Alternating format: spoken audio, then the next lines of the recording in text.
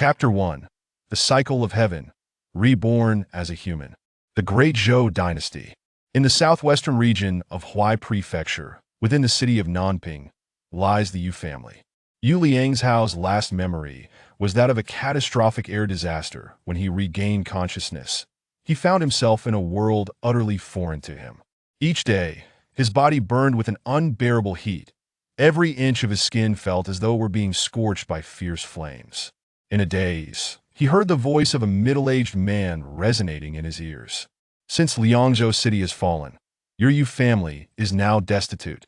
Fortunately, she is a beauty if she does not comply. Men shall be enslaved, and women shall be consigned to prostitution. Such is the fate that awaits your Yu family. Today, for the first time, his mind felt somewhat clearer. A refreshing autumn breeze swept through, prompting him to slowly open his eyes. It has been a whole year. I have lived a fate worse than death. How much longer must I endure this state? With trembling hands, he struggled to sit up. Even this simple act left him drenched in sweat and gasping for breath. Possessing the body of a 20-year-old man, yet I can only lie in bed, tormented by this high fever. To desire life, yet be unable to attain it. The dim room exuded a faint scent of decay, and the rickety window creaked ominously in the wind. Your body has endured countless tribulations. Your spirit drifts in the void. The phoenix, tempered by flames, is reborn today, marks the beginning of transformation. The cycle of heaven turns once more, and you may be reborn as a human. Suddenly, a melodious female voice echoed within Yu Liangzhao's heart. This voice seemed to emanate from the primordial ages, instilling a sense of reverence. Who speaks? Am I hallucinating? Yu Liangzhou raised his right hand into a tight fist. His previously frail body began to regain strength. It was not an illusion. Even the fever that had plagued him for a year began to dissipate. He was visibly recovering at an astonishing rate. Yu Liangzhou, do you still remember me? In the blink of an eye, he found himself beneath a pair of exquisitely beautiful trees. Before him stood a woman, clad in a purple gown that accentuated her snow-white skin. Yu Liangzhou had never encountered a woman of such ethereal beauty. It was a vision that seemed to exist solely in dreams. He desperately searched his memories but found no trace of her. Yet, inexplicably, a sense of familiarity stirred deep within his heart. Your past and present are intertwined with mine. The woman walked gracefully across the verdant lawn towards Yu Liangzhou. I have come specifically for you today. A gentle breeze carried the fragrance of her flowing hair. Your lineage is extraordinary. Her bright eyes outshone the stars, and her voice was as melodious as wind chimes. Now that the moment has arrived, there are certain matters I must reveal to you. You can no longer return to the world you once knew.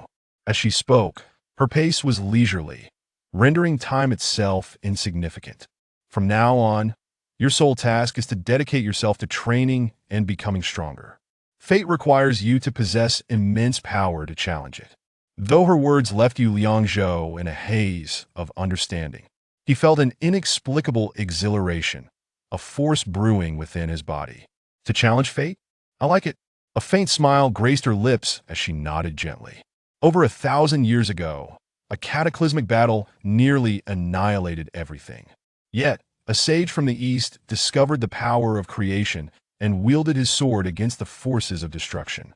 Against all odds, he triumphed, sealing the demonic entity in the farthest north, within the frozen Heaven Mountain. Though victorious, he had nearly exhausted his spirit, and the power of creation lay nearly extinguished. At that time, among the remaining 8 sages, 6 feared his might.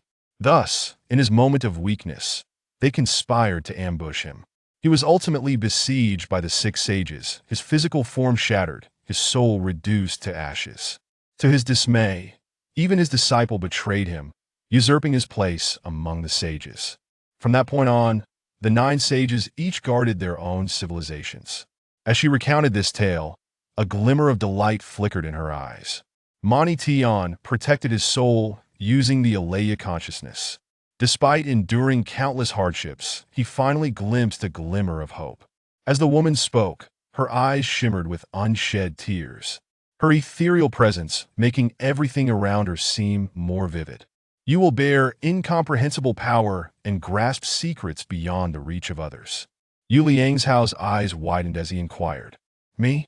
Suddenly, he felt an overwhelming force constricting him, rendering him immobile, unable even to blink. How does this feeling of helplessness strike you? All struggles proved futile, as escape was impossible. The power of fate is infinitely more potent than this. As the binding force dissipated, Yu Liangzhao's chest heaved violently. He remained silent, his gaze fierce, fists clenched tightly. The sword emerges from the primordial chaos, graceful as the startled swan, fluid as the swimming dragon. Purple energy rises from all directions, divine light merging and parting, oscillating between yin and yang. The woman's voice became ethereal once more, and suddenly, a surge of murderous intent coursed through Yu Liangzhao's veins. His body lifted effortlessly, and a long sword materialized in his hand. The sword, composed of countless skulls, emanated a menacing aura. The air around him turned frigid, a chill causing every hair on his body to stand on end. Suddenly, grotesque, demonic apparitions surged from all directions. Yu Liangzhou tightened his grip on the sword with a mere glance. He could decipher their techniques. One sword shatters the yin and yang, chaos unfolds. Two forms take shape, for symbols coexist. He could effortlessly unleash sword strikes, yet felt no tangible trace of them. The entire process flowed seamlessly, his thoughts unwavering. Wherever his gaze fell, the sword intent would trigger simultaneously. Consolidate the void, devour the sun and moon. The universe is boundless, there is no self, no sword. The profound sword intent instilled in him a calm demeanor, allowing him to move freely with the ebb and flow of his thoughts. He traversed the sea of clouds, soaring between mountains. A colossal demonic figure erupted from the earth, reaching for the heavens, effortlessly pulverizing a mountain. Yu Liangzhao's fingers traced a crimson arc along the blade, and the eye sockets of the skulls erupted with malevolent energy. The entire sword blazed crimson, enveloping him in a fiery glow. Behind him, 6 massive arms materialized, forming a figure as imposing as the demonic giant. Standing atop the shoulders of the crimson giant, Yu Liangzhao's sword swelled with an overwhelming tide of murderous energy. Boom! A single thrust of the sword turned the world upside down, the demonic figure's wails echoing through the air. It was pierced by the sword's energy, and its form disintegrated under the force. Buzz! The sword emitted a deep resonance, as if it were in harmony with him. Yu Liangzhou had never experienced such exhilarating freedom. His body, mind, and sword became one. In that moment, he was invincible, soaring beyond the heavens. The vast, boundless stars paled in comparison. Even the highest realms seemed no longer out of reach. You have comprehended the sword intent of primordial chaos. Chapter 2. Do not underestimate the youth and poverty. Sword intent of primordial chaos? The world within Yu Liangzhao's eyes became remarkably simple, a sense of enlightenment welling up from within his heart. Did you bestow this upon me? It is not I who imparted it to you, I merely safeguarded it temporarily. It has now returned to its rightful owner. With that, the woman gently took Yu Liangzhao's hand and rolled up his sleeve. She extended her delicate fingers, tracing half a lotus flower upon his forearm. I hope we can meet again soon. As she tenderly caressed Yu Liangzhao's cheek. By then, I hope I can still remember your face. We. At her touch, Yu Liangzhou felt an overwhelming sense of comfort, as though nothing in the vast universe could offer him greater solace. The myriad stars paled in comparison to her mere smile. How shall I address you? For reasons unknown, a wave of sentiment surged within him, as though he were about to bid her a permanent farewell. Zizai. The woman's figure began to fade slowly, and Yu Liangzhou hurriedly grasped her hands, refusing to let go. Zizai held on tightly, tears glistening in her eyes. I wish to wander with you through this world of mortals. What is happening? Yu Liangzhou sensed Zizai's hand becoming increasingly insubstantial. No matter how hard he tried, he could not hold on to her. The sword intent of primordial chaos has returned to its rightful owner. I will accompany you for a while longer, until you truly awaken. Until then, remember to keep your lineage a secret. Otherwise, unimaginable entities will come for you. A single crystalline tear fell from Zazai's eye, drifting away with the wind, transforming into shimmering starlight. When we meet again, I may not remember you. When that time comes, you must not abandon me. Not abandon. Not abandon. Yu Liangzhao's hands trembled, a sudden tightness in his chest evoking a sense of loss. The woman drifted away, leaving only the vast expanse of stars and the towering trees reaching towards the heavens. Yu Liangzhou cast his gaze upon his right arm, where a half-bloomed lotus mark emitted a faint glow. With a promise to the Lord, I shall uphold it for a lifetime. When Yu Liangzhou reopened his eyes, everything returned to its original state. It was still that dilapidated room, still reeking of decay and ruin. However, his body had undergone a remarkable transformation. Creak! He gently pushed open the door, greedily savoring the air and sunlight he had been deprived of for far too long. Damn it! Finally restored. His demeanor had grown more austere, as the essence of the Hongming sword cleared away all negative emotions from his heart. Brother! Suddenly, a woman's shrill voice pierced the air, causing the basket of vegetables in her hands to tumble to the ground. You! The woman was so astonished that she stammered, standing rigidly as she stared at Yu Liangzhou with wide eyes. You have suffered. Throughout his illness, it was his sister who had taken care of him. He stepped forward and embraced Yu Qingxi, warm tears streaming down his cheeks. I have not suffered. I have not suffered. Brother, you are well. That's all that matters. Yu Qingxi's exclamation startled their father, Yu Wu, who rushed out, tears streaming down his aged face. Heaven has not forsaken the Yu family. Yu Liangzhou sat with his father in the worn-out cottage, where a broken sword and a blood-stained cloth hung on the wall. Now that your health is restored, you must practice martial arts and literacy. The hope of the Yu family rests upon you. My injuries have yet to heal. I fear I may never return to the battlefield. On the stove sat a chipped earthenware pot, emanating a pungent and bitter scent of medicinal herbs. I wish to participate in the entrance examination. Yu Wu nodded slightly, yet concern flickered in his eyes. You are 20 years old and have yet to enter the ranks. He raised a bowl filled with herbal soup to his lips, only to set it down again. You should find a way to leave this place. Perhaps that would preserve a glimmer of hope for our Yu family. Bang! Bang! Bang! Suddenly, a heavy knocking echoed at the courtyard gate. A voice, hoarse and menacing, yelled out, as if it were ravenous for blood. Get the hell out! Open the door!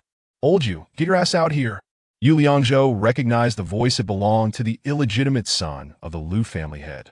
It is this wretch who seeks to take my sister as a concubine. Upon hearing his voice, Yu Qingxi's complexion turned pale. She clutched Yu Liangzhao's arm tightly, trembling uncontrollably. I will confront them. You must flee through the back door. Yu Wu stumbled into the courtyard, brandishing the broken sword. I will open the door. Yu Liangzhou gently patted his father's shoulder and casually picked up a wooden sword from the wall as he stepped forward. You lack cultivation. You are no match for them. Yu Wu furrowed his brow, striving to keep his voice low. Have no fear. He approached the courtyard gate, instructing Yu Qingxi. Wait for me to confront them. Seize the opportunity to escape. Yu Liangzhou opened the door, and the two burly men paused in surprise upon seeing him. Then, they smirked wickedly, leisurely sizing up Yu Liangzhou. Well, look who it is. The sickly waste of the Yu family can still open a door. Behind them stood a meticulously dressed young man, toying with a jade pendant in his hand. With a smirk, he raised an eyebrow and reprimanded the two burly men. Step aside. Do not show disrespect to my brother-in-law. The two men hurriedly bowed their heads and stepped aside. Wife, have you taken my new clothes? The young man did not Eve. Chapter 3. The Sword Intent of Hongming and the Path of the Sword. The Yu family is one of the four guardians of the Great Zhou Kingdom, having diligently defended the northwestern frontier of Liangzhou for generations. Several years ago, the formidable nation of Musiful launched a sudden and fierce assault on Liangzhou City. The people were willing to share the fate of their city, yet your grandfather, with his profound love for the populace, insisted that I lead them southward. Ultimately, your grandfather perished valiantly atop the city walls that I named you Liangzhou to ensure you never forget the enmity of our nation and the grievances of our family. In the throes of illness, Yu Liangzhou had heard his father murmur on more than one occasion about the loss of Liangzhou City, which had sent shockwaves throughout the realm. The court was compelled to retreat southward under the might of Muzaffar.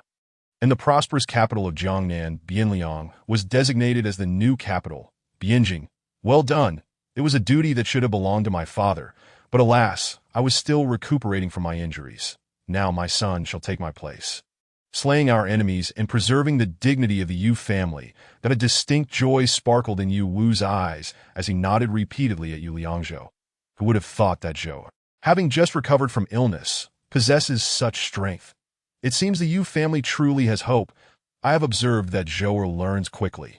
Tomorrow, take him to seek out Tang Tao, the master of the Songfeng Swordsmanship Academy, to acquire some sword techniques. When the time comes to confront the Liu family, it would be prudent to have some means of defense. Yu Liangzhou was acutely aware that the sword techniques taught at ordinary martial arts academies held little merit. However, he needed to conceal his secrets. His casual demeanor was certainly not a jest. Furthermore, seizing this opportunity to observe the masters within Nanjing City and gauge their abilities was not without its significance. Upon returning to his chamber, Yu Liangzhou discovered that he had obtained a yellow gemstone, known as Cultivation Essence, after vanquishing the 3 individuals. This gem emanated a mysterious power, albeit weak, yet better than nothing. As he focused his thoughts, a flash of brilliance coursed through his body, granting him profound insights into the Hongmeng sword intent, unlocking long-sealed sword techniques. Unlocking skill. Birth of Taiji, beginner generates an invisible aura that dissipates the enemy's attack power and speed.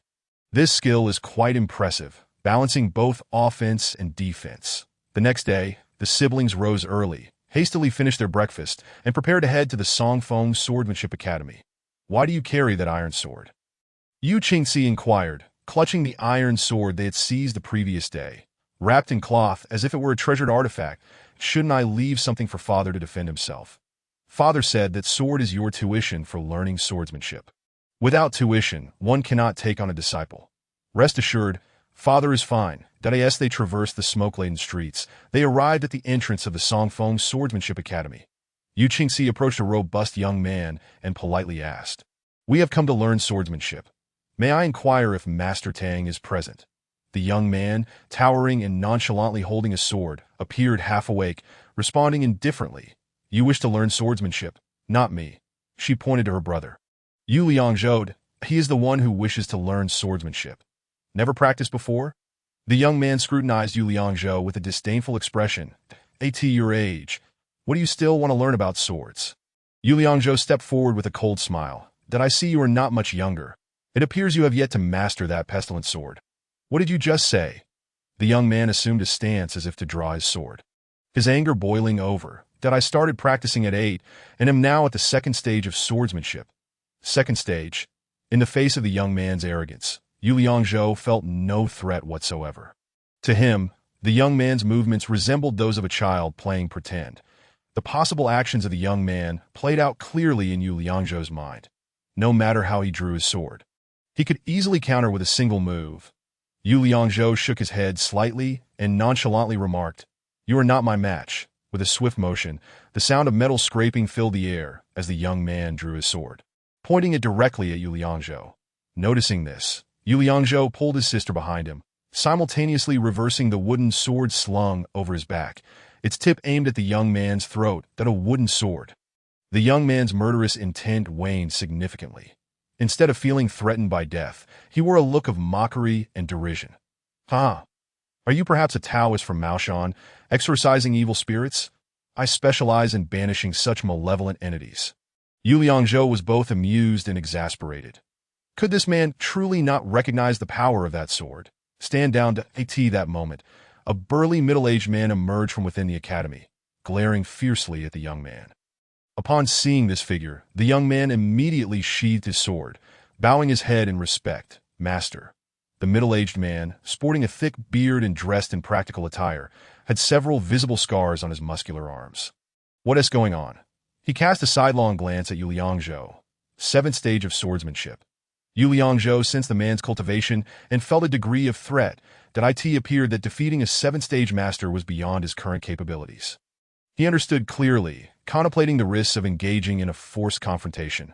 "Master Tang." Yu Qingxi peeked out from behind Yu Liangzhou. "This is my brother. He has come to learn from you." She presented the iron sword with both hands. "This is a token of our appreciation. Please accept it, ditto." "So you are the little girl from the Yu family. Wanted your brother seriously ill until recently. Now he can learn swordsmanship."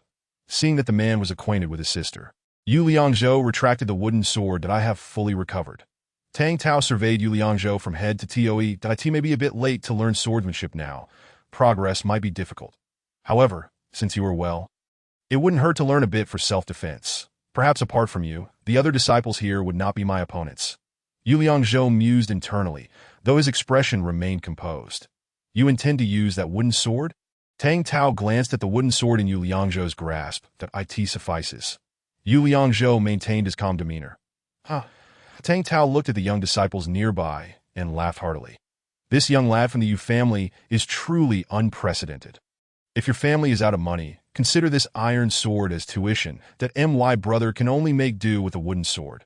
Very well, that I shall accept this iron sword, and you may keep the wooden sword." Tang Tao took the iron sword from Yu Qingxi, tossing it to the young disciple beside him. "That he is too old. I cannot accept him as an official disciple, that he may learn on the side while I assign a few disciples to instruct him." Yu Qingxi's face fell with worry, ready to plead, but Yu Liangzhou interjected, "No problem." Tang Tao nodded. "Follow me," that he then turned and waved, entering the Swordsmanship Academy. Chapter 4. The Path of Cultivation. The older disciples were sparring with serious expressions and beads of sweat adorning their brows, while others practiced fundamental skills, thrusting, slicing, and hooking against wooden dummies. That a few children, around 10 years old, wielded smaller wooden swords, diligently chanting their techniques while sweating profusely, their chubby faces adorably earnest. "Master, look at him," a young disciple whispered to Tang Tao. "Let him practice with the children. It's merely a way to pass the time." Tang Tao nodded slightly. Yu Liangzhou, with keen hearing and sight, caught their conversation. The young disciple, expressionless, beckoned Yu Liangzhou with a finger. "Come with me." Sure enough, he led him to a group of children. "This is your junior brother. Teach him the techniques." With that, he turned and left without a backward glance. "Master." Yu Qingxi saw them bullying Yu Liangzhou and was about to seek Tang Tao's intercession. "Qingxi," Yu Liangzhou called out to her, "that it's fine. This is quite good. Brother, I will teach you the technique." One of the children waved at Yu Liangzhou. "Come here." "You are later than him," remarked a nearby chubby child with a serious expression. "You should call him junior brother." "Greetings, senior brothers." Yu Liangzhou smiled warmly, bowing to the group of children. "You must teach me well." "I will teach.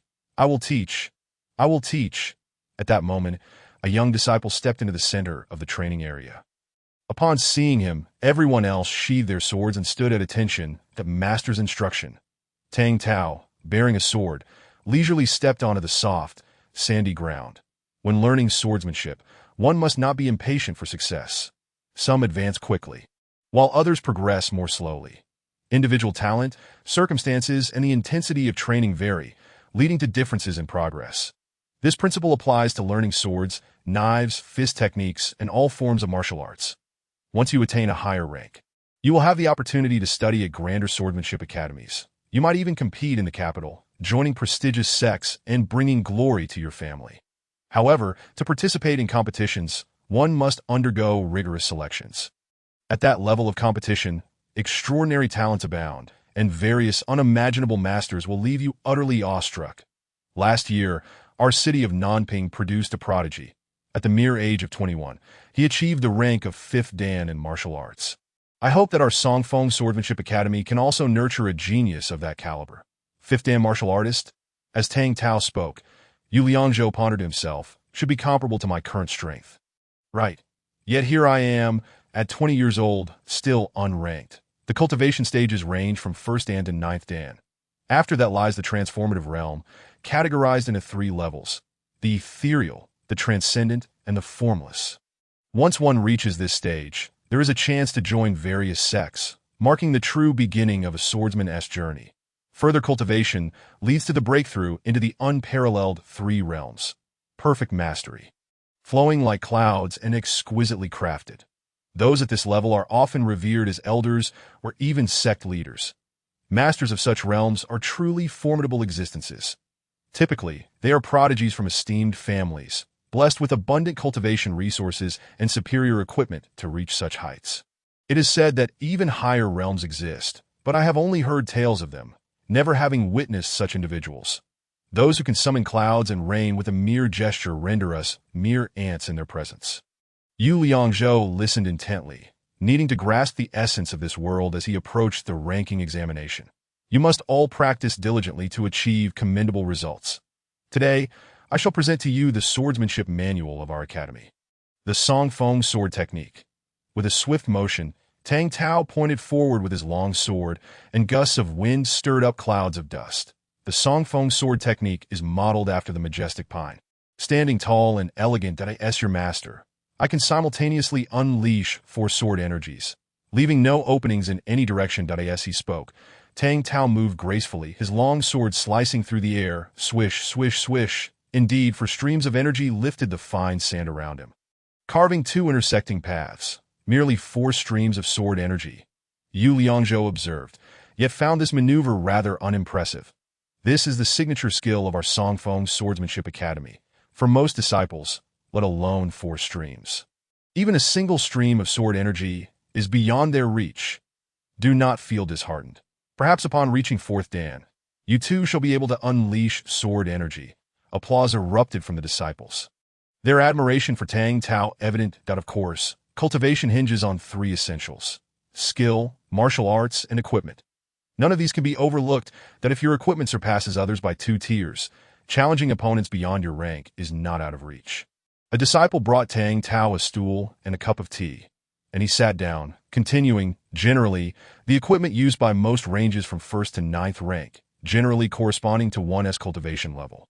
Those who reach the transformative realm use spirit artifacts, while those in the unparalleled realm wield magical tools. At this juncture, Tang Tao's eyes reflected a hint of envy, his throat swallowing hard. These are treasures. Spirit artifacts can resonate with their users' minds, greatly enhancing martial prowess, leading to remarkable cultivation speed. One disciple licked his lips, his voice tinged with greed. Master, what are magical tools? Aha. Tang Tao took a deep breath and adjusted his collar. Magical tools not only connect with the mind, but also possess various extraordinary attributes. Some are intensely fiery, while others can generate chilling frost that if you strike with a magical tool, your sword energy will carry the added damage of flames. There are many other attributes, and one cannot discern the properties of another's magical tool, that a cultivator would never reveal the attributes of their magical tool lightly. That is their secret to survival. Master, I want a magical tool. A child beside Yu Liangzhou shouted with innocence that me too, me too. The surrounding children joined in, waving their hands enthusiastically. Yu Qingxi leaned gently against Yu Liangzhou, as if offering comfort. Yu Liangzhou understood her sentiments and smiled faintly. Magical tools are not as precious as our family's wooden sword. Yu Qingxi smiled radiantly like a blossoming flower, yet a pang of sorrow welled up within her. Master, what lies beyond magical tools? Yes, Master, do tell us. Some even wore foolish grins, saliva nearly dripping from their mouths. Alas, Tang Tao set down his teacup, standing with a heavy sigh. His gaze grew distant as he contemplated for a moment. If only I could possess a single magical tool in this lifetime, even death would be worth it. Chapter 5. Seeking Wealth in Danger. Such tales are mere legends. I lack the fortune for such treasures. As for you, do not even dream of it. Brother, Yu Qingxi clutched Yu Liangzhou's arm. You shall be the legend. Let them envy you to death to me, but others do not hold me in high regard. Yu Qingxi nodded emphatically, her eyes brimming with conviction. Absolutely. They are blind to your potential. Haha. Yu Liangzhou surveyed the surroundings, remarking, the so-called masters here are less discerning than my sister. Just then, a young disciple approached, calling a few children to dinner. Mealtime has arrived. That he glanced at Yu Liangzhou and his sister with a blank expression, as if conversing with them was a waste of breath. That we did not cook for you. Feel free to help yourselves, that we're leaving. Yu Liangzhou turned to depart. That I brought food. Yu Qingxi retrieved a cloth bag from her waist, and the two settled beneath a solitary locust tree. That we have homegrown vegetables and the pancakes I made. With each bite of the pancake, Yu Liangzhou felt a pang in his nose. Damn, I must find a way to earn some money. It is unacceptable for my sister and father to suffer. Resolute, Yu Liangzhou spoke up. I shall go earn some crystal stones. No, you cannot do anything. Yu Qingxi appeared unconcerned, stuffing the vegetables into her pancake. You should focus on practicing your swordsmanship, as long as you do not mind the food. You shall not go hungry. Yu Liangzhou understood his sister's heartache, yet he had made up his mind. You eat first. I will find a senior brother to chat. Just then, the young man from earlier was also present. Surrounded by a few others, laughing and chatting merrily, did I have a question for you? Yu Liangzhou's tone was stiff, starkly contrasting with his current identity. Oh. The young man turned to the others, saying, Look, the wooden sword hero has arrived. Ha ha, today we are truly enlightened, witnessing a demon-hunting priest for the first time. The crowd joined in mocking Yu Liangzhou. Where can one earn crystal stones? Aren't you the one who catches demons and drives away monsters? The young man replied with disdain, a forced smile plastered on his face. Why ask me? I dare to go where you do not. The young man's expression twitched. Are you truly unafraid of death? If I go and survive, what then? Fine. I did not expect you to be so bold. The young man appeared quite pleased, wearing a look of schadenfreude. The underground black market of Nanping City hosts all manner of illicit dealings. Underground fights where lives are at stake. You may earn crystal stones, but you might lose your life. The young man's demeanor grew serious, glancing around before speaking softly. If you can earn crystal stones in the underground fighting arena, you will be my father. Yu Liangzhou's face remained expressionless. It's a deal. The young man, who had previously looked down on Yu Liangzhou, now restrained his mockery and adopted a serious demeanor. Yu Liangzhou sensed fear in his gaze. Every night at the second hour, there is an inn called Sifenk on West Street. You go in and take a seat. Naturally, someone will inquire. You simply respond with self-seeking for blessings. Yu Liangzhou nodded slightly. I am merely offering a kind warning. The young man's expression turned grave as he glanced around, then cautioned. If anything goes awry, do not blame me. If you get killed there, no one will collect your body. The young man closely watched him, maintaining a serious expression. Let us go home. Yu Liangzhou noticed his sister had finished her meal and began to pack up. You should continue practicing your sword. Yu Qingxi tugged at Yu Liangzhou's sleeve, looking at him with puppy eyes. Going home. This Songfeng sword technique is rather mundane. Yu Liangzhou persisted in gathering his belongings. There is nothing worth learning. Brother, do not aim too high. The expression on Yu Qingxi's face began to show concern, for this was the signature skill of the Tang master. Rest assured, I can practice just as effectively at home. Yu Liangzhou initially intended to voice that it was a waste of time being here. But given the good intentions of his father and sister, he concocted an excuse. I worry that the Liu family may cause trouble, and it is unsafe for my father to be home alone. Upon returning home, Yu Liangzhou stood alone in the courtyard, eyes closed in contemplation, reminiscing about the pine wind sword technique employed by Tang Tao. The moves were not particularly complex, and with his photographic memory, he mentally rehearsed each technique. Opening his eyes, he grasped a wooden sword, his thoughts igniting as the sword tip danced that a stream of sword energy was unleashed. First one, then 2, 3, and 4. Yu Liangzhou found the sword technique remarkably easy to grasp. It was not nearly as challenging as Tang Tao had suggested. However, when he attempted to break through and unleash 5 streams of sword energy with a single thrust, he consistently fell short. After several attempts, he remained unable to achieve IT to AT that moment.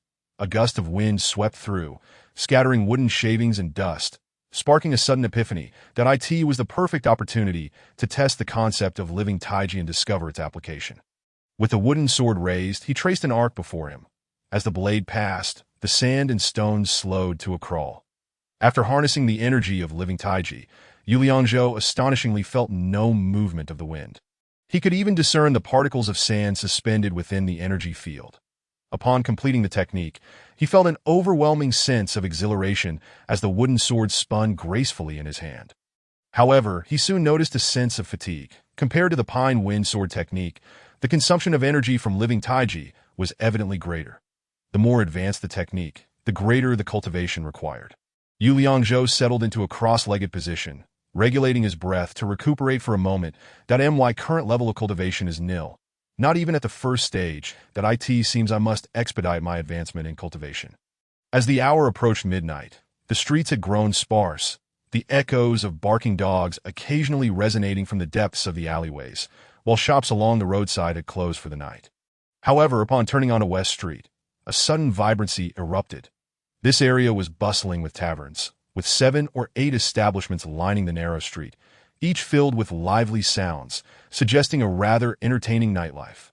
Upon entering a tavern, Yu Liangzhou was immediately assaulted by the overpowering stench of alcohol, which was somewhat nauseating, as drunken patrons stumbled about, exchanging various tales of inebriation. That he steered clear of the crowded areas and found a corner to sit. Shortly thereafter, a diminutive young man sporting a wispy mustache approached, a white cloth draped over his shoulder, balancing a wooden tray. "Food and drink? Or entertainment?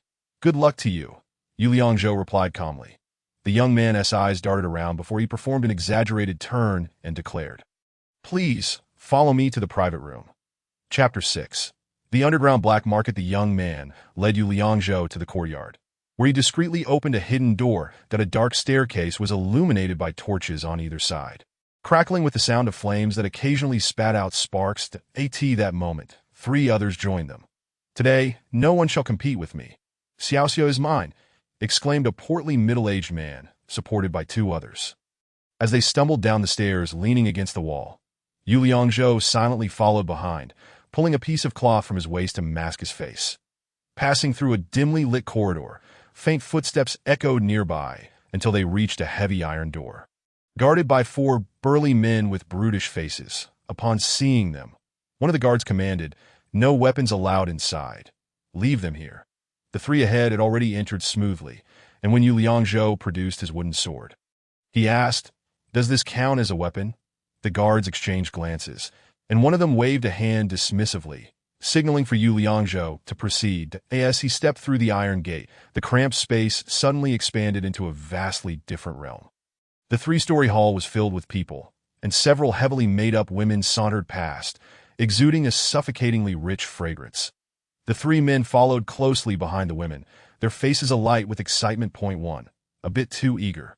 Stumbled and fell, baring his teeth in pain.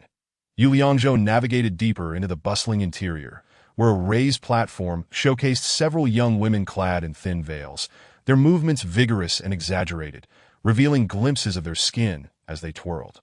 Along the way, he encountered individuals carrying racks laden with an array of peculiar items. "Excuse me," Yu Liangzhou called out to a passing young man. "Could you direct me to the fighting arena?" The young man glanced at Yu Liangzhou's attire, rolling his eyes as he waved dismissively. At the very back, Yu Liangzhou arrived at a staircase crowded with people, all jostling to descend. "That I've got my money on number 3 today," shouted a portly man clutching several wooden tokens, boasting to those around him. "He has been on a winning streak." "Number 3 is good, but the odds are a bit low," replied another man, his brow furrowed. Rubbing his hands together hesitantly, "Tio make a real profit. We need an upset." After finally descending the staircase, Yu Liangzhou found himself in a spacious circular arena, teeming with spectators. Approximately 100 people circled the area. In the center stood an elderly man in a long robe, his gaunt face framed by sharp, penetrating eyes. "The first match of the day is about to commence, so place your bets quickly." The crowd clutched small silver metal pellets, eagerly rushing to the counters positioned around the arena to exchange them for wooden tokens. Yu Liangzhou noticed a heavy iron gate at the back of the arena, shadows flitting within, suggesting that the fighters awaited their turn. "Open the gate." With the elderly man's command, the previously raucous crowd fell into a hush, eyes fixed intently on the iron gate. With a clanking sound, chains scraped against metal as the gate was slowly raised. Point 2 robust men, their faces masked, emerged, one wielding a large axe and the other a hefty steel knife, both weapons marred with nicks, faint traces of crimson visible upon them. Number 4 with the giant axe against number 7 with the big knife. The elder stepped away from the center of the arena, allowing the 2 men to face off, mere paces apart. In battle, blades are blind and fate is sealed. The atmosphere thickened with tension as the elder raised his arm. After a momentary pause, he bellowed, "Kill! Kill! Kill!" In that instant, the roar of the crowd surged like a flood, reverberating through the enclosed space. The 2 combatants raised their weapons in unison, roaring at one another, their eyes ablaze with the thrill of slaughter, arms flailing as they shouted until their voices grew hoarse. Both men were at the 3rd stage of cultivation. Yu Liangzhou assessed the situation, finding no perceived threat. The giant axe appeared to have a slight advantage, and he discerned clearly that the 2 were evenly matched. The axe struck first with a fierce horizontal sweep. Although powerful, it was somewhat sluggish. The steel knife deftly blocked, the wielder sidestepping to evade the blow. The knife wielder did not rush to attack but instead circled the edge, waiting for an opportunity. The axe wielder, however, was relentless, following up with a forceful charge, causing the spectators before him to scatter in alarm, while some who were slow on their feet stumbled and fell. Suddenly, Yu Liangzhou noticed a shift in their energies. The axe wielder appeared to weaken, while the knife wielder gained strength. It seemed that combat was ever-changing. Yu Liangzhou focused intently, striving to read the dynamics of this deadly duel. With each shift in their circumstances, victory could hinge on a mere moment. For reasons unknown, the axe wielder grew increasingly impatient, missing several strikes against his opponent. Rather than altering his rhythm, he pressed on with a fierce offensive, each blow exerting a tremendous toll on his stamina, as he began to gasp for breath. His movement slowed. With another powerful swing, the axe became lodged in the ground, rendering him unable to free it. Just then, the knife wielder's eyes gleamed with determination. He raised his knife high and leaped forward, poised to deliver a devastating blow. Was it over? At that moment, an unexpected turn of events transpired. Yu Liangzhou sensed the axe wielder unleash a surge of formidable strength. What was happening? Upon reflection of the great steel blade, though it exuded an air of valiant ferocity, it also emanated a sense of despairing defeat. In the fleeting moment, the man wielding the steel blade descended upon the giant axe's head. The wielder of the axe deftly rotated his wrist, astonishingly detaching the axe head to transform it into a spear, its length naturally surpassing that of the steel blade in his opponent's grasp. He lowered his body and thrust the spear upward, producing a piercing sound as the steel blade clattered to the ground, leaving the man suspended upon the spear, blood gushing forth that a profound silence enveloped the arena. By heavens, Yu Liangzhou felt a chill creeping down his spine. This was no trifling bout. The experience of real combat was of utmost importance. A moment's carelessness could truly cost one their life. The elder calmly strode into the arena, prompting the spectators to regain their senses. Victory for number 7. Someone shouted in exuberance, while others violently hurled their wooden tokens to the ground in frustration. The giant axe fighter stepped onto the lifeless body, forcefully extracting the spear, unhurriedly sheathing his weapon, indifferent to the clamorous crowd, and silently made his way towards the iron gate. The corpse of the steel blade wielder was dragged behind him, leaving a long trail of blood. Chapter 7. An unprecedented oddity here. The battles were a matter of life and death. No one could afford a loss. To lose meant to meet one's demise, with no chance for a comeback. Since the emergence of the Hongmeng sword intent, fear had increasingly receded from Yu Liangzhou's existence. His entire demeanor radiated calmness and composure, as if life itself was not his to lose. He took a deep breath and inquired of an elderly gentleman nearby. "Pray tell, is number 7 the most formidable here?" The elder, who had been chattering animatedly moments before, seemed quite knowledgeable about the competitors. Number 7 is indeed impressive, but the elder grinned widely, revealing a mouthful of yellowing teeth. The most formidable is number 3. With that, he turned and proceeded to collect his stakes. Yu Liangzhou approached the edge of the arena, where the elder sat leisurely sipping tea with his leg crossed. Noticing Yu's approach, the elder casually glanced up. "Can one earn crystal stones through combat?" Yu Liangzhou wasted no time and directly posed his question. "Certainly, and quite a substantial amount at that." The elder blew gently at the tea leaves floating in his cup, his thin lips sipping the brew. Then, gazing at the residual blood on the arena floor, he remarked, "It all depends on whether you have the fortune to spend. I wish to participate in the combat." Yu Liangzhou maintained a serene expression while regarding the elder. The elder squinted, scrutinizing Yu with a discerning gaze, his eyes darting up and down as if appraising him thoroughly. "Should you perish, you won't be receiving any crystal stones, you know. That is not your concern." The corners of Yu Liangzhou's mouth curled slightly, revealing a faint smile. The elder did not respond immediately. Rather, his expression grew increasingly complex. After a moment of silence, he spoke. "There have been others like you in the past. However, none have met with a favorable outcome." Yu Liangzhou exhibited no hesitation, steadfast and composed as ever. "Just allow me to fight. Blades are blind. Life and death are preordained. I understand this principle." The elder raised his gaze towards a concealed window above. where a figure offered a nod that he then set down his teacup, supporting himself with the armrest as he rose. Very well, that he led Yu Liangzhou through a small door adjacent to the iron gate. Young man, what weapon will you wield inside? An array of various weapons hung, clearly of no high caliber, and a nauseating scent of stale blood permeated the air. I have brought my own sword. Yu Liangzhou tapped the wooden sword strapped to his back. The elder stood with arms crossed, displaying a disapproving demeanor. At that moment, several burly men surrounded them, each exuding an aura of menace. This is not a place for you to act recklessly. Yu Liangzhou remained unfazed, casually rubbing his hands. The wooden sword is nimble. I am merely accustomed to it. Having witnessed countless fighters, the elder could quickly gauge the situation. You possess no cultivation, not even at the initial stage. I can assess who is strong and who is weak. Arrange for a second-stage fighter to face him. Number 11, that the elder instructed those nearby. For the next match, Yu Liangzhou began to adjust his mindset. Although he felt a sense of confidence, this was nonetheless his first true battle in this world. He closed his eyes, focusing on maintaining a state of excitement and concentration. As the seconds ticked by, a large wooden sign outside revealed the latest match information. Yu Liangzhou's number was 18, and his opponent was 11, with odds set at 20-1. Upon hearing this, the crowd erupted into a frenzy of discussion. Clearly taken aback by the unusual odds, what? 20-1? What manner of creature is this 18? This is absurd. He will be annihilated instantly. Upon seeing these odds, Yu Liangzhou approached the elder and inquired, "May I wager all my winnings on myself?" Indeed.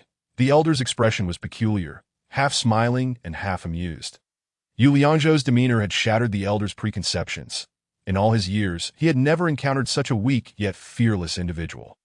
"Let me reiterate, should you die, you will receive nothing. I am unconcerned with winning or losing." Yu Liangzhou replied without hesitation. 10 crystal stones. The elder extended a finger. Unfamiliar with the value, Yu Liangzhou asked, "What can 10 crystal stones purchase? In my lifetime, encountering someone as peculiar as you is a revelation." The elder's irritation flared, nearly causing him to topple over. 10 crystal stones could afford a bride in South Ping City, or even buy a house. Upon hearing this, Yu Liangzhou silently nodded. 20 times, that is 200 stones. Acceptable. He leisurely tightened his veil. Heavens. Today must surely bear witness to a madman. The elder blinked vigorously, shaking his thin head. "Ladies and gentlemen, next to enter the arena are number 11, Iron Hand, and number 18. The elder, somewhat agitated, cleared his throat and continued, 18, with a wooden sword. Instantly, chaos erupted in the audience. What a wooden sword! What in the world is this? He might as well fight barehanded. Please remain calm. This 18 has insisted on using a wooden sword. The elder spread his arms, signaling for silence. There is little I can do. Each has their own aspirations. Heroes emerge in youth. Is your fighting arena on the verge of collapse? Indeed. Are we to settle for a mere novice? Hurry and find a competent fighter. A swift defeat offers no spectacle. Ladies and gentlemen, fortune favors the bold. The elder raised his voice to quell the uproar. This match shall serve as entertainment. The next will surely not disappoint. As these words left his lips, a chorus of boos erupted. With such odds, even a victory would yield scant crystal stones, and should he lose, it would result in utter ruin. In the eyes of these gamblers, Yu Liangzhou was merely a pawn, and they could easily foresee the outcome. Save for one individual, all had placed their bets on number 11, Iron Hand, while the sole supporter of Yu Liangzhou's victory was, of course, himself. "Put on the mask. It will spare you an unsightly demise." A burly man offered him a mask that appeared repulsive, exuding a foul odor. "I need no mask, for I am already veiled." Yu Liangzhou gestured to the cloth covering his face. "Suit yourself." The man shrugged and walked away. Clang, clang, clang. At that moment, the sound of iron striking iron resonated from the other side. Following the sound, a masked giant approached, rhythmically slapping his iron gloves together. "Open the gate." The elder's hoarse voice rang out as the gate slowly creaked open, and both Yu Liangzhou and number 11 stepped through simultaneously. Blades are blind. Life and death are preordained. The elder retreated to the edge of the arena. "Begin." Kill, kill, kill. Chapter 8. Unlocking martial techniques. Yu Liangzhou stood opposite Iron Hand, who casually swung his arms and shook his head with an air of ease. Clang, clang, clang. He rubbed his iron gloves together, then made a provocative gesture towards Yu Liangzhou. This man posed no threat whatsoever. Yu Liangzhou thought, I shall use him to practice my skills and test my swordplay. That he pointed his wooden sword at Iron Hand and declared, You may attack me. Upon hearing this, Iron Hand's eyes widened, and a surge of explosive energy erupted from his form. His iron hands whirled with ferocity, each finger resembling a dagger aimed directly at Yu Liangzhou. Before Iron Hand could reach him, Yu Liangzhou lifted his wooden sword slightly. Whoosh! A blade of energy shot forth, striking the iron glove and producing a dazzling spark. With that single strike, Iron Hand staggered back 2 steps, acutely aware of the strength behind it. However, the onlookers began to jeer. Iron Hand, you worthless fool! Even an ordinary person wielding a wooden sword cannot be bested. With fists clenched, he charged towards Yu Liangzhou. This time, the iron-handed man did not dare to be careless. His strength had intensified significantly compared to before.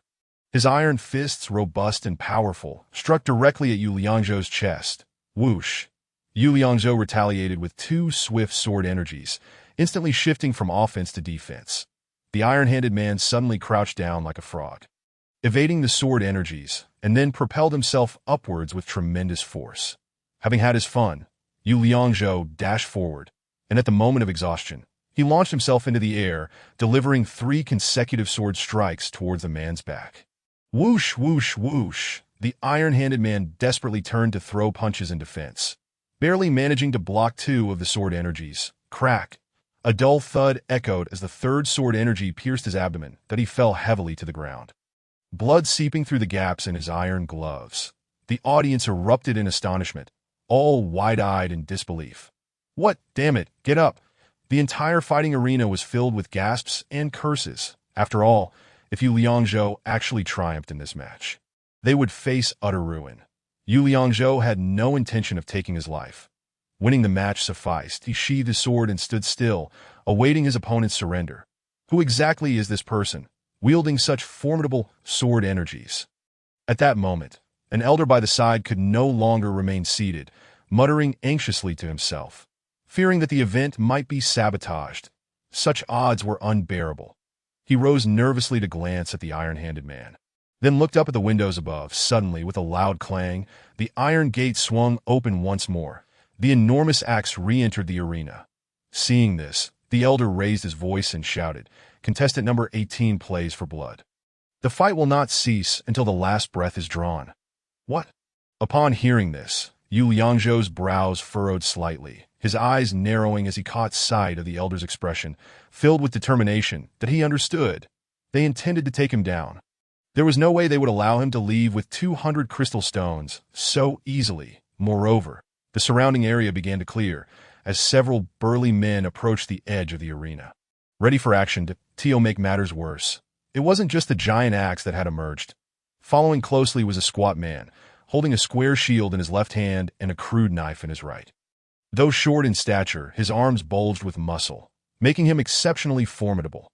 The giant axe was cunning, immensely powerful yet slow, and he was already aware of its underhanded tactics. The man with the crude knife appeared to be the strongest, equipped with a shield for protection, and it would likely take more than one blow to subdue him. Finally, his gaze fell upon the iron-handed man, who was already at his wit's end, that he would deal with him first. The giant axe maintained its aggressive style, swinging downwards with force. Yu Liangzhou deftly flicked his wooden sword to the left, deflecting the axe while swiftly moving to the right. The crude knife rolled on the ground, closing the distance to Yu Liangzhou. As the shield was raised, the crude knife struck upwards towards Yu Liangzhou's lower body.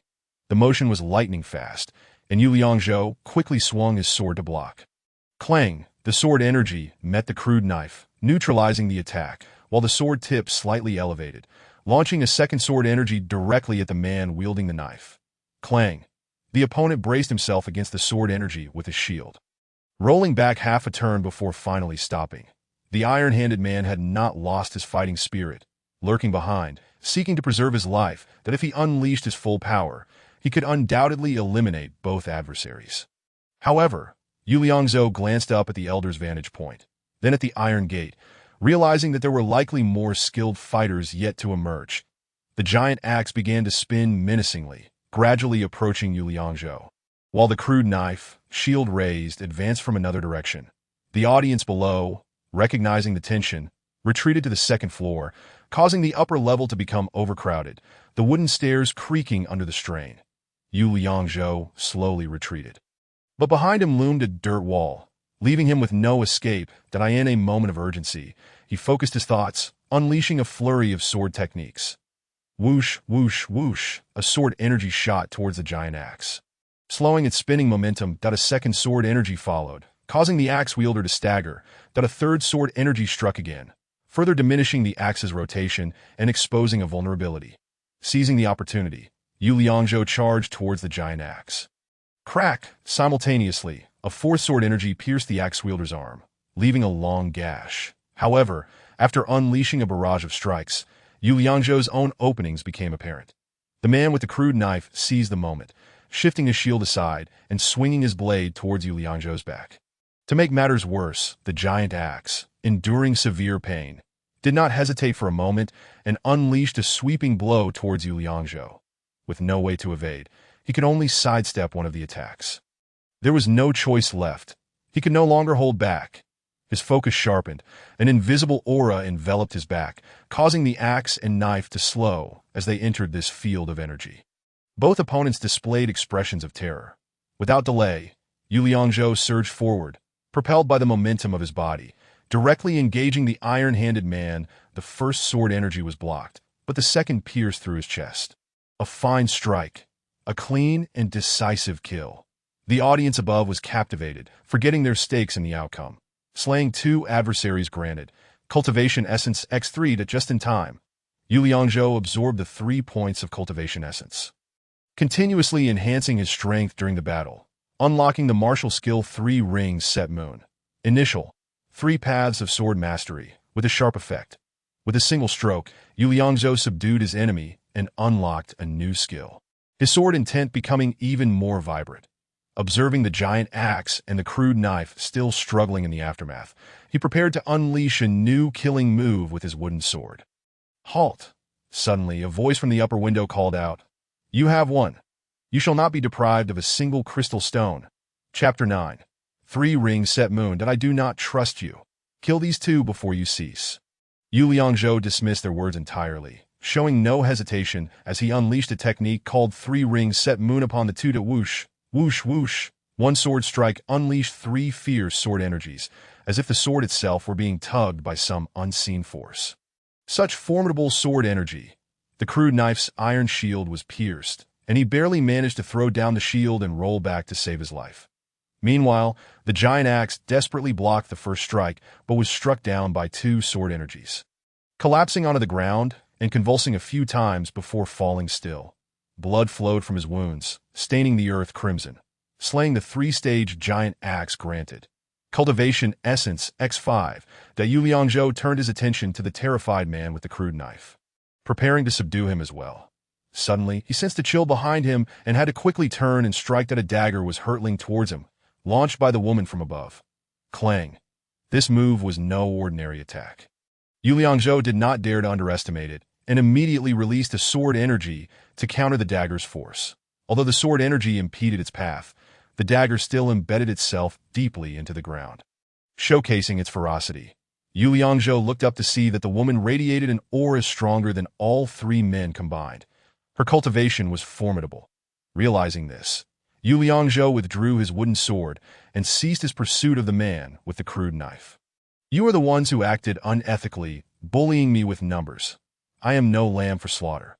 This gentleman is not only handsome, but also skilled in combat."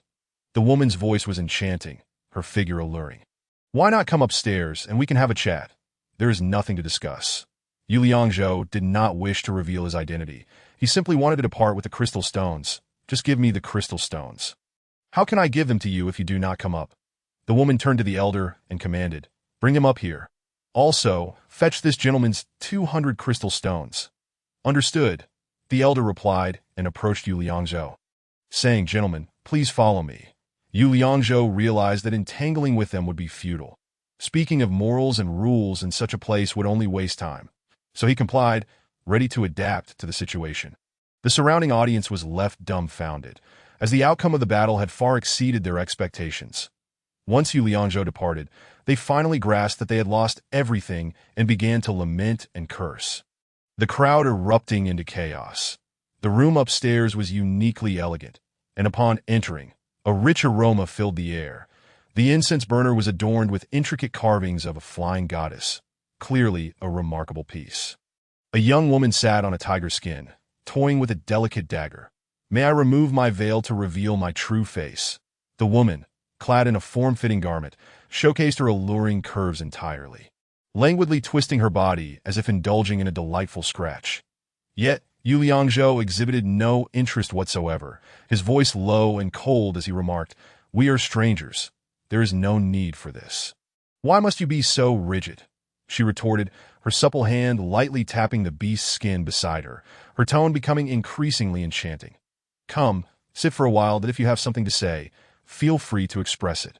Unfazed by her flirtation, Yu Liangzhou leaned against the wall by the door with crossed arms, preoccupied with adjusting his somewhat disheveled attire, deliberately avoiding her gaze.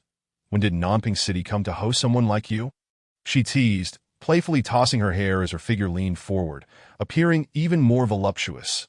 "Are you truly only here to seek wealth?" "Indeed, it is merely wealth. I harbor no other interests," Yu Liangzhou reiterated, impatience seeping into his tone. "Then why not tell me sooner? I have plenty of crystal stones. Why resort to murder?" She popped a grape into her mouth, biting it in half, juice cascading down her delicate fingers. "Murder me? I fear I might be the one to be killed by you all." Standing upright, he furrowed his brow and urged, "Hurry up! I have no time for idle chatter if you're in a rush." "Then come over quickly." Before he could finish his sentence, she interjected with a sweet voice, "I am in a hurry too." That moment, an elderly man entered, burdened by a heavy package. With a gloomy countenance, he stated in a disgruntled tone, 200 crystal stones, just as Yu Liangzhou was about to take it. The woman, remarkably swift, leaped in front of the old man and snatched the package away, promptly returning to her seat and cradling the package in her arms, gently patting it. "Will you give it or not?" Yu Liangzhou frowned, his breath forcefully lifting his veil. "That of course." She giggled, her petite waist quivering slightly. "Come and take it yourself." Initially contemplating leaving, Yu Liangzhou realized he could not simply abandon the crystal stones he had fought so hard to acquire. Acknowledging the dire need for wealth in his dilapidated home, he steeled himself and approached her. Without uttering a word or making unnecessary gestures, he reached for the package. Unexpectedly, she turned, pressing the package beneath her. Grasping her shoulder, he exerted force, attempting to turn her over, yet she struggled fiercely, leaving him at a loss. "What exactly do you want?" Yu Liangzhou, exasperated, questioned. "Just say it directly. I want you to accompany me. Will you?" She turned her head, tossing her hair and gazing at him with longing that I'm afraid I cannot oblige. Turning to survey the valuable items in the room, he declared, "I shall take these to settle my debt." "Oomph." The woman pouted, sitting up and tossing the package back to him. "So stingy, lacking in charm." "Thank you." He accepted the package, placing down the items he held before turning to leave. "Wait," she called out to him. "Look at your tattered attire. We have an auction house here.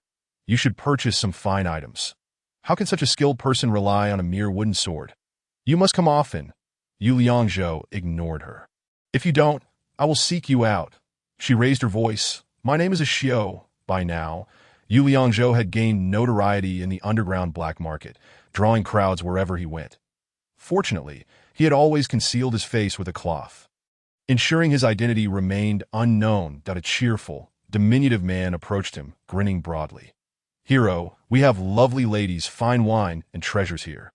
This man appeared obsequious, his demeanor repulsive, yet his words were indeed enticing that a person of your stature deserves the finest steed and saddle, along with a renowned sword. Afterward, let a few charming maidens ease your fatigue. That is the essence of life.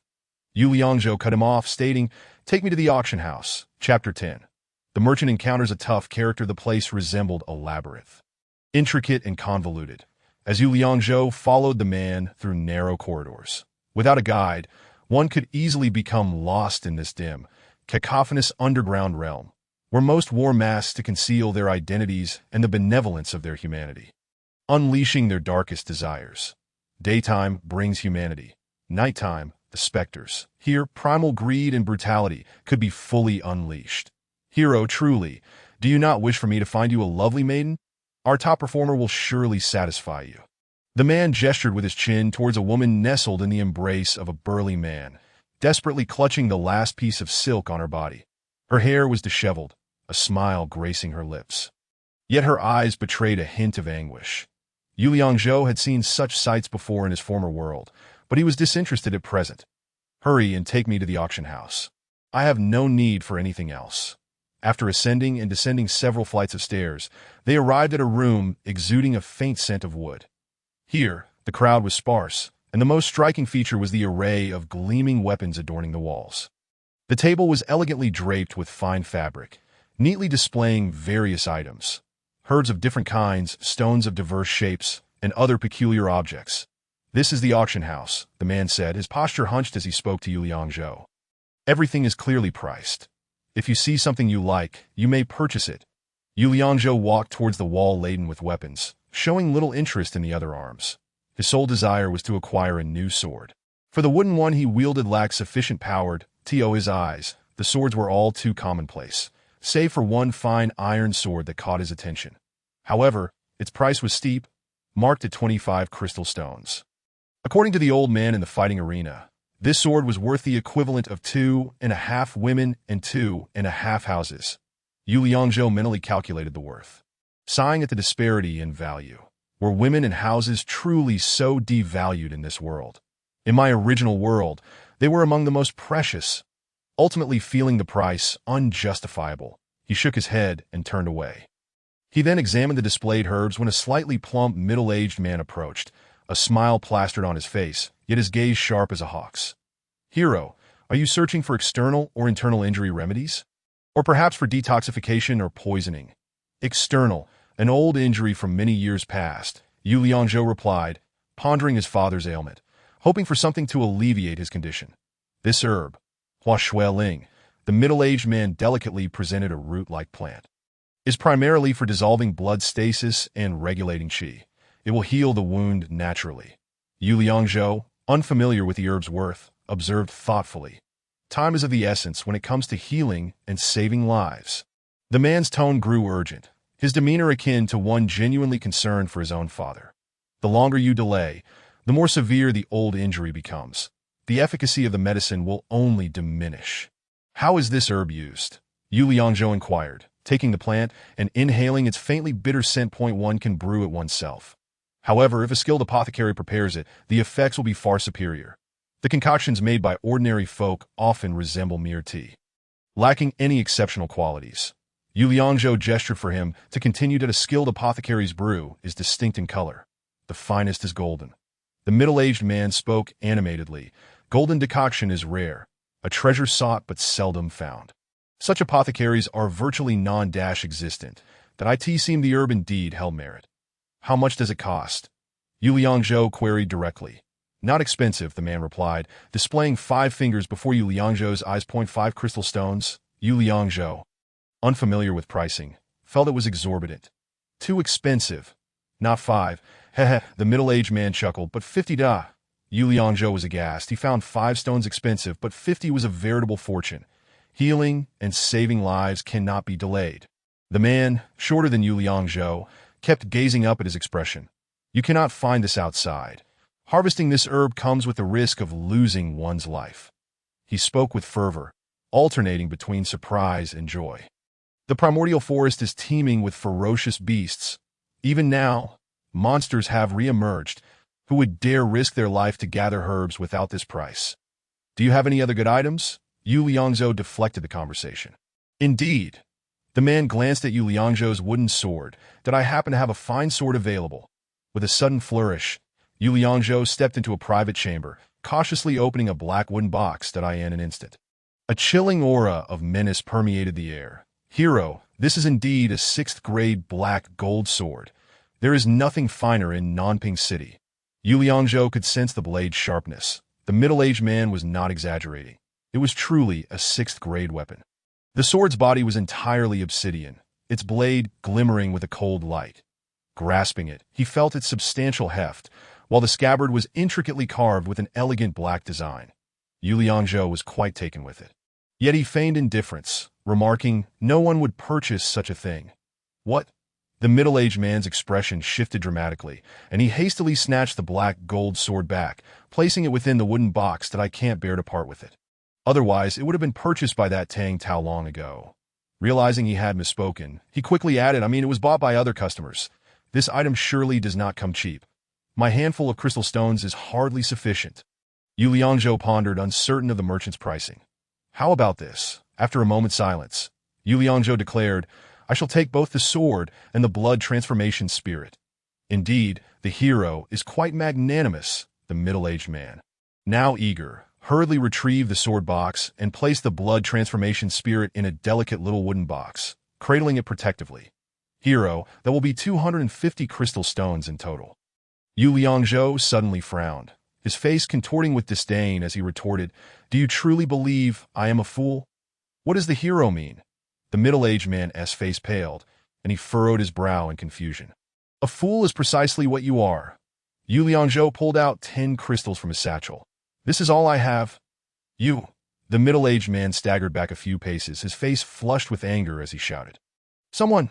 There is trouble." 3 burly men stormed in. Yet upon seeing Yu Liangzhou, they hesitated, retreating a few steps, their expressions revealing their apprehension. "I have not yet finished speaking." Yu Liangzhou placed the 10 crystal stones upon the table. "From now on, I shall protect you." "What are you afraid of?" The middle-aged man, his brows tightly knit and face aflame with fury, raised his voice, now hoarse. "Why haven't you subdued him yet?" Yu Liangzhou cast a sidelong glance at the trio, who appeared stiff and unwilling to meet his gaze. One of the men stealthily approached the middle-aged man, whispering something in his ear. His eyes widened in disbelief as he stammered, "Yu, I fought tooth and nail in the arena to win 200 crystals." Yu Liangzhou recognized the merchant's attempt to inflate the price and decided to assert his dominance. "You expect me to pay 50 crystals for a mere blood transformation spirit? Do you wish to court death?" Having defeated Iron Hand and Giant Axe in the arena, even a Xiao had to give him some respect. This individual must hold considerable influence. The middle-aged man quaked in fear, his legs trembling as he calculated his options. "Hero, please calm your anger. A businessman knows how to adapt and read the room." He quickly replied, plastering a smile on his face. "Hero, take the items. Here are your 10 crystals back, that I feel we are destined to be friends. Do not decline." Yu Liangzhou waved his hand dismissively. "Keep the crystals. Hero." The middle-aged man, now timid, leaned closer, lowering his voice and smiling obsequiously, "That a Xiao is my superior. Her friends are my friends, and I hope you will take care of your humble servant from now on." This Xiao is no ordinary character. Yu Liangzhou realized he had just forged a connection with the underground black market, which would likely lead to numerous entanglements in the future. After a moment of contemplation, he resolved to prioritize enhancing his own strength for future matters. He would confront them as they arose. "Then I shall not be polite." Yu Liangzhou took the black gold sword and the blood transformation spirit, reclaiming the 10 crystal stones. The allure of indulgent feasts held no appeal for him. Having achieved the objective of his visit, he proceeded toward the exit. At that moment, a Xiao and another robust man stood atop a loft, silently observing Yu Liangzhou's retreating figure. They needed to thoroughly investigate his background. The man, masked and cloaked in a tightly wrapped black robe, elicited a slight unease in a Xiao, who nodded gravely. "Yes, master." Yu Liangzhou returned home at the hour of Shun, still lost in slumber, when he was abruptly jolted awake. "Brother, hurry, it's time to practice swordsmanship." Yu Liangzhou, bleary-eyed, rubbed his eyes and queried, "What sword practice?" "Of course, we must train with Master Tang," Yu Qingci insisted, pulling him up without further ado. "Hurry, we can't miss this chance." Fully alert now, Yu Liangzhou sat upright and handed his satchel to Yu Qingci to go find some servants to prepare a feast for you and father, and quickly buy some fine garments to wear. Upon opening the satchel, Yu Qingci gasped, covering her mouth in astonishment. "Where did you acquire so many crystals?" "Do not ask. They are rightfully mine," Yu Liangzhou replied, retrieving the blood transformation spirit from the small wooden box. "This medicine can heal father's injuries. Are there any good apothecaries in the city?" Yu Qingxi's expression brightened momentarily, but then her brow furrowed. You know Father S. temperament. He would never accept something with an unclear provenance. Realizing there was no need for concealment among family, Yu Liangzhou confessed, I went to the underground fighting arena last night, and these are my winnings. Yu Qingxi's face drained of color. The underground fighting arena? Why didn't you inform us? Because I didn't want to worry you. Yu Liangzhou countered, now fully awake and donning his attire to practice swordsmanship. You should have at least told us. Yu Qingxi's tone was laced with reproach. What if something had happened? There was no what if.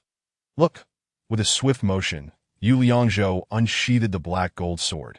With his 6th grade black gold sword, what do I have to fear from the Liu family? But how will we explain this to Father? Yu Qingxi's face was a mixture of excitement and concern. Do not fret. Father will understand. Yu Liangzhou assured her, donning his tattered clothes and fastening the black gold sword to his waist. Is there a reputable apothecary in the city? The finest apothecary in Nanping City is by Chongsheng, a 6th grade master. Yu Qingxi bit her finger. He has a peculiar temperament, and his prices for consultations and medicines are exorbitant. Cough, cough, Zhou at that moment. Yu Wu entered Yu Liangzhou's chamber, spotting the black gold sword at his waist, the blood transformation spirit in Yu Qingxi's hand, and a pile of crystal stones on the bed. Where did all these come from? Hastily, Yu Liangzhou helped Yu Wu to sit down, recounting the events of the previous night at the underground black market in detail. That, oh dear. Yu Wu's face turned pale. That place is fraught with danger, and such actions are morally questionable. Father, when has this world ever been about morality? What about the Liu family's sense of justice? Yu Liangzhou's tone rose in defiance. Did the court uphold morality when grandfather faced formidable foes in Liangzhou? Yu Wu bowed his head in silence. Shaking it with a sigh, T.O. restore the prestige of the Yu family. One cannot be bound by such so-called ethics. Only by becoming stronger can I protect you all. Only then can I fulfill your expectations. I have not strayed from the principles of benevolence, righteousness, propriety, wisdom, and trust. They are ever present in my heart. Only through strength can I change this inequitable world. I shall reclaim Liangzhou City. Well said. Yu Wu was moved by Yu Liangzhou's impassioned words, though he was loyal and at times somewhat rigid. He recognized the harsh realities the Yu family had faced. This household will inevitably be yours to lead. I shall trust you to proceed. He grasped Yu Liangzhou's hand tightly. Zhou, when you go to reclaim Liangzhou, I shall lead the charge. Witnessing Yu Liangzhou's growth filled Yu Wu with pride, and he said no more. You gather the provisions. I will seek out by Changxing as he departed. Yu Liangzhou deliberately concealed the 6th grade black gold sword within a wooden sword sheath to avoid drawing attention. Following Yu Qingxi's directions, he arrived at a secluded residence by the riverside. That a tethered ox was outside the wooden gate, and the courtyard was filled with a variety of medicinal herbs and flowers. Even before entering, the fragrant aroma of blossoms wafted through the air, accompanied by the gentle sound of flowing water. A truly serene sanctuary for rest and rejuvenation. May I inquire if Bai Chongsheng is in? In the courtyard, a young apprentice was hoeing the ground when Yu Liangzhou inquired, Master is not receiving visitors. You may leave. Without a word, the apprentice picked up his wooden bucket and walked away. Chapter 12. The Challenge. Yu Liangzhou, unconcerned, pushed open the wooden gate and headed towards the thatched cottage in the courtyard. How rude! The apprentice, seeing him intrude, dropped his water bucket and rushed over to block his path. This Chongsheng Herb Hall is not a place for you to recklessly enter. What is the physician's duty? Yu Liangzhou asked calmly. Naturally, it is to treat the sick and save lives, the apprentice replied without hesitation. What does that have to do with your intrusion? I have come to request Master Chongsheng to prepare medicine for my ailing father. That is the connection, Yu Liangzhou stated, pulling a healing herb from his sleeve. You are not entirely wrong, the apprentice admitted reluctantly, rubbing his hands together, his expression troubled. However, Master is currently preoccupied with formulating a new medicine and cannot be disturbed. My father is gravely ill and has suffered for far too long. I implore Master Chongsheng to prepare medicine for him first. He can resume his work on the new formula afterward. You speak so lightly. The apprentice cast Yu Liangzhou a disdainful glance. Preparing medicine requires great concentration. Otherwise, how is it different from concocting potions for ordinary folk? I am well aware of that I would not let Master work in vain. I shall reward him handsomely. Just as the apprentice was at a loss for words, a tall, Gaunt elder pushed open the door. In a hoarse voice, he asked, "Who are you speaking with?" "This person seeks master to prepare medicine. I have already advised him gently," the apprentice explained respectfully as he turned to the elder. But the intruder would not listen and had barged in. "Are you the esteemed Master Chongqing?" Yu Liangzhou clasped his hands in greeting. "My father is seriously ill. I hope you can assist." "Quite right. Quite right." Master Chongqing's eyes brightened as he looked at the healing herb in Yu Liangzhou's hand. "A third-grade healing herb. Just what I need for treating my father's old injury." Yu Liangzhou stepped forward, standing beside Bai Chongqing. "Please, master, assist me in preparing the medicine." Unfortunately, Bai Chongqing shook his head, holding back his frustration. "I have a task at hand and cannot afford distractions." After a moment's thought, he continued, "To waste such herbs on your own would indeed be a pity. How about I prepare the medicine for you once I have completed my task?" "Is it truly such a hassle to brew a herbal potion?" Yu Liangzhou countered. "What task does master have?" "I can assist you." Bai Chongqing burst into laughter. "What could a mere novice like you possibly help with? Why not try me and see if I can manage?"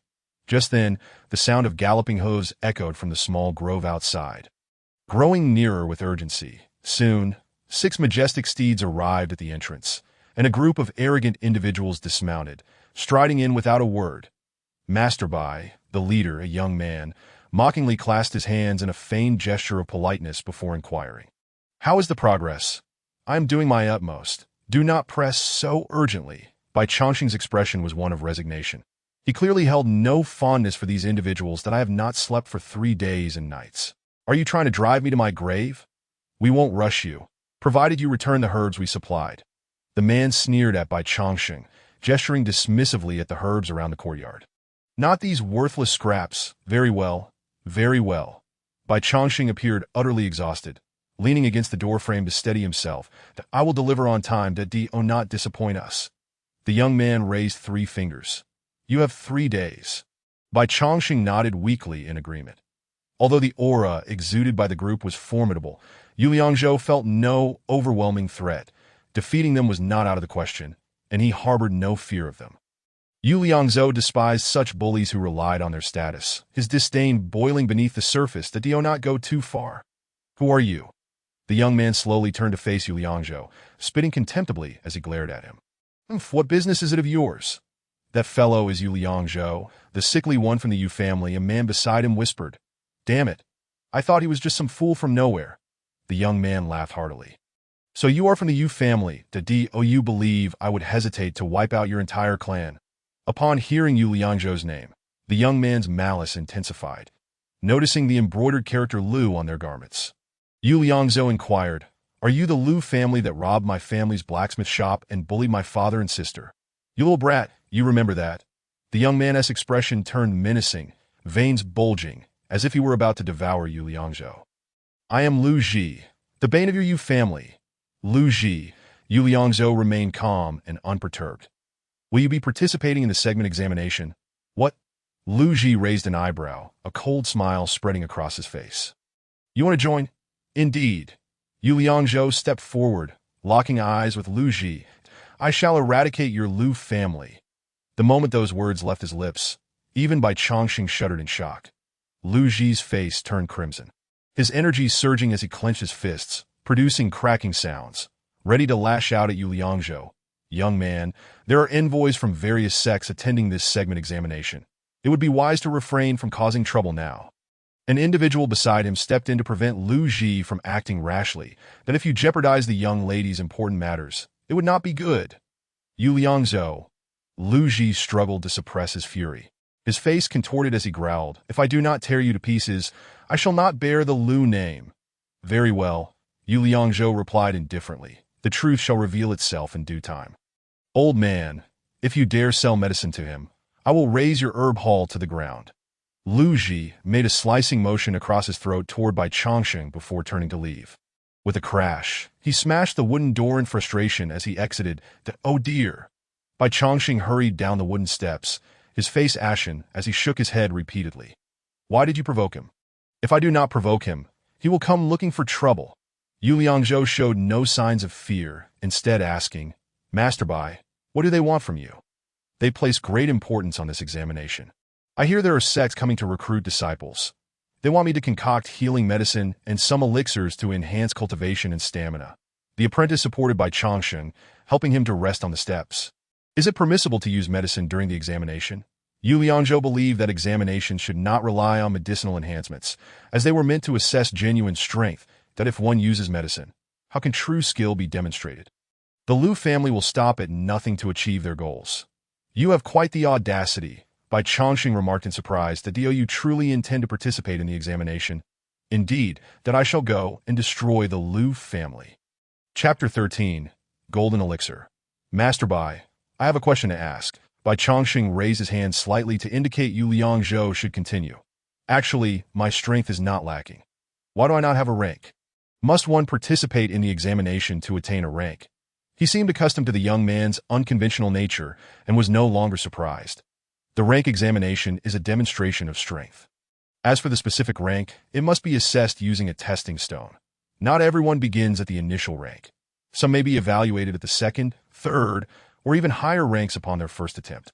With a rank comes corresponding enhancements in ability. Insight, strength, and spirit all improve with increasing rank. Yu Liangzhou pressed on with another inquiry.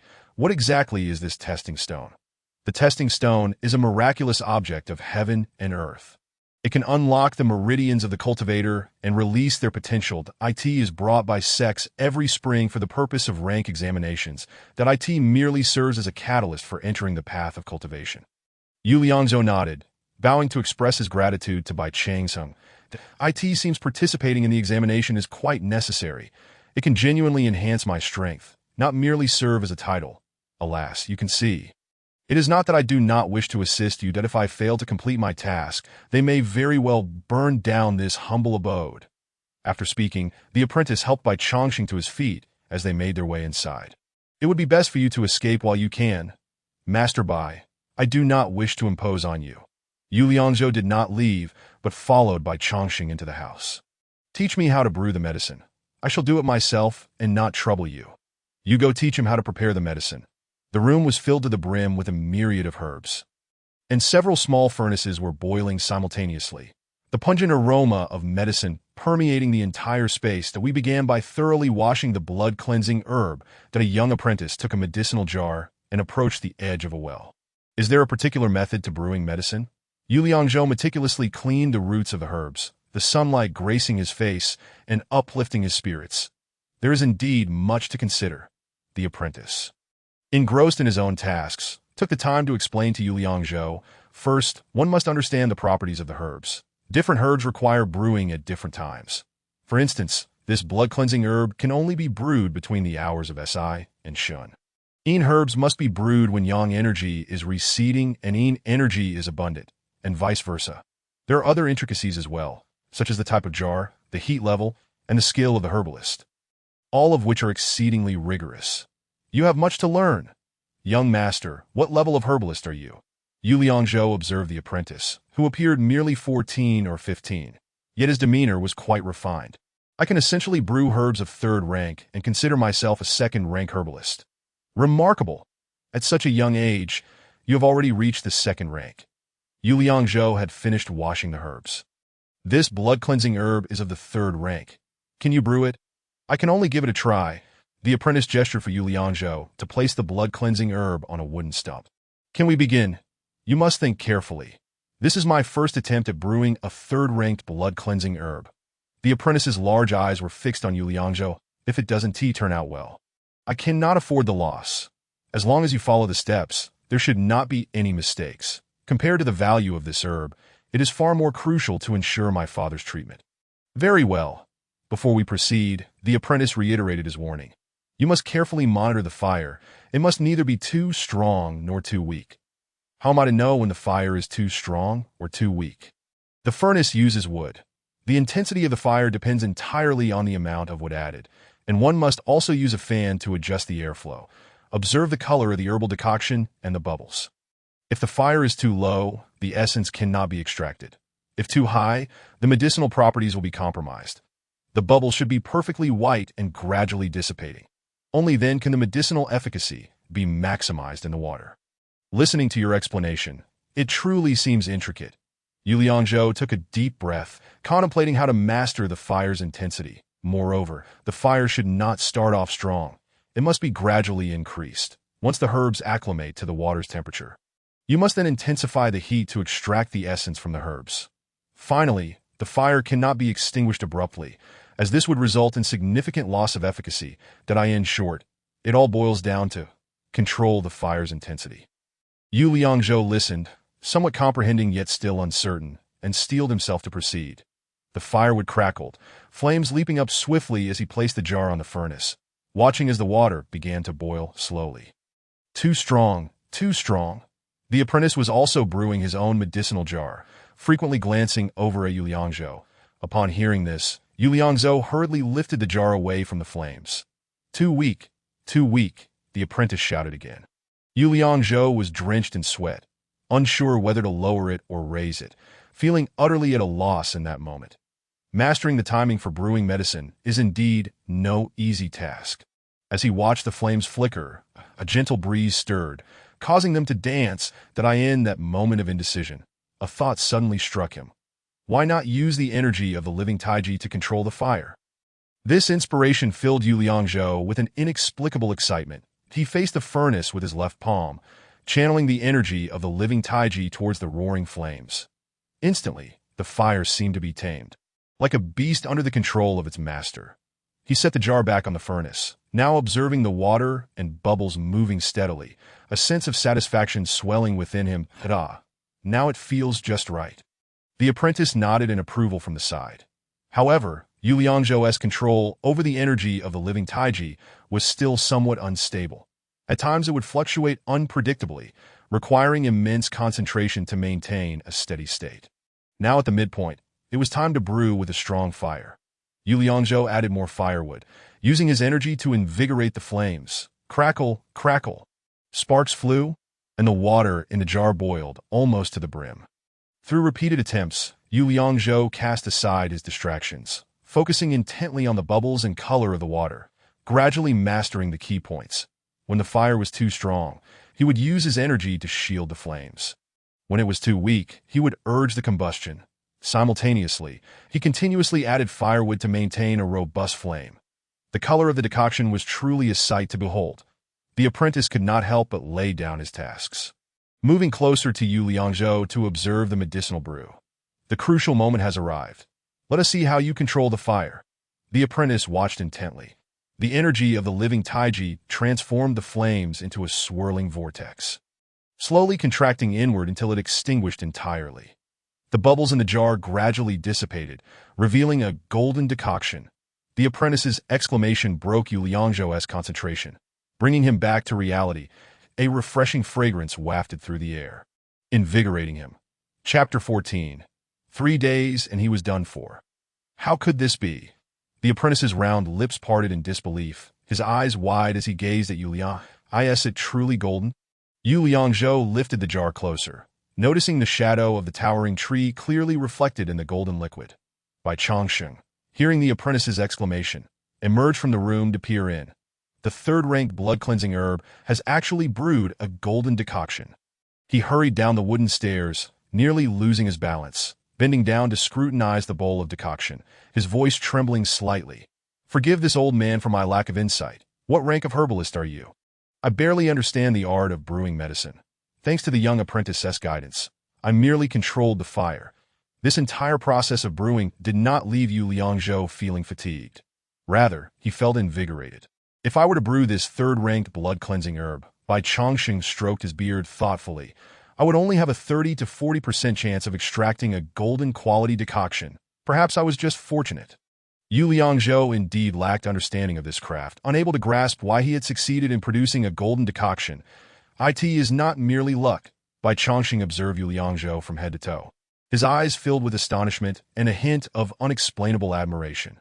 May I inquire how you controlled the fire? Initially, I only knew to add firewood. However, I could not manage the heat. Yu Liangzhou approached the furnace to demonstrate.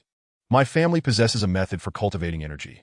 At that moment, I had a sudden inspiration to try using the energy to control the flames. He gently waved his soft palms, channeling the energy of the living Taiji once more. The flames danced erratically, surprisingly able to change shapes under the influence of the energy. Just like that, I followed the apprentice's instructions and successfully brewed the golden decoction. Merely controlling the fire is insufficient to achieve a golden decoction. Bai Chongsheng continued to probe into the subtleties of this process. Your use of energy to control the fire is indeed exceptional, yet this golden decoction remains a rare phenomenon. What are the medicinal properties of this golden decoction? The potency of this third-ranked blood-cleansing herb has entirely been infused into this brew. Undoubtedly, it is of the highest quality. Bai Chongsheng gazed at the golden decoction with envy, instructing the apprentice, quickly wrap the jar to preserve its medicinal essence. The apprentice sealed the jar's mouth with lotus leaves, binding it securely with grass rope before handing it to Yu Liangzhou to go and administer it to your father. Once in the morning and once in the evening. Finish it within 3 days. Then I shall take my leave. Yu Liangzhou hung the jar at his waist, bowing in respect. Farewell. Young hero, please wait. At that moment, Bai Chongsheng stepped forward, a hint of apology in his tone. I have been remiss in my manners, and I hope you can forgive me. He produced a small vial from his sleeve. This is a spirit elixir I crafted. It can be taken when one is weary. You are entangled with the Lu family. Bai Chongsheng directly pressed the vial into Yu Liangzhou's waist. That it would be best if you fled. I cannot bear to see your talent squandered in their hands. Hearing this, Yu Liangzhou shook his head with a wry smile, feeling grateful towards the elderly man. After all, his intentions were good. Those who are unaware cannot see hope. Hurry and go. If you must flee, prepare early, lest the night grows long and dreams multiply. Bai Chongsheng accompanied Yu Liangzhou to the gate before finally halting his steps. That I will not flee. What I said to Lu Ji earlier was no idle threat. Yu Liangzhou wished to focus on his cultivation to enhance his chances during the entrance examination. Elder, do you know of any place suitable for cultivation? With only a few days left, is there even enough time to cultivate? Bai Chongsheng frowned, worry etched across his face. That it is unwise to seek a last-minute solution. Fleeing is the more prudent option. The Lu family nearly drove my father to death and now seeks to forcibly marry my sister. Yu Liangzhou's eyes glimmered with a chilling light, revealing an unwavering resolve that I too yearn to obliterate them. Bai Chongsheng sighed softly, continuing to offer solace. But not at this moment. You currently lack the strength. I see that even you, Mr. Bai, are being pressed hard by the Lu family. Bai Chongsheng bowed his head in frustration, his heart heavy that my granddaughter is gravely ill, and we can only implore them to seek medicinal herbs. Why must we turn to the Lu family for herbs? The mountains are perilous now, as ferocious beasts have been appearing with increasing frequency for unknown reasons. Bai Chongsheng gazed into the distance at the forest and mountains, his tone tinged with helplessness. Even malevolent spirits and monsters have a chance of being encountered. Only their family possesses the strength to venture into the mountains for herbs. What herbs do you seek? I can attempt to procure them. Yu Liangzhou followed Bai Chongsheng's indicated direction, gazing at the vast, heavy, and mysterious mountains, which stood quietly in the distance. You, alone in the mountains? Do not worry, Mr. Bai. Simply direct me. Yu Liangzhou patted the wooden sword case behind him and drew forth the black gold sword. The old man nodded gently upon seeing the blade. Young man, bring forth the map. That a somewhat tattered sheepskin scroll unfurled on the table, exuding a faint scent of decay. These areas yield third and even fourth-grade medicinal herbs. Do not venture further in. The map marked the locations of the herbs in detail, easy to comprehend. The better the herbs, the more they absorb the essence of heaven and earth, attracting those strange beasts and spirits. Thus, you must exercise utmost caution. What ranks do these beasts and spirits possess? Yu Liangzhou was confident yet not reckless. He sought to ascertain the level of adversaries he would soon face. They are generally equivalent to the grade of the herbs. Third-grade herbs attract third-tier beasts. Defeating them will yield corresponding rewards, so spend these 3 days well in cultivation. Yu Liangzhou had no time to waste, keeping his gratitude to Bai Chongsheng in his heart. After expressing thanks, he rushed home at once. Qing Ci. Yu Liangzhou abruptly pushed open the creaky old door of his home. Brother, what is the matter? Yu Qing Ci emerged from the smoke-emitting cottage, her face awash with panic. Without uttering a word, Yu Liangzhou strode into his father's room. The medicine pot opened, and a rich aroma of herbs instantly filled the cramped space. Yu Wu's eyes bulged in surprise, his frail face elongating in astonishment. This is golden medicinal soup. Father, Quickly take the medicine. As the soup flowed down his throat. A flush of vitality washed over Yu Wu's face that I haven't felt this light for ages. Father, remember to take your medicine on time. Observing his father's evident improvement, a great weight lifted from Yu Liangzhou's heart that I must go cultivate for a few days and will participate in the entrance examination in 3 days. Where will you be cultivating? Into the mountains. He spread the map before him on the table. This was given by Mr. Bai. I will cultivate while gathering some medicinal herbs. Chapter 15. Sword Techniques Empowered. I possess the 6th grade black gold sword and the elixirs provided by Mr. By that I shall undoubtedly be safe. Excellent. Seeing Yu Liangzhou so spirited and having consumed the spirit medicine himself, Yu Wu felt a surge of joy. I just encountered Lu Ji. Their family places great importance on the entrance examination. So they likely won't cause trouble in the coming days. Father, focus on your recovery. In 3 days, I shall repay all the humiliations of these years. You speak wisely, my son. Truly, you are the pillar of our Yu family. Rest assured and pursue your cultivation. After a hearty meal, Yu Liangzhou did not dare to delay even a moment. He set down his bowl and exited. The forest bore a peculiar name, Old Mountain. It lay to the west of Nanjing City, and he rode swiftly on horseback for the duration of an incense stick to reach the foot of the mountain. The setting sun bathed the forest in a fiery crimson hue, and the path was devoid of any presence, lending an eerie silence. The dense woods were shrouded in darkness, with only a narrow path winding treacherously into the obscure depths. Rustle, rustle, that a cold wind stirred the branches. The damp air carrying a subtle scent of blood. Swish. The light of the torch elongated Yu Liangzhou's silhouette as he stepped onto the muddy path that in the distant sky. A flash of lightning rent the air. Thunder rumbled, and dark clouds gradually gathered overhead. Once within the forest, Yu Liangzhou heightened his vigilance, meticulously observing every rustle of grass and leaf. Though the path was muddy, it remained discernible. Yu Liangzhou possessed an exceptional memory. So much so that he could be said to have photographic recall. The map was firmly etched in his mind. Spotting a spring, he recognized it as the designated resting point. Advancing further would lead him into genuine peril. He took a moment to center himself, that I must concentrate. The ominous clouds rolled in, obscuring the moonlight that filtered through the leaves. The world was suddenly engulfed in darkness. Chilled raindrops began to fall.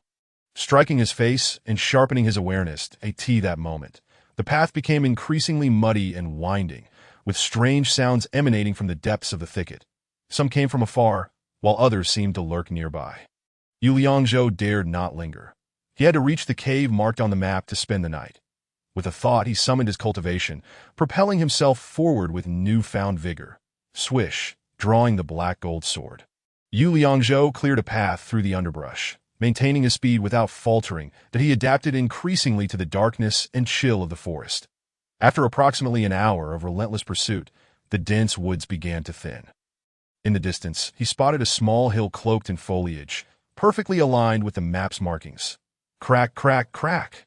Suddenly, an eerie noise erupted from behind him. Yu Liangzhou sensed that the sound was alarmingly close. Cautiously, he halted his steps and slowly turned around. All he could see was the inky blackness of the forest. He attempted to use his instincts to gauge the movements around him. Suddenly, he felt something amiss and looked up to find 3 pairs of crimson eyes fixated on him from the trees above. What manner of creature is this? Yu Liangzhou sensed the formidable size of the entity, at least not smaller than a cow. The area was narrow and steep, unsuitable for combat. Instinctively, Yu Liangzhou sought to extricate himself from this disadvantageous position. He immediately leaped back several paces and then dashed toward a more open area. The creatures appeared to be aware of his intentions, leaping and bounding among the branches. The leaves rustled violently as one of them suddenly propelled itself forward. This is bad. I am surrounded. Yu Liangzhou realized he was trapped amongst them, unable to advance or retreat. Rustle, rustle. The branches behind him began to sway again, and he could sense the creatures lunging towards him. He could not afford a moment's hesitation.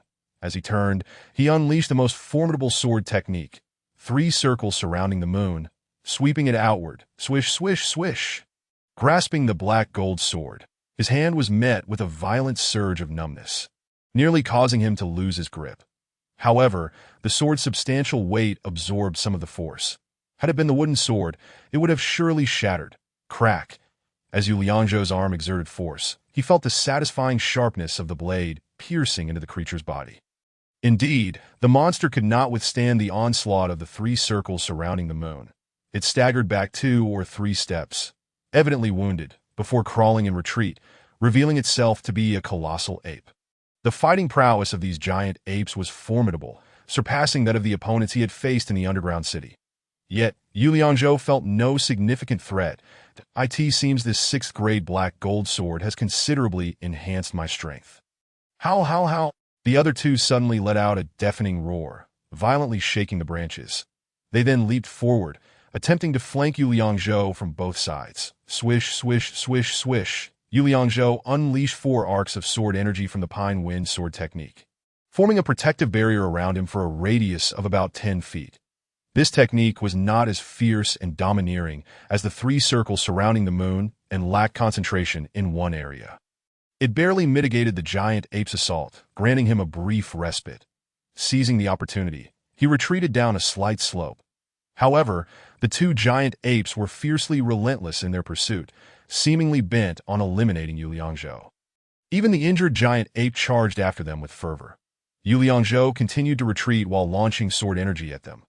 Yet, the slope was overgrown with grass and rendered slippery by the rain, causing him to lose his footing and tumble to the ground. The giant apes, adept at using all 4 limbs for swift movement, navigated the overgrown hillside with ease. How?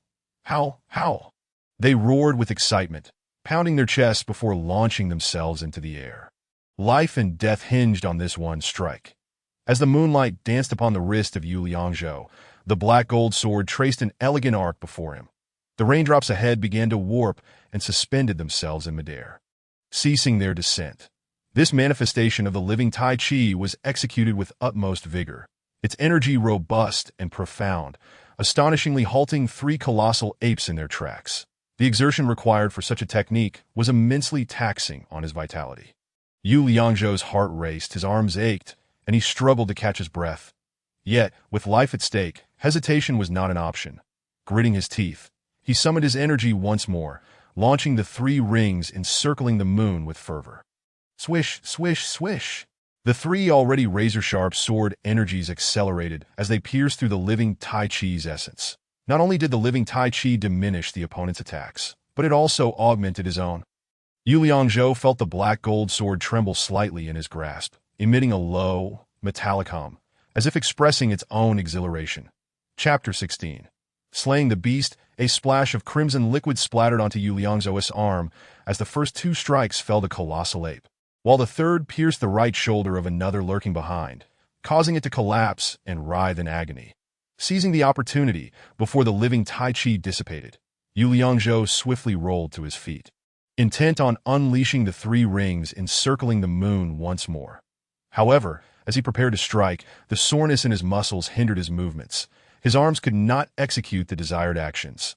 Thus, he resorted to the Pine Wind sword technique, which demanded far less stamina, that he aimed precisely at the eyes and gaping maw of the 2 remaining apes. Swish, swish, swish, swish.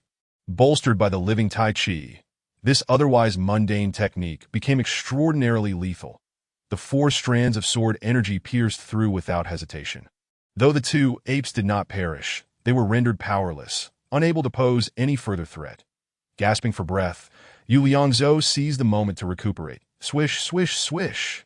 He once again unleashed the 3 rings encircling the moon, decisively slaying both remaining apes. Having slain the 4th-tier giant apes, he was rewarded with Cultivation Essence X11, 4th-tier giant ape hide X3, giant ape blood X3. What a splendid bounty. These items were sufficient to elevate his strength once more, and the joy of his gains hastened the recovery of his vitality. After collecting his rewards, he ventured to the foot of a small mountain, where he soon discovered a concealed cave. Inside, he shed his damp garments and took a hearty bite of his provisions. For the fierce battle had left him famished and drained. In such moments, there was no need for restraint. Resolutely, Yu Liangzhou consumed all the cultivation essence he had just acquired that moment. His body felt as if it were enveloped in a gentle spring breeze. A surge of power erupting from the crystalline essence that he comprehended the ethereal movement of Fengshu Yufeng, sword intent enveloping him. light as a swallow, enhancing both his attack and movement speeds.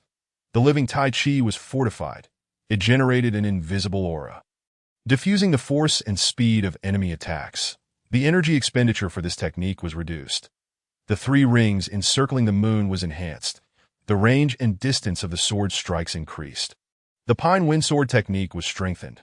It could now unleash up to 5 strands of sword energy, slightly augmenting its power. Now, I have surpassed Tang Tao's 4 strands of sword energy. The exhilaration of his newfound strength was intoxicating, each advancement igniting a deeper desire, even a hint of greed within him. Perhaps this insatiable curiosity is the fundamental logic driving humanity's relentless exploration. An innate energy etched into the very soul that if only this were a game, where one could simply modify all skills to their maximum potential. Did I end the cave? Yu Liangzhou kindled a fire, draping his rain-soaked garments over branches to dry. Rubbing his hands together, he relished the warmth of the flames, his mind drifting into daydreams, pondering how life could be devoid of such hardships. Yet if such ease were attainable, surely much of the enjoyment would dissipate, leading to inevitable boredom. Were the techniques he had unlocked exclusive to him? Gazing into the flickering firelight, his tense emotions began to ease. Would Zizai be here? She appeared to be exceptionally formidable. The image of Zizai, with her celestial beauty and graceful figure, would often tug at the strings of Yu Liangzhou's youthful heart. Unbeknownst to him, his eyelids grew heavy, and his eyes gradually closed. Suddenly, a soft scraping sound emerged from the cave entrance. Yu Liangzhou quickly opened his eyes, grasping the black gold sword and peering outside. 2 shadows swayed at the entrance, clearly human and not beasts. Who goes there? He called out sternly, that we are hunters from the town. We seek a place to rest, a coarse voice responded, laced with a peculiar accent. Come in. Yu Liangzhou felt no sense of threat, allowing hunters to enter posed no harm. The map marked this location, indicating it was not a secret. This was originally a communal resting spot, not anyone's private domain. Thank you. Thank you. The 2 burly men entered, occasionally glancing outside.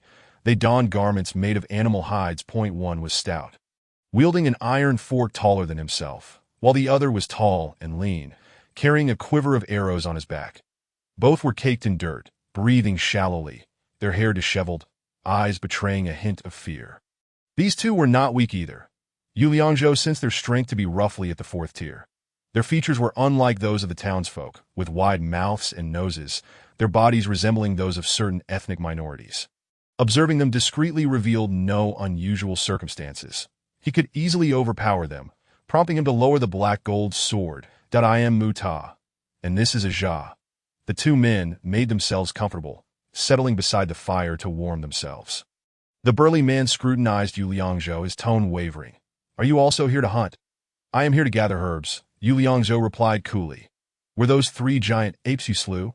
The 2 exchanged glances, then turned their gazes back to Yu Liangzhou. Yes, they attacked me as I passed by. As he donned his dry clothes, he added, I dealt with them. You are quite impressive, Mu Ta exclaimed, surprise etched on his face as he inched closer to Yu Liangzhou. Was it just you? Why so many questions? Yu Liangzhou thought, aware that one must guard against malice while remaining vigilant, that I was merely scouting ahead. 2 skilled individuals will be following shortly. Mu Ta nodded vigorously, while a Jia remained silent, quietly tending to his arrows. After a brief silence, Mu Ta appeared somewhat discomfort. Your attire does not resemble that of a herb gatherer. You look more like one of those scholarly townsfolk. Quite handsome, that I hear the forest has become perilous of late. Mu Ta, with his brawny frame, surprisingly exhibited a penchant for gossip. Yu Liangzhou, disinterested in trivial conversation, pivoted the topic. What have you managed to collect? We gathered some herbs, though they are of low quality, he replied, patting a leather pack beside him. Only 1st and 2nd tier. Considering the risks, it hardly seems worth it. Mu Ta leaned forward, peering at what lay beside Yu Liangzhou. What about your haul? The hides and blood of the 3 giant apes. Not particularly valuable. That will suffice. Mu Ta's eyes sparkled with envy. The hides of giant apes make for incredibly durable garments. The blood can be refined into potions. They are indeed valuable. Chapter 17. Your wife struggles in widowhood. How about we collaborate? Mu Ta proposed eagerly. The jungle is fraught with danger. We could support each other and yield greater rewards. No need. Yu Liangzhou declined directly. I prefer to act alone, that we are well acquainted with this area. Mu Ta's demeanor grew serious. If you join us, we might venture deeper to hunt even more formidable beasts. What other ferocious beasts lurk within? Yu Liangzhou's sole desire was to acquire as much experience as possible to hasten his cultivation. The fourth-tier giant apes were already the most fearsome in this vicinity. And yet you slew them. Mu Ta straightened, clearly intrigued. Deeper toward the heart of the old mountain, there are fifth-tier giant scorpions. Their venom is quite valuable. And what use is the venom? Why, it is for poisoning. Mu Ta gestured toward a Jia, stroking the arrowhead in his hand. It is highly effective against other beasts. That does not pique my interest. In the chill of the night, Yu Liangzhou's demeanor appeared indifferent. Yet within his heart, he pondered, what I seek is cultivation. Let us see what he has to say. Furthermore, Mu Ta continued, the fifth-tier howling wolves. If luck is on our side, and we encounter the Wolf King, we could strike it rich. The Wolf King. Yu Liangzhou, intrigued by such creatures, inquired, what treasures does the Wolf King possess?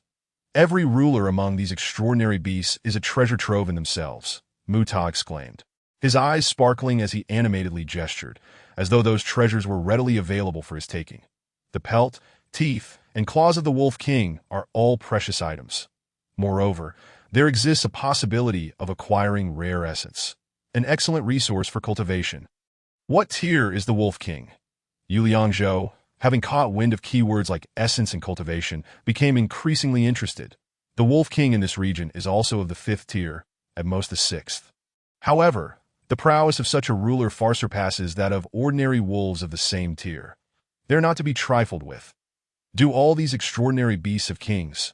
What about the giant apes? Of course, the beast clans must have a sovereign to lead them. Otherwise, chaos would ensue. As Mu Ta elaborated on this, he spoke with great fervor. They maintain a strict hierarchy and possess their own territories. At least, that has been my observation, that I have heard tales of demons and spirits. What is the story behind that? Yu Liangzhou recalled by Chongqing mentioning unrest in the mountains recently. Such disturbances did not exist before. But lately, there is something amiss, Mu Ta replied, glancing back at the cave entrance, his expression betraying unease that I cannot fathom why those entities have begun to re-emerge. Are demons and spirits formidable? Oh, is that even a question? Mu Ta shot Yu Liangzhou a look, as if he were asking the obvious. None of those beings are simple. Each one is exceedingly difficult to contend with. He shuddered involuntarily. It is best to flee upon encountering them, lest one meet a most dreadful demise. Have you ever encountered them? Yu Liangzhou pressed on, disregarding Mu Ta's apprehension to me. If I had encountered them, would I still be here roasting by the fire with you? Mu Ta, filled with trepidation regarding the demons and spirits, clasped his hands together. May the true master protect us. May heaven shield us. If you are so afraid, why venture here to hunt? Yu Liangzhou's question was pointedly sharp. Do you think I desire this? It is but a matter of survival. The prices of herbs and extraordinary beasts have surged. I wish to gather more crystals to buy fine garments for my wife. Life is indeed harsh, and I have no choice. Mu Ta's voice rose in exasperation, laced with helplessness and dissatisfaction. Very well, I shall collaborate with you. We shall split the spoils. Yu Liangzhou focused on his cultivation. Consider the assistance of these two a boon. Exactly. Tomorrow at dawn, we shall set forth. Upon saying this, he exchanged a knowing glance with a Jia, and the two began preparing at the cave entrance, setting traps to prevent any intrusions. Yu Liangzhou mused to himself. Indeed, they are seasoned hunters, allowing him to rest easy. Once the traps were properly laid, the two returned to the campfire. What possessed you to enter the mountains alone? Given your lack of experience? I was also compelled by the circumstances. Yu Liangzhou's words rang true. He was indeed driven by necessity to brave danger. You are quite the enigma. Mu Ta scrutinized Yu Liangzhou, hesitating before finally asking curiously. You seem to lack a rank, yet your strength is formidable.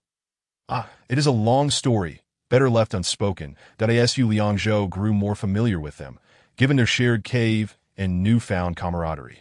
He continued, I usually restrain the extraordinary beasts in the front, while a Jia shoots from a distance that I see you wield a sword. You must also favor close combat. Mu Ta immediately regarded Yu Liangzhou as a comrade, launching into a discussion of tactics. Indeed, my method of attack relies on close-quarters combat. Utah chuckled wryly, holding his iron fork. Then we are both walking a perilous path, dancing on the edge of a blade. He then glanced sideways at Ajah with a hint of jealousy. You are fortunate. Your wife does not endure widowhood easily. He gestured between himself and Yu Liangzhou, his expression laced with resignation. Unlike us, one misstep, and our wives may be left to grieve. Who would have thought you were a master of wit? Muta, despite his seemingly dull exterior, spoke with a lively tongue, chattering away.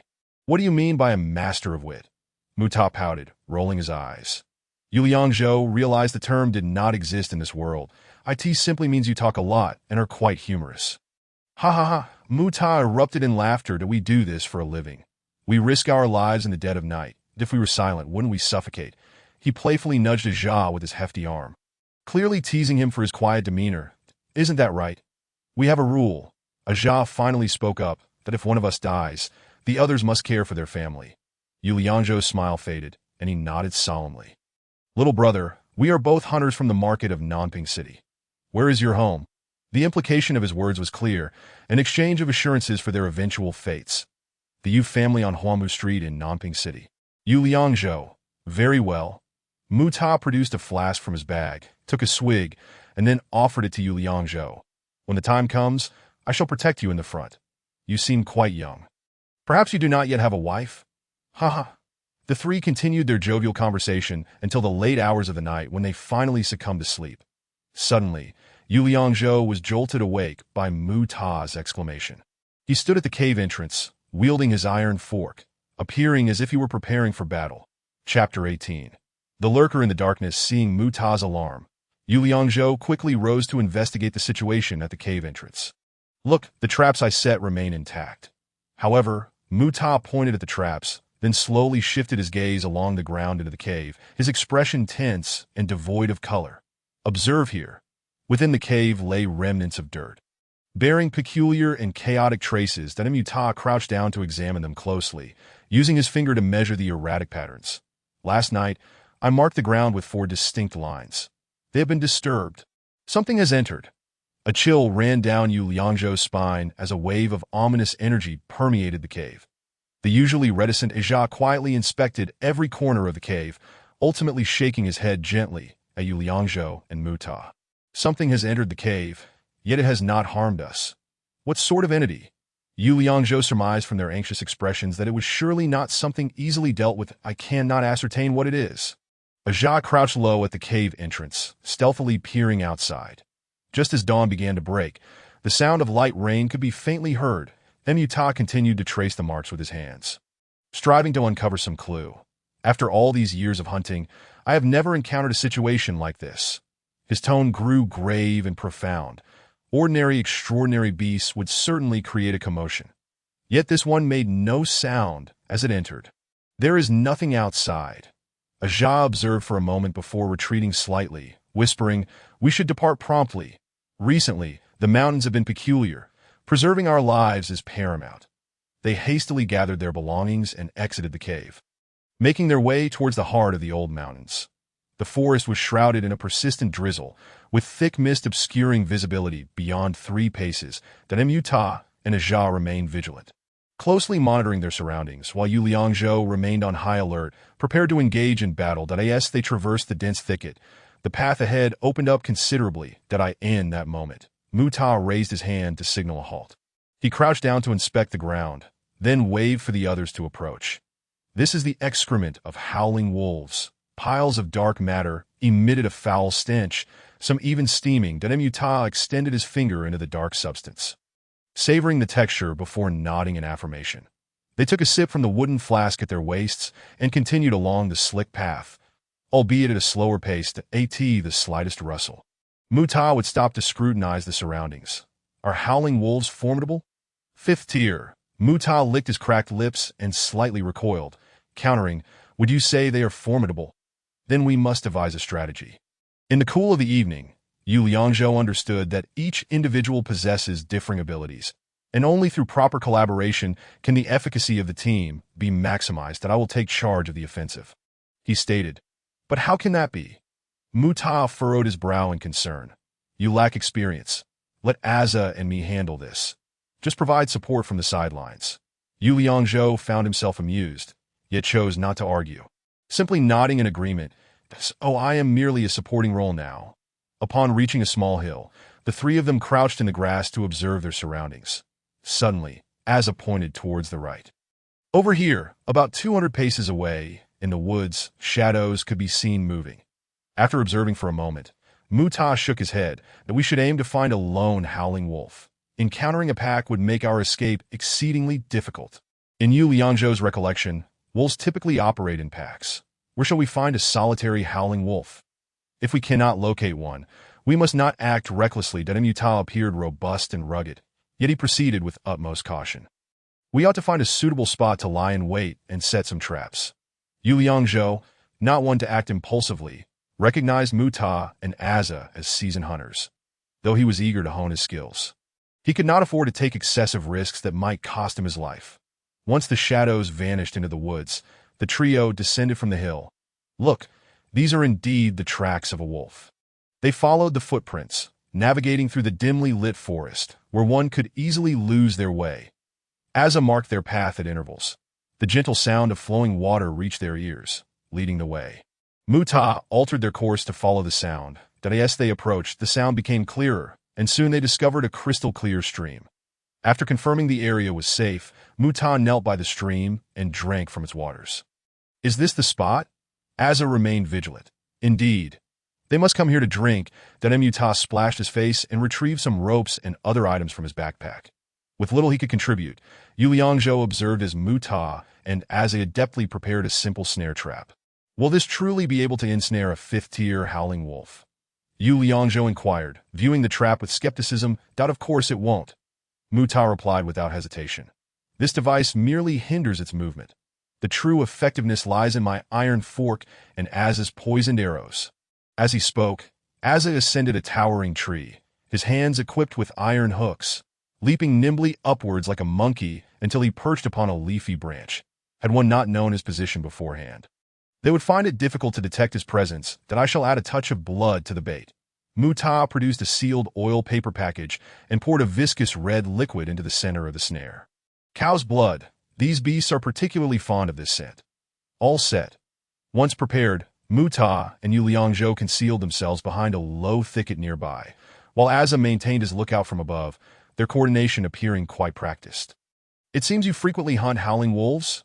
Yu Liangzhou remarked, and Mu Ta's laughter was somewhat forced as he stammered. Well, this is actually our first time hunting a fifth-tier beast. Observing his earnest demeanor, Yu Liangzhou felt a mix of astonishment and delight. So you are venturing into uncharted territory? Ah, there is always a first time for everything. Mu Ta's confidence surged. Make sure to pay attention. Suddenly, Asa signaled with a hand gesture, his expression turning grave. Yu Liangzhou and Mu Ta held their breaths, the surroundings plunging into an eerie silence. A faint rustling in the breeze carried the delicate sound of leaves brushing against one another.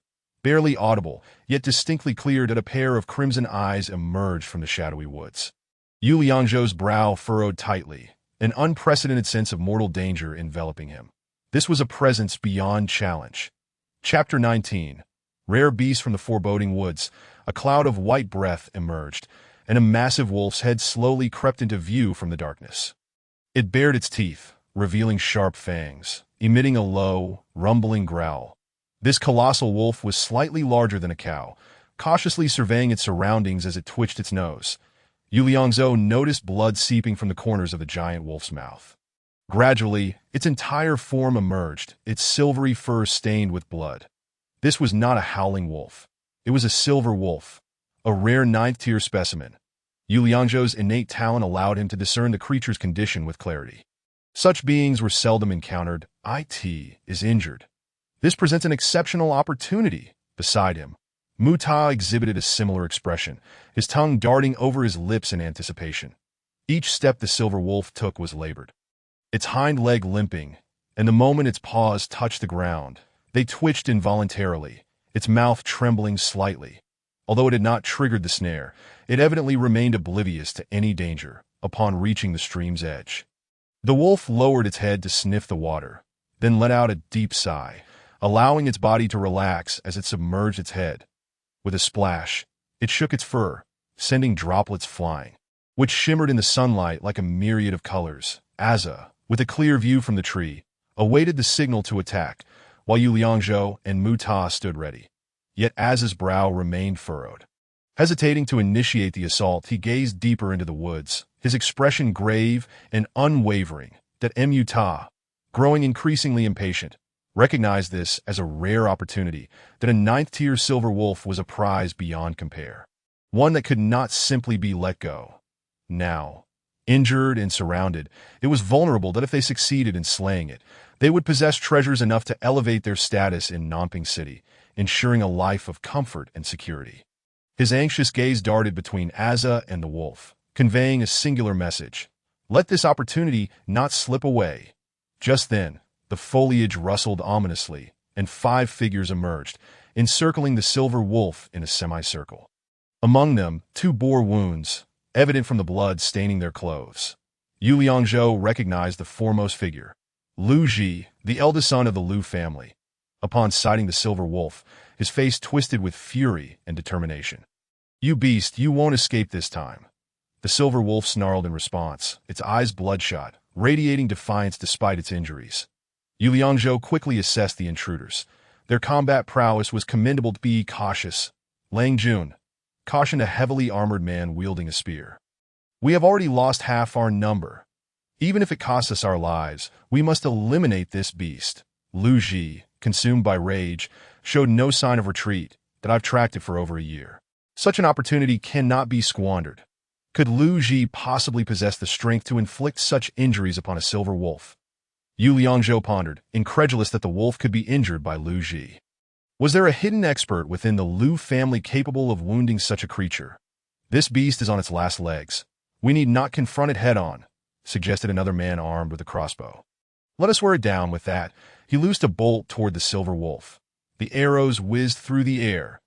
The silver wolf evaded the first 2 arrows, but could not escape the third.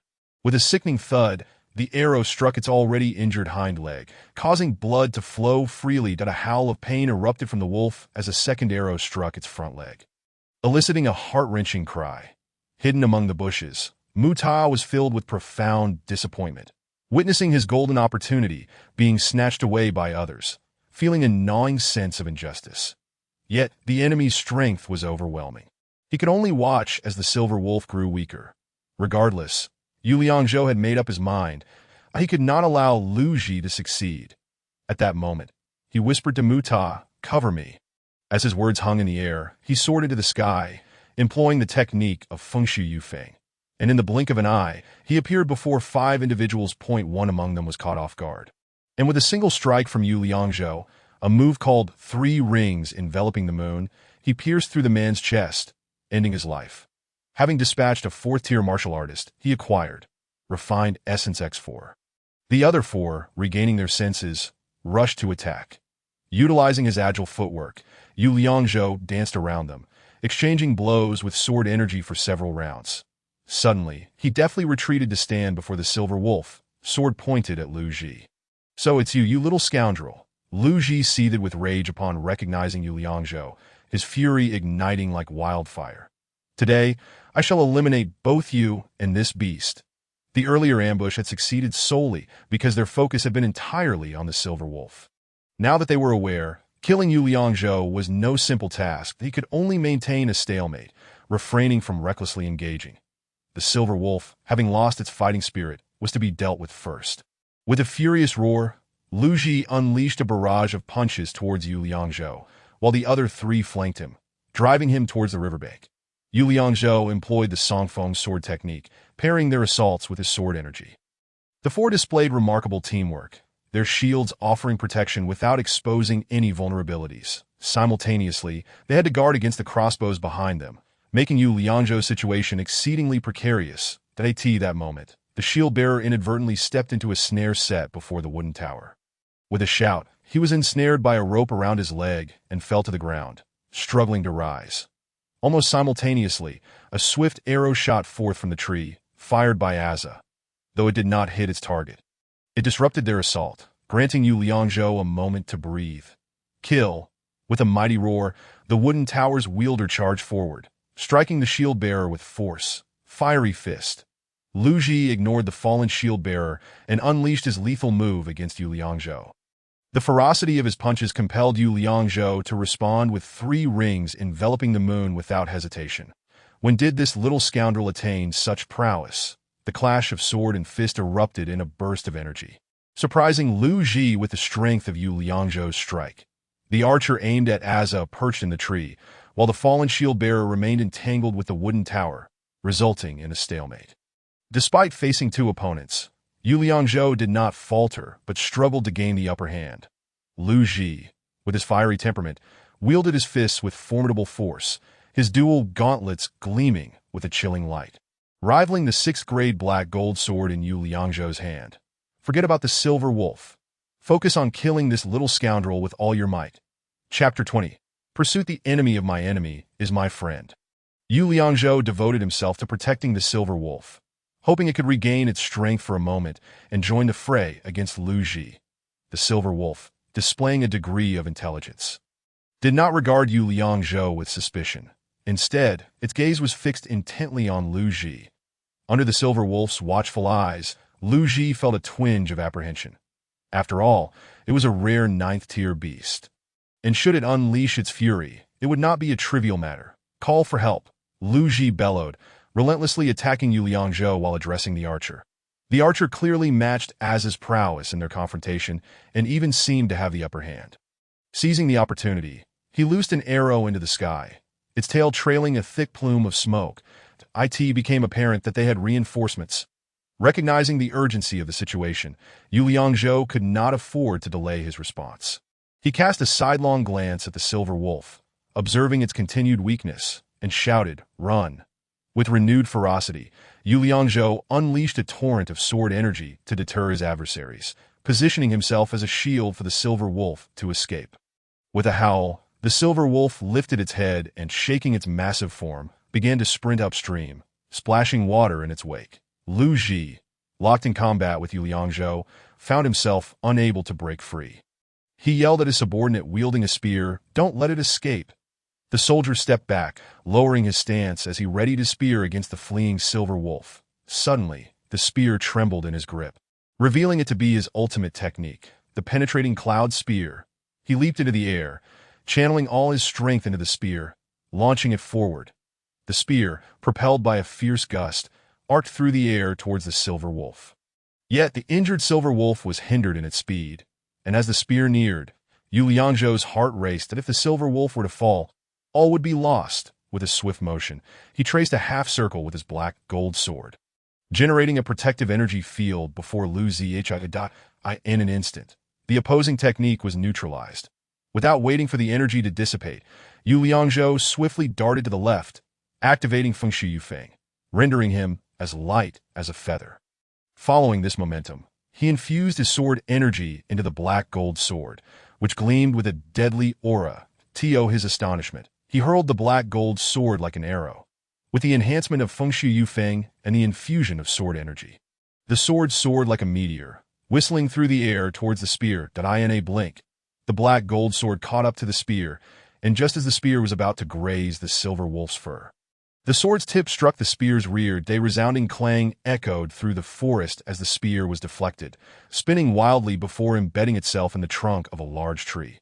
The black gold sword landed firmly in the earth beside the Silver Wolf, which cast a glance at the sword before continuing its flight upstream. Yu Liangzhou did not pause, swiftly rushing toward the black gold sword, his movements fluid and rapid, leaving Lu Ji and his companions unable to react in time.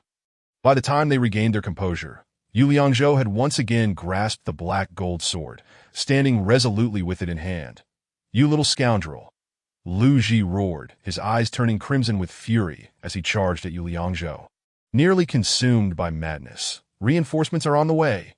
Aza shouted from above, still engaged with another archer. Yu Liangzhou, employing both the energy of the Taiji and Fengshu Yufeng, felt a wave of exhaustion wash over him. If more formidable foes emerged now, the outcome would be dire. That he had initially aimed to eliminate the unarmed 4th-tier spear wielder, but now he could only prioritize conserving his strength and retreating for the moment. Suddenly, a loud thud echoed, and a thick red smoke began to spread, accompanied by Azza's warning. Take advantage of the smoke and run. Seizing the moment, Azza released an arrow laced with smoke, enveloping the area in a crimson haze. Yu Liangzhou, using 3 rings enveloping the moon against the oncoming Lu Ji, maintained the advantage from his elevated position. Lu Ji, eager for victory, overcommit, and Yu Liangzhou's technique shattered his advance. With a clang, Lu Ji was forced back several paces before regaining his footing. In the thick smoke, visibility was severely diminished, obscuring any sight of his opponent. Yu Liangzhou swiftly activated Fengshu Yufeng, racing towards the Silver Wolf. Quickly pursue. He heard Lu Ji's hoarse voice shrieking behind him, his speed increasing as his voice faded into the distance. The Silver Wolf dashed through the water, leaving no trace behind. Never mind, I shall follow the creek, Yu Liangzhou thought, running while scanning for the Silver Wolf's tracks. He was determined to catch up, as this was an unprecedented opportunity. After sprinting for a distance, the creek's waters began to twist and turn, becoming increasingly complex, with numerous tributaries making it impossible to discern the Silver Wolf's path. Glancing back, Yu Liangzhou noted that Lu Ji and his companions had seemingly not followed. He paused, inhaling deeply while surveying the surroundings. The shallower waters nearby could likely be ruled out, but if the Silver Wolf had passed this way, it would have left traces. His gaze settled on the 2 most prominent tributaries. The Silver Wolf could only have run along these 2 streams without leaving obvious footprints. The rushing waters would have washed away any remnants. It had to be one of them. Yu Liangzhou hesitated, uncertain which to choose, furrowing his brow as he contemplated the depths of the dense forest, allowing his thoughts to delve deeper. Choosing correctly would present a significant cultivation opportunity. The importance of this decision was paramount, especially with the imminent entrance examination on the horizon. Most critically, he must not allow Lu Ji to succeed. Even if the Silver Wolf escaped, he could not let Lu Ji reap the rewards. If I pursue the Silver Wolf, my chances are only 50-50. The clarity washed over him. The final decision emerged that if he chose poorly, the consequences would be dire. A bold resolution formed in his heart. Forget the Silver Wolf. As long as Lu Ji does not succeed, I shall consider it a victory. Gripping the black crystal sword tighter, he resolved to lay in wait and eliminate Lu Ji. They shall undoubtedly act in separate ways. And at that moment, I shall follow Lu Ji. Yu Liangzhou stepped into the stream, washing away the grime from his feet, that he used a branch to erase any traces, concealing himself deep within the thicket, silently observing every movement in this vicinity. Chapter 21. The mantis stalks the cicada, while the yellow bird awaits. The birds chirped melodiously, and the babbling stream produced a crisp and delightful sound. The leaves rustled in the breeze, while the fresh air invigorated the soul. Yu Liangzhou's breathing grew steady, nearly imperceptible as he blended seamlessly into the surrounding environment. In truth, I find great pleasure in this current state. The world had once tamed individuals, reducing them to mere shells of their former selves, paying off mortgages, engaging in social niceties, conversing with both the living and the dead. I would rather confront the challenges and risks here than return to my previous life. Suddenly, the tranquility was shattered. A group of men clad in black attire rushed along the stream. Leading the way was the sinister Lu Ji, his hair disheveled and eyes wide with rage, the bloodshot hue still evident. There are 2 forks in the road. The water has washed away all traces. We must split into 2 groups. This is a more prudent approach. The speaker, whom Yu Liangzhou had not encountered before, must have arrived after receiving Lu Ji's signal. Which path did that little rascal from the Mo family take? I shall surely dismember him. At this moment, Lu Ji, like Yu Liangzhou, was consumed with the desire to eliminate his adversary, to quell the fury within. His footprints were indistinguishable. The man crouched down again, meticulously confirming something, then looked up at Lu Ji and shook his head. Haizi, take those few to the left and pursue. Lu Ji addressed this man with an unexpected courtesy, contrasting sharply with his usual boisterous demeanor. Upon spotting that little rascal or the Silver Wolf, signal immediately. Haizi, terse in his reply, nodded and swiftly vanished into the dense forest with 3 others. You remain here. I cannot ascertain whether the little rascal's accomplices will arrive. Lu Ji instructed the 2 behind him. Engagement is unnecessary. Simply signal me.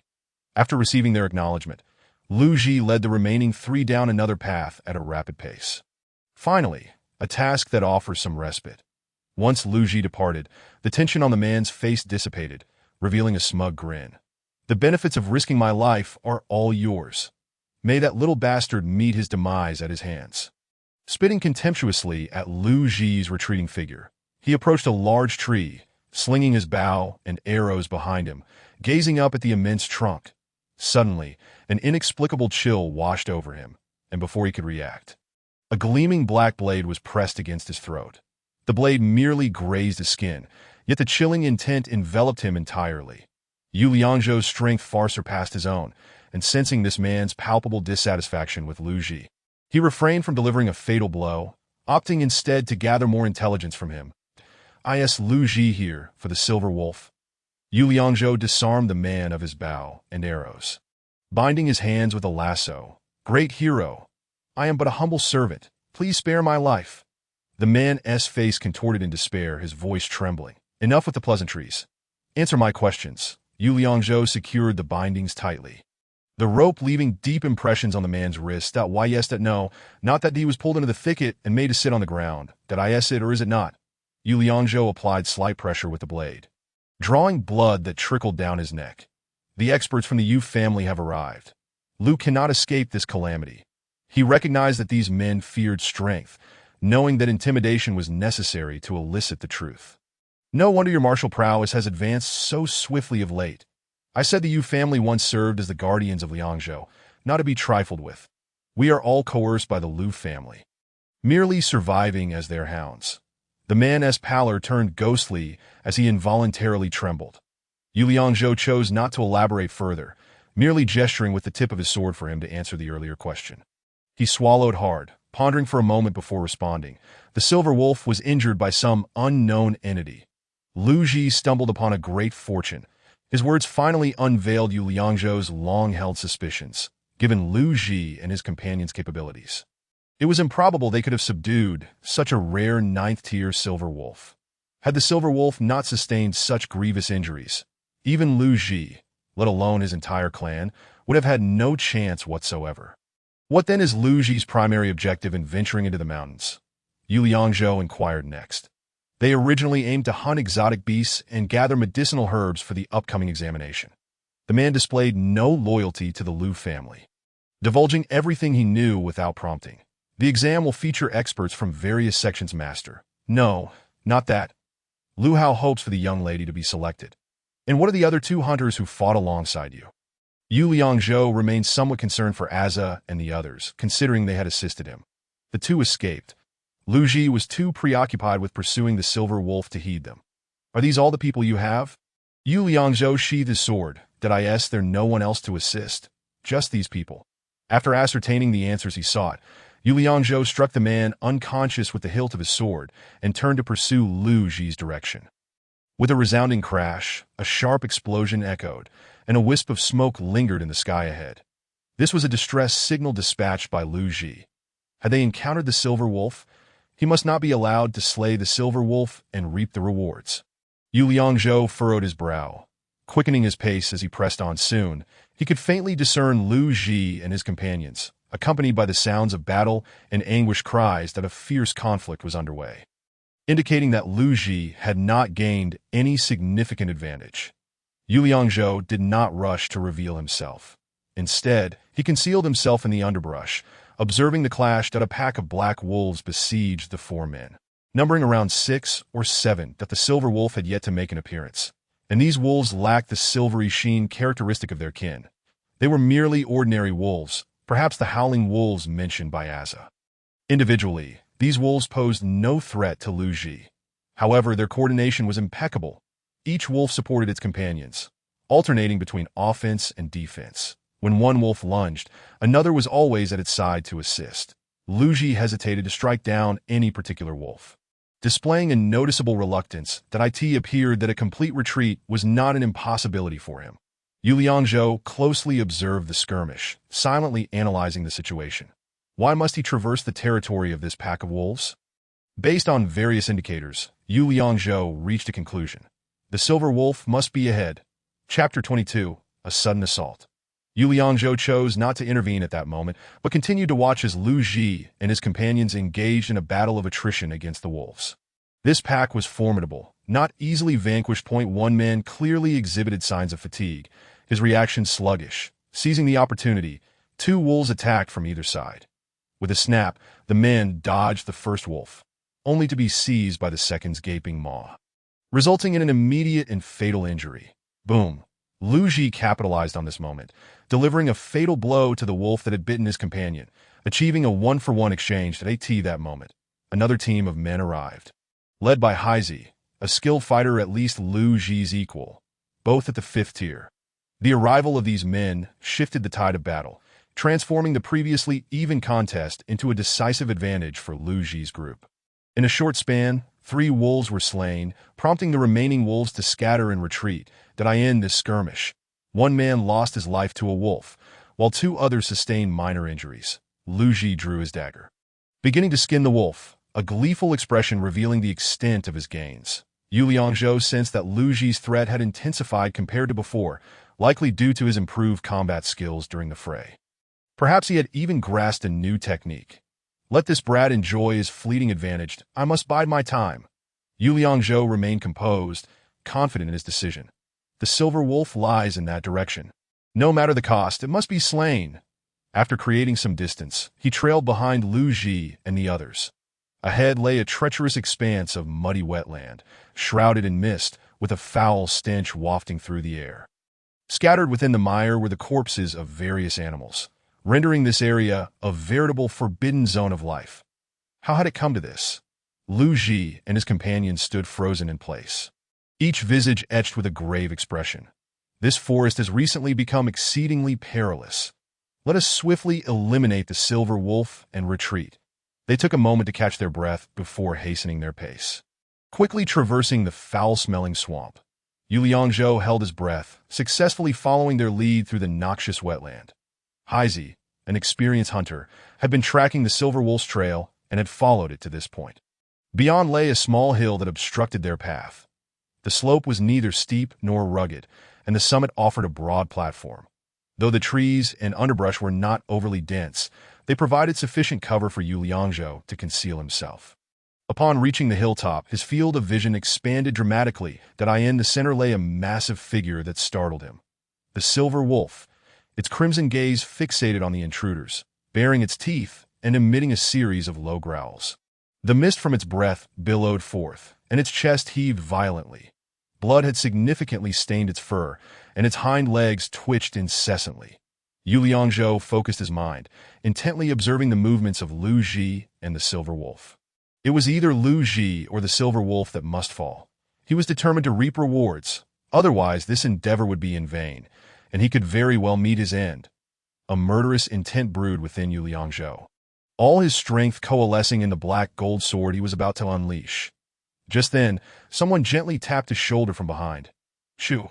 He turned in surprise to find Muta and Ajia emerging behind him. We have hunted for so many years and have never encountered a 9th-tier exotic beast. The 3 of them lay side by side in the grass, their voices subdued to a whisper, softer than the rustling leaves around them. Moreover, it is severely injured. This is an opportune moment to gamble everything. Muta's eyes were bloodshot, his expression a mix of greed and madness. Very well. If we can indeed slay the silver wolf, the reward shall be shared among us. Yu Liangzhou was also a man of boldness. Without the assistance of the other 2, he might have found himself at a disadvantage during his first encounter with Lu Ji. I see that the silver wolf is grievously wounded. It may not withstand many exchanges. Muta nodded in agreement, quietly stating, We must seize the moment. Watch for my signal, and you 2 handle the others. Yu Liangzhou gripped the black gold sword tightly. Lu Ji, I shall take you down. The 2 did not respond verbally, merely nodding slightly to indicate their agreement with the plan. Faced with the rare 9th-tier silver wolf, Lu Ji and his companions dared not act recklessly. Although it was injured, the capabilities of a 9th-tier exotic beast were not something they could withstand, and a moment's carelessness might lead to their untimely demise. No one could anticipate the potency of its desperate strike, and they were unwilling to gamble their lives on a mere trial. The 7 hunters spread out in a fan shape, encircling the silver wolf. employing all manner of hunting tools and setting various traps around it. The silver wolf lay on the ground, licking its wounds, occasionally glancing at the hunters that it showed no signs of fleeing or attacking. "Something is amiss," Mu Ta remarked, astonished. "What seems to be the issue?" Yu Liangzhou knew Mu Ta was a seasoned hunter, and his observations carried weight. In such dire circumstances, exotic beasts typically fled in desperation or fought with all their might. Mu Ta strained to see further, inadvertently leaning forward. Yet, this silver wolf remained unervingly calm, displaying no signs of fear whatsoever. This is a rare ninth-tier silver wolf. Is it not unlike the ordinary exotic beasts? This was Yu Liangzhou's first hunt, and lacking experience, he could only speculate wildly. "Perhaps you are right. Indeed, I have never encountered such a high-tier exotic beast," Mu Ta spoke. His eyes remained fixed on the silver wolf. "Brothers, prepare for action." Lu Ji seemed to believe the moment was ripe and adopted a stance to advance toward the silver wolf. In Yu Liangzhou's eyes, Lu Ji was the sole target. For slaying him would signify total victory, kill. With the wind at his back, Yu Liangzhou moved as lightly as a swallow, unsheathing the black gold sword and launching a direct assault with the technique known as 3 circles enveloping the moon. His strike was swift as lightning, leaving Lu Ji with no time to respond. Whoosh, whoosh, whoosh, 3 powerful, forceful arcs of sword energy shot forth, distorting the air around them. Can you withstand this strike? What? Yu Liangzhou had intended to unleash his full power to end Lu Ji in one blow. But unexpectedly, Haizi, standing nearby, reacted in the blink of an eye. Boom. He managed to intercept Yu Liangzhou's lethal strike with his iron fists. Yet confronted with the ferocity of the black gold sword, his hands were rendered useless. And Lu Ji's life was miraculously spared. Chapter 23. Unraveling the Bull. No1 had anticipated that Haizi would be so fiercely loyal to Lu Ji, sacrificing his own life to save him. Haizi lay on the ground, incapacitated and gravely injured, while Lu Ji turned in a panic to confront Yu Liangzhou once more. Meanwhile, the silver wolf remained motionless, merely sitting in place and occasionally licking its wounds. Seeing Yu Liangzhou disrupt his plans again, Lu Ji's fury erupted. "You little bastard! I will make you pay!" The veins on his arms bulged ominously, and his joints cracked menacingly. The ground trembled. Lu Ji's iron gauntlets emitted a cacophony of metallic friction, his fists brimming with violent energy, creating an atmospheric pressure around him. This technique was the Lu family's signature move. Taking advantage of Yu Liangzhou's proximity, his attacks grew exponentially powerful in the face of this unforeseen turn of events. Yu Liangzhou's previous offensive stance quickly transformed into a defensive one as he sheathed his sword. He drew a sweeping arc, invoking the energy of the Birth Taiji to counter Lu Ji's fists. Lu Ji's ferocious punches were momentarily stilled by the Birth Taiji's force, and Yu Liangzhou sought to harness this momentum to strike him down. Mu Ta and Jia joined the fray. Confronting the remaining 5 opponents, rather than attack, Mu Ta stayed close to Jia, using his bow to launch flanking maneuvers, aiming to stall them and create an opportunity for Yu Liangzhou within the aura of the Birth Taiji. As Yu Liangzhou thrust with 3 circles enveloping the moon, he felt an unseen force pulling at the sword's tip. Bang! Lu Ji's gauntlets were shattered by the sword energy, forcing him to retract his hands and dodge to the side. His hands bore several deep gashes, blood streaming down in a continuous line. "You little bastard!" Lu Ji, disheveled and in a dire state, looked particularly terrifying with blood staining his visage. The Lu family was trampled underfoot yesterday. And today, I shall do the same. He retrieved a small pill from his waist, tossed it into his mouth, and immediately donned a grotesque grin. "I will ensure you can never rise again." No sooner had he spoken than a frenzied power radiated from his body.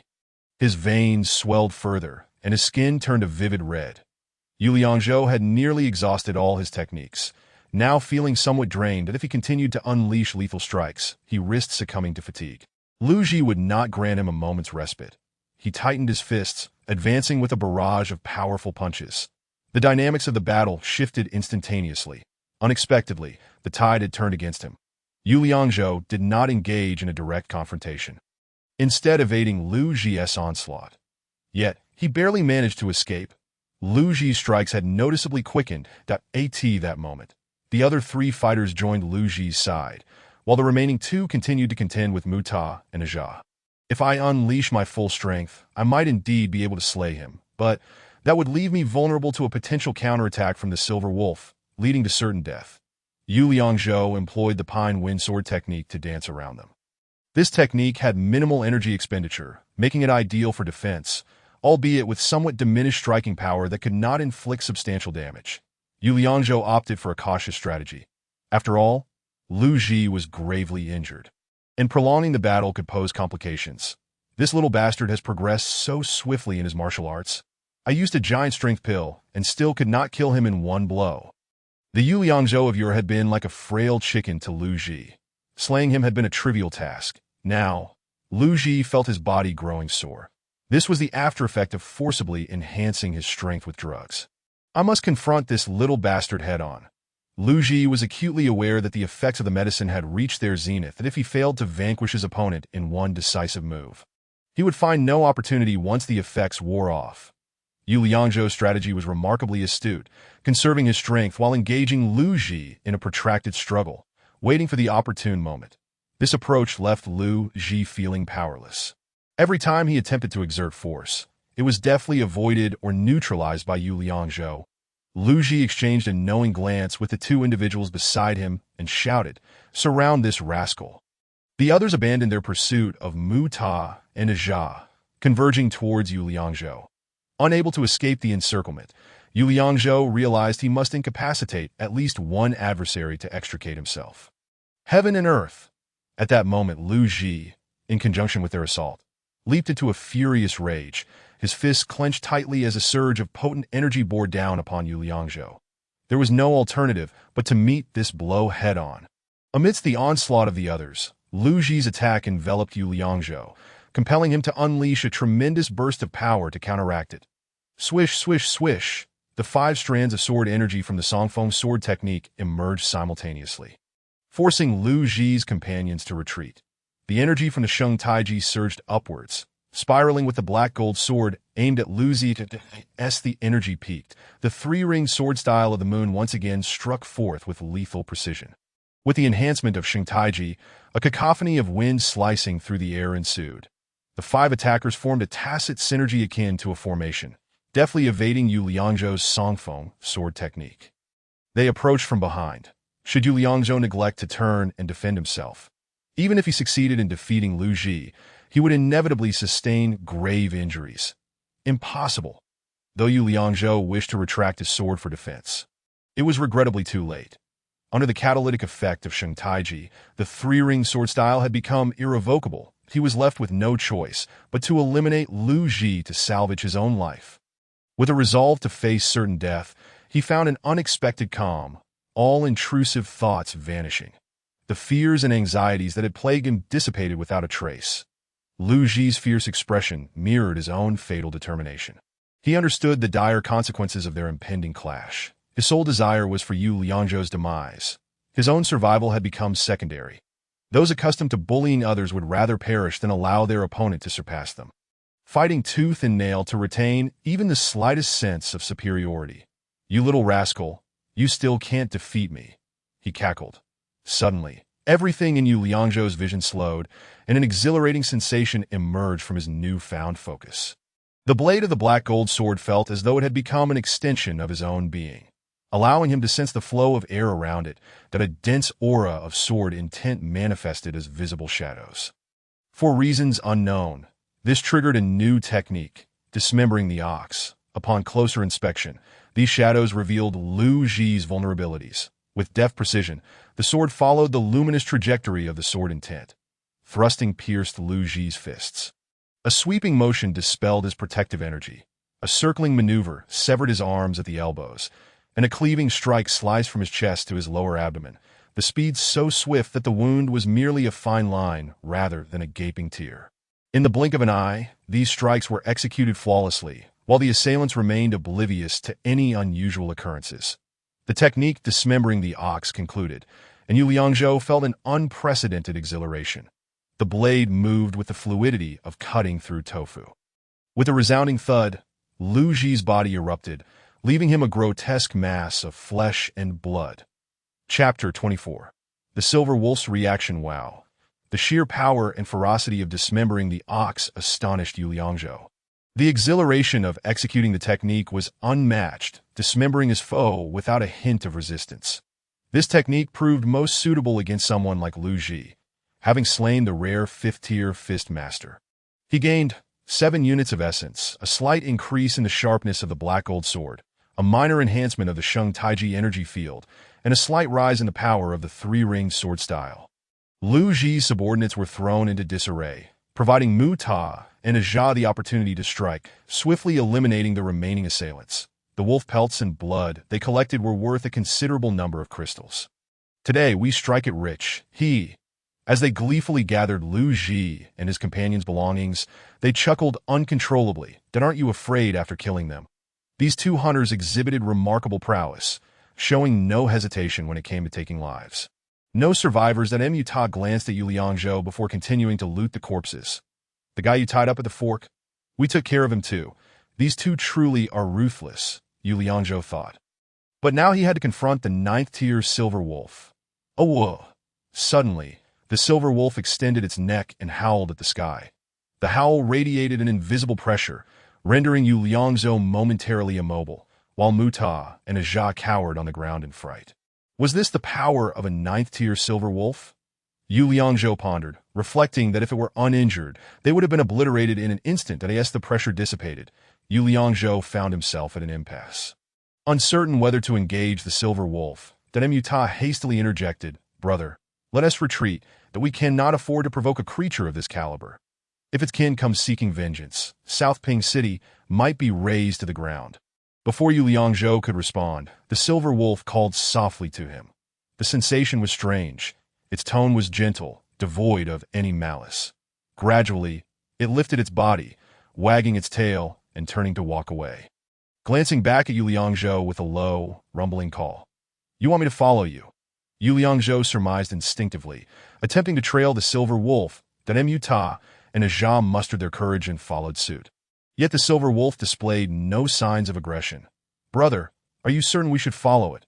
Mu Ta whispered, approaching Yu Liangzhou. "That I sense no ill intentions from it. It wouldn't hurt to see what's going on." Trusting his instincts, Yu Liangzhou replied, "You've both collected quite a bounty. If you don't wish to come, feel free to return." Mu Ta clapped the wolf pelt slung over his shoulders, saying, "Let us head back together. This place feels increasingly ominous. I seek an opportunity to train. Returning like this feels somewhat regrettable. Besides, the silver wolf seems genuinely benign. I am curious to discover where it intends to lead me." Yu Liangzhou mused silently, unable to quell his insatiable curiosity. "Return if you must. I will retrieve my belongings later." "Very well, brother. Take care. We shall meet again in South Ping City." Mu Ta tightened his grip on the assorted spoils hanging from his body and departed swiftly. Yu Liangzhou continued to follow the silver wolf to the entrance of a cave, where it lingered at the threshold, hesitating. You wished to enter the cave to recuperate. He found himself inexplicably fond of this silver wolf. Initially intent on slaying it for the sake of training, he had inadvertently saved its life twice, establishing a bond through mere happenstance. "But go ahead and rest, and I'll hunt nearby and keep watch over you." Yet the silver wolf turned around, nudging Yu Liangzhou's back with its head, urging him to enter the cave. "What are you doing?" Yu Liangzhou protested, feeling an overwhelming force that he could not resist. In that moment, he fully grasped the disparity between them. Even in its injured state, the silver wolf possessed terrifying strength. Had he acted recklessly earlier, he would have stood no chance of victory. After pushing Yu Liangzhou into the cave, the silver wolf remained outside, sitting at the entrance as if to keep watch. What did this signify? Yu Liangzhou felt somewhat bewildered. The silver wolf's demeanor resembled that of a bodyguard. Was there something amiss within the cave? Should he attempt to leave, he sensed that the silver wolf would not permit it. The cave was shrouded in darkness, illuminated only by the sunlight filtering through the entrance, allowing him to discern a vague outline. There was nothing particularly special about the cave. It appeared quite ordinary, lacking dazzling stalactites or rare minerals. The cave was not very deep. After walking about 10 paces, he encountered a dead end. The space gradually constricted, forcing him to stoop down and ultimately making further entry impossible. Yu Liangzhou hesitated. Faint rustling sounds emanated from the crevice. A small creature's labored breathing. The sun's residual light illuminated a fuzzy head emerging from within. Its two upright ears were its most distinctive features, revealing it to be a wolf cubs. Oh, this is the silver wolf's offspring. The cub was exceedingly adorable, prompting Yu Liangzhou to crouch down and gently stroke its head. "Are you all alone?" he queried, only to realize something was amiss, quickly rephrasing. "Is there only one of you?" The little wolf, adorned with a coat of shimmering silver fur, sparkled brilliantly under the sunlight, untouched by dust and flawless in appearance. Yu Liangzhou crouched down to peer inside the den, and upon confirming it was indeed a solitary silver wolf, he gently cradled the cub and made his way towards the entrance. The small wolf cub wriggled in Yu Liangzhou's embrace, its nose twitching as it sniffed the air, occasionally extending its tongue to lick and then weakly nibbling at Yu Liangzhou's fingers. Earlier, the dim light had obscured its features, and the cub had buried its head, making it impossible to discern its delicate features. As they reached the den's entrance, the silver wolf turned to face them, and the cub lifted its head. What a sight! Yu Liangzhou was taken aback by the clarity of its gaze. The profound depth of those eyes and the innocence devoid of any worldly taint were unlike anything he had ever encountered. Was it hungry? Unsure of how to proceed, Yu Liangzhou directed his inquiry at the silver wolf. "Would you prefer meat or something else?" The silver wolf leaned forward to sniff, then extended its paw. A wound adorned its paw. The blood nearly ceased, yet with a slight exertion, the injury reopened, oozing crimson once more. The cub, catching the scent of blood, immediately leaped up and began to lick the wound fervently. Its sustenance blood? Cradling the cub, Yu Liangzhou felt its little limbs clutching tightly, the muscles in its neck contracting rhythmically as streams of blood flowed into its tiny body. After indulging in a hearty meal, the cub's eyes gleamed with languid satisfaction as it licked its FURT rolled over, proudly displaying its small belly, and waved its tiny paws in the air. Yu Liangzhou playfully teased it with his fingers, eliciting cheerful squeaks from the cub. Once the silver wolf had nourished the cub with its own blood, it withdrew to the outer entrance of the den. The silver wolf maintained a respectful distance from the cub, as if it were not its offspring.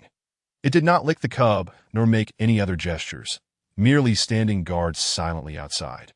Before long, the cub appeared to grow weary, its movements slowing, its body beginning to sway. Suddenly, it shut its eyes and collapsed in Yu Liangzhou's arms, even emitting soft snores. Abruptly, the silver wolf whirled around, releasing a low growl. Yu Liangzhou sensed a palpable danger from its actions, but he set the cub down in a secure spot and stepped outside to stand beside the silver wolf. What he beheld sent shivers down his spine. The silver wolf faced not another beast, but a humanoid monstrosity. It possessed a head, a torso, and limbs, yet its visage was grotesquely distorted. Its skin was a deep, ominous black, embodying the very essence of a malevolent spirit. What manner of creature is this? Yu Liangzhou understood that the silver wolf could not comprehend his words, yet instinctively he asked, "What an overwhelming presence!" There was no chance of victory. The ghastly figure bore marks of scratches on its arms, legs, and face, yet no blood flowed from them. Only a viscous black liquid seeped forth. Had the silver wolf been injured by this wretched spirit? The silver wolf fixed its gaze upon the apparition. Bloodshot eyes brimming with ferocity, it bared its sharp fangs and lowered its body, preparing for a fierce confrontation. This time, Yu Liangzhou was resolute in his decision to aid the silver wolf. Firstly, as the wolf had become a friend. Secondly, the little creature within the cave needed protection. With a swift motion, he drew his long sword, the black gold blade aimed at the malevolent spirit. The sword energy coursed through his arm, making the blade tremble slightly. The spirit suddenly roared, releasing a cloud of black mist from its maw. The shrill, piercing sound assaulted Yu Liangzhou's ears, causing a painful ringing and disorientation that he could not afford to be negligent. He quickly summoned the energies of the Tai Chi to shield himself and the silver wolf. The black mist slowed before the Tai Chi, yet could not be entirely contained. With a howl, the silver wolf raised its head to the sky, the silver fur bristling with energy, and launched itself at the malevolent spirit. This force exceeded anything Yu Liangzhou had ever witnessed. Despite its injuries, the wolf still possessed such might. It had refrained from attacking earlier to conserve strength for protecting the cub. The spirit found itself toppled by the wolf. which clawed and tore at its form with wild abandon. Yet, Yu Liangzhou sensed impending doom. The creature's body was unnaturally resilient. No matter how fiercely the silver wolf clawed and raked, it inflicted only slight scratches upon the skin. Failing to deliver any substantial harm to AT that moment, the spirit extended its elongated hands. Its gray nails akin to needles, the IT lunged at the silver wolf's foreleg, eliciting a pained howl as blood erupted. Yu Liangzhou could not remain a bystander. With his black gold sword, he aimed for the spirit's ghastly red eyes. Seizing the opportunity while it was entangled with the silver wolf, he unleashed the 3 rings binding the moon.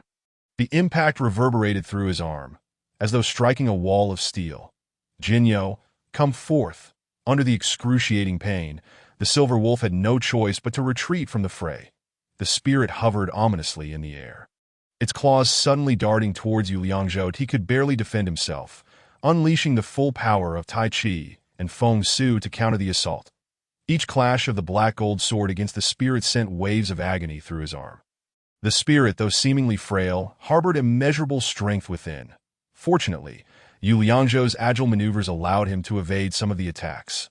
Otherwise, he would have been utterly overwhelmed. Despite being gravely wounded, the silver wolf exhibited no signs of fear.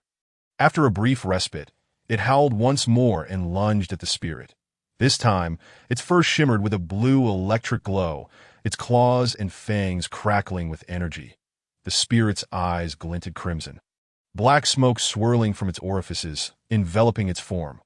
They must strike simultaneously. Jinyo, Jinyo. The 3 rings binding the moon proved ineffective against the spirit. The silver wolf and the spirit engaged in a savage battle.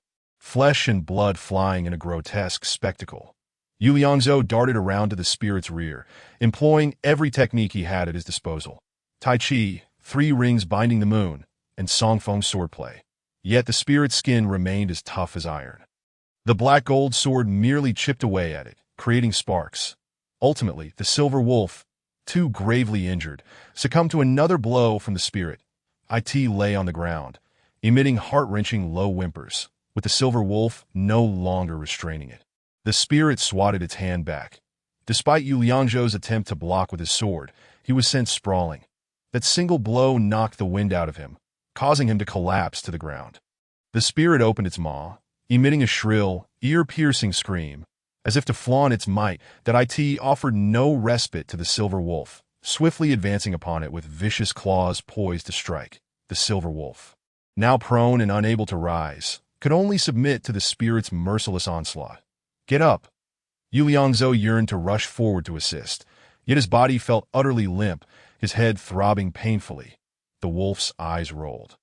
Glancing in Yu Liangzhou's direction, in that moment, the wolf and human were comrades facing the abyss together. Yet, the silver wolf's gaze conveyed more a sense of farewell and resignation. Suddenly, the spirit's claws descended. The silver wolf, summoning its last reserves of strength, tilted its head and sank its teeth into the spirit's arm. With a surge of electricity coursing through its body, the spirit began to wail and tremble. I shall vanquish you today. Seizing a moment to recuperate, Yu Liangzhou rose to his feet, channeling Tai Chi into the spirit's skull. Feng Su propelled him forward, while the Songfeng swordplay unleashed 5 streams of sword energy that pierced through the Tai Chi. Striking at the spirit's head, inflicting minute wounds as he closed in, the 3 rings binding the moon thrust forth with lethal precision, causing the spirit's skin to rupture, black mist billowing forth. The silver wolf, witnessing Yu Liangzhou's effective assault, poured every ounce of strength into its grip, biting down fiercely. Electricity surged into the spirit's body, emitting a sizzling sound and the scent of singed flesh. That familiar sensation surged through Yu Liangzhou. The essence of sword intent filling every fiber of his being. IT exploded forth from the blade, creating ethereal trails of sword energy in the air. The spirit, ensnared by the silver wolf, found itself utterly defenseless. Yu Liangzhou unleashed a relentless torrent of strikes, carving arcs of sword energy around the spirit's head, as if practicing a deadly dance.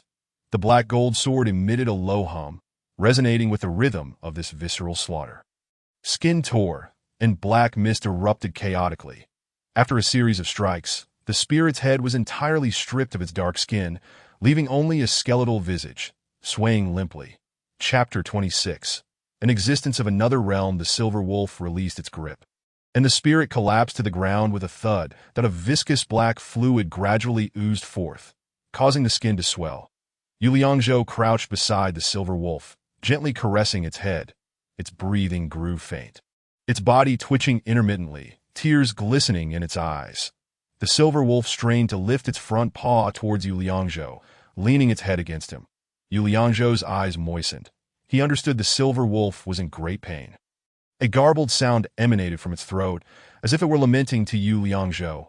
"Brother wolf, I shall assist you." Yu Liangzhou unsheathed the black gold sword, aiming it at the silver wolf's chest, feeling the rhythmic pulse beneath. Tears streamed down Yu Liangzhou's cheeks as the black gold sword pierced the silver wolf's body. The 9th-tier rare silver wolf fell, and rewards were granted. Cultivation Essence X15, Silver Wolf Soul X3 can bestow lightning attributes to weapons. Silver Wolf Spirit permanently enhances agility. The 6th-tier black gold sword gained the effect of wolf blood battle intent, making it easier to inflict grievous wounds. Thank you. I shall take good care of the little wolf cub. The reward for slaying the vengeful spirit had yet to be claimed. Yu Liangzhou knew it was not yet vanquished. Indeed, the limbs of the vengeful spirit began to convulse. The once softened body began to move in a bizarre manner, twisting grotesquely while emitting a ghastly, disquieting sound that "I shall obliterate you." Yu Liangzhou's cold gaze sharpened in an unprecedented ferocity. All the cultivation essence within him was instantaneously absorbed. He comprehended a new sword technique, duality transformation. This technique contains immense lethality and requires sufficient sword intent to unleash. The black gold sword traced an arc, forming a vortex of Taiji energy before Yu Liangzhou's chest. "I possess ample sword intent." The sword blade stood upright before him, the accumulated sword intent manifesting the duality transformation sword stance. Energy surged into the black gold sword. A momentum akin to a stampede of wild horses surged forth. "Together, we shall vanquish this spirit." Crack, crack. Yu Liangzhou infused the silver wolf's soul into the sword blade. Instantly surrounded by flickering lightning, that "we are one," that he swallowed the silver wolf spirit and simultaneously consumed 3 life essence pills given by Changshen, determined to restore his stamina for a full frontal assault. Hiss! The vengeful spirit shrieked, dark mist billowing forth, its claws outstretched in a grotesque display. Its fingernails elongated rapidly, intertwining to form 2 long, sharp spikes that "I shall eradicate you." The force of Feng Su's wind control was applied to the black gold sword. It pierced through the Taiji energy field, enhanced by the silver wolf's lightning attributes. This attack unexpectedly triggered a shift in the surrounding environment, enveloping the vengeful spirit in an electric field. The black gold sword, like a bolt of lightning, cleaved through the air. Swish! The newly grown claws of the vengeful spirit were shattered in an instant, lightning coursing towards its body, tearing it apart wherever it passed. Under the augmentation of lightning, the black gold sword surged forward, directly penetrating the vengeful spirit's form, cleaving it in twain. Yu Liangzhou sheathed his sword and stood still, the cacophony of wails gradually fading. Suddenly, the lightning erupted. Boom! The vengeful spirit disintegrated into dust, a foul stench mingling with the wind. Upon slaying the lower-tier vengeful spirit, he received rewards. Cultivation Essence X25, Vengeful Spirit Soul Pill, permanently enhances the hardness of armor. Vengeful Spirit Poison X2 can be used directly or refined into poison. The 6th-tier black gold sword gained a malevolent aura effect, instilling dread in spirits below its realm. Lower tier. Yu Liangzhou realized the vast disparity in strength during this battle. This vengeful spirit was indeed an entity of an entirely different realm. Without the silver wolf's lightning attributes, no amount of effort would have sufficed to slay the spirit. Moreover, the emergence of such creatures altered his perception of this world. As Yu Liangzhou entered the cave, he beheld the little wolf cub peacefully slumbering. A long-lost smile gracing his face, he buried the silver wolf within the cave, sealing the entrance with fallen rocks. "Brother wolf, rest assured." Yu Liangzhou bowed before the makeshift grave, saying, "This little one shall accompany me from now on. I promise it shall not go hungry." The wolf cub sensed the atmosphere, its small eyes shimmering with tears as it pawed earnestly at the rock, making soft whimpering sounds. "All right, let us go. From now on, I shall call you Xiaoyin." Yuliangzhou lifted the little wolf cub, placing it upon his shoulder. Xiaoyin blinked its small eyes, gazing at Yuliangzhou with a look of innocent confusion. After descending the rocky hill, Yuliangzhou arrived at a marshy area. "Brother, help!" Suddenly, he heard a voice calling out, unmistakably Muta's rugged tone. Following the sound, he spotted Muta and Ajah besieged by a swarm of gigantic scorpions. Both trapped in the mire, perilously close to danger. The scorpions gradually closed in, their dark, poisonous stingers prominently visible. "Come in." Yuliangzhou opened his shirt, and Xiaoyin burrowed inside. Swish! The black gold sword shimmered coldly as several sword energies whistled towards the swarm of scorpions. Yuliangzhou's current sword energies carried two distinct effects. These scorpions were merely ordinary beasts. Sensing the impending threat, they prudently lowered their tails and scattered. "Are you unharmed?" Yuliangzhou pulled Muta and Ajah out. "Brother, thank goodness you arrived. We must hurry. There are too many scorpions." Muta quickly gathered his scattered belongings, grasping his weapon. "Too many?" Yuliangzhou counted. There were only 7 scorpions. "All beneath us." Muta gazed in terror at the sodden ground. Indeed, the damp earth began to writhe, with numerous antennae emerging, revealing at least 30 scorpions crawling forth. Damn it. Yuliangzhou could easily retreat with Xiaoyin, but leaving his companions behind was inconceivable. "You all retreat. I will hold them off." "Brother, we cannot withstand this," Muta exclaimed, eyes wide, waving his hands. "How can we fend off their venom with swords?" "You need not worry. Quickly go." Yuliangzhou exuded confidence, his sword poised before him. Seeing this, the 2 men did not hesitate and turned to flee. "Brother, we shall wait for you in the cave." The scorpion swarm, witnessing their escape, grew agitated and began to converge on Yuliangzhou. Currently, 4th-tier beasts posed no threat to Yuliangzhou. He could easily crush them, but he leapt into the air to confront the giant scorpions, using Feng Su's wind control to glide gracefully as he severed their poisonous stingers. Slaying a 4th-tier giant scorpion, he received Cultivation Essence X1 and Poison Stinger X1, that only 1 Cultivation Essence. "Has my level risen, diminishing the rewards from lower-tier beasts?" All the giant scorpions raised their stingers. Aiming at the center where Yuliangzhou stood, black liquid oozed from the tips of the stingers, and the scorpion tails began to swell, venom ready to be unleashed. There was no escape. Yuliangzhou, coming to his senses, realized that the slain giant scorpion had merely served as bait. He was now completely surrounded. Chapter 27. The Meeting of Kings Beyond the Heavens and the Earth. Yuliangzhou saw no way to evade the venomous onslaught of dozens of giant scorpions. Reluctantly, he opted for a slightly weaker direction to break through their encirclement. However, the venomous spray covered a vast area, and he lacked absolute confidence. Just as Yuliangzhou prepared to strike down the giant scorpions, chaos erupted outside the encirclement. "Oh!" The howl of wolves echoed, causing the giant scorpions to falter. That a pack of black wolves broke through the scorpion ranks, lunging at the scorpions with reckless abandon. Yuliangzhou recognized these wolves. They were the howling wolves he had previously fought alongside Lu Ji. This time, however, they appeared in overwhelming numbers, no fewer than 50 or 60, that the wolf pack plunged their claws into the scorpions' exoskeletons, biting at their poisonous stingers. Many howling wolves fell to the poison, but Yuliangzhou seized the opportunity to escape the encirclement, and the wolves showed no intent to attack him. Thus, they became allies, jointly slaying the giant scorpions. Slaying a 4th-tier giant scorpion, he received Cultivation Essence X5 and Poison Stinger X5, though with a swift stroke of the black gold sword, Yuliangzhou felled 5 giant scorpions. And the wolf pack intensified their assault, nearly annihilating the remaining scorpions. Boom! Suddenly, the center of the marsh erupted, spewing forth a foul liquid that a colossal giant scorpion leapt from within, its massive, poisoned tail sweeping through the area. The howling wolves were thrown into disarray, their offense slowing. "Oh!" A sharp howl from behind divided the wolf pack into 2 groups. One group retreated to surround a massive black wolf, while the other formed a protective circle around Yuliangzhou. Could it be that these wolves are kin to the silver wolf? Having allied with the silver wolf to slay the vengeful spirit, perhaps the pack sensed this subtle connection. Awa! Xiao poked its little head out from Yu Liangzhou's embrace.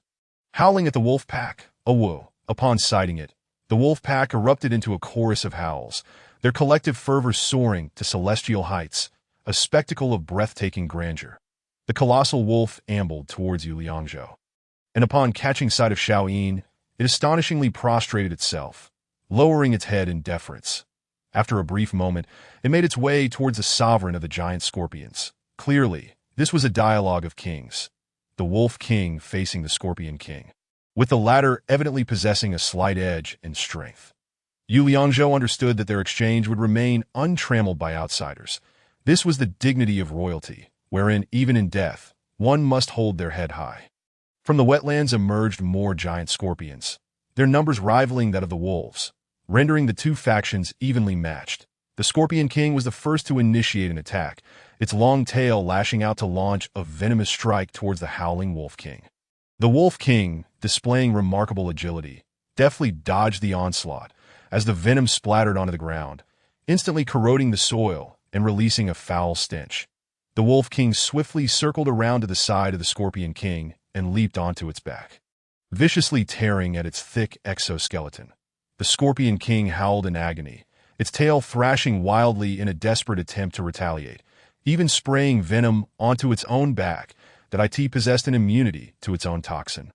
Sustaining no harm, the Wolf King, wary of the venom, leapt back to the ground, but despite its incredible nimbleness, it could not evade the toxic assault entirely.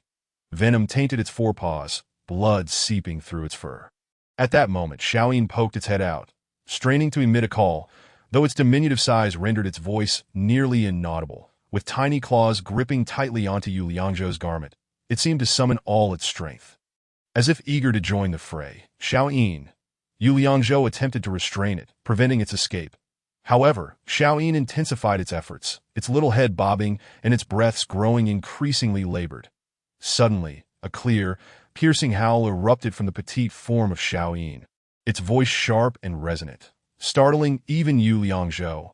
Upon hearing Xiao Yin's howl, every wolf in the pack immediately flattened themselves to the ground, paralyzed with fear, some even trembling uncontrollably, in an astonishing turn of events.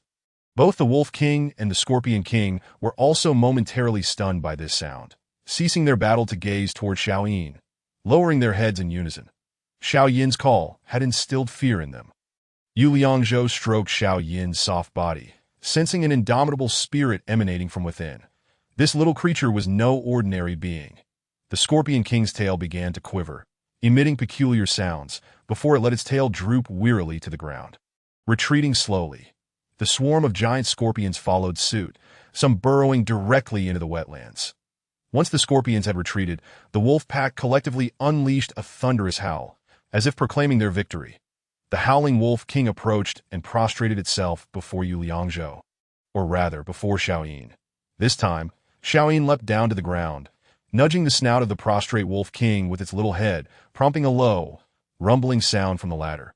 Xiao Yin sniffed the Wolf King's foreleg, marred by venom, and unexpectedly extended its tongue to lick the poisoned wound. Yu Liangzhou realized it was too late to intervene. The Wolf King lay still, transforming from a fierce ruler into an endearing giant pet. Once Xiao Yin finished its task, it appeared unfazed, and remarkably, the Wolf King's wound ceased to bleed. Xiao Yin licked its lips as if satiated, turning its little head to gaze at Yu Liangzhou with innocent, wide eyes. Yu Liangzhou promptly scooped it up again, cradling it in his arms, where it rested its head comfortably against his collar. "Thank you." He bowed slightly towards the wolf pack, preparing to turn and leave. Yet, the Wolf King approached him, head lowered for reasons unknown. "Wolf brother, you aren't asking for Xiao Yin to accompany you, are you?" Yu Liangzhou's eyes widened in fear of losing Xiao Yin.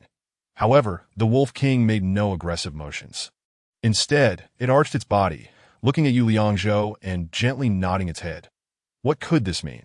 The Wolf King's demeanor did not suggest an attempt to see Xiao Yin. It was likely that it did not dare to do so. Could it be asking for me to ride it?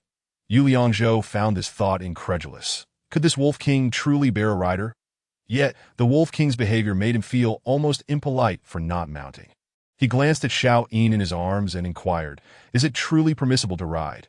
Xiao Yin called out softly in response, maintaining a relaxed demeanor. "Then I shall impose."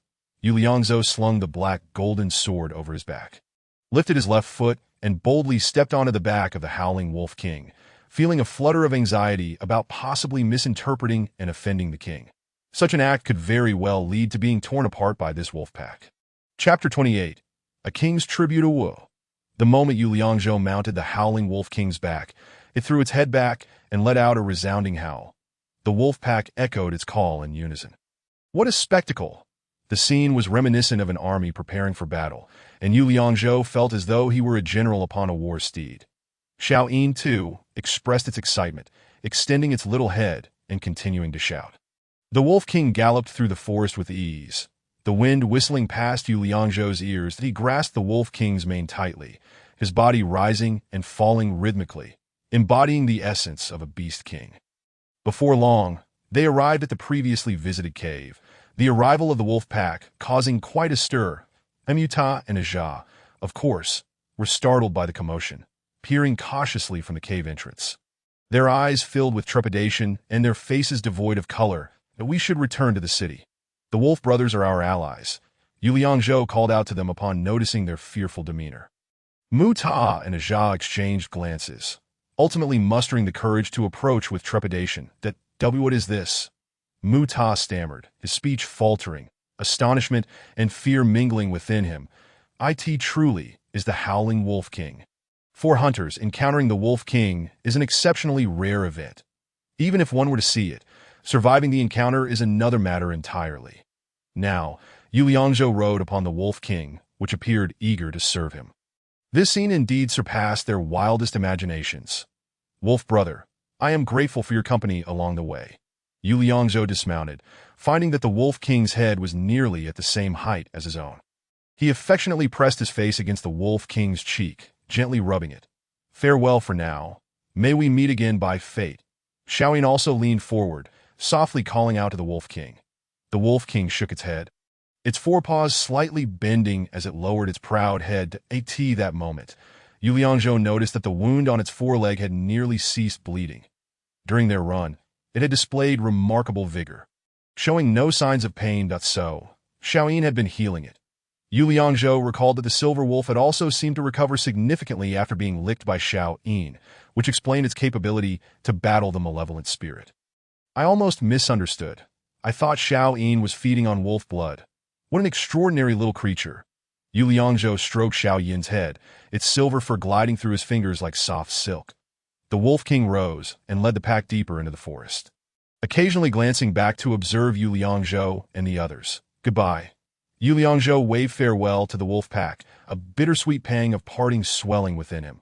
Beyond this cave, the perils would diminish significantly, and the three of them appeared considerably more relaxed. "Brother, what on earth just transpired?" Muta still seemed shaken, his expression taut. "The Wolf King allowed you to ride?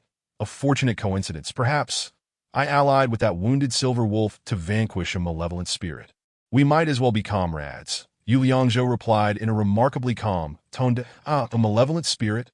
The mention of this term sent a wave of fear washing over Muta and Aja, their expressions deepening in horror. Such entities had never appeared in this place before. Is there something amiss? To Yu Liangzhou, everything in this world felt askew, yet he found himself enchanted, as if immersed in a game. "I understand. The abnormalities we discovered in the cave must have been left behind by the malevolent spirit." Muta's eyes reflected a terror akin to that of a survivor from a calamity. "Those bizarre traces could not have been made by a beast. Then why did it not attack us back then?" Yu Liangzhou distinctly remembered that the malevolent spirit had indeed floated above the ground, thus avoiding triggering any traps. "That I am unsure." Muta felt a chill creeping down his spine, glancing back apprehensively. "I have never even seen such a thing. You mentioned earlier that something fell off. What precisely was amiss?" Yu Liangzhou continued to probe, recognizing that this information could be vital. "Previously, when we hunted here, encountering a giant ape was considered fortunate. This time, we encountered a giant scorpion, the Howling Wolf, and even the legendary Silver Wolf, not to mention the appearance of a malevolent spirit. At that moment, he noticed the small silver wolf nestled in Yu Liangzhou's arms. Upon closer inspection, his eyes widened in astonishment, and his mouth fell agape. This silver wolf? It is my brother. Yu Liangzhou gently kissed the small wolf's head. Brother! Oh no, elder brother! Mu Ta felt a mixture of fear and surprise towards Yu Liangzhou. You too are an extraordinary person. Yu Liangzhou smiled slightly, alleviating the serious atmosphere. It all stems from mere coincidence. Is this situation truly unusual? It is indeed quite extraordinary. Perhaps I have simply not encountered such wonders before. In my life, I have never come across anything as remarkable. I've only heard tales from the elders. Then please enlighten me. As they drew closer to Nanping City, the three engaged in casual conversation. Mythical beasts originally coexisted with humanity. The people from the north refer to them as demon beasts, while we from the south call them exotic beasts. In essence, they are one and the same. They occasionally prey on humans, and humans likewise hunt these beasts. Their pelts can be fashioned into garments, and their bones can be brewed into potent elixirs. Every part is valuable. By the way, at this point, Yu Liangzhou interrupted Mu Ta. The wolf pack is now my kin. So those wolf pelts and other items you acquired should no longer be used. Bury them right here. He produced the hide of a giant ape and the venomous stinger of a giant crab for them. Take these to sell. Their quality should be quite good. Older brother, we will heed your words. Without hesitation, Mu Ta and Ajia burned the remnants of the wolf pack and dug a large pit to bury them. In the future, when you go hunting, do not set your sights on wolves. Yu Liangzhou personally scooped soil to cover the pit, silently offering a prayer for them in his heart. That of course. Mu Ta clasped his hands together and bowed deeply to the newly covered pit. Our lives were saved by them. They are our benefactors that we, the hunters, understand the importance of gratitude. All right, continue. Yu Liangzhou patted Mu Ta and Ajia on the shoulders. Considering them as his companions, as for the silver wolf, it is a legendary exotic beast. The elders say it was only seen during the Cataclysmic War. After that, such rare creatures became exceedingly hard to find. Could this be related to the Cataclysmic War? On that fateful night of their encounter, she had mentioned this matter. It has been too long. We are not privy to those details. Then what about the malevolent spirits? Mu Ta paused for a moment, and a look of fear slowly emerged on his face.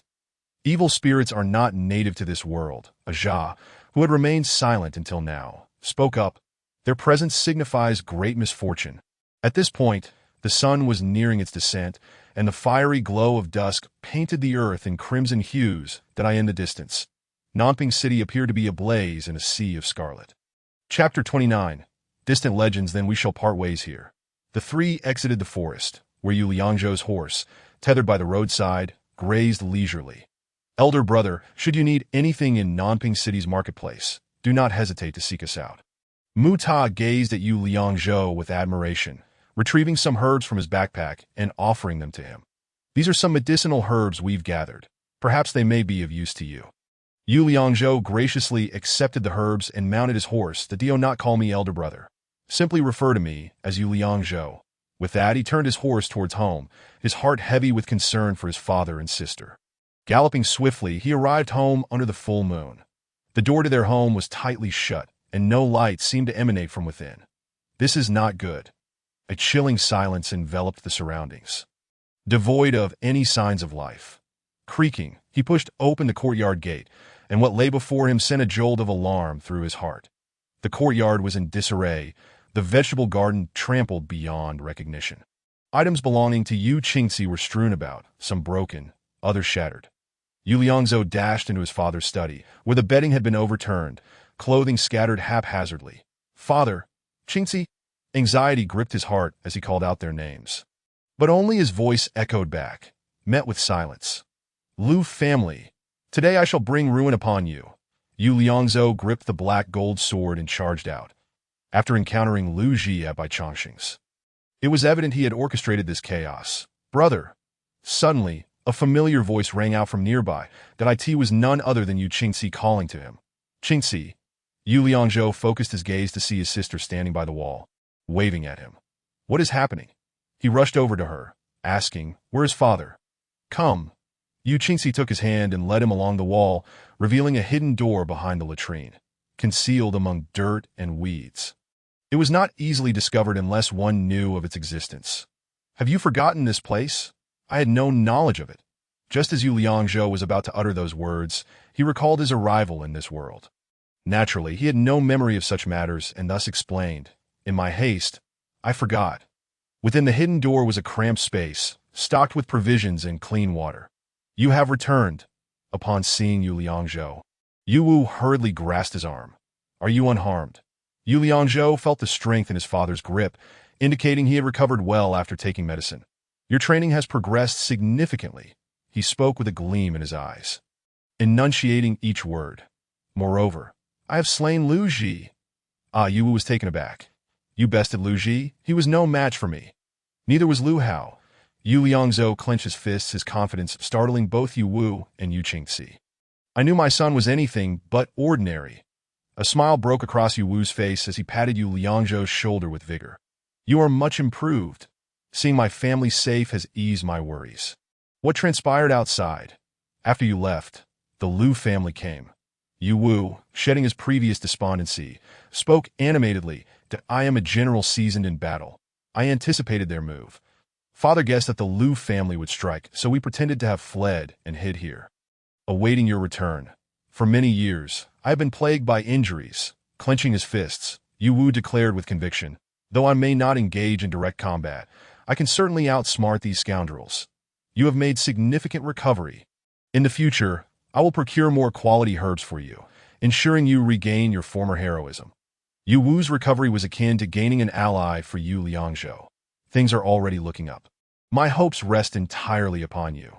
Yu Wu gazed at Yu Liangzhou with glistening eyes. "Tell us about your experiences during this training." "Look." Yu Liangzhou pulled open his shirt, revealing the small silver wolf curled into a furry ball. Sleeping soundly and emitting soft snores, its little paws twitching occasionally. "This is Xiaoyin, Silver Wolf." Upon seeing Xiaoyin, Yu Qingxi exclaimed in delight, cradling it in her arms with great affection.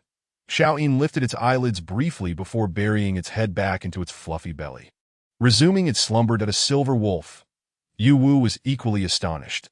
This is indeed a rare mythical beast. Yu Liangzhou recounted his encounters in the old mountains, leaving them astounded. Who would have thought that in such a remote place as Nanping City, both a silver wolf and malevolent spirits would appear? Yu Wu composed himself, deep in thought. The hunter spoke wisely. This place indeed exhibits numerous strange phenomena. It related to the Cataclysmic War. Yu Wu's knowledge surpassed that of Mu Ta and Ajia. That was over 1,000 years ago. In today's world, those who have witnessed the cataclysm are likely few and far between. Even if they exist, they are probably transcendent beings beyond our reach. "Then please share what you know." Intrigued, Yu Liangzhou inquired further. "All I know is that it was a war among great civilizations, said to be unprecedented in its brutality. The very earth was nearly obliterated, with no one spared from the conflict. At that time, the land lay barren, devoid of life. Hope became a lost concept, for whether one won or lost, the outcome was always destruction. Hence, it was dubbed the Cataclysmic War. However, suddenly, a miraculous force emerged, bringing an end to the war. The ravaged land, once in ruins, began to flourish anew. Rain fell from the sky, clouds dispersed, and sunlight once again bathed the earth, reviving all living things. Subsequently, this world was divided into 7 great civilizations, with our people establishing the Dezhou Empire. Simultaneously established were the Indus civilization, the Muzaffar civilization, the Pharaoh civilization, the Sacred Frankish civilization, the Yamato civilization, and the 7 nations of the New World. Each civilization is guarded by a sage who survived the Cataclysmic War, with the revered title of our Dezhou civilization sage being the great virtuous heavenly Ghost Valley. However, these are merely legends. Whether these sages still exist in the mortal realm remains unknown. Has your father ever heard of Mani Tian? Certainly. Yu Wu replied with certainty, the Buddha Mani Tian, a sage of the Indus civilization. Yu Liangzhou recalled that on the day when the divine maiden imparted to him the primordial sword intent, she had mentioned this name. So, Mani Tian is indeed the Buddha. But who is Zizai? Yu Wu tilted his head, pondering for a moment. As for Zizai, I do not know. Chapter 30. Parting for 3 days. Originally, our Dezhou Empire spanned vast territories. To the east lies the endless sea. To the north, the boundless ice plains. The southern region, with its 1,000 peaks, stands as a nation unto itself, while to the west, the Great Desert and Tian Shan Mountains facilitate unceasing trade routes that at this point. Yu Wu sighed softly, his expression turning melancholic. Nowadays, the eastern Yamato kingdom stirs restlessly. The northern region, known as the world's premier grassland, has also been occupied by nomadic tribes that as for the northwest Liangzhou. Yu Liangzhou discerned that he had touched upon a sore spot for his father and swiftly changed the subject. Are our sages indifferent to this? I have posed the same question to your grandfather. Yu Wu chuckled helplessly that he said, sages observe the heavenly principles and do not concern themselves with worldly affairs. Yu Qingzi, puzzled, inquired, are sages merely decorative? Throughout history, the number of cultivators has been in the hundreds of millions, yet only 9 have ascended to sagehood. Yu Wu continued, each great empire possesses its sage. When they choose to intervene, the very heavens may tremble. However, none have emerged since the cataclysmic war. Furthermore, those sects, clans, and powerful families are not to be underestimated. These places are rife with hidden talents, with masters emerging continuously. Sometimes they can even influence the shifting tides of imperial power. Such matters felt both familiar and foreign to Yu Liangzhou, yet his thoughts remained focused on the present. First, let's deal with the Lu family. Upon returning home, Yu Liangzhou felt a pang of hunger. Qingci, bring me something to eat that's already prepared. The roasted meat that Yu Qingci presented exuded the enticing aroma of charcoal grilling, causing Yu Liangzhou's mouth to water.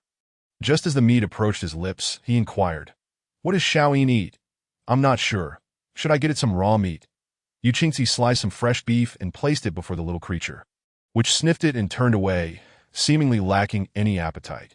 Could it be that you truly desire blood? Xiaoyin climbed onto Yu Liangzhou's lap, incessantly sniffing at the cloth bag hanging from his waist, tugging at it with its paws. There is nothing for you to eat in here. Yu Liangzhou extracted a cultivation essence from within.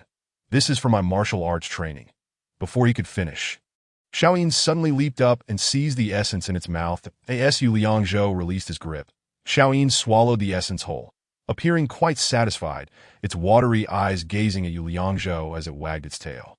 Ah, you eat this. Yu Liangzhou produced 2 more for it, and Xiaoyin devoured them in one go. How can I afford to feed you like this? The cultivation essence requires the slaying of extraordinary beasts to obtain. Such a rare item serves as its food. This Xiaoyin is certainly no ordinary beast. Yu Wu stroked Xiaoyin's fur, his face alight with joy. It will undoubtedly become your right-hand ally, assisting you in battle. That if you bring someone home, you must take good care of them. Yu Qingci, cradling Xiaoyin, extended her palm to Yu Liangzhou and said, bring 2 more. Don't be stingy, since the Lu family remains unaware of your strength. It is best to keep a low profile for the time being. Conceal yourself until the entrance exam, and then you can catch them off guard. Yu Wu's mind was still sharp. After all, he had once led troops in Liangzhou. Feed it daily. Yu Liangzhou entrusted the remaining cultivation essences to Yu Qingci, then earnestly cautioned, this is not easy to come by, so make it last. Understood. Yu Liangzhou also handed her the herbs provided by the wooden tower, hoping they might prove useful. Perhaps exhausted, Yu Liangzhou gradually drifted into slumber. When he awoke, he saw Yu Wu and Yu Qingci tidying up their belongings. What are you 2 up to? Yu Liangzhou, still bleary-eyed, was unaware of how long he had slept. Today is the entrance exam. Hurry and get ready. Yu Wu held a wooden box, his expression somewhat grave. Are you both coming with me? Is there any danger? Yu Liangzhou stretched, suddenly feeling much clearer. What danger? The Lu family. Yu Wu appeared unconcerned. Indeed. After all, my father is still recovering from his injuries. I fear something might go awry. Don't jest. You possess the strength to defeat Lu Ji. The governor of Huai Prefecture will dispatch officials to oversee the exam. Additionally, representatives from various sects will be present. Unless the Lu family possesses the strength to defeat you in the exam, they would hardly dare to attempt to harm me. Yu Wu's health had improved somewhat, and with Yu Liangzhou's rise, his confidence surged anew, the demeanor of a general re-establishing itself. Is it truly permissible to kill during the examination? Yu Liangzhou would show no mercy towards the Lu family. Naturally, in genuine combat, it is quite normal to slay a few opponents. Yu Wu's response was resolute. What if I cannot best them? Cannot best them? Yu Wu straightened his back, appearing tall and robust, his military bearing restored after his recent recovery. Today, there can be but one outcome for the Yu family. Thus, victory shall be ours, after a brief pause. He continued, or we shall perish. Yu Liangzhou also stood, both father and son, exuding an imposing presence. Rest assured, today it shall be the Lu family that falls. Yu Wu clapped Yu Liangzhou's shoulder heartily. His eyes filled with pride and confidence. Let us go veiled. Yu Qingci helped them don their veils. Let us give those bullies in Nanping City a surprise. Ah, father, I never expected you to be such a master at playing the part. Yu Wu's demeanor astonished Yu Liangzhou, evoking a sense of respect akin to that of parting for 3 days. Playing the part. Yu Wu looked perplexed. What does that mean? Yu Liangzhou chuckled. It simply means you are quite impressive. Ha ha ha, because you are playing the part so well. I am merely following your lead. Yu Wu glanced at Yu Qingci, then affectionately stroked Xiao Yin's head, saying, Qingci can also play the part, and so can Xiao Yin. Upon witnessing his father's newfound flair for theatrics, Yu Liangzhou hastily packed their belongings and set out. This battle allows for no missteps. He appeared relaxed, yet internally, he was deeply contemplative. After all, the Lu family's strength was formidable. Just Lu Ji alone had demonstrated such dominance and tyranny. Moreover, their means were likely not limited to what was presently visible. The identities and schemes of those behind them remained shrouded in mystery. All the newly comprehended sword techniques replayed in his mind, each detail scrutinized repeatedly. The small city of Nanping, with its population of several 100,000, witnessed the annual entrance exam as a grand spectacle. The genuine clashes within the exam arena were a source of delight for the populace. Lacking the strength to participate themselves, they reveled in the sight of others shedding blood, even to the point of death. Feeling their own blood surge with excitement at the emergence of talented contestants. Chapter 31. Entrance exam. During each entrance exam, should a prodigy arise, the populace would venerate them as idols. The authorities and sects would also seek to recruit such talents, setting them on the path towards the illustrious road that all aspire to tread. The throngs of people surrounded the martial arts arena in Nanping City, where entry into the inner grounds required considerable sacrifice. The arena, usually a training ground for the garrison, transformed into an examination venue during this time. The registration area lay adjacent to the arena, in a small courtyard that felt significantly quieter, but a row of young willows lined the path, where participants prepared to showcase their skills. Yu Liangzhou entered the courtyard, where officials were verifying the identities of the registrants. Oh, you are here for the exam too? The official surveyed Yu Liangzhou from head to toe, a look of surprise crossing his face. The Yu family, having fallen from grace and taken refuge in Nanping City for many years, had long been looked down upon. Thus, these individuals assumed that the current Yu family was no different from before, still frail and incompetent. Merely here to serve as sparring partners. Yu Liangzhou, instead of expressing anger, wore a playful grin, thinking to himself, since I am to play the part, I might as well do it thoroughly. Since I'm here to be a sparring partner, I naturally understand the rules, right? The individual possessed a countenance reminiscent of a cunning rat, his features betraying a palpable impatience that he beckoned towards Yu Liangzhou with a dismissive flick of his fingers, implying that he had arrangements to propose, desiring some benefits. Are we? Yu Liangzhou noted the man's demeanor and was well aware that he was angling for a bribe. The MY family is impoverished. You are not oblivious to that fact. Any arrangement will suffice to— Oh, you have some nerve. The man's expression darkened, turning menacing. Very well, very well. Your Yu family certainly lacks anything of worth to present. Today, I shall make a casual arrangement for you. He handed Yu Liangzhou a wooden token without even sparing him a glance. Now, be gone. With 3 sharp taps of his fingers upon the table, Yu Liangzhou demanded, What are you still doing here? If you wish to die, then let it be. The official glared at Yu Liangzhou with a contemptuous scowl. Do you wish for me to personally deal with you? Might I inquire your esteemed name, sir? Yu Liangzhou replied with a subtle smile. I shall be sure to repay you in the future. The word repay was pronounced with particular emphasis. That I am called Xingge. Await your turn for me to wash my feet. The man chuckled derisively, his tone dripping with provocation. Let's be clear on that. Yu Liangzhou turned away, clutching the wooden token as he departed. Xingge laughed and remarked to those beside him, This lad seems to realize his life hangs by a thread and has gone mad. Hasn't he? Has the Liu family not yet disposed of him? Yu Liangzhou donned a veil and silently entered the martial arts arena. Each participant was allotted 2 spots for their family members, one for cheering and support, the other to provide care should they sustain injuries and require withdrawal. The arena was square, capable of accommodating thousands.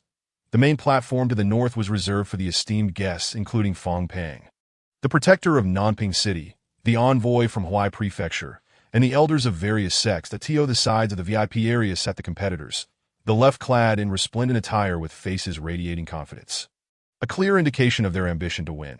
Conversely, those on the right appeared ordinary, wielding worn and dull weapons. The Liu family and the Sword Path Academy each boasted their own banners, with participants ranging from a dozen to 30 or more. Creating a formidable presence, the competitors from humble backgrounds understood their predicament. Survival and securing a rank was their only aim. They hoped to enlist in the military or find work as guards in the future. As for claiming the top prize, that was a matter of no concern to them. They were merely there to witness the spectacle.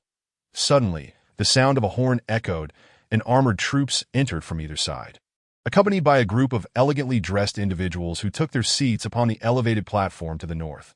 The audience erupted with cheers, some clapping enthusiastically, while others shouted in anger, even tossing vegetable scraps and refuse into the arena.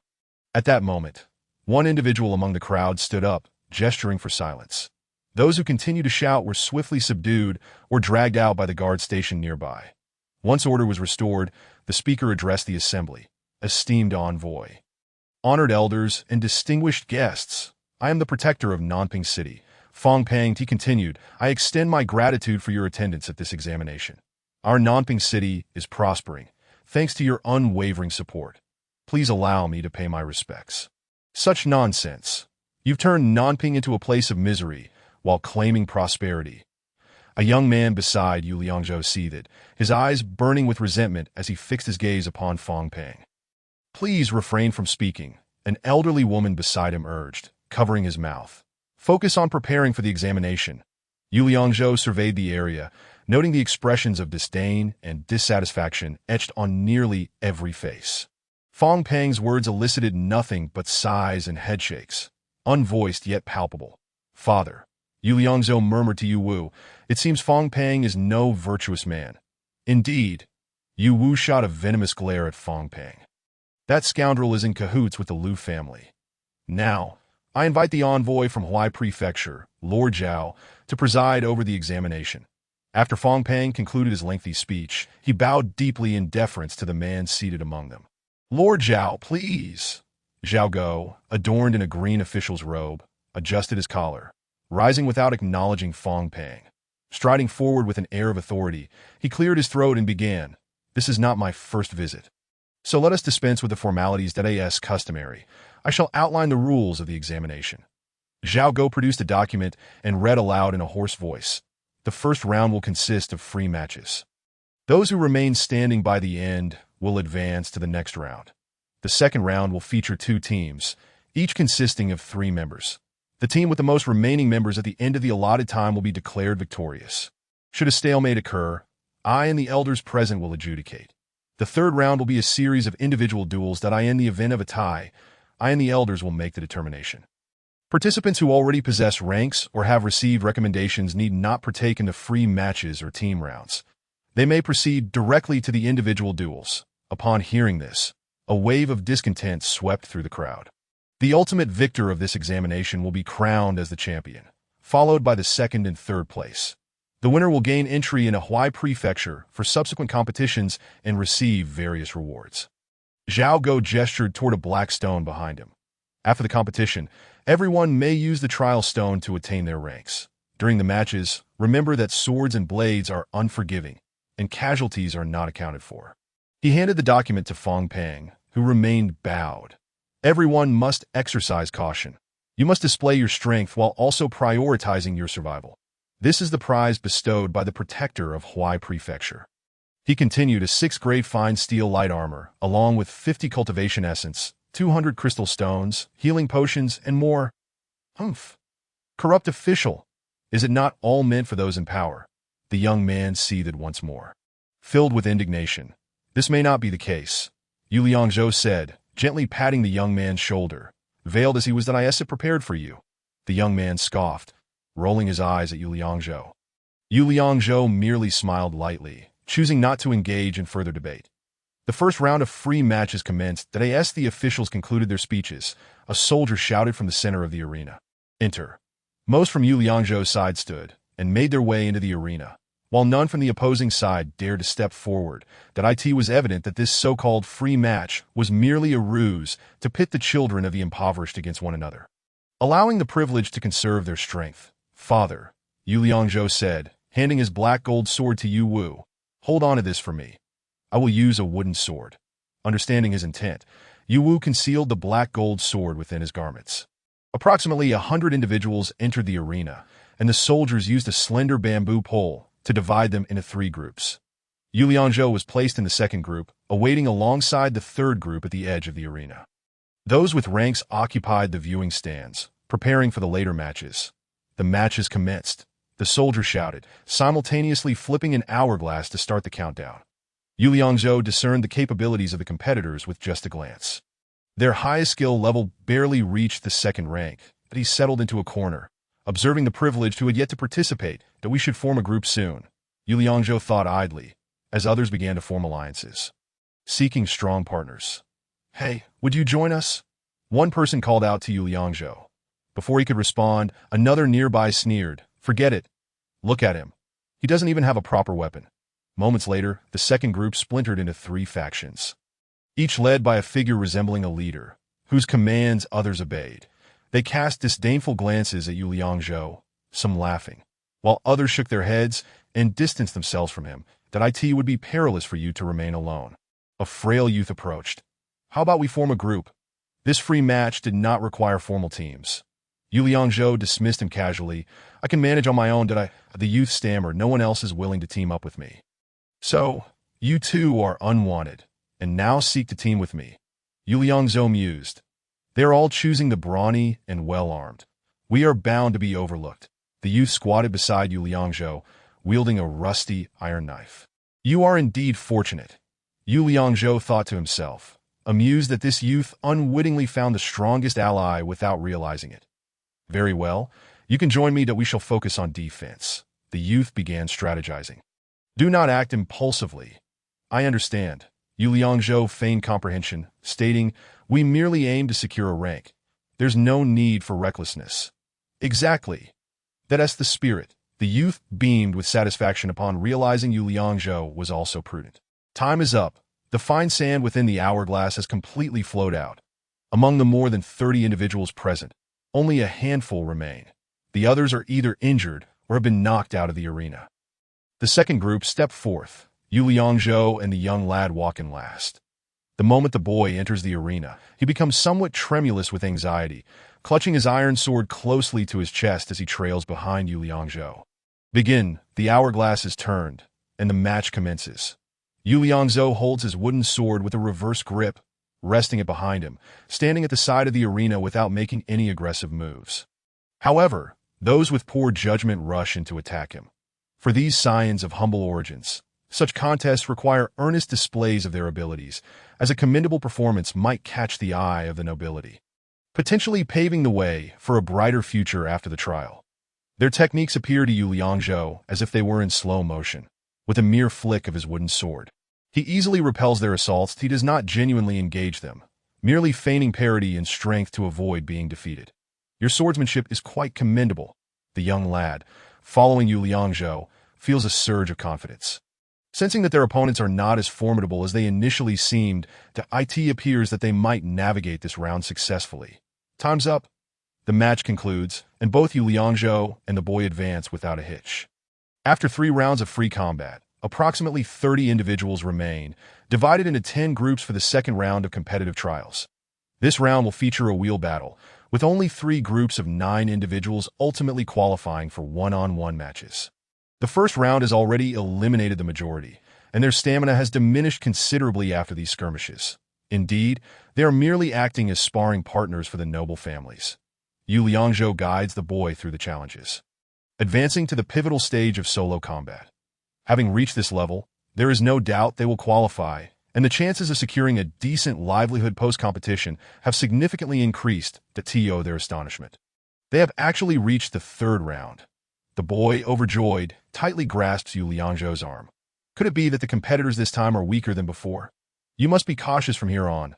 Solo combat is no trifling matter. Those opponents are far more formidable than the previous ones that I understand, and you too must remain vigilant. The boy, brimming with confidence, seems to believe he possesses the capability for individual combat. Stand in a line. The military officer instructs the 9 individuals to line up, as those noble youths with ranks also descend to the arena. There are a total of 21 participants. The officer distributes a waist token to each, emblazoned solely with a number. The recommended first contender is Tang Youfu, the young master of the Songfeng Sword Pavilion. The officer, holding a wooden plaque, calls out, "You may choose one to be your opponent." Is such a thing permissible? Indeed, these sparring partners are not undeserving of their reputation. At this point, they can select their opponents. These individuals serve merely to warm them up, as the true confrontations will only be arranged among the privileged. Tang Youfu, donned in the attire of the Songfeng Sword Pavilion, strides forward with an air of confidence, a large sword strapped to his back, clearly forged from exceptional materials, that he approaches the crowd with a feigned display of grandeur and declares, "I choose this one." Number 3. Tang Youfu selects an equally sword-wielding opponent for the duel. Humph. Yu Liangzhou shakes his head slightly, harboring distaste for such arrangements. What is the point of this competition? What did you say? Tang Youfu, having overheard Yu Liangzhou, approaches him to inquire, "Are you dissatisfied?" Ever since entering the qualification trials, Yu Liangzhou has been suppressing his discontent. This is no examination. It is merely a performance orchestrated for the nobility. Scions of humble origins stand no chance whatsoever. If it were merely a play, it would be fine, but their reckless fighting could result in fatalities without consequence. Hence the rule of swords being blind. All designed for their benefit. Yu Liangzhou casts a glance at the Lu family seated above, clad in black robes. Among them is a burly middle-aged man, the head of the Lu clan, Lu Hao, flanked by a man and a woman. Endure a little longer. Yu Liangzhou grits his teeth, suppressing his rage, waiting for the Lu family's turn to compete. Chapter 33. Learning on the fly. I said nothing. You may proceed. Yu Liangzhou stifles his anger, biding his time for the Lu family. Tang Youfu flicks Yu Liangzhou's wooden sword with his finger, smirking mockingly. Are you performing magic tricks? He circles around Yu Liangzhou, looking down upon him with disdain. Are you a master of exorcising demons? Ha ha!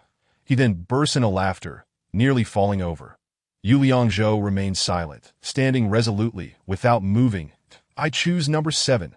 Tang Youfu turns and loudly informs the officer. Number 3 will join, and I shall fight both of them. The officer glances back at Fang Peng, seated on the platform, then at the envoy from Huai Prefecture, Zhao Go.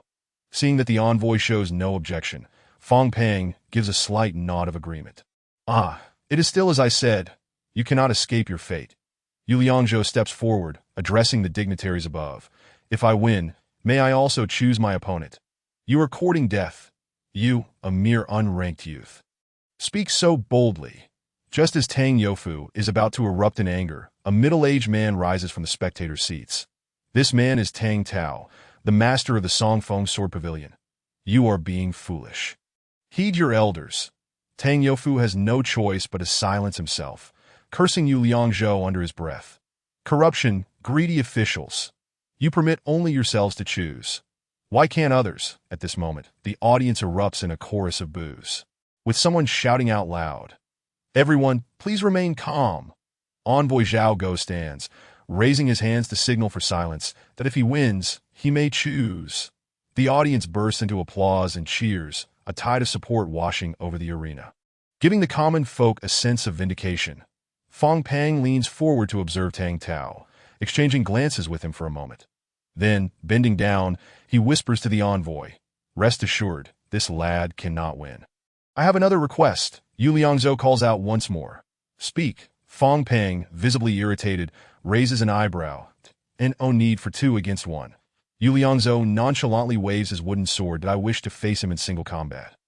Do not later claim that I won through unfair means, overpowering him with numbers. The envoy, also impatient, gestures in agreement. While Fong Pang notices his growing displeasure, he gives Tang Tao a knowing look, mimicking a cutting motion across his throat. Tang Tao nods gravely, then beckons Tang Youfu over for a whispered conversation. Tang Youfu wears a mischievous smile as he fixes his gaze on Yu Liangzhou, mimicking the throat-cutting gesture. The competitors step into the arena. Seeing that the dignitaries have all consented, the officer directs the two to the center. Begin. 5 ranks is commendable. Truly, he is worthy of being from a renowned swordsmanship family. Yu Liangzhou, grasping his wooden sword, feels no threat from his opponent. However, the true test still hinges on practical performance that a static assessment serves only as a reference. Without waiting for Yu Liangzhou to prepare, Tang Youfu leaps into the air. Drawing his great sword and launching a ferocious strike aimed at his forehead that a deadly assault. Tang Youfu's initial move is a lethal one, showing no intent to spare. The Songfeng sword technique that Yu Liangzhou learned encompasses merely a portion of sword energy. While this attack represents the ultimate technique of the Songfeng style, such moves are not meant for public display. Only true inner disciples are privy to them. That as the attack sweeps forth, a powerful gust of wind follows. And Yu Liangzhou feels an overwhelming pressure. Despite knowing that his opponent is unranked, this strike is meant to claim a life, demonstrating Tang Youfu's ruthless nature. Yu Liangzhou, with his wooden sword in hand, realizes that withstanding this assault head-on is not prudent, that he opts to employ Feng Su's wind manipulation, elegantly sidestepping to his opponent's side. Tang Youfu, believing that this strike would end Yu Liangzhou, has not prepared for any follow-up moves. To his astonishment, Yu Liangzhou evades the blow, simultaneously thrusting his wooden sword into Tang Youfu's armpit. This pressure point is exceedingly vulnerable. A mere light jab sends Tang Youfu yelping in pain, collapsing to the ground in a most undignified manner. Yu Liangzhou's swift and agile maneuver deftly neutralizes his opponent's lethal strike, and his counterattack leaves the noble Tang Youfu utterly humiliated, a scene the audience has eagerly anticipated. Well done. Excellent swordplay. The entire arena rises to their feet, cheering for him. What is the meaning of this? Tang Tao can no longer contain himself, standing to bellow at Tang Youfu. How could this sword fail to strike him? As the moonlight illuminated the scene, Yu Liangzhou caught sight of Tang Youfu's menacing visage and felt a profound disdain for the man. Despite the pain, Tang Youfu managed to rise, his eyes wide with fury, as if he were prepared to devour his opponent whole. He brandished his great sword, striking horizontally towards Yu Liangzhou. This time, he was cautious, holding back and refraining from rushing to deliver a single killing blow. However, Yu Liangzhou had no desire to engage in a prolonged struggle. Preferring to conceal his true capabilities, that he aimed to avoid revealing too much of his own techniques. Instead, he resorted to mimicking Tang Youfu's earlier move. The devastating jade and stone burned together, leaping into the air to deliver a downward strike. Upon witnessing Yu Liangzhou employ his own technique, Tang Youfu was struck with disbelief. This was a secret technique, not meant for public knowledge. How could this person possibly wield it? Lacking the agility of Yu Liangzhou, Tang Youfu could only raise his sword in a feeble attempt to block. Just at the moment their swords were about to clash, Yu Liangzhou suddenly pivoted, transforming his downward slash into a sweeping strike. This unexpected change of tactics was astonishing and could not have been executed without the mastery akin to Feng Su's ethereal movements. That as the wooden sword struck Tang Youfu's hands, his great sword flew from his grasp and clattered to the ground. A stunned silence enveloped the crowd, their disbelief palpable. Even the special envoy present was moved, while Tang Youfu seethed with rage, wishing to consume Yu Liangzhou in his fury. Losing one's weapon signified defeat. With no deep-seated enmity towards the Tang family, Yu Liangzhou refrained from further assault and simply stood with his sword retracted, his face concealed by a veil so that none could discern his identity. Such remarkable swordsmanship. I doubt even the master of the Tang Pavilion could achieve such feats. The audience erupted in a thunderous applause, their cheers echoing ceaselessly. For years, the tournament had been a stage for the privileged aristocracy. But today, the common folk reveled in an unexpected triumph, their pent-up grievances finally finding release. To Zhou, you are indeed exceptional. Yu Wu's eyes brimmed with tears, the accumulated resentment of years finally pouring forth. Xiaoyin, look! Yu Qingxi exclaimed, cradling Xiaoyin in her arms while pointing at Yu Liangzhou. Your brother has won. Your brother has won. Xiaoyin, too, was exhilarated, wagging his tail and letting out joyous yelps. Tang Youfu trembled with fury, rushing to retrieve his great sword, eager for another bout. What do you intend to do? Are you not embarrassed enough? At that moment, Tang Tao stepped forward, declaring, "Victory for number 7, Fong Peng." Seeing no objections from the envoy, announced Yu Liangzhou as the victor. Although the aristocrats often staged their performances, they dared not be overly shameless with so many spectators present. Taking a deep breath, Fong Peng's substantial belly heaved as he felt the tension in the air. Yu Liangzhou calmly addressed the envoy Zhao Go. "Am I permitted to choose my opponent now?" Chapter 34, Grievances and Hatred. Zhao Go maintained a stoic expression. The tide of audience cheers, and Yu Liangzhou's display compelled him to take the matter seriously. The fervor of the crowd gave even this bureaucratic envoy pause. For such officials feared unexpected repercussions from their superiors. "Choose," he replied, "that I choose him." Yu Liangzhou turned to face the direction of the Lu family and pointed directly at Lu Hao. "You reckless fool." The members of the Lu family stood in unison. "I ask this brat someone you can select." An elder behind Lu Hao whispered ominously, "This boy does not come with good intentions." Lu Hao remained impassive, his expression unreadable, delaying any immediate response. The elder, Su Kai, was Lu Hao's strategist, always offering counsel, "that I have dispatched someone to deal with this brat discreetly. Do not let it hinder second miss his chances at victory. This boy's strength surpasses what you see." Lu Hao narrowed his eyes slightly, aware that Tang Youfu was a fifth-tier swordsman, defeated so easily by this newcomer. Now, with the focus turning towards him, caution was paramount. Lu Ji, unaware of the unfolding events, had yet to return. Lu Hao contemplated that perhaps Lu Ji could take to the field, oblivious to the fact that Lu Ji had already become a ghost under Yu Liangzhou's sword. "Father, allow me to fight." Lu Li, the most valued member of the Lu family, displayed a hint of heroic spirit. "Absolutely not. Your father wishes to ensure your safety. You must secure victory." Lu Hao resolutely rejected Lu Li's proposal. With the opposing side already challenging them, who could fight in the absence of the eldest brother? Lu Li, though not conventionally beautiful, possessed a graceful figure, her fair skin a testament to a life of privilege. She was far more pleasant to behold than the coarse and brutish Lu Ji. "Did I propose this? Master, you and Second Miss should fight together against this boy," Su Kai suggested, his eyes darting with cunning. "That would be foolish." Lu Hao expressed skepticism towards such an unscrupulous plan, questioning, "Will this boy even agree? From what I observe, he appears quite rigid and lacks the finesse to yield or negotiate." Su Kai, with his cunning and deep-seated guile, added, "If he refuses, we can provoke him verbally. I suspect he will acquiesce." "What if that doesn't work?" Lu Hao queried. "That if it fails, we simply 1-T fight. Do you think he would dare to press us against our will?" Su Kai, crafty and with skin tougher than the city walls, continued to press his point. "What if the young lady is injured? How then can we secure the championship?" Lu Hao hesitated, torn at "Master." Su Kai, grinning broadly, surveyed the others as if he were in command of the situation. "The Songfeng Sword Training Hall has already lost. Fong Shou's nephew might be the young lady's opponent. I could offer a handsome sum to persuade him to step aside."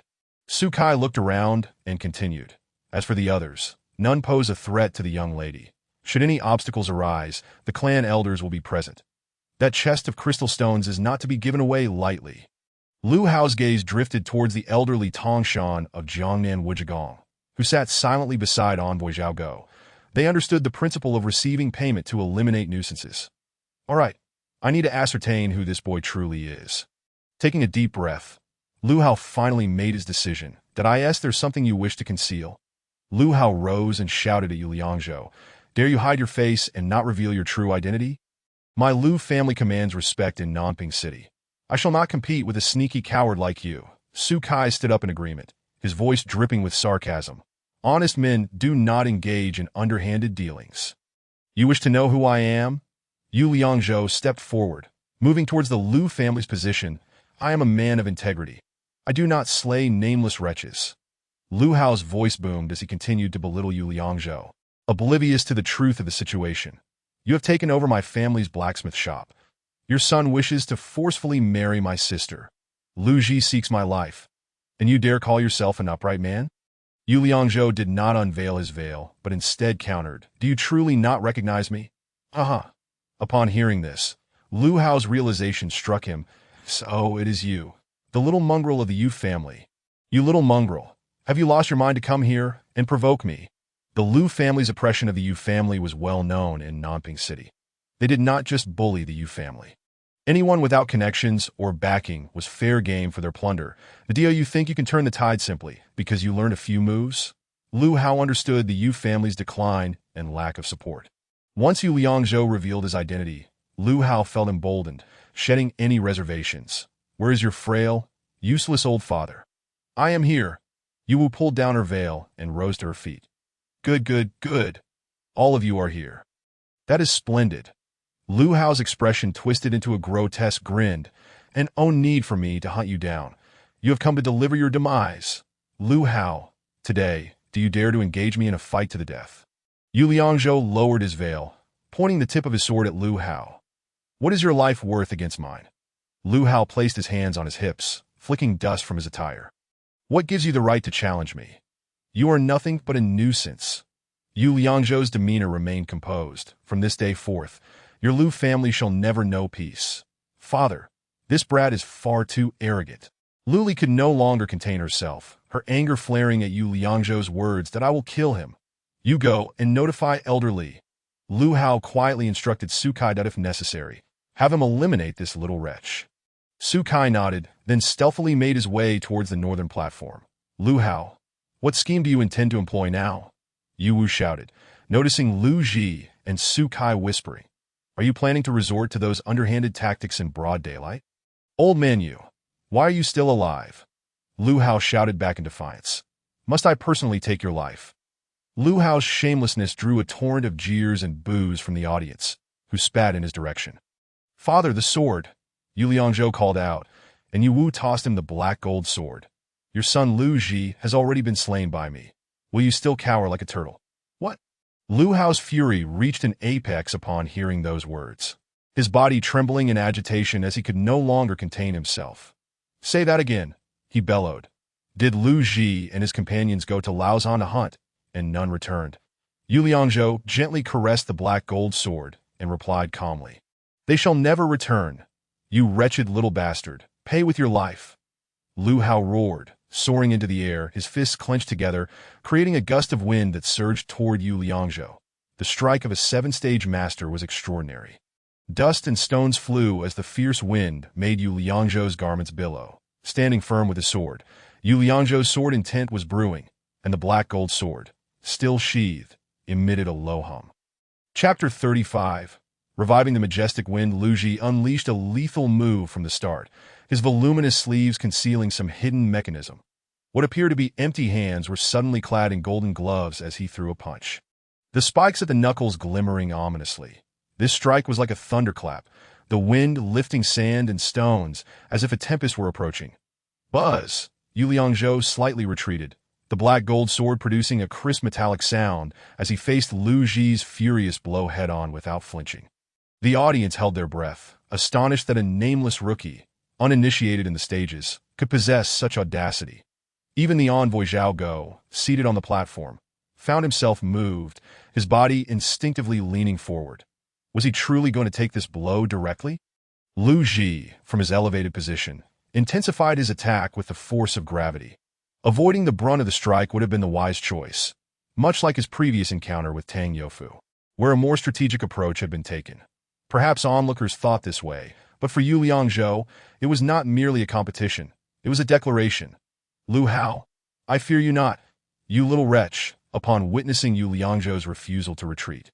Lu Hao shouted, die. A surge of vital energy rose from Yu Liangzhou's feet, enveloping Lu Hao and rendering much of his attack impotent. What? Lu Hao felt a powerful force grip him, rendering his body rigid as if bound by unseen chains. He attempted to muster his strength again, but in midair he had no leverage, forced to watch helplessly as his own unleashed power was gradually dissipated. Swish! A blade of sword energy shot toward Lu Hao's abdomen, compelling him to retract and defend. Swish! A second blade aimed for his head, and Lu Hao barely managed to tilt away. Whoosh, whoosh, whoosh! 3 more blades of sword energy followed in succession, the first 2 targeting his vital points. Forcing him to deflect them, the final blade shot directly towards his brow. With no choice, he ducked to evade. Yet in doing so, the crown holding his hair was severed, causing his long hair to cascade wildly. Ah! Tang Tao and his disciples in the stands gasped in disbelief, hardly able to trust their eyes. 5 blades of sword energy. He turned to a nearby disciple. Am I seeing things? Yu Liangzhou unleashed his sword energy in one fluid motion. Though the blades were released sequentially, the preceding force had not fully dissipated, allowing for subsequent blades to be launched again. The ability to fire 5 blades of sword energy simultaneously was a feat that transcended limits in Tang Tao's eyes. Tang Youfu had returned to Tang Tao's side, experiencing a sensation akin to surviving a catastrophe. He was astonished not by Yu Liangzhou's mastery of the Songfeng sword technique, but by the sheer prowess of those 5 sword energies. Such a breakthrough was not merely a matter of high cultivation. It required profound insight and creativity in swordsmanship.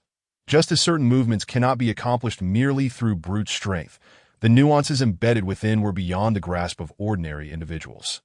Having practiced the Songfeng sword technique his entire life, Tang Tao had never been able to surpass that limit. Now, witnessing Yu Liangzhou unleash 5 blades simultaneously, he felt an indescribable mix of frustration, envy, and undeniable admiration for the youth's innate talent in swordsmanship. Senior brother, that's the same kid who came with a wooden sword last time. The disciple who had almost clashed with Yu Liangzhou at the Songfeng Sword Academy recognized him instantly. Seeing this scene, he felt a chill run through him. The 5th blade of sword energy struck unexpectedly, severing Lu Hao's hair and leaving him disheveled. Before he could react, a dazzling glint flashed before him. The 3 rings encircling the moon, bolstered by the energy of the Taiji field, surged with ferocity, far more aggressive than the Songfeng sword technique. The sharp gust of wind felt as if it could slice through skin, compelling Lu Hao to act swiftly, crossing his fists before his chest. The golden gloves shimmered with a radiant glow, forming a protective circular barrier before him. Bang! Bang bang! After 3 resounding thuds, both Yu Liangzhou and Lu Hao were forced back several paces. Lu Hao's golden gloves remained unscathed, merely adorned with 3 new scratches, while his sleeve had been completely torn, revealing bloodied flesh on his upper arm. His sword didn't even touch me. How could this be? Lu Hao pondered, perplexed, unaware that Yu Liangzhou's black gold sword had absorbed the wolf blood battle intent from the silver wolf, bestowing it with a tearing effect upon impact. The ruler of Nanping City. The head of the Lu family stood before the crowd with disheveled hair and arms drenched in blood, resembling a stray dog, his severed hair akin to a beheaded corpse, grasping his own severed locks. Lu Hao trembled slightly. The Lu family members quickly surrounded him, wailing in despair. Yu Liangzhou, Lu Lihong with reddened eyes, glared fiercely at Yu Liangzhou. The grudge of a slain father cannot be overlooked. Isn't your father doing just fine? Yu Liangzhou smirked slightly, responding calmly. It's merely a change of hairstyle at this moment. Yu Wu and Yu Qingxi descended from the platform, joining the center of the arena. Cradling a wooden box, Yu Wu approached Yu Liangzhou and opened it, revealing a tattered, blood-stained cloth. Grasping the 2 corners of the cloth, Yu Wu shook it vigorously, unfurling a triangular military flag embroidered with the character for Moon, which fluttered in the wind, though the flag was tattered and worn. The scars of battle it bore commanded a sense of reverence. The Yu family had once been the guardians of Liangzhou, defending the northwestern border of the great Zhou dynasty for generations. Standing tall, Yu Wu exuded the steadfast demeanor of a soldier. Yu Siso was once the general of the cavalry in Liangzhou, yet an unforeseen calamity befell him, leading to his plight in Nanping City. Standing beside him, Yu Liangzhou and his father were both tall and imposing, exuding an aura of heroism. Yu Qingxi was also tall and graceful, although his attire lacked the opulence of the powerful. His inherent nobility radiated from within. I have suffered grievous injuries, and my son has always been frail. Now, Yu Wu was no longer the sickly figure he once was. He stood invigorated and transformed. He had intended to recuperate peacefully. Many in Nanping City recognized the Yu family, yet few knew of their origins, believing them to be refugees from the northwest. Yu Wu's brows furrowed, a surge of righteous indignation flashing in his eyes. He had not anticipated the Lu family's tyranny, driving his family to the brink of despair. His words dripped with venom as he glared at Lu Hao, filled with hatred. Be why the grace of heaven. My son has recovered and his cultivation has soared.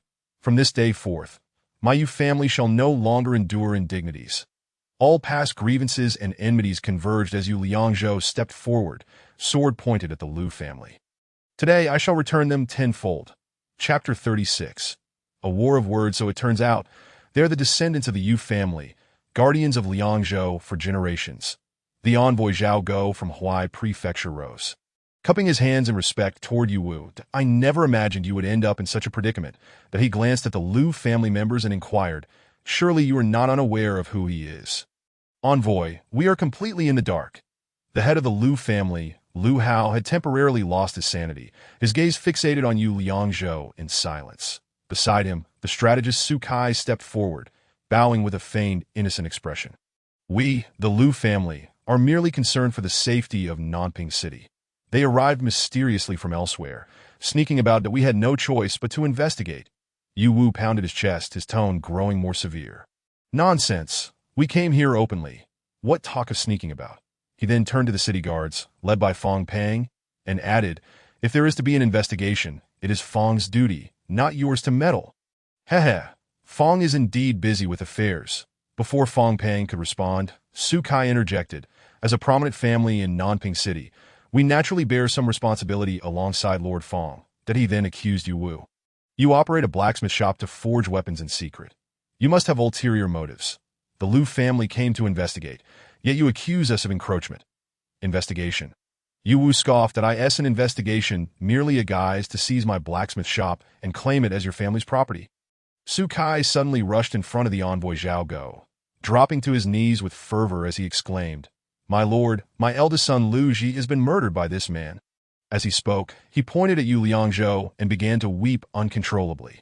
This has been his own confession. That I implore you, my lord, to bring him to justice and restore the honor of the Lu family by eliminating this threat to the people. You dare to accuse the innocent first. Yu Liangzhou coldly regarded the wretched figure of Su Kai, kneeling before him. Lu Ji sought to kill me, but he was simply outmatched and fell by my hand. My family has no enmity with you. Why would I wish to kill him? Su Kai wept as if he had just lost his father. That my lord, the man is dead, and without evidence, he seeks to evade responsibility. Please stand for us. Though envoy Zhao Go listened to their exchange, he was quietly calculating in his mind. The Yu family, guardians of Liangzhou, held considerable influence. However, since their loss of Liangzhou, they had been in a state of decline. Reduced to this pitiful state, he glanced sideways at Fong Pang, his eyes darting with thought. The benefits he had received had not been hoarded solely by him. The Lu family had been reasonable. Yet he pondered further, uncertain if the Yu family still had any backing in the capital. His heart felt heavy with doubt. That my lord. At the time of the incident, there were 2 hunters present. Inquiring with them will reveal the truth. Mu Ta and Zhao witnessed the event firsthand. They could not deny it. Please wait. This matter is exceedingly complex, and I require time to deliberate. Zhao Go was not inclined to make an immediate decision.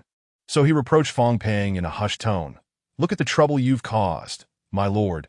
It was my oversight, Fong Pang replied, his face flushed as he forced a stiff smile. That I will uncover the truth. Uncover the truth. Zhao Go's displeasure was evident as he raised his voice. What do you propose we do? Lu Ji was indeed slain by Yu Liangzhou. A life must be repaid with a life. Fong Pang cast a fierce glance at Yu Liang, but as for the Lu family, let it go. The deceased deserves our respect. Do you lack common sense? Zhao Go, suppressing his anger, gritted his teeth and pulled Fong Pang closer. Lowering his voice. Have you ascertained the background of the Yu family? They have been the guardians of Liangzhou for generations, esteemed officials. How could you be unaware of this? This, I truly did not know. Their family appears dilapidated, hardly resembling high-ranking officials of the court. Zhao Go's frustration mounted. Your incompetence is astonishing. It's no wonder you've remained a mere county guard in this small town for years. Zhao Go, being cautious, had to think carefully. For the time being, do not act against either family. I will investigate the truth of the matter. After reporting to the Huai Prefecture's guardian, we shall make a decision. Yes, Fong Pang, drenched in cold sweat, quickly bowed his head in acknowledgement. It is wise of you, my lord. I defer to your judgment. He then whispered to Zhao Go, the Lu family does have some influence in Huai Prefecture. I am aware. Zhao Go's impatience grew as he shot a glare at Fong Pang. Thus, we must tread carefully. Having formed a plan, Zhao Go turned to Yu Wu and inquired, General Yu, do you still possess your official seal? I was escorting citizens southward when I fell into an ambush and sustained severe injuries. The seal has been lost. I possess only this military flag as proof. Zhao Go stroked his chin, a troubled expression crossing his face. This complicates matters. Without your seal, how can I trust you are indeed General Yu? My father, Yu Shan, is the guardian of Liangzhou, the foremost general among the four corners of the realm. He commands the military and political affairs of the Northwest. Is there any doubt? Yu Wu exclaimed disdainfully that my presence is proof enough. Zhao Go acknowledged Yu Shan's reputation, yet pointedly remarked, however, my position is humble. I have never encountered the esteemed General nor you. Then, shifting his tone to a more mocking note, he continued, moreover, Liangzhou has fallen into the hands of the Muzaffar barbarians. His unfinished statement was clear. Having lost Liangzhou, the Yu family had declined. To expect his protection, they must demonstrate they still had backing. You may very well be imposters. Su Kai, a cunning individual, recognized the implications of Zhao Go's words. Did he think he could pass off a tattered military flag as the identity of General Yu? He knew all too well that the Yu family needed connections. He had sought them long ago, sparing himself from such embarrassment. Thus, regardless of the outcome, Yu Wu would struggle to prove his identity. And any former backing would no longer support the fallen Yu family that Su Kai's conjectures were indeed correct. Yu Wu, a man of integrity, could fight on the battlefield, but looked down upon small officials such as Zhao Go. Su Kai capitalized on this weakness. General Yu, Zhao Go pressed when he noticed Yu Wu's silence. Why not travel to the capital and seek allies among the familiar lords to aid your cause? Wouldn't that simplify matters? He was testing Yu Wu's connections, keenly concerned if anyone in the capital would provide support, that there's no need for such complexity. Yu Liangzhou, unable to bear the pressure on his father any longer, spoke up. He could not tolerate the bureaucratic games being played. Reasoning with such schemers would only lead to his family's downfall. Today, we shall settle this with strength. Is it not more straightforward to speak with force? Chapter 37. Special effects. Yu Liangzhou clearly perceived that without power or backing, words were meaningless. Could reasoning with such individuals yield any results? Strength alone held the power of persuasion. That I understand. Yu Wu, having once been a general, was well acquainted with the darkness of officialdom, but he felt compelled to voice his frustrations. Very well. Zhao Go, calculating in his mind, decided to let them resolve their issues independently. Observing from the sidelines would place him in a position of invulnerability, that he concluded, then let the two of you compete in martial prowess to resolve this. This way, we shall not violate the rules of the entrance examination, and it will allow both families to clear the air. This arrangement rendered the contests of others meaningless. At least in this contest for supremacy, no one else dared to step forward. Yu Liangzhou had already demonstrated his prowess, easily dispatching even formidable opponents like Lu Hao. The matter now focused solely on the question of which family would emerge superior, the Yu family or the Lu family. Lu Hao. Yu Liangzhou raised his sword, pointing it at the Lu family members. Did you dare to fight? Since the envoy has spoken, Lu Hao replied, the Lu family shall engage in a contest with your Yu family. You and your father shall face my family's head and second miss. This followed the previously established strategy. They were aware that Yu Wu, having just recovered, posed limited threat even if he could fight. Ultimately, it was Yu Liangzhou who would face two opponents, and they intended to exploit this. Yu Liangzhou remained unfazed, casually asserting, my father is injured. I alone can handle both of you. Today, the Lu family will establish their superiority over the Yu family. Lu Hao finally regained his composure, pushing aside his attendant. I shall act in the name of justice. Ah, Lu Hao. Yu Liangzhou found amusement in his tone, noting the redness and itchiness spreading across his arm. You old rogue, have you taken to using legal jargon as well? With a sudden intensity, he declared, enough of your theatrics. Everyone in Nanping City knows your true nature. Do not pretend, Lu Ji. The audience erupted in a chaos, their voices rising in condemnation. Today, the Lu family has finally encountered a formidable opponent. For the sake of the people, eliminate this scourge. Show no mercy to the Lu family. Lu Hao discarded his tattered outer garment, revealing a form-fitting black outfit. Beside him, Lu Li brandished sharp claws that glinted ominously. Clearly not ordinary weapons. the black gold sword, imbued with the bloodlust of wolves, emitted a faint crimson glow, and a wisp of dark energy trailed as a breeze swept by. Lu Hao and Lu Li exchanged glances. Recognizing the sword's formidable nature, they knew they must proceed with caution. Lu Hao's torn arm throbbed as if bitten, and he relied solely on his willpower to endure the searing pain. Lu Li, a prodigious talent within their family, matched her elder brother Lu Ji at just 19 years of age, earning Lu Hao's deep affection. Most of their family's resources had been funneled into her training, as Lu Hao was determined to cultivate her into a formidable figure, sparing no expense to secure her entry into a prestigious sect. I will strike first. You take the opportunity to kill him. With that, the two unleashed a rapid series of alternating punches, forming a golden circular wave of energy before them. Swish, swish. As the moonlit Jian pointed upwards with a gentle flourish, the two streams of sword energy from Song Feng's sword technique carved traces into the fine sand below. Lu Hao, a seventh-tier martial artist of no insignificant strength, had previously suffered at the hands of Yu Liangzhou. However, his prowess was undeniable, that he did not flinch before the sword energy unleashed from the Song Feng sword technique. With a resounding boom, he struck the sword energy with his fists, shattering it and sending sand and stones flying several zhang away. His iron gauntlets were not ordinary items, akin to Yu Liangzhou's black gold sword. They too were sixth-grade weapons. Lu Li was indeed remarkable, having achieved 7th tier at such a young age, seemingly surpassing even Lu Hao in skill. Yu Liangzhou discerned Lu Li's formidable presence emanating from her. Lu Hao launched an attack, while Lu Li opted to remain on the defensive, waiting for an opportunity to exploit. However, Lu Li did not strike simultaneously with Lu Hao, and Yu Liangzhou was keenly aware of the duo's intentions. Employing Fengshu Yufeng, he moved with unparalleled swiftness, having absorbed the essence of the Silver Wolf, which enhanced his agility.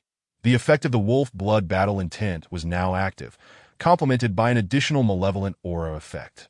The torn wounds on Lu Hao's arm were the direct result of the Wolf Blood Battle Intent's added attribute. He was eager to test the effects of the ghostly malevolence as well. The black gold sword was thrust directly towards Lu Ji's vital points, a strike so precise that Lu Hao was compelled to block with his fists. This was precisely what Yu Liangzhou anticipated. He wanted to see if this black malevolence could trigger any special effects. Lu Hao had long prepared for this, knowing well that the black gold sword was not to be trifled with. He dared not block it and instead rolled to the ground to evade, his disheveled hair and dust-covered body resembling that of a beggar. Spectators erupted in laughter, astonished that Lu Hao found himself in such a state. Elderly, this lad from the Yu family has managed to make Lu Hao appear so disheveled. What is your perspective? Special Envoy Zhao Go inquired softly. Seated beside him was Li Tongshan, the elder of the Jiangnan Wujik.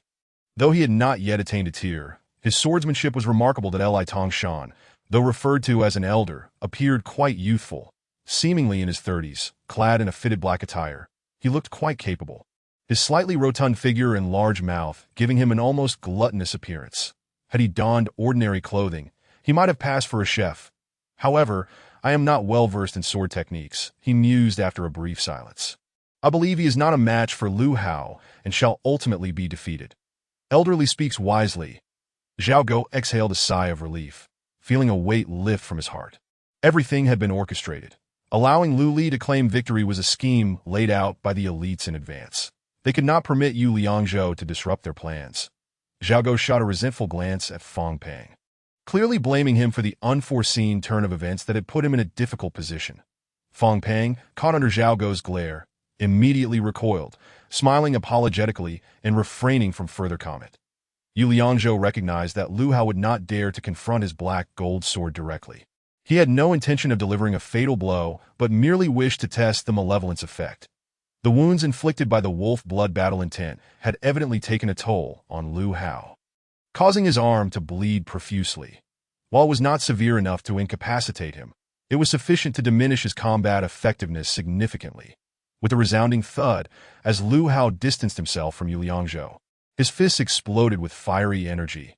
Just in time, Yu Liangzhou had to be wary of Lu Li at his side and refrain from employing Tai Chi, instead opting for the 3 rings encircling the moon, directly clashing with Lu Hao's fist to see whose technique would prevail. Chapter 38. The refined sword technique Lu Hao's strike unleashed a ferocious energy, projecting sand and stones akin to arrows. Soldiers alongside raised their shields to block the onslaught. Sparks flew as his gauntlets clashed, causing his fists to appear enlarged. The three rings encircling the moon struck against the massive fists, the cacophony of metal clashing resounding, compelling onlookers to cover their ears. Lu Hao, indeed a seventh-tier martial artist and a top expert from Nanjing City, did not falter in this confrontation. He matched Yu Liangzhou blow for blow. Was the malevolence effect failing to trigger? Yu Liangzhou was intent on testing the effects, yet the faint black energy did not cling to Lu Hao's golden iron fists. Observing the black aura dissipate in the wind, Yu Liangzhou felt puzzled. Could it be that the malevolence effect truly only worked against the supernatural?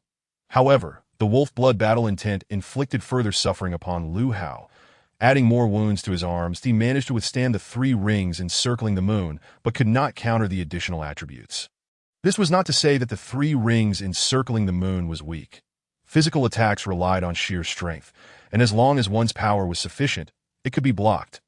Yet, the wolf blood battle intent was unavoidable. Any contact with the blade would result in injury. This was the source of Lu Hao's greatest frustration. Perhaps the agony caused Lu Hao to loosen his grip, inadvertently revealing a flaw. Yu Liangzhou, quick-witted and agile, seized the opportunity, thrusting his sword into the gap. Unexpectedly, Lu Hao let out a thunderous roar, and in an instant his strength surged. Yu Liangzhou felt waves of energy crash upon him, and the black gold sword could no longer penetrate further. Simultaneously, Lu Hao clamped his iron hands around the blade, his 10 fingers gripping the black gold sword tightly. This is bad. Yu Liangzhou noticed out of the corner of his eye that Lu Li, who had been poised to strike from behind Lu Hao, had vanished. He was creating an opportunity for Lu Li. Suddenly, a rush of wind howled above, and a lithe figure descended upon the back of Yu Liangzhou's head with tremendous force, her speed and power rivaling Lu Hao's. The consequences of being struck by such an attack were dire. Good, Fong Peng exclaimed, unable to contain himself.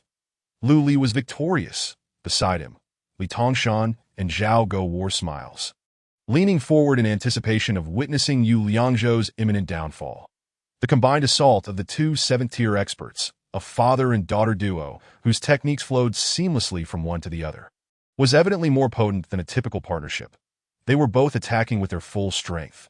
Even a ninth-tier expert might find themselves powerless against such an onslaught. Abandon the sword? Yu Liangzhou's brows furrowed in deep concern. In a contest, losing one's weapon or being disarmed was a humiliation far worse than defeat itself. Unlike Lu Hao, who seemed unashamed, Yu Liangzhou could not endure such disgrace. It was utterly unacceptable. This thought flitted through his mind. But Yu Liangzhou was determined to win with dignity. The Zhou her brother, Yu Wu and Yu Qingxi exclaimed in unison. Though the black gold sword was restrained, the energy of Tai Chi could still be manifested without the sword. With a mental command, the energy above his head twisted and formed a swirling vortex. Lu Li's rapid assault slowed, granting Yu Liangzhou precious time. You think you can restrain my sword with your hands? Lu Hao's grip tightened around the long sword, his strength immense, making it impossible to withdraw it. I will cripple your hands. The two forms transforming technique concentrated sword intent upon the blade, imbued with a violent power. A resonant hum echoed as the energy coursed along the blade of the black gold sword, causing it to tremble with a terrifying low growl. Lu Hao gazed up in astonishment, witnessing Lu Li being thwarted by the vortex, while his own hands were engulfed in searing heat.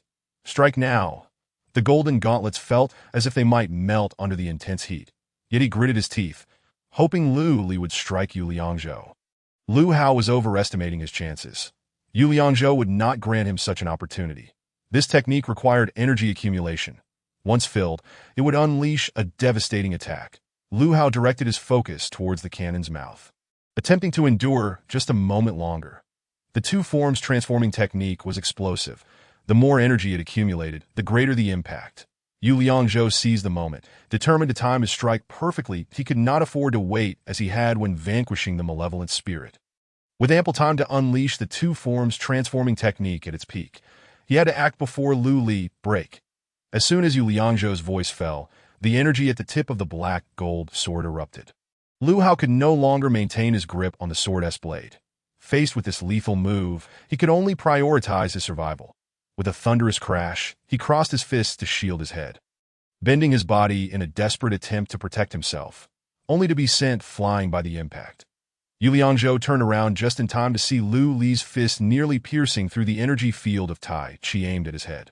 He leaned back, and the three rings encircling the moon followed the flow of the Tai Chi energy towards Lu Li, though Lu Li held the higher ground and unleashed a devastating move. She could only barely withstand Yu Liangzhou's sword technique, preserving herself at best. Utilizing the recoil from their exchange, she rolled aside, landing on the sandy ground. These iron gauntlets are quite impressive. Yu Liangzhou's black gold sword and her gauntlets clashed, surprisingly yielding no advantage to either side, that they're even better than your father's. Lu Li's long sleeves were torn apart by the sword energy, revealing a pair of slender golden silk iron gloves. While their appearance lacked the imposing nature of Lu Hao's, their sturdiness exceeded it, and the sharp tips emanated a chilling aura. The areas left unprotected by the golden silk gloves were far less fortunate. The effects of the wolf blood battle intent could not be evaded. Her delicate arms bore numerous lacerations, the pain causing Lu Li's expression to twitch. Fong Pang watched in stunned silence, his previously relaxed demeanor now transformed into one of grave seriousness. What could possibly be done? It was evident to any discerning observer that Lu Hao was seated on the ground, barely managing to hold himself up. Though he had preserved his life, he could not even stand. Lu Li, despite her injuries not being severe, was no match for Yu Liangzhou alone. Tang Tao, the master of the Sword Dao Pavilion beside the Lu family, was drenched in cold sweat, horrified by the sight. Having witnessed Yu Liangzhou wield the Songfeng sword technique's 5 sword energies, he could hardly believe his eyes. Now, seeing Yu Liangzhou execute the sword technique of 3 circles embracing the moon and 2 instruments transforming, he was utterly astonished, his body stiffening and his scalp prickling. Could it be that a master from a sword sect had imparted these techniques to him? As a swordsman, Tang Tao could naturally appreciate the intricacies of such swordplay. Although he resided in the small town of Nanping, he had previously encountered some swordsmanship masters in the capital. It would be inaccurate to claim that Yu Liangzhou was stronger than them. However, in terms of the finesse of his sword techniques, he was unparalleled. These were no ordinary sword moves. The Songfeng sword technique was also one of his signature moves, and unleashing 4 sword energies was already at its limit, consuming considerable energy. Yet, for Yu Liangzhou, it appeared to be mere child's play. 5 sword energies were merely a trivial endeavor to test his opponent. Father, Tang Youfu, who sat nearby, noticed Tang Tao's pale complexion and trembling body, and quickly inquired, "Are you all right?" No, I'm fine," Tang Tao stammered. "Why, you should take him as your master." "What?" Tang Youfu exclaimed. "You want me to take this impoverished brat as my master?" Smack! Tang Tao delivered a resounding slap across Tang Youfu's face. "How could I have given birth to such a useless child? Are your eyes blind? Can't you see Yu Liangzhou's sword techniques?" Chapter 39. As clear as day, having repelled the 7th-tier fist master, rewards were granted. Cultivation Essence X5, that the Songfeng sword technique was enhanced. It could now unleash 6 sword energies. The Lu family members surged forward, encircling Lu Hao, whose 6th-tier golden gloves were riddled with cracks. Lu Hao's face was ashen, devoid of blood, his eyes vacant as he fixated on Yu Liangzhou. "Father." Lu Li rushed over, crouching beside Lu Hao, weeping loudly. "I will face him." Lu Hao grasped her hand tightly, his voice low and feeble. "You cannot defeat him." He then exchanged a knowing glance with Su Kai, who promptly understood and quietly ascended to the main stage. "Since the outcome has been determined, I hereby announce," the envoy Zhao Go, witnessing the situation, realized he could no longer covertly assist Lu Hao. Under the gaze of all, he had no choice but to let Yu Liangzhou claim the top spot in this entry examination. "Wait!" Before he could finish, Li Tongshan, who had remained silent until now, unexpectedly stood up. "Envoy, I would like to challenge this Yu Liangzhou to a duel. If that is permissible." Behind him stood Su Kai, his small eyes twitching occasionally. Li Tongshan wished to personally engage Yu Liangzhou. This was unprecedented in past entry examinations. Leaving even Zhao Go surprised as a master sent by a sect, he intended to spar with a candidate who had yet to enter the ranks. This young hero possesses remarkable martial skills, which I greatly admire. The Wuji Fist was not a major sect. Otherwise, it would not have come to this small town of Nanping to recruit disciples. However, Wuji Fist was still a sect, and its strength was not to be underestimated. The DOU have no shame. The audience had consistently rallied behind Yu Liangzhou. Today's battle had provided a sense of vindication for the oppressed common folk. Empowered by their numbers and the earlier spectacle, their latent courage surged forth, providing an outlet for their long-suppressed grievances. That an elder from a sect daring to confront a child in the entry examination. He was akin to that specter from the divine realm. Yu Liangzhou regarded Li Tongshan, the sensation of threat rendering his hopes of victory exceedingly slim. Although this man was also from the divine realm, the specter, if unscathed by the silver wolf, would surely surpass him in strength. Should a confrontation ensue, Yu Liangzhou felt the pouch at his waist, containing the spirit of the ninth-tier silver wolf and the poison from the specter of the divine realm. These were his means to contend. Envoy, I believe the outcome is evident. Elderly need not be so aggressive. At that moment, Tang Tao, the master of the Songfeng Sword Pavilion, unexpectedly spoke in defense of Yu Liangzhou. This Yu Liangzhou has won fairly and squarely. He rightfully deserves to be the top candidate in this entry examination. In truth, Tang Tao's reaction was both swift and astute. Although the Songfeng Sword Pavilion held no animosity toward the Lu family, they had long been suppressed by them in Nanping, and their circumstances had not been pleasant. Now, witnessing the Lu family's downfall, he saw an opportunity to rise and become a new power in Nanping. Furthermore, as a sword pavilion master, it was only natural to cultivate relationships with swordsmanship experts that if he could learn even a fraction of Yu Liangzhou's techniques, it would be an invaluable boon. More importantly, he genuinely admired Yu Liangzhou's swordplay. Thus, his actions served multiple purposes. In contrast, he had no personal connection with Li Tongshan of the Wuji Fist. Though both were practitioners, the realms of sword and fist had little overlap. The invitation to Wuji Fist to come to Nanping had been orchestrated by Lu Hao as a means to facilitate his daughter Lu Li's entry into the sect. Regardless of the opponent's prowess, there was no need to show him any regard, and he directly voiced his support for Yu Liangzhou. Elder Li, this is an entry examination. Yu Wu openly displayed his disdain that if you wish to compete, my son will naturally seek you out for guidance once he attains your level of status and mastery. Though outwardly polite, the sarcasm in his words was unmistakable to all present. The Yu family has always been clear in matters of gratitude and enmity. We repay kindness with kindness. He paused for effect, raising his voice, and enmity with enmity. This sentiment resonated. Zhao Go, observing the unfolding situation, admired Yu Liangzhou's swordsmanship immensely. That I declare this Yu Liangzhou to be today's top candidate. Ha ha! I merely found his sword techniques impressive and wished to exchange a few moves out of curiosity. As Li Tongshan noticed the overwhelming support for Yu Liangzhou, he softened his tone that if that is the case, I shall abide by the envoy's directive. Yu Liangzhou, Yu Liangzhou. As these words echoed, the crowd erupted in cheers, rising to chant Yu Liangzhou's name. In the small town of Nanping, the common folk had endured oppression from corrupt officials and powerful elites for far too long. They bore countless grievances and hardships without receiving fair treatment. Today, Yu Liangzhou stood as a representative of the humble, achieving a victory they had only dared to dream of, securing the top spot in the entry examination. Though the Yu family was of noble descent, they had fallen from grace, leading lives akin to ordinary citizens. And in the face of Lu family oppression, their situation had been even worse.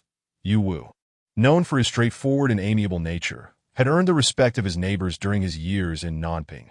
Previously, while operating a blacksmith shop, he often helped his neighbors forge tools, refusing payment for those in need, and even gifting them items. Witnessing the Lu family's bullying of their family, some neighbors had quietly assisted the Yu family, but they were powerless against the Lu family's overwhelming influence. Yu Qingxi, sweet and endearing, was kind to everyone, and the locals regarded her as their own daughter. When the neighboring Granny Yang learned that Lu Fa intended to forcibly take Yu Qingxi as a concubine, she risked her life to intervene. Sustaining injuries from Lu Fa and remaining bedridden to this day, as for Yu Liangzhou, he had long suffered from illness and weakness, and the neighbors had sought ways to help him, though even doctors were of no avail. Thus, today's victory for the Yu family not only astonished them, but also instilled a sense of hope, that even the humble could achieve greatness and that talent could emerge from the ranks of the ordinary. The Yu family had finally risen. Heaven has not forsaken the Yu family. Yu Wu gazed up at the flag of the Yu army fluttering in the wind, tears brimming in his eyes. I can exchange a few moves with him. Just as everyone awaited the envoy's announcement of Yu Liangzhou's top position, he unexpectedly declared this statement that an open attack is easy to evade, but a hidden arrow is hard to guard against. He will surely seek revenge against us in the future. Yu Liangzhou looked at Li Tongshan, his eyes betraying no fear. It would be far more equitable to confront him openly before this assembly. Chapter 40. The geometry of sword practice. While everyone else was reveling in joy, Yu Liangzhou, however, possessed an extraordinary clarity of mind. Though his time in this world had been brief and his interactions limited, he discerned that this realm mirrored his former one, that the weak are destined to be oppressed, and in the pursuit of gain, means are often disregarded. Indeed, this world appeared to adhere even less to rules than his own. Should one fail to grow stronger and resist, they would remain forever enslaved to the vested interests of others, toiling endlessly without hope of redemption, whether one is a prodigy or merely average. Without the patronage of the powerful or the courage to unsheathe a sword in defiance, survival becomes the only option. That I did not come here to be your plaything, that I must strive to grow stronger. This thought consumed Yu Liangzhou as he recalled the words spoken by Zizai when he attained the essence of the Hongmeng sword. He knew with profound certainty that the path to strength was the only one available to him. Li Tongshan, I fear you not. Everyone, including Li Tongshan himself, was taken aback by Yu Liangzhou's sudden declaration. Zhou or Yu Wu's expression turned grave as he regarded Yu Liangzhou, a general who once fought on the battlefield. His initial surprise was fleeting. He quickly comprehended the rationale behind Yu Liangzhou's audacious stance. Indeed, you are the rare talent of the Yu family in a century. Father, Yu Qingci, unable to fathom her brother's motivations for challenging the elder of their sect after having already secured the top position, burst into tears. What is my brother attempting? Qingci, Yu Wu replied with a smile, stroking Yu Qingci's hair. Your brother is no ordinary man. He must have his own strategies. Rest assured, he holds the reins of the Yu family. He gently caressed the small silver object in Yu Qingci's arms, his demeanor growing more composed. Ha Su Kai, who had initially believed Yu Liangzhou's victory was assured, was now concocting schemes in his mind. However, upon witnessing him voluntarily challenge Li Tongshan, he could hardly contain his glee. This lad, truly, is a stubborn fool. It seems there is hope for a turnaround. He triumphantly nodded at Lu Hao. This young man must be out of his mind. Lu Hao found it peculiar. Although Yu Liangzhou was formidable, he could not match Li Chonglao, a master of the Wuji fist, despite being from a lesser sect. Li was still an expert of the Xinshan realm, that I dare say this fellow is overly confident. Lu Li seethed with resentment as she witnessed her predetermined victor being usurped by Yu Liangzhou. This scene left her incredulous. With his abilities, he could hardly contend with elder Li. Humph. Lu Hao scoffed that if he wishes to court death, so be it. Young hero. At that moment, Tang Tao leaped forth, attempting to dissuade Yu Liangzhou. You have already secured the top position. Why rush into a challenge against elder Li? He feared that should anything unfortunate befall Yu Liangzhou after he had just spoken in his favor, the repercussions would be dire. Having claimed the top position, may I receive my rewards first? Yu Liangzhou disregarded Tang Tao entirely, continuing resolutely. Permit me a brief respite, and I shall engage in a friendly spar with elder Li. He then gestured towards the trial stone. Allow me to attain a rank before the duel. It would be fitting to honor a master of elder Li's caliber. I currently possess no rank. Splendid. The more Yu Wu listened, the more assured he felt. Yu Liangzhou was not only courageous but also wise. This battle would undoubtedly be victorious. Previously, Yu Liangzhou had heard from Bai Chongqing that the trial stone could open the meridians and unleash latent potential. Thus, upon attaining a rank, his strength would surely augment. Moreover, the rewards could enhance his martial arts, providing him with ample resources to confront Li Tongshan.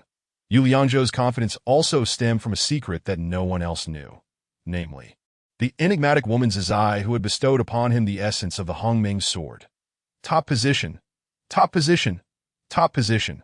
The crowd erupted in unison, their cheers resonating powerfully throughout the arena, enveloping Yu Liangzhou in an overwhelming wave of support. Indeed, Zhao Go, unable to gauge the depths of the Yu family's prowess, recognized that with matters reaching this point, he could only acquiesce to Yu Liangzhou's claim to the top position. After all, his strength was evident for all to see. I hereby declare Yu Liangzhou as the top position holder, he proclaimed with heightened fervor. Claim your rewards and utilize the trial stone to attain rank. Rewards obtained. Title of top position holder. Slight increase in reputation. Equipment. 6th grade fine steel light armor. Enhances defense. Agility reduced. Cultivation essence X50. Crystal stones X200. Lu Li secured 2nd place, while Tang Youfu from the Tang family achieved 3rd. They too received their respective rewards, though their accolades paled in comparison to Yu Liangzhou's top position. The sage has decreed that all who pursue cultivation must undergo trials to open their meridians and traverse the 5 elements to attain the path of heaven and earth. Please bring forth the trial stone for the rank attainment. The soldier carried the trial stone to the center of the arena, and all qualified contestants stepped forward, grasping the stone with both hands. First rank. The youth who had followed Yu Liangzhou earlier exclaimed joyously after his testing. I have attained a rank. I have attained a rank. The others also achieved ranks, with the highest among the commoners reaching merely the 2nd rank. Now comes the moment of truth. What rank will Yu Liangzhou achieve? Everyone knew he had not yet attained a rank, thus possessing no rank-based enhancements. Yet he had defeated 2 masters of the 7th rank in unison, a talent unheard of. Surely, only the genuine aristocrats from the capital or disciples of high-ranking sects could possess such prowess. Yu Liangzhou's displayed genius further corroborated Yu Wu's earlier assertions. The Yu family had long been the guardians of Liangzhou, and his grandfather, Yu Shan, was a renowned general of the nation, holding the esteemed title of a first-rank official. Such a legacy was undeniably formidable. It was precisely because of Yu Liangzhou's strength that the envoy Zhao Go held reservations. The Yu family was indeed living up to its reputation, and thus he believed Yu Wu's words to be true. Elderly. The envoy now appeared quite curious and casually inquired, "What is the highest rank you have seen among geniuses?" He was detached from the situation, knowing that regardless of which family emerged victorious, he would remain unscathed. "The highest I have witnessed is 5 ranks," Li Tongshan replied, feeling quite at ease, for he occupied the lower tier of the Xinshan realm. He retained enough confidence that no matter Yu Liangzhou's rank, he would not be defeated. However, what? Zhao Go's eyes lit up as he pressed further. "I have merely heard tales, never witnessed it firsthand." Li Tongshan slowed his speech. "There are rumors of a genius who directly attained the 9th rank. Such a figure exists?" Zhao Go's mouth fell open in astonishment, his eyes bulging. "Who is from which sect?" "Yi Wujing from the Songjin Mountain Manor." Li Tongshan unabashedly expressed his admiration that he had received the true teachings of his father, Yi Xiaoyao, from a young age, mastering the sword at 2 and attaining the 9th rank by 18. The Songjin Mountain Manor is among the top 3 sects of the Great Zhou dynasty, and with the sword master Yi as the head, it is natural that such a prodigy would emerge. As Zhao Go spoke, his tone carried a sense of reverence, especially when he mentioned Ye's name. "Yu Liangzhou, how many years have you practiced the sword?" Zhao Go gazed at Yu Liangzhou, captivated by the audacious youth's charisma. "I can hardly recall." Yu Liangzhou counted on his fingers. "Perhaps 7 or 8 days." "What did you say?" Zhao Go could only feel that Yu Liangzhou was dismissing him, his anger boiling as he puffed his cheeks and glared. Unbeknownst to him, Yu Liangzhou was indeed speaking the truth. He had acquired the essence of the Hongmeng sword in merely 8 days. Chapter 41. The dark clouds over the city. The trial stone was a perfectly square black stone, about the size of a water barrel, inscribed with curious runes. When individuals placed both hands upon it, the runes would emit a luminous glow. The brighter the light, and the more runes that illuminated, the greater the strength of the participant. After testing with the trial stone, a number would be displayed, representing the final ranking achieved. Once a participant entered this stage, they would truly embark on the path of cultivation. A rule established by the sages of the Great Zhou dynasty. Following the trial, there would be varying degrees of enhancement in strength, agility, and comprehension, dependent on each individual's inherent talent. Nevertheless, some improvement was guaranteed, which is why these young aspirants eagerly vied to participate in the entrance examination. Yu Liangzhou took a deep breath before stepping before the trial stone, slowly placing his hands upon it. As he did, a warmth emanated from the stone, an odd sensation as if some unseen force was probing him. The runes on the trial stone glimmered, showing no notable difference compared to others. Suddenly, Those dim runes began to glow one by one, that everyone held their breath, eager to discern what rank Yu Liangzhou might attain. The light grew increasingly intense, and the number of illuminated runes multiplied, reaching a blinding brilliance that compelled those nearby to shield their eyes. Yu Liangzhou too sensed that the previously warm aura had turned tempestuous, causing a surge of blood within him, a feeling of volatility. A terrifying threat washed over him, prompting him to withdraw his hand. However, an invisible force held his hands in place, a strength that was utterly unresistible, not a matter of physical power, but an overwhelming inability to escape. Such a phenomenon had never been witnessed before. Fang Peng, who participated in the entrance examination annually, had never seen the trial emit such an intense light. Not only him, but even Li Tongshan and Zhao beside him were equally astonished. Suddenly, the light vanished, and the runes dimmed, restoring the prior calm, and Yu Liangzhou's body returned to normal. Zhao unexpectedly stood up, leaning forward to glimpse the number displayed on the trial stone, unable to suppress his curiosity. He yearned to discover Yu Liangzhou's rank. 7. 7. The soldier responsible for the testing approached the trial stone, rubbed his eyes, and stammered, "It seems it's not 7. How can you fail to read a simple number?" Zhao chastised loudly, flinging his long sleeve in frustration. Useless. Fang Peng, now anxious, leaped down to inspect the stone himself. Upon closer examination, he too furrowed his brow, rendered speechless, gazing at Zhao and Li Tongshan with bewilderment. "Is there an issue with this trial stone?" Upon hearing this, Zhao and Li Tongshan descended to ascertain the truth. "What is this number?" The three scrutinized the trial stone for a while, whispering amongst themselves with grave expressions. "Are you conspiring again?" Observing this scene, the audience in the stands began to stir restlessly. Corrupt officials! They accused the officials of playing tricks, attempting to intimidate Yu Liangzhou, and erupted into a chorus of curses. "Isn't it clearly 10? Yu Liangzhou could see it distinctly. A horizontal line and a vertical line formed the number 10.10. The three men were drenched in sweat. "Where is there a 10? I see 7. Li Tongshan pointed, illustrating with his fingers a horizontal line and a vertical one. "Isn't the curve at the bottom missing?" This only intensified the chaos in the already tumultuous arena, prompting more soldiers to be dispatched to restore order. Meanwhile, nearly everyone gathered around to discern the number displayed by the trial stone.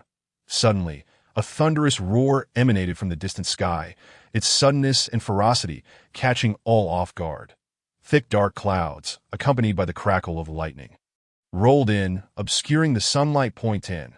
After much deliberation, the crowd unanimously agreed that the number was indeed 10. It cannot be 7. Yu Liangzhou. Zhao glanced at the ominous clouds above, then back at Yu Liangzhou. 10. 10 ranks. A profound silence enveloped the arena. No one dared to believe their ears. Since the establishment of the entrance examination, only a maximum of 9 ranks had ever existed. There had never even been rumors of a 10th rank, leaving them all astounded. "What is happening?" Yu Liangzhou felt a sharp pain in his chest, his body immobilized as an invisible pressure bore down from the heavens, a force both distant and ethereal, yet immensely powerful, so strong it was impossible to resist. The black gold sword in his hand nearly slipped from his grasp, a wave of inexplicable fear rising within him, leading him to contemplate surrendering. That a low growl erupted from the usually docile Shaoyin, who began to stir restlessly, its eyes wide as it barked incessantly at the ominous clouds. The gathered crowd was similarly entranced by the cataclysmic celestial phenomenon, all gazing skyward that a tempest, capable of obliterating everything, was brewing above. The black clouds gradually descended upon Nanping City, with thunder rumbling and rain lashing down, the atmosphere perilously charged at that moment. The half-bloomed lotus on Yu Liangzhou's arm emitted a faint glow. Instantly, he felt the oppressive force lighten considerably, allowing him to tighten his grip on the black gold sword once more. Simultaneously, the dark clouds began to thin, retreating from the direction of Nanping City, slowly dissipating into the vast sky. "Zizai, are you protecting me?" Yu Liangzhou gazed down at his arm, gently caressing the half-bloomed lotus mark that a gap formed in the thick clouds, allowing a beam of sunlight to pierce through, illuminating all of Nanping City. The light gradually spread, its vibrant hues dispelling the darkness. The area of the clouds was being compressed by the sunlight, and the thunder grew increasingly faint. "Brother, look!" Yu Qingxi rushed to Yu Liangzhou's side. Pointing at the sky, "It looks just like the rainbow we saw that day. Doesn't it resemble a lotus flower?" This sudden turn of events was too rapid. The crowd had yet to react before the dark clouds had vanished. Light once again bathed the earth, while the lotus-shaped rainbow disappeared without a trace. 10 ranks. The previously silent audience erupted into cheers once more at a celestial phenomenon. Some individuals even knelt in reverence that a deity has manifested.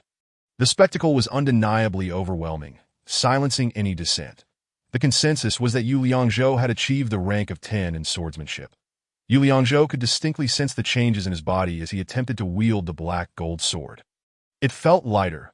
His speed had also increased. Swordsmanship rank 10. The essence of the sword fills the spirit platform, allowing one to stand proudly amidst heaven and earth. Every sword technique possesses a heart-striking effect. With all fundamental attributes maximized, Chapter 42. Winning hearts. A rank of 10 had never been seen before. No one had ever considered the existence of a rank beyond 9, truly a well-deserved reputation. At this moment, Zhao Go grasped Yu Liangzhou's hand, showering him with praise. "That I knew it. You were extraordinary the moment you entered." "Humph, hypocritical," Yu Liangzhou thought to himself. "Who among you paid me any heed when I arrived? Now you seek to ingratiate yourselves?" Hearing the sycophantic flattery made his skin crawl, his hand itching with irritation, but he turned to Li Tongshan and inquired, "Do we still need to compete?" Li Tongshan wore a forced smile. "I was merely jesting earlier. Please do not take it to heart, young hero." Yu Liangzhou's background and unknown capabilities remained a mystery to him. It appeared that Yu Liangzhou was not to be trifled with. What did a rank of 10 signify? He was reluctant to take any risks. Although he had accepted the Lu family's crystal stones, provoking someone formidable could prove fatal. "Master Fong," Yu Liangzhou addressed Fong Pang. "The Lu family has seized my family's blacksmith shop, but shouldn't it be returned to its rightful owner?" Seeing that both the envoy Zhao Go and Li Tongshan regarded Yu Liangzhou with trepidation, Fong Pang promptly replied with utmost courtesy. "I truly had no knowledge of this matter. I will ensure a thorough investigation and guarantee you justice." The Lu family members, having suffered such a blow today, wore expressions of deep resentment. Lu Hao concealed his face with his robe, silently departing while casting a fierce glare at Yu Liangzhou from the corner of his eye. "I have prepared a feast to celebrate the head of the ranking." Fong Pang wished to curry favor with Yu Liangzhou.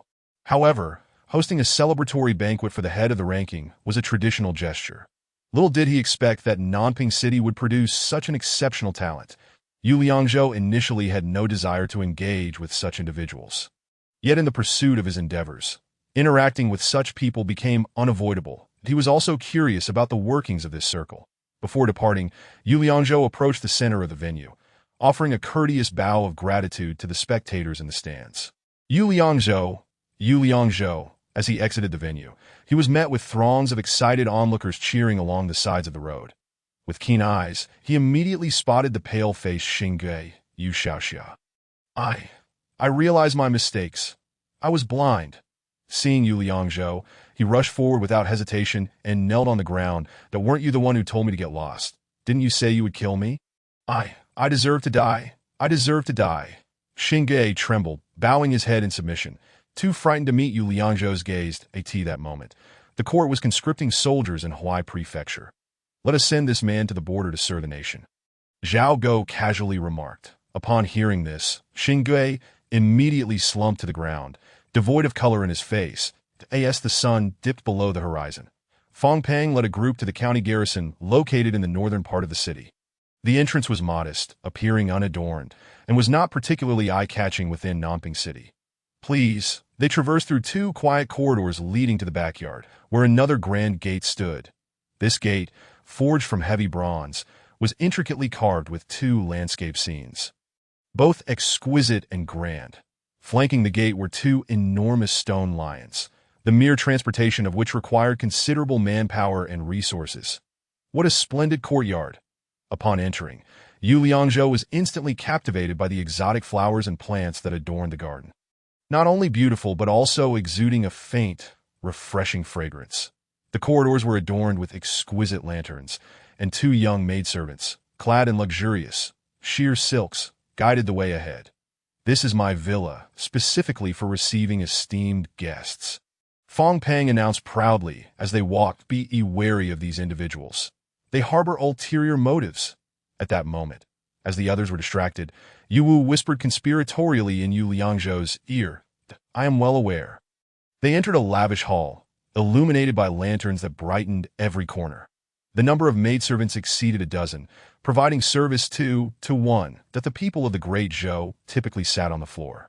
Their cushions made from valuable animal hides that a group of scantily clad dancers entered, their bare feet gliding across the floor as melodious music filled the air, causing the dancer sleeves to sway gracefully.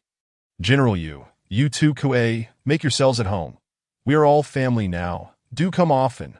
Fong Peng lifted his cup towards them, a beaming smile gracing his face. Zhao Go and Li Tongshan appeared relaxed, showing no signs of unfamiliarity as they raised their cups and drank deeply. "I never imagined Lord Fong's lifestyle to be so exquisite. It seems the salary of a mere county garrison in Nanping City is rather substantial," Yu Wu remarked, lifting his cup to take in the delightful aroma. "General Yu, your words are too humble." Fong Peng wiped his mouth with an exquisite handkerchief. "That I engage in some modest trade myself. In the future, we can collaborate and lead such refined lives together. All thanks to the patronage of Envoy Zhao and Elder Li." Fong Peng poured another cup of wine and raised it towards them. "I owe my official position here to your support. Fong is a person of gratitude. How are the commoners of Nanping City faring?" Yu Liangzhou inquired deliberately. Nanping is a remote town in Huai Prefecture, with narrow roads and inconvenient transport. This place lacks resources and relies on hunting, farming, and gathering herd for sustenance. That as the saying goes, impoverished mountains breed cunning folk. It is indeed difficult to govern. There are bandits and bullies outside the city, making the role of county garrison quite challenging. He picked up a piece of fatty meat, savoring it as grease coated his mouth. "That I wonder what plans you have for the future. You too, Kuei?" Zhao Go squinted, a smile curling at the corner of his lips. "I have yet to decide. Do you have any good suggestions, Envoy?" The dancers occasionally drew near, their flowing sleeves releasing a fragrant breeze. "With your skills, you should certainly participate in the competitions at the provincial capital, Lujiang City. However, those competitions are not comparable to entry-level exams. Without backing to provide resources, it may be challenging." That he took a delicate sip, glancing sideways at Li Tongshan. "Most participants in the Lujiang competitions are from prestigious sects and noble families, leading to fierce competition. For instance, the #1 sect in Jiangnan, the Sanjin Mountain Manor, claims first place every year. Unlike our modest Wuji Fist, which merely serves as a backdrop." Li Tongshan pulled a dancer into his embrace, inhaling the fragrance of her hair with narrowed eyes. "Recently, a sect called Yinyu Tower has risen near Westlake," Zhao Go remarked, setting down his chopsticks and gazing out the window. "The sect leader, Gong Sun Wu, wields dual swords that are renowned far and wide. Yinyu Tower possesses considerable strength and is poised for a meteoric rise. However, its foundation still lacks depth to surpass Sanjin Mountain Manor. It may require a long time." Li Tongshan's hands were never idle, incessantly teasing the dancer's sheer fabric. "You Xiaoxia." Zhao Go shifted the conversation, addressing Yu Liangzhou. "Why not join forces with us to showcase your skills in the Lujiang competitions?" He glanced at Fong Peng and Li Tongshan, who nodded in agreement. "That if you are willing, we can provide you with training resources." Yu Liangzhou took a deep breath, slowly responding. "What resources can you provide?" Chapter 43. The Empty General. "The weapons, equipment, and medicinal materials required for training will be supplied by us." Zhao Go sat up straight, leaning forward as he spoke, his tone intensifying. "That I will report to the Huai Prefecture Guardian upon my return, to see if it is possible to request the reinstatement of your family's general position in the capital." That he then chuckled lecherously as a dancer leaped into his embrace from behind. The maidens of Jiangnan are plentiful and of exceptional quality. The three shared a knowing glance and burst into laughter. "Why do you hold me in such high regard? What are the conditions?" Yu Liangzhou inquired directly, omitting any further pleasantries. "You are a swordsman. Wuji Fist surely does not suit you." Zhao Go gently patted the somewhat pale-faced Li Tongshan. "That if you become a retainer to our Huai Prefecture Guardian, we will surely serve the nation together and have a bright future ahead. I have not met the Huai Prefecture Guardian, but judging by your demeanor, I can surmise his character." What does being a retainer entail? Other than serving as scapegoats and pawns for you, Yu Liangzhou understood all too well that these men only sought personal gain, that MY family has served as the general of Liang Prefecture, solely for the imperial court. Before Yu Liangzhou could speak, Yu Wu interjected. We have never served as retainers. General Yu, Zhao Gou's expression darkened, and he pushed the dancer who had been nestled beside him away. Liang Prefecture no longer belongs to the Great Zhou Empire. Liang Prefecture has ceased to exist. The Muzafa Empire has renamed it Lindong City. He placed his cup down, staring intently at Yu Wu. With Liang Prefecture gone, what remains of the Liang Prefecture Guardian?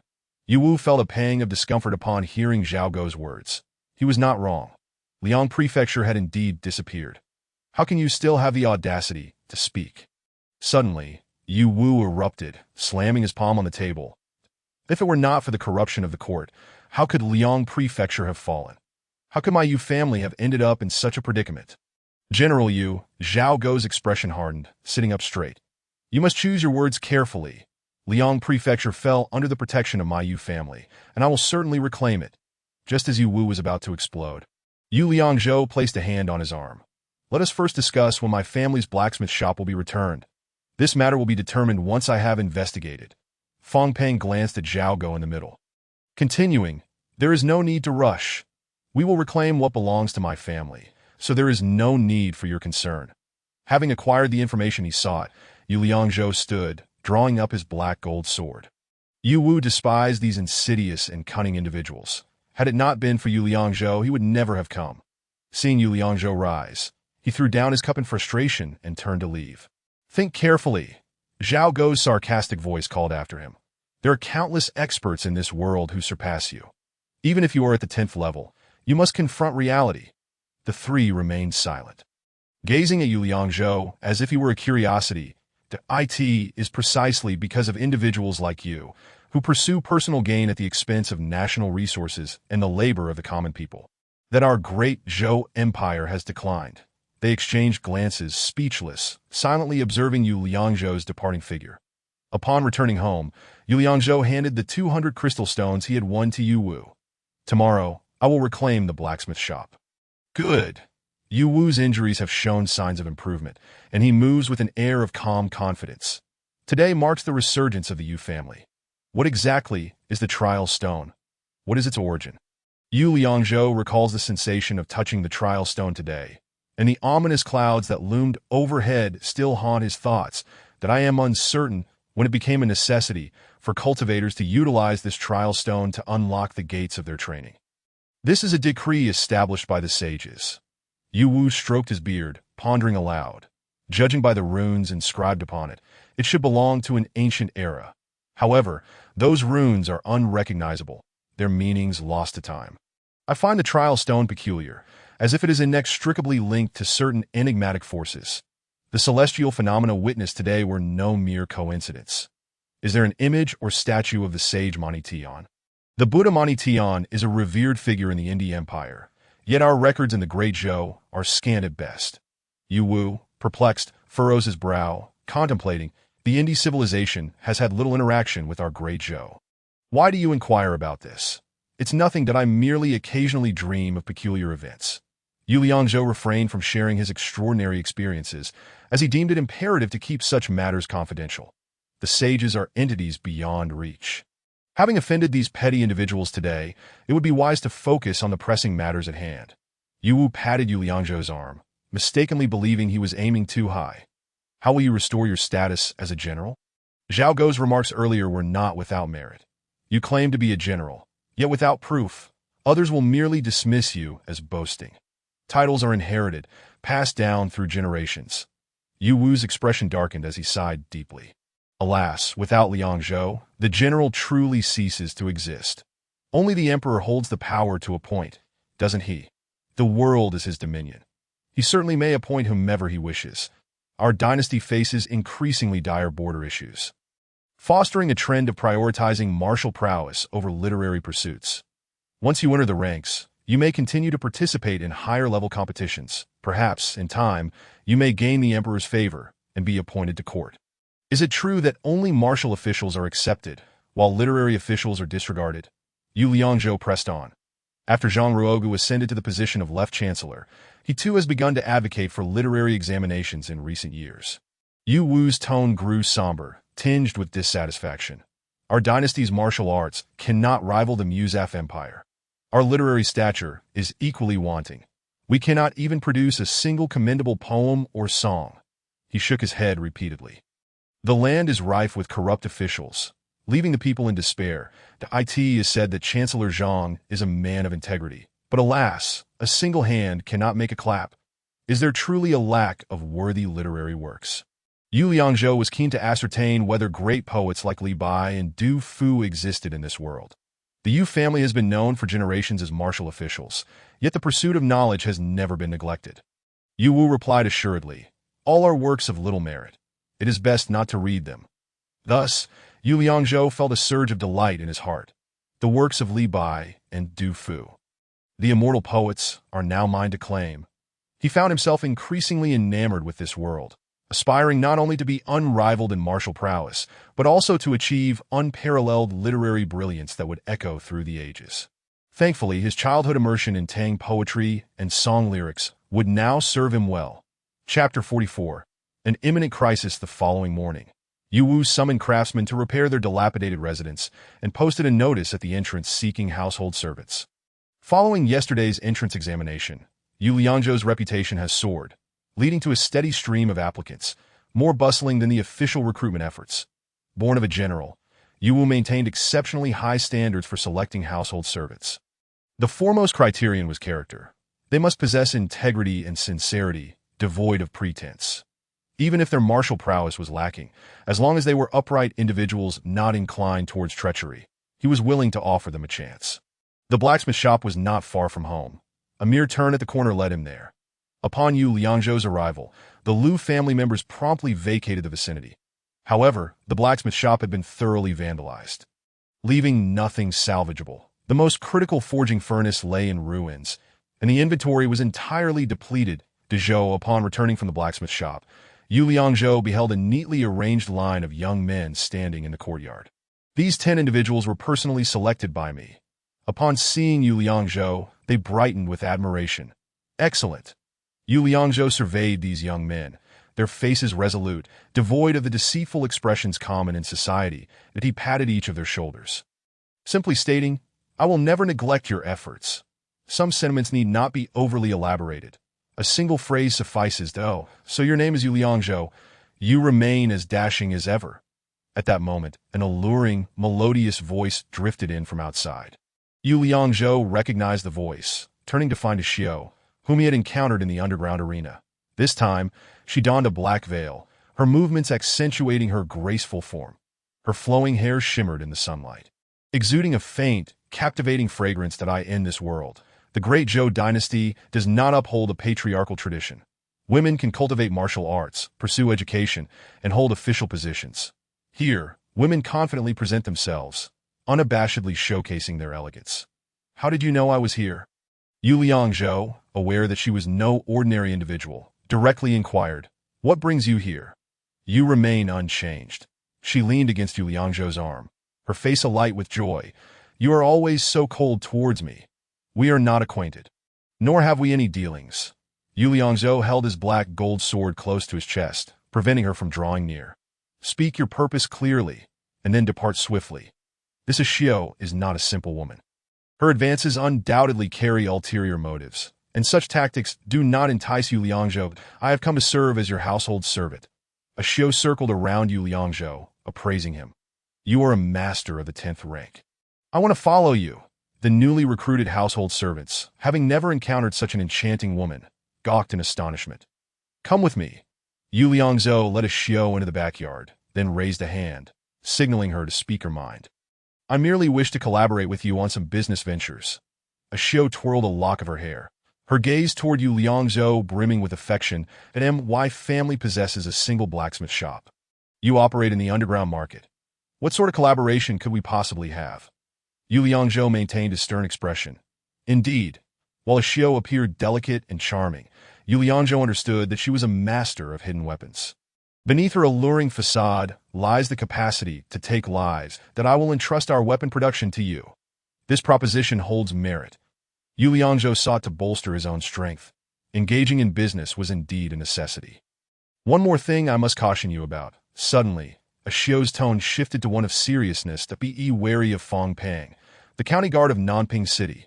Yu Liangzhou, aware of Fong Pang's character, deliberately remarked, "You are involved in the underground market, and he is the county guard. Under normal circumstances, it would be impossible to have any dealings with him. He is of the same ilk as the Liu family, although he holds the position of county guard." A Xiu scoffed. Her disdain apparent. Far from feigned, he is even more unscrupulous than those we deem as the underworld. After conversing with the Xiu, Yu Liangzhou escorted her to the entrance, where he encountered Tang Tao of the Songfeng Swordsmanship Academy.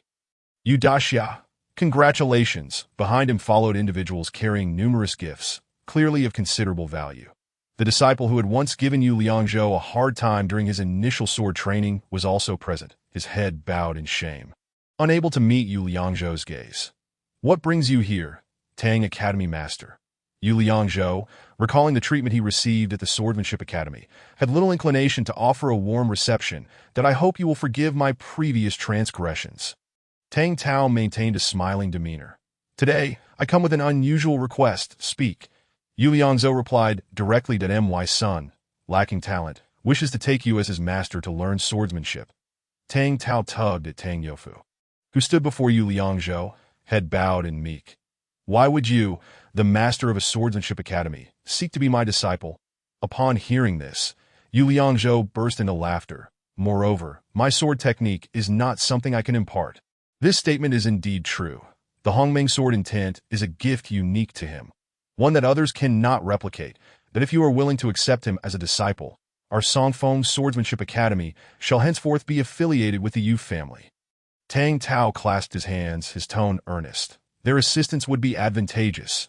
Yu Liangzhou mused that he could not handle every matter himself, and thus agreed. "Very well, I will visit the Swordsmanship Academy to instruct him in sword techniques when I have the opportunity." Given Yu Liangzhou's profound understanding of swordsmanship, offering guidance would be no trouble at all. "Master, I pay my respects." Tang Youfu knelt before Yu Liangzhou, acknowledging his rise to power with great urgency. The moment Yu Liangzhou ascended, various factions flocked to align themselves with him. Such is the nature of reality, and he understood well that these individuals came with their own ulterior motives. The only ones who could truly weather the storm alongside him were his father, Yu Wu, his sister, Yu Qingxi, and of course Xiao Yin. The Yu family had recently experienced a remarkable resurgence. Their once dilapidated residence had been rejuvenated, marked by a robust character of the prominent Yu character above the entrance, bustling with activity and liveliness. Although Yu had yet to fully recover, he managed the blacksmith shop daily without issue. That Axiu had also provided substantial orders, ensuring the family not only sustained their household, but also enjoyed a surplus. Yu Qingxi was relieved from menial tasks, and their lives had finally taken a turn for the better. Suddenly, Yu Liangzhou was roused from his reverie by a faint sound. He unsheathed his black gold sword. Surveying the outside through the window, the door creaked open gently, and a shadow slipped inside without a sound. The individual's nimble movements indicated a formidable skill level. Yet before Yu Liangzhou, they still lacked the necessary prowess.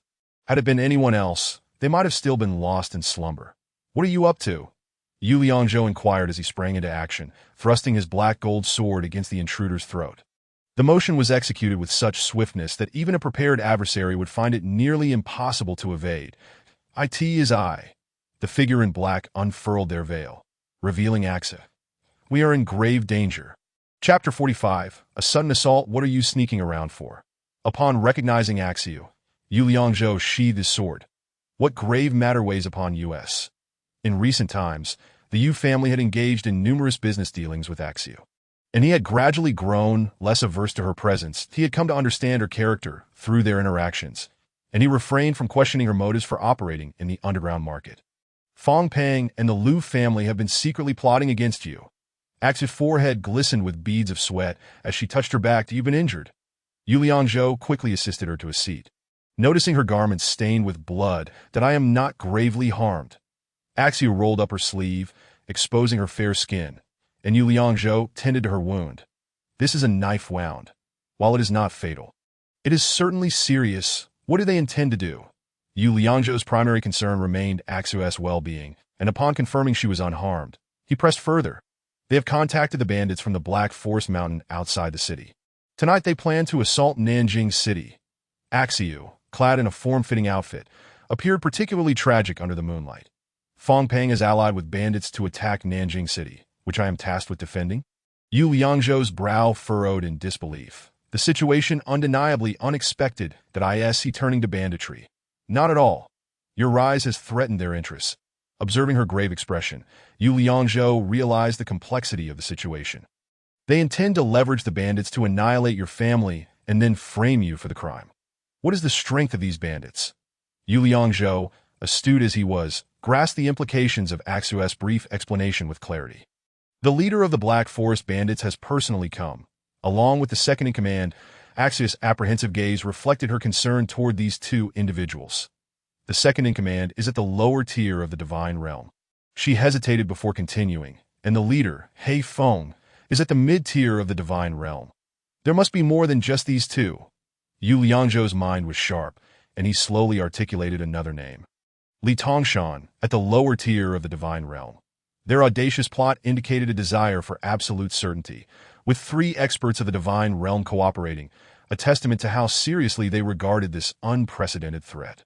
I had not anticipated this individual. Axu's expression darkened further with worry.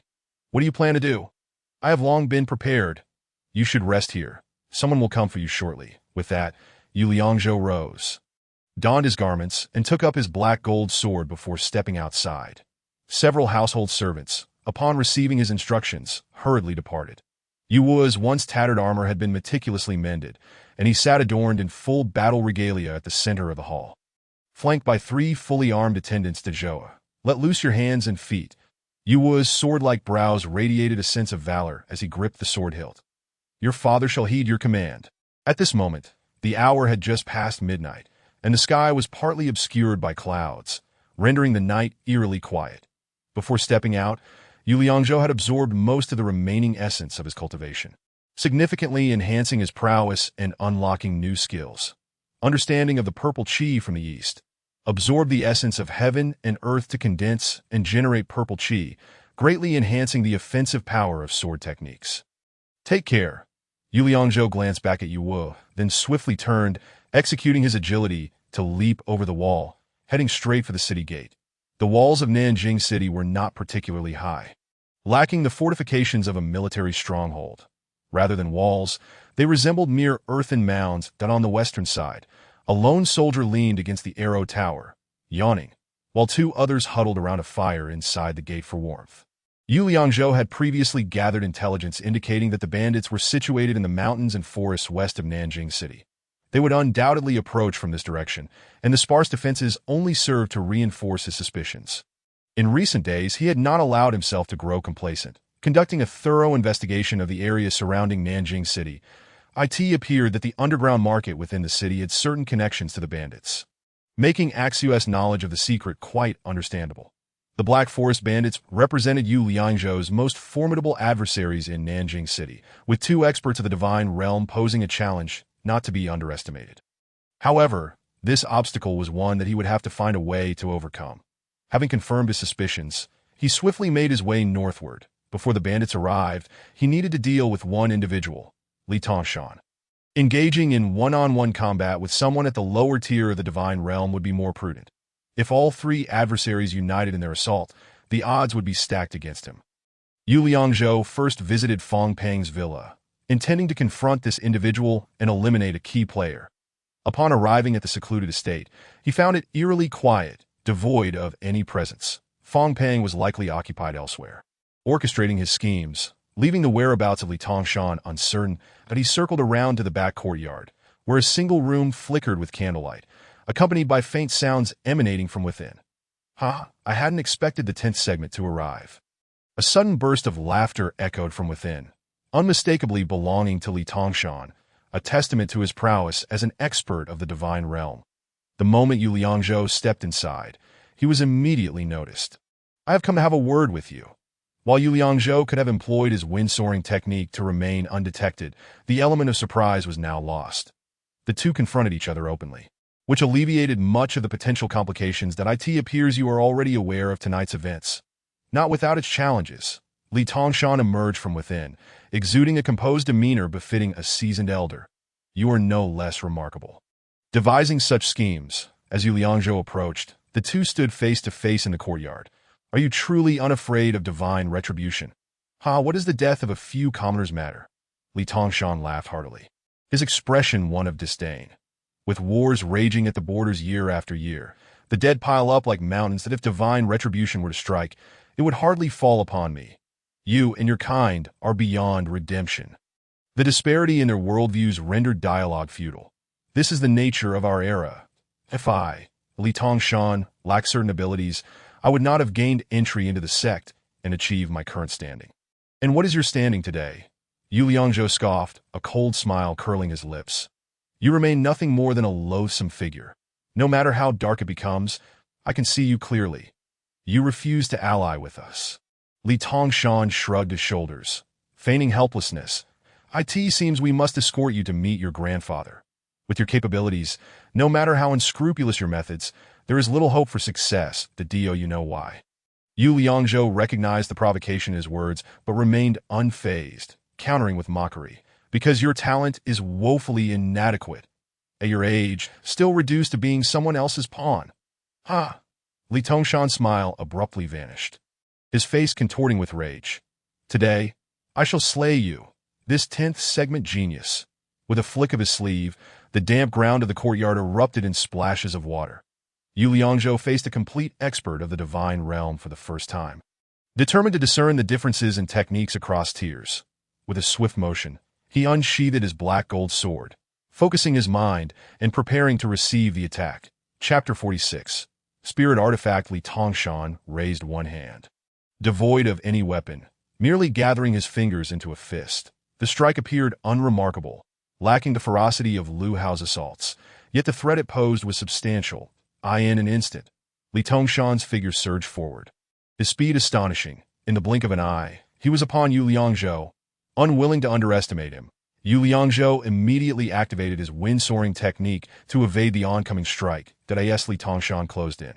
He suddenly blurred, creating an afterimage that surrounded Yu Liangzhou from both sides, leaving him with no avenue for escape, but he could only retreat several steps, with Li Tongshan's figure pressing forward relentlessly.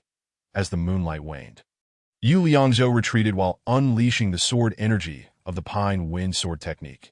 However, before Li Tongshan, the technique dissipated without effect, revealing its inadequacy against a master of the divine realm. Yu Liangzhou had intended to test the waters with the Pine Wind Sword technique, and the disparity was evident. With the courtyard wall looming behind him, retreat was no longer an option. That he unleashed the Birth Taiji, causing Li Tongshan's brow to furrow slightly, as the technique evidently posed a challenge to the divine realm. Consequently, Li Tongshan's movements slowed down a fraction, allowing Yu Liangzhou to create some distance. With a powerful push against the ground, he harnessed his momentum and executed the 3 rings binding the moon. 3 beams of sword light simultaneously pierced forth, shimmering like distant silver in the cold night. Having entered the next stage, Yu Liangzhou's abilities had seen a significant enhancement. His attacks now boasted several times the potency compared to when he had battled Lu Hao. Li Tongshan could not afford to dismiss this assault as he had with the Pine Wind Sword technique. With a resounding impact, he met the strike with his fists. Bang! What a formidable sword technique! Although Li Tongshan managed to neutralize Yu Liangzhou's 3 rings binding the moon, the collision left fine wounds on his knuckles and forearms. Observing his own fists, he spoke with astonishment and admiration. You actually pierced through my protective true energy. Have you become overly confident? Yu Liangzhou was equally taken aback, realizing that he had not merely met his sword strike with bare fists. Upon reaching the divine realm, one possesses protective true energy. Ordinary weapons cannot harm me. He gazed at Yu Liangzhou's black gold sword, his brow arching slightly. This sword of yours is of the 6th grade. How could it possess such extraordinary effects? He tilted his head, scrutinizing the black gold sword. Could it be that my eyes deceive me? You are not mistaken. Yu Liangzhou raised the black gold sword before his eyes. This sword is indeed of the 6th grade. He then added slowly, It merely carries a special effect within my sword techniques, that Li Tongshan's astonishment deepened. So even techniques beneath the divine realm can possess special effects. It seems the 10th segment is truly exceptional. Li Tongshan stood his ground, somewhat surprised by the encounter with Yu Liangzhou. I had thought that although you had reached the 10th segment, your techniques would be rather ordinary. I did not expect your swordplay to be both fierce and ingenious. He paused briefly to retrieve a pair of metallic gloves from his waist. Allow me to demonstrate the weaponry of the divine realm. The iron gloves appeared unremarkable, resembling ordinary iron gloves that Li Tongshan donned them with calm demeanor. Spirit artifact. Within the 3 realms of creation, there are 3 levels of spirit artifacts: low, medium, and high. Naturally, Li Tongshan wielded a low-grade spirit artifact, yet spirit artifacts differ fundamentally from ordinary weaponry. The term spirit encapsulates a power known as spiritual energy.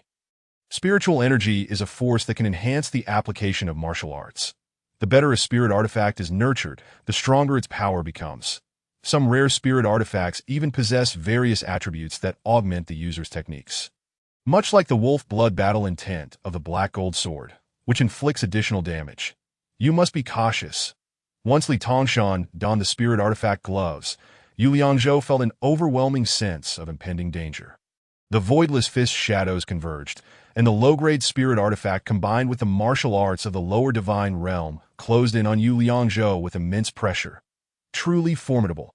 He could not afford to be negligent and maintained the Fengshu Yufeng stance. With the Birth Taiji poised to be unleashed at any moment, that Li Tongshan's figure surged forward, attacking from both sides almost simultaneously, his speed surpassing that of before.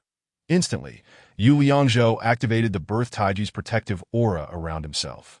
Within this aura, not only could he enhance his sword strikes, but he could also augment his movement with Fengshu Yufeng, allowing him to maintain his pace and avoid falling behind. The 3 rings binding the moon clashed with the shadows of the fists for several exchanges, with neither side gaining the upper hand. However, Li Tongshan, now equipped with the low-grade spirit artifact, was no longer susceptible to the black gold sword's wolf blood battle intent. Furthermore, when the black gold sword struck against his gloves, it felt as if it were repelled by an unseen force that is the essence of spiritual energy.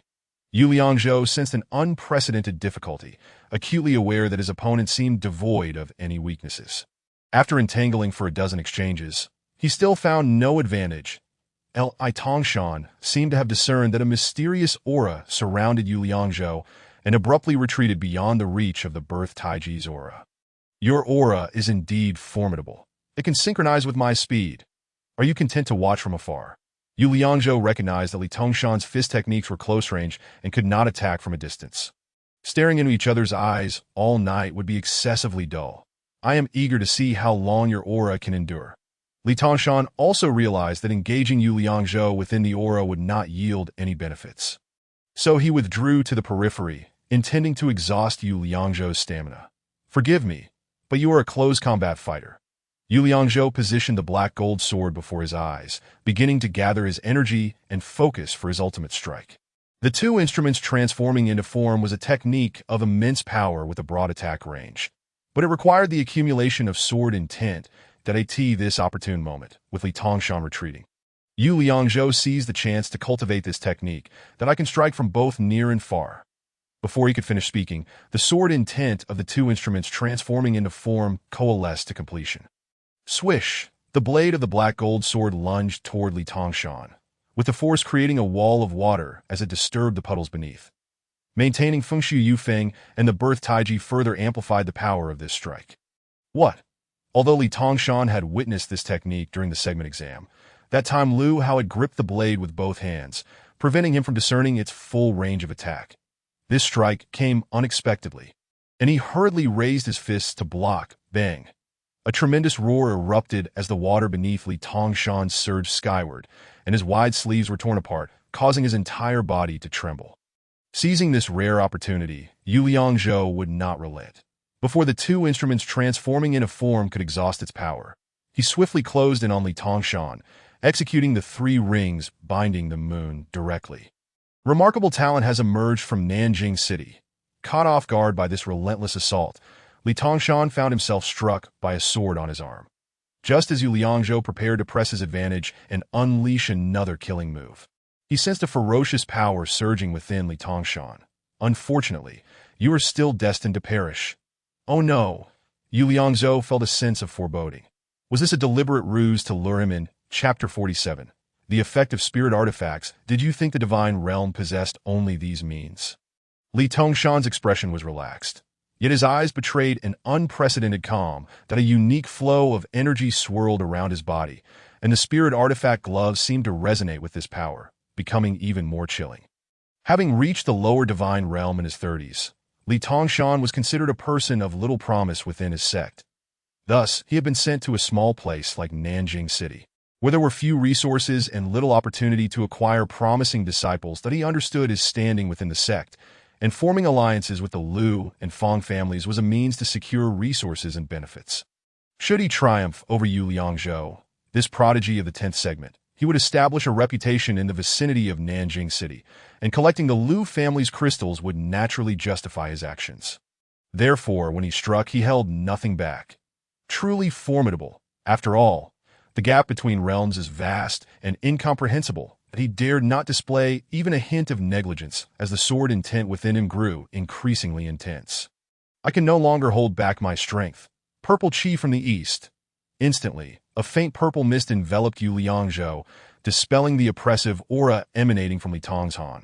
In its place arose a surging tide of excitement, an insatiable yearning for battle. Purple chi. Li Tongshan observed Yu Liangzhou's wide eyes and grave expression. This is unprecedented. His arms spread wide, and his body soared into the air. You have indeed transcended your realm. A sensation akin to a mountain pressing down upon him assailed Yu Liangzhou. He surmised that this must be Li Tongshan's ultimate technique. The spirit artifact in his grasp emitted a faint glow as he began to roll. And at the apex of his ascent, he suddenly unfurled his form, fists directed downward, hurtling toward Yu Liangzhou. The gust of wind forced the rainwater on the bluestone tiles to scatter outward, rendering the damp ground dry. The aura became visibly distinct. The black gold sword gently circled towards Li Tongshan, tracing an arc in the air. The aura of the living Taiji gradually unfurled like a fan, ultimately forming a circle. The originally formless living Taiji aura transformed into a tangible presence under the impetus of the purple chi arriving from the east. The weighty essence was considerably more potent than before. In response to the tangible purple aura, the sword intent of Yu Liangzhou converged once more. The two instruments of transformation absorbed the purple chi, concentrating it upon the sword's edge. The black gold sword began to tremble slightly, as if acknowledging the formidable power it faced. This time, the two instruments of transformation were not only more powerful than before, but also required a shorter duration to gather energy, allowing Yu Liangzhou to launch his attack before Li Tongshan could reach him. Seizing the moment, Yu Liangzhou flicked his wrist, sending forth a stream of purple sword chi towards Li Tongshan's mighty fists. With a thunderous roar, a shockwave surged outward. Pain shot through Yu Liangzhou's legs, and cracks formed in the stones beneath him. What? Despite the overwhelming might of the sword strike, Li Tongshan remained unyielding. The consumption of purple chi was immense. If Li Tongshan countered with an equally powerful attack, Yu Liangzhou would likely be unable to withstand it. This was the power of a spiritual weapon. Li Tongshan laughed triumphantly. His iron fists glimmered faintly, appearing unremarkable, yet they could nullify the sword intent of Yu Liangzhou's two instruments of transformation. This strike had not truly landed on him. Yu Liangzhou, you genius, your downfall is imminent. Although the living Taiji aura stood before him, Yu Liangzhou's vulnerabilities had already been laid bare. Even with the Fengshu Yufeng technique, he could not evade this strike. If he attempted the Sanhuan Taoyue without the support of the purple chi, he would be utterly incapable of fending off Li Tongshan's full-force assault. After all, this was an utterly relentless lethal strike from a practitioner at the lower tier of the divine realm. Since comprehending the Hongmeng sword intent, he had relied on this innate gift to navigate his way through trials, achieving the unprecedented rank of 10. That his techniques were not learned from any master. They were derived solely from his understanding of the innate Hongmeng sword intent. These techniques had no mentor to guide Yu Liangzhou. He had solely depended on his gradual exploration and practice in real combat. In truth, Yu Liangzhou had never diligently practiced these techniques, nor did he have the luxury of time to ponder them. Everything transpired too swiftly, leaving him little room for leisure when it came to executing these techniques. Yu Liangzhou merely summoned his thoughts, and the techniques were instantaneously unleashed. The living Taiji's ability to enhance the technique's offensive power was a serendipitous discovery. Yu Liangzhou's real combat experience was, after all, insufficient. Though he had rapidly attained the 10th rank during the segment examination, it was merely a recognition of his extraordinary talent. Since arriving in this world, he had engaged in only a handful of genuine battles, predominantly relying on his innate gifts to overwhelm his opponents. Of course, luck played a significant role as well. For instance, the Silver Wolf had aided him in slaying a vengeful spirit, making that encounter more of a battle between the Silver Wolf and the spirit.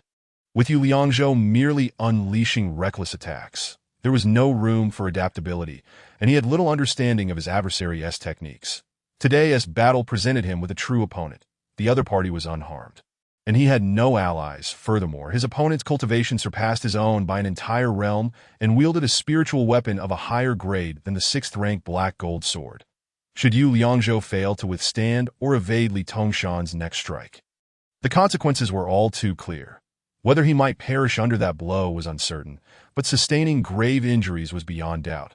His spiritual weapon had the ability to nullify force in the blink of an eye. Yu Liangzhou's thoughts raced.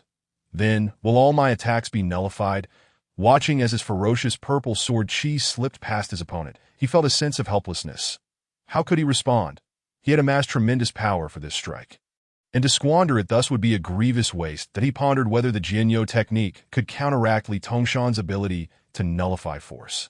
However, that technique was passive and without the enhancement of the purple chi. Its potency was uncertain. Ordinary techniques would be utterly futile. The purple chi, suddenly, Yu Liangzhou realized that the living Taiji aura before him had yet to dissipate. The visible purple vortex could condense the purple chi into a fog-like form. Since the purple chi could be condensed, why not draw it back? With this thought, a bold idea took shape in Yu Liangzhou's mind. Of course, this was also a perilous gamble, for the next technique he intended to execute would directly influence the outcome of the entire battle. Victory or defeat hinged upon this single move. With no time to hesitate, Yu Liangzhou resolved to take the risk that he refrained from unleashing an offensive technique.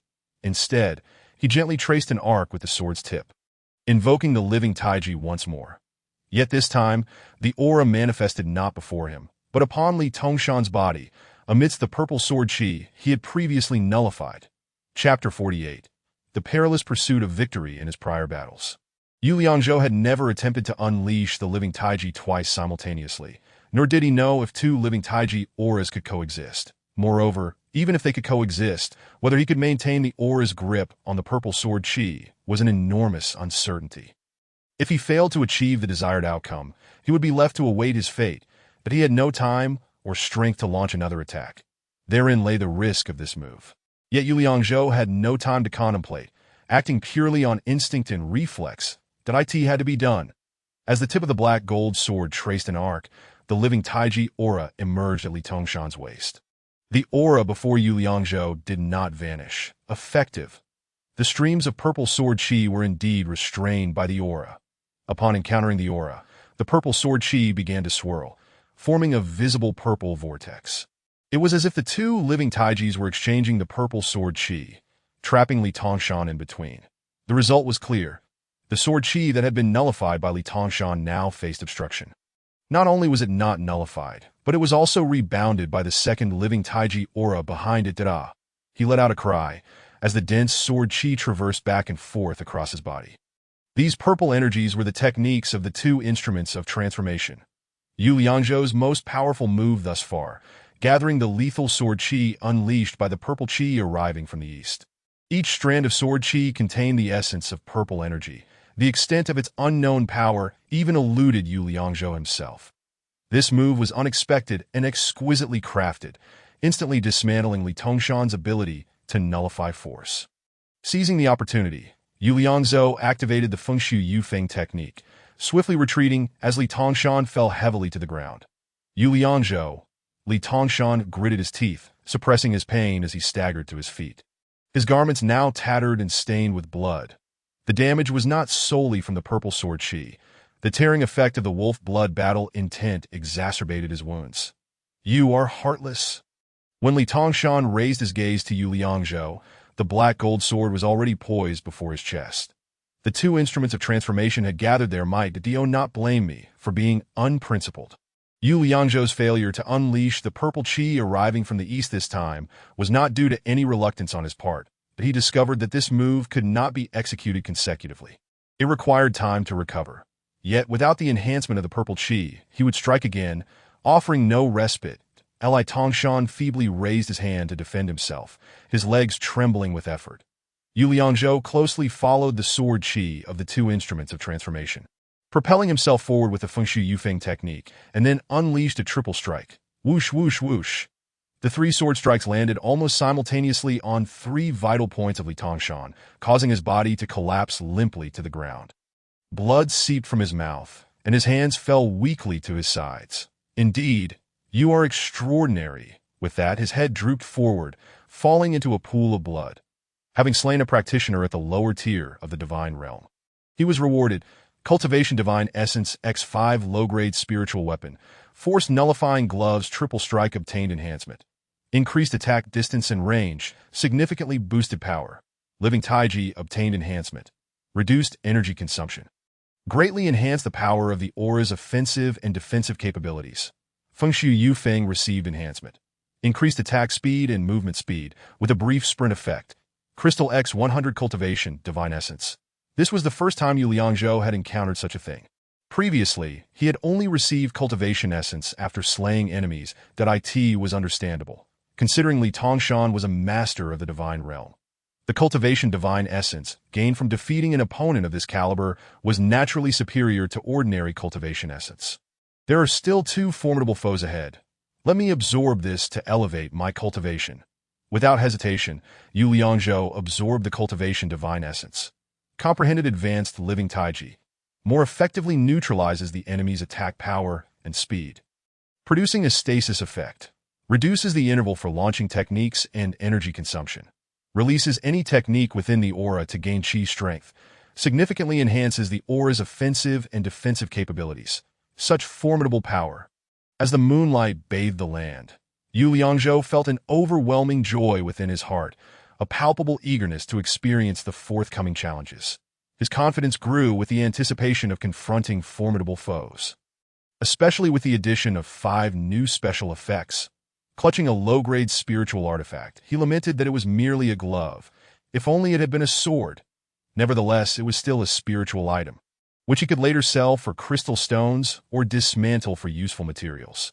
Searching through Li Tongshan's satchel, Yu Liangzhou realized that within the sect, he was not a figure of great significance, for the contents were rather mundane. Where could Fong Peng be?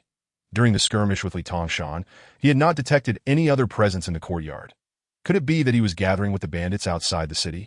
Unlikely. A moment's thought revealed that if Fong Peng intended to frame him, joining forces with the bandits would surely expose his scheme. Hence, he must be hiding somewhere within the city. Yu Liangzhou speculated that Fong Peng's most probable destination would be the military camp. During the bandit siege, he would surely seize the opportunity to eliminate his adversaries. Numerous individuals had recently sought Yu Liangzhou's favor, all of whom Fong Peng could not tolerate. Moreover, if he planned to assist the bandits within the city, it was conceivable that he might disguise himself as one of them. Ultimately, controlling the military's movements would undoubtedly be Fong Peng's greatest assurance. His father had also made arrangements, so there should be no significant issues. Gazing at the moon's position in the sky, Yu Liangzhou noted that considerable time had elapsed in this battle. The bandits would soon launch their assault, that I must devise a strategy to eliminate those two formidable adversaries of the spirit realm. He swiftly executed his movements, leaping onto the rooftops and dashing toward the western city wall. There, a soldier, yawning incessantly, leaned against the wall, sound asleep. Yu Liangzhou ascended the arrow tower to peer outside the city, but saw no signs of activity. Everything remained eerily quiet, as if nothing were amiss. What use is such city defense? Observing the narrow path outside the city, he could faintly discern a couple of rabbits foraging by the roadside. Animals are typically the most alert. If a large contingent were approaching, they would surely not be present. Turning to look back into the city, he felt an even stronger sense of unease. although everything appeared normal. An instinctual discomfort lingered within him. Something is amiss. His gaze fell upon the area where he had previously ventured into the underground black market, and he noted its unusual silence. That locale was the most vibrant part of Nanping City's nightlife. Drunken revelers would not typically depart until dawn. Why was the street so desolate today? How could Xiao possibly know that the bandits would attack the city today? Fragmented clues surfaced in Yu Liangzhou's mind. If the bandits were to infiltrate Nanping City through the black market, the thought sent a chill down his spine. Chapter 49. Veiled concerns. Yu Liangzhou focused intently as he spotted several shadows flickering along the street. Soon after, around 10 figures emerged from the buildings, their distance failing to escape his keen observation. Their attire was not that of ordinary citizens. Rather, they donned black, form-fitting garments suited for nocturnal movements. These individuals did not carry torches but swiftly vanished into the darkness, leaving no trace behind. That it was a pity that Li Tongshan had divulged no useful intelligence. Their plan to assault the city was evidently more intricate than anticipated. Where could these individuals be headed? If they were unaware that their plot had already been exposed, then the most direct course of action would be to assassinate me at my home. Yu Liangzhou swiftly set off toward his residence. Propelling himself along the walls with great haste, he encountered no one along the way, save for the distant barks of dogs. Accelerating his pace, he was determined to reach his home before the cloaked figures. Assuming they were indeed heading toward the same destination. Upon entering his abode, he was greeted by Tang Tao from the Songfeng Swordsmanship Academy, who, along with all his disciples, stood vigilant in the courtyard. Mu Ta and Ajia, fully armed, had also arrived with their clansmen. Together with the 10 or so servants recruited by the Yu family, they formed a contingent of approximately 30 individuals, encircling Yu Wu. Zhou, what transpired? Yu Wu hurriedly approached Yu Liangzhou as soon as he entered. The others, upon seeing him, felt a surge of hope. He had become their steadfast anchor.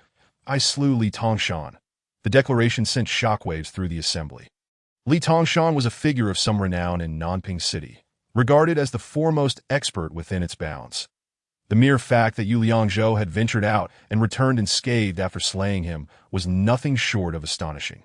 Surpassing their understanding of his capabilities, that Mu Ta and Ajia, having forged a brotherly bond with Yu Liangzhou, were not surprised by this revelation. However, for the Songfeng Swordsmanship Academy, their interest was entirely self-serving. Tang Tao had previously expressed a desire to align the academy with the Yu family. While Yu Liangzhou could not accept Tang Youfu as a disciple, imparting him a few sword techniques was certainly within reason. Thus, upon receiving word from the Yu family, Tang Tao had no choice but to come. He could only choose one person to accompany him, and he chose Yu Liangzhou, albeit with some trepidation. What significance does a 10th-tier warrior hold?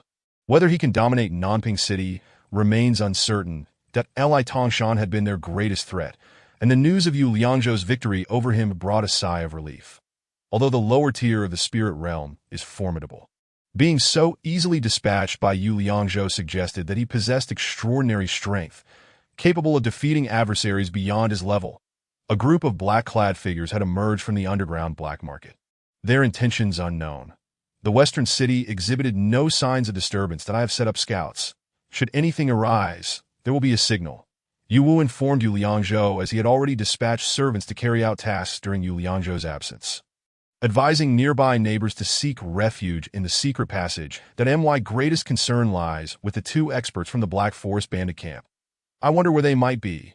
The Black Forest Bandit camp is upon us. Tang Tao's expression turned one of terror. He asked the master of the Songfeng Swordsmanship Academy. He struggled to maintain his composure. Is it possible that both the chief and the second chief have arrived? That is a distinct possibility. Yu Liangzhou replied gravely. The most pressing issue is that we cannot ascertain their movements. These 2 are no ordinary foes. Previously, the Huai Prefecture's guardians had dispatched troops to eradicate them. Yet none had succeeded. Yu Liangzhou's mind raced with questions. Surely, the esteemed guardians of Huai Prefecture could not lack experts of the spirit realm or above among their ranks, that officials of the border. They would naturally possess numerous formidable warriors. However, with the ongoing conflict at the front lines, it was likely that their strongest had been dispatched there. Tang Tao chuckled wryly, seemingly reluctant to engage in idle speculation. Those sent to Nanping City are likely the old, weak, and sickly. This assertion held merit. From the perspective of the Huai Prefecture's guardians, This area was indeed insignificant, and they probably had not invested much thought into it.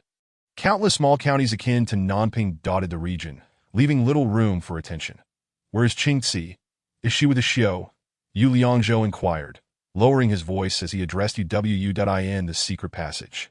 Yu Wu gestured discreetly that a Xiao likely knew more than she had disclosed. The earlier haste had precluded any thorough questioning. Now, he intended to seek her out for clarity. Yu Wu raised his hand, commanding, "Everyone, conceal yourselves and prepare an ambush." The secret door appeared as an ordinary stone wall from the outside, and it was remarkably sturdy. Yu Liangzhou tapped on the wall, following their prearranged rhythm, so that those inside would recognize it was a friend. With a creak, the stone wall parted, allowing Yu Liangzhou to crouch and enter the hidden chamber. "How is your injury?" he asked with genuine concern upon entering. "It is nothing serious." Axiu reclined against a pile of grass. Her complexion markedly improved. Yu Qingxi cradled Xiao Yin beside her, and upon spotting Yu Liangzhou's return, Xiao Yin lunged towards him. "You mentioned they intend to assault Nanping City," Yu Liangzhou remarked, his tone laced with skepticism. "When will they arrive?" "Tonight," Axiu replied, "though I cannot specify the exact time." Axiu gazed intently into Yu Liangzhou's eyes, her own filled with sincerity. "What connection does the underground black market have with Highland Village?" Yu Liangzhou's tone grew, increasingly assertive as he continued to fixate on Axiu. "Are you doubting me?" Unfazed, Axiu met his gaze head-on, remaining silent. After a brief pause, her chest heaved with emotion as she declared, "The underground black market is backed by the leader of Highland Village." With these words, a flicker of fear crossed Axiu's eyes. He Feng, Chapter 50. A genuine revelation. "So, you are a subordinate of He Feng." Axiu worked for the underground black market, and it appeared her status within it was significant, prompting Yu Liangzhou to reasonably deduce the nature of her association. "Our alliance was orchestrated by him, was it not?" "You speak the truth." Axiu lowered her head, her hair cascading down to obscure her face, betraying a hint of despondency. Yet she swiftly shifted the topic. "However, you are only partially correct that I genuinely wish to assist you. What motive do you have to help me, considering we are not related?" Yu Liangzhou's expression hardened, his dark eyes glinting with menace. "Regardless of whether you believe me or not." Axiu's body trembled slightly, her eyes reddening. She raised her voice, hoarsely insisting, "If you do not believe me, then kill me, brother." Yu Qingxi grasped Yu Liangzhou's arm. "That I just spoke with Miss Axiu. I am certain she would never betray you. She is from the underworld. How can you trust her so easily?" Yu Liangzhou knew Yu Qingxi's heart was pure and kind, but her innocence was no match for the cunning of such individuals. "I cannot articulate it," Yu Qingxi replied, clutching Axiu's hand. "Perhaps this was the trust and warmth that existed between women. In any case, I trust my instincts. She is not a wicked person. Indeed, I am from the underworld." Axiu's eyes shimmered with tears. "Do you understand why I entered this world?" She fought back tears, yet they fell one by one. Can those in the underworld not possess genuine feelings? Some matters cannot be judged by common sense. What makes us human is our capacity for thought and emotion. Those labeled as villains may not always be as malevolent as we presume, while some so-called virtuous individuals may not be as upright as they seem. Yu Liangzhou understood these truths. He observed Axiu's expression, which was a genuine display of emotion, not something that could be feigned. Thus, he refrained from pressing further, choosing to trust Yu Qingxi's intuition and his own judgment. Sometimes, relying on instinct can bring one closer to the truth. "Do you know where He Feng is? And where is the second in command?" Yu Liangzhou's tone softened, no longer aggressive. "I have never seen He Feng in person. He always wears a mask and moves stealthily." Axiu wiped her tears and continued, "The second in command only recently joined Highland Village. He typically remains within the village and seldom ventures out. I have already slain Li Tongshan. Confronting a master of the divine realm is no easy feat. If He Feng and the second in command join forces." He glanced at the black gold sword in his hand, pondering for a moment before he murmured, "I cannot guarantee victory." Yu Liangzhou had clearly struggled against Li Tongshan, and luck played a part in his triumph. Had it not been for a sudden flash of inspiration resulting in an unexpected maneuver, he might not have been able to slay Li Tongshan. However, if two masters of the divine realm were to attack simultaneously, especially with one being of considerable strength, The consequences of such a formidable alliance would be dire. This was his greatest concern. I knew you possessed this strength. Axio's eyes sparkled with delight that I had initially intended to advise you to flee. Now that Li Tongshan is dead, your chances of victory have increased. What do you estimate my chances of success to be?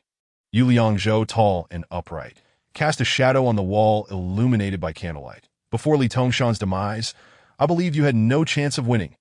Axio did not beat around the bush. She spoke candidly. Now, I estimate your chances to be 1 in 10. Haha. Upon hearing this, Yu Liangzhou laughed. You have not overestimated me. You would still choose to assist me with a mere 1 in 10 chance? Some matters are not determined by the likelihood of success. Axio surprisingly appeared somewhat bashful, a reaction that took Yu Liangzhou aback. She had always exuded charm and allure, and this sudden shift was indeed stark. How did you sustain your injuries? Yu Liangzhou quickly redirected the conversation. Recently, their movements have been suspicious, so I went to eavesdrop. Unfortunately, I was discovered by the guards and injured. She pointed to the veil hanging around her neck. Fortunately, I wore a veil, so they might not recognize me. What weapons do He Feng and the second-in-command wield? During his encounter with Li Tongshan, Yu Liangzhou learned that spirit weapons have unique methods. If he could uncover this information, it would undoubtedly bolster his chances in battle. I have never seen He Feng's weapon. Axio replied that we refer to the second-in-command as Tigerhead. When he first arrived, some were unwilling to accept him and challenged him. I witnessed him in action then. However, those who challenged him were no more than 7th-tier fighters that he could easily defeat them without revealing his weapon, so I am unaware of what he wields. Only that he possesses immense strength and is likely to use a heavy weapon. Stay and recuperate. Do not venture out. Yu Liangzhou felt he had gleaned all he could and turned to leave. Wait! Axio, disregarding her wounds, forced herself to stand, but I will return to gather information for you. It is unnecessary. Yu Liangzhou, facing away from Axio, turned back to declare, You are injured. Returning like this will surely expose you. With that, he exited, leaving the courtyard devoid of life. Yu Wu had already instructed everyone to conceal themselves. Awaiting the enemy's ambush, Yu Liangzhou leaped onto the rooftop to observe in secrecy, but regrettably, the height of his own roof limited his view. What were these figures in black up to? He gazed at the moon, contemplating the time that if their objective was the Yu family, they should have arrived by now. Why was there no sign of movement? He scanned the surrounding area outside the city, finding no anomalies. Could it be that they learned of Li Tongshan's death? Yu Liangzhou analyzed while observing. Would they simply abandon their plans? Such a notion was implausible. News of Li Tongshan's demise could not have spread so swiftly. They must have made prior arrangements and were executing their roles. Even if some servants or maidens in the courtyard had seen them, their status would prevent them from locating Fangpang. Neither an assault on the city nor a sneak attack occurred. Yu Liangzhou found himself at a loss. It seemed Fangpang's schemes were more intricate than he had initially imagined. Suddenly, a loud explosion erupted, and flames soared into the sky. In an instant, smoke enveloped the area, obscuring his vision that a fiery wall encircled the courtyard as flames leaped high, sending waves of heat that scorched his face. The Yu residence was situated in the southern part of the city.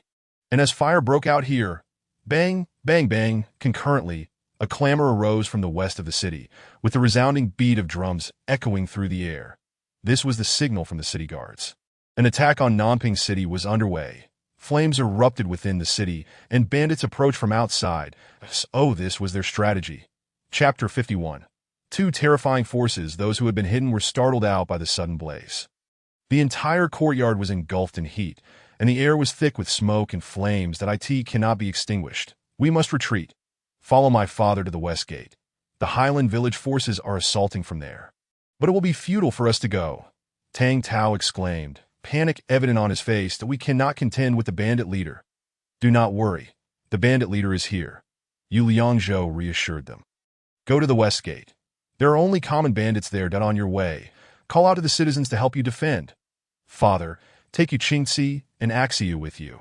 Sure, you are not coming with us? Yu Wu's brow furrowed, his expression grave. Are you planning to stay here? I will confront the leader of Highland Village here. Your presence only hinders me. Rest assured and go. The area is secure, as long as one proceeds with caution. All shall be well. Indeed. Yu Wu possesses unwavering confidence in Yu Liangzhou, merely nodding subtly. Despite the dire circumstances, his response is resolute and composed. Exercise caution, he admonishes. Accompany my father and ensure their safety. Yu Liangzhou extends his arm to support Xiao. I shall remain here to confront Haifeng and Huito. Just you alone. Xiao's eyes widen in astonishment, her gaze sparkling with clarity. Did Dio not disclose this to them? Yu Liangzhou whispers urgently to Xiao. In the event of my misfortune, ensure their escape.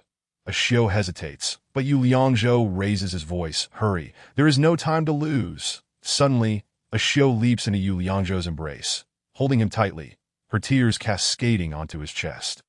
Rest assured, Yu Liangzhou gently pats her shoulder. I only jest. If I cannot prevail, I can always flee. He steadies Xiao's shoulders, his tone softening to go now. Reluctantly, Xiao glances back at Yu Liangzhou before gritting her teeth and following Yu Wu. Yu Qingci and the others toward the west of the city. Mu Ta and his companions shield their bodies with wooden logs and shields, forging a path through the flames that moment. Figures clad in black suddenly emerge in Yu Liangzhou's line of sight, launching an assault on Mu Ta and the others. Observing this, Yu Liangzhou swiftly unleashes Fengshu Yufeng, propelling himself forward.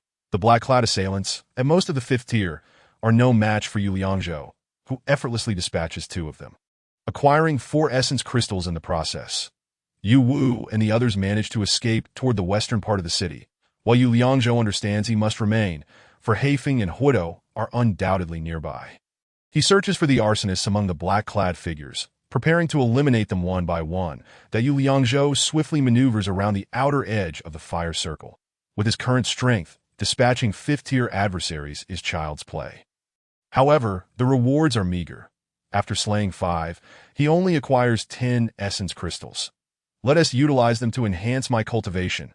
Yu Liangzhou employs all the essence crystals, determined to give his all in this battle.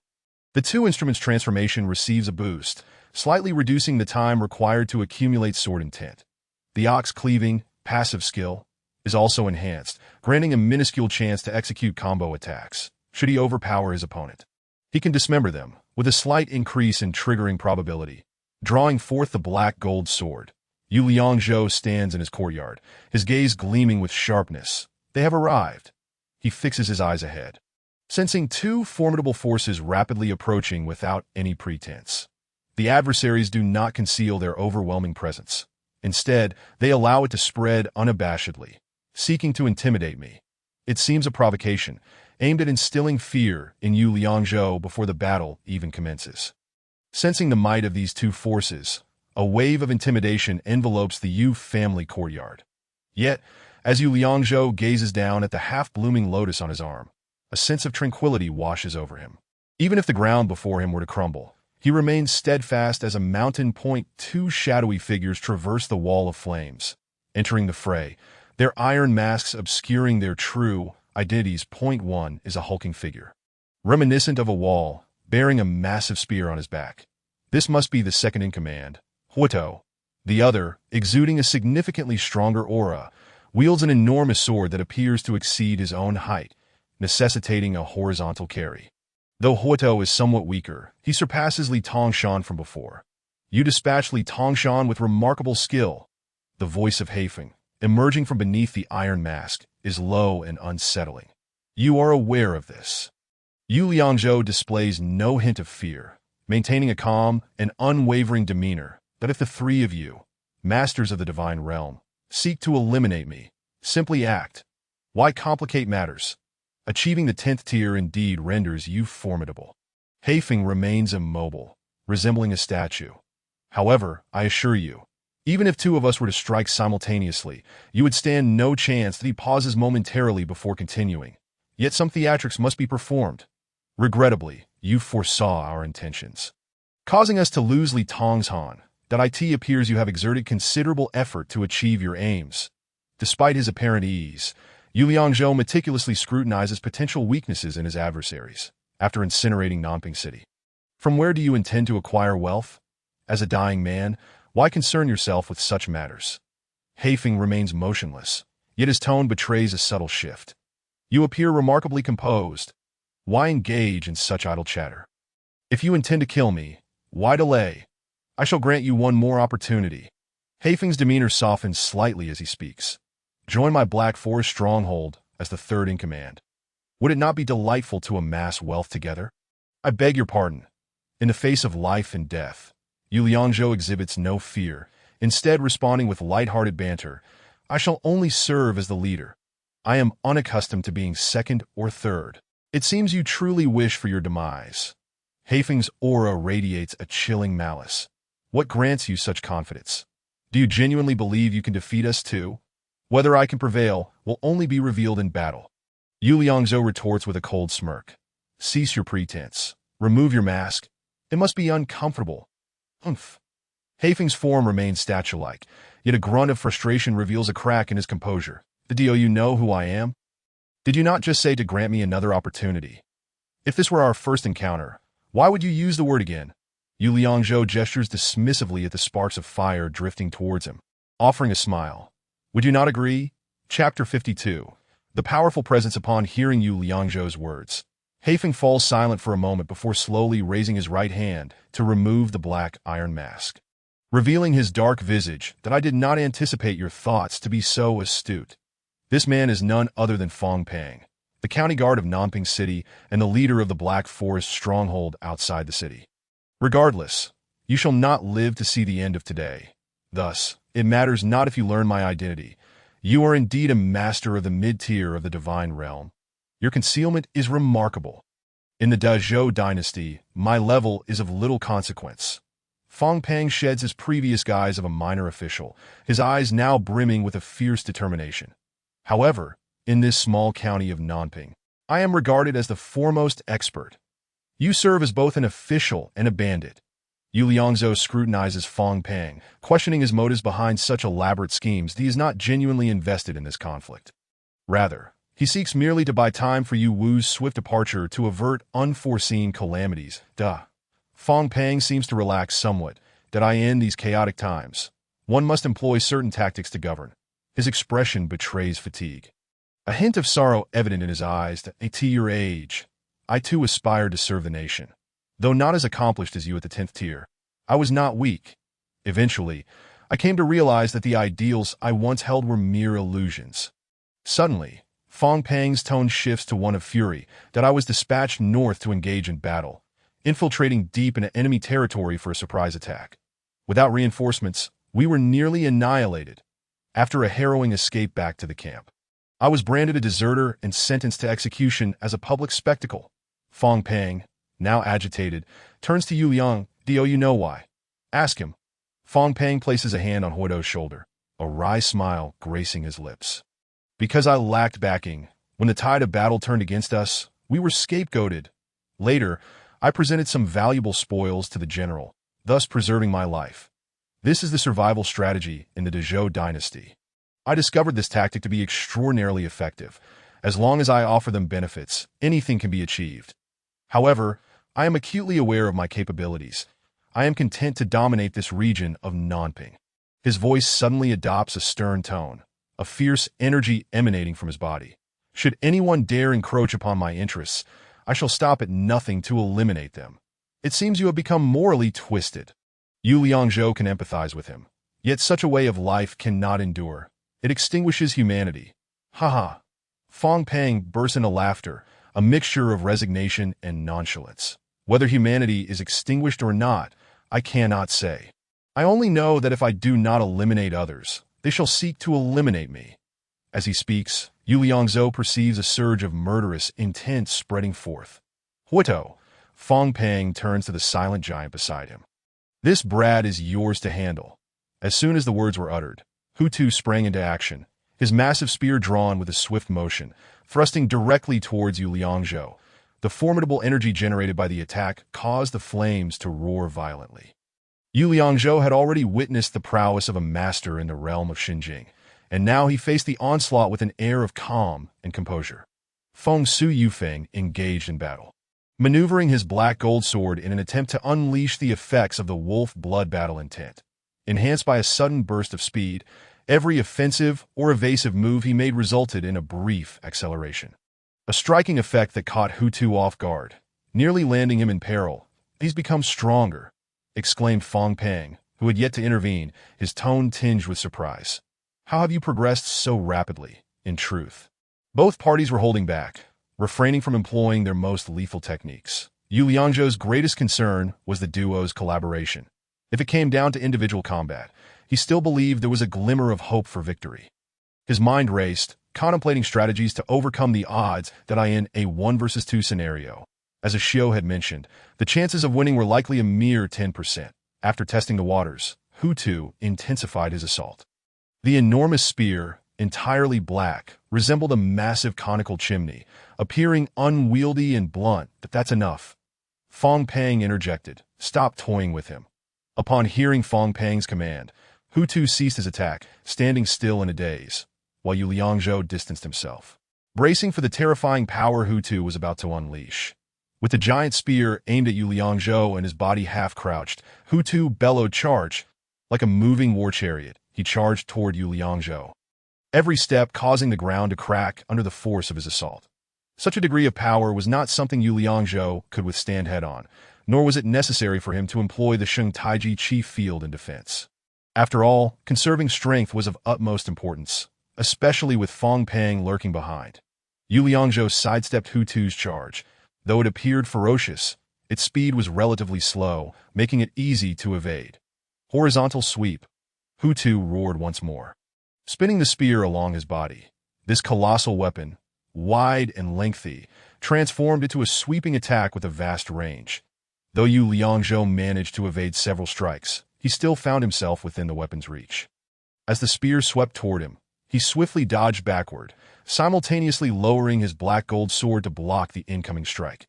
The clash produced a sharp and resonant metallic sound, sending Yu Liangzhou flying several paces before he came to a halt, the blade of his sword trembling violently in his grasp. What tremendous power!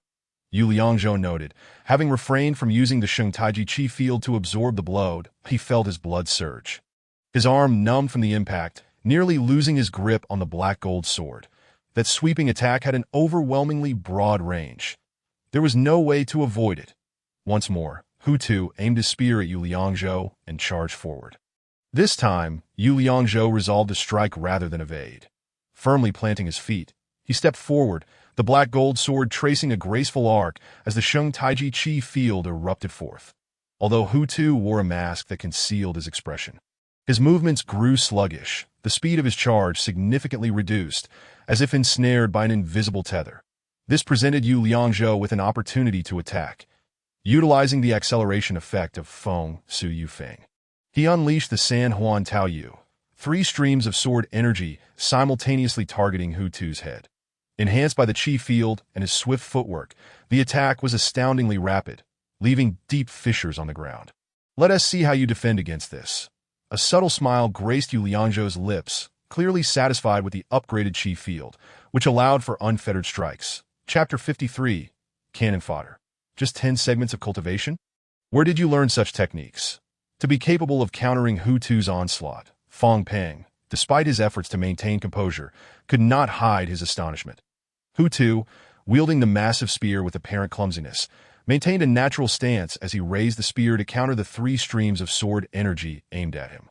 In a surprising turn, he effortlessly redirected the heavy spear, an unexpected maneuver that caught Yu Liangzhou off guard, forcing him to abandon his attack and leap into the air, stabbing at the spear instead. The collisions of spear and sword produced a sound not of metal, but of energy bursting forth in a deep resonance.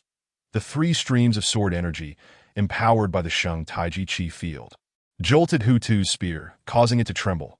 Yu Liangzhou found himself in a dilemma, torn between launching a powerful counterattack and being wary of Fong Pang, who remained a lurking threat. Should he reveal all his trump cards, he would lose the chance of victory against Fong Pang, whose strength was even more formidable. With a step back, Hu Tu steadied himself before unleashing a powerful swing of his spear. The effects of the Sheng Taiji Chi field were distressing to him, and he lifted the spear high before crashing it down onto the ground. The shattered stones erupted into the air, shaking the earth beneath him, though the Sheng Taiji Chi field was invisible. He sensed the obstructive force it exerted on his movements, and in his fury, he aimed to shatter the field.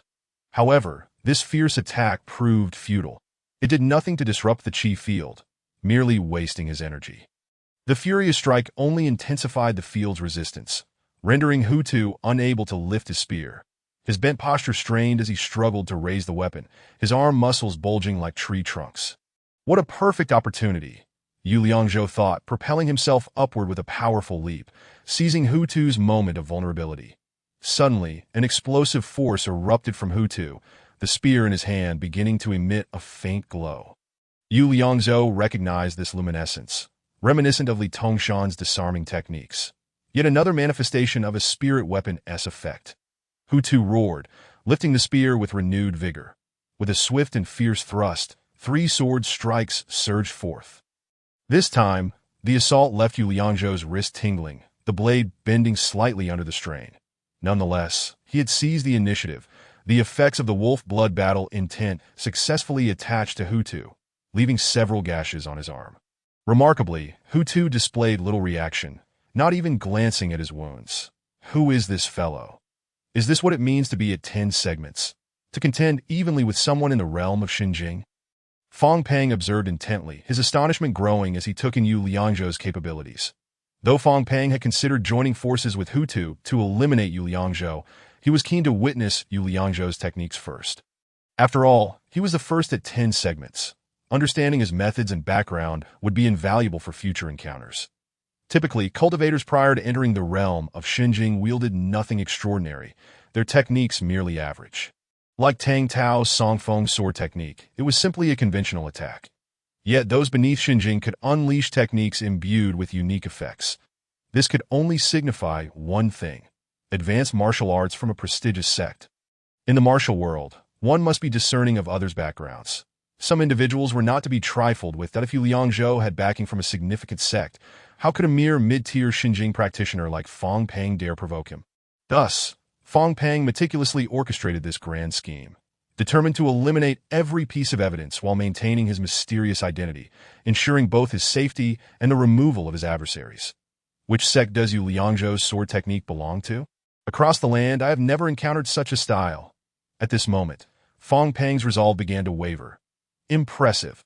Hu Tu's voice resonated, deep and somewhat slurred, as if he struggled with his enunciation. Again, his words were direct and succinct. Hu Tu, I bear you no grudge. Yu Liangzhou perceived Hu Tu as a straightforward individual. Fang Peng had set him up as cannon fodder, intending for him to exhaust Yu Liangzhou's strength while he observed from the sidelines. Can you refrain from intervening in my matters with Fang Peng? Initially, Yu Liangzhou had not intended to speak these words. After all, Hu Tu was the second in command of the Black Forest Gang, undoubtedly loyal to Fang Peng. Yet, the course of their battle led Yu Liangzhou to believe that Hu Tu and Fang Peng were not allies. Despite never having met, he sensed Hu Tu's sincerity, recognizing him as neither cunning nor treacherous. Fang Peng scoffed. You dare to sow discord between us? This Hu Tu is unlike you. Beyond merely utilizing him, do you harbor other ulterior motives? As the moonlight illuminated the surroundings, Yu Liangzhou elevated his tone, clearly expressing his hopes for a shift in Hu Tu's mindset. Yet Hu Tu remained steadfastly planted in his position, exhibiting neither movement nor speech. My grievances with Fang Peng are of no concern to you. Do not interfere. I shall contend with him in a fair one-on-one battle. Yu Liangzhou's words were not devoid of strategy. They were indeed grounded in truth. Do not heed his nonsense. Fang Peng bellowed at Hu Tu. Do not forget what you promised me. After hearing Fang Peng's words, Hu Tu fell silent, the expression behind his mask inscrutable. Suddenly, he raised his long spear and, with heavy steps, charged toward Yu Liangzhou. The aura of life Taiji had dissipated. Not wishing to engage in another exhausting confrontation, Yu Liangzhou deftly evaded to the side. Hu Tu charged past. He swept his spear in a wide arc this time. Yu Liangzhou chose not to evade but soared into the air, positioning himself directly above Hu Tu. Whoosh, whoosh, whoosh, he unleashed the 3 rings encircling the moon, not targeting Hu Tu's vital points, but rather aiming for the shaft of the spear. Yu Liangzhou ascended. Hu Tu had already lifted his spear high. Boom! A tempestuous wave of energy radiated outward, causing both combatants to stagger back a few steps. Hu Tu was indeed straightforward. His techniques did not exhibit much variation. However, Yu Liangzhou had discerned Hu Tu's patterns of attack. If Hu Tu lacked new techniques, these few moves posed no threat to him. Yet his defensive capabilities were formidable. Without unleashing lethal strikes, it was impossible to inflict substantial harm. Yu Liangzhou refrained from revealing his trump card to Fang Peng, thus holding back his most potent techniques to AT that moment. Hu Tu suddenly crouched down and then leapt into the air, hurling his spear at Yu Liangzhou at the apex of his jump, that a sense of impending doom enveloped Yu Liangzhou, akin to a fierce wind bearing down upon him. Compounding this was an immense force erupting from Fang Peng's position, simultaneously assaulting Yu Liangzhou. Chapter 54. A full-scale eruption. Fang Peng's sudden offensive was indicative of his belief that the moment had arrived to eliminate Yu Liangzhou. Thus, he unleashed his deadly move. His entire body soared into the air as he drew forth a massive sword from behind. Though the sword was not as colossal as Hu Tu's spear, it was still over a foot wide and lengthy enough to be formidable. With both hands gripping the hilt, he leveraged his upward momentum to raise the sword high above his head. This was a downward cleave from a position of height. Such ferocity, the energy surged, scattering debris and flames, as Yu Liangzhou felt an overwhelming force pressing down upon him. That on one side was Hu Tu's hurled spear. On the other was Fang Peng's thunderous great sword. The two colossal forces rendered the surrounding air nearly solid. Life and death hung in the balance. There was no evading this. Yu Liangzhou had no time for contemplation. He swiftly made a resolute decision that he could only unleash his full power. He focused his mind, releasing all his sword intent without reservation. Instantly, he was enveloped in a swirling aura of purple energy. Simultaneously, the life Taiji gathered the purple mist, coalescing it into a vortex-like energy field, testing the capabilities of the malevolent spirit's poison. Yu Liangzhou retrieved a pouch of black powder, sprinkling it over the blade of the black gold sword, then withdrew the sword, condensing his energy. The two instruments' transforming technique formed a beam of purple light across his chest.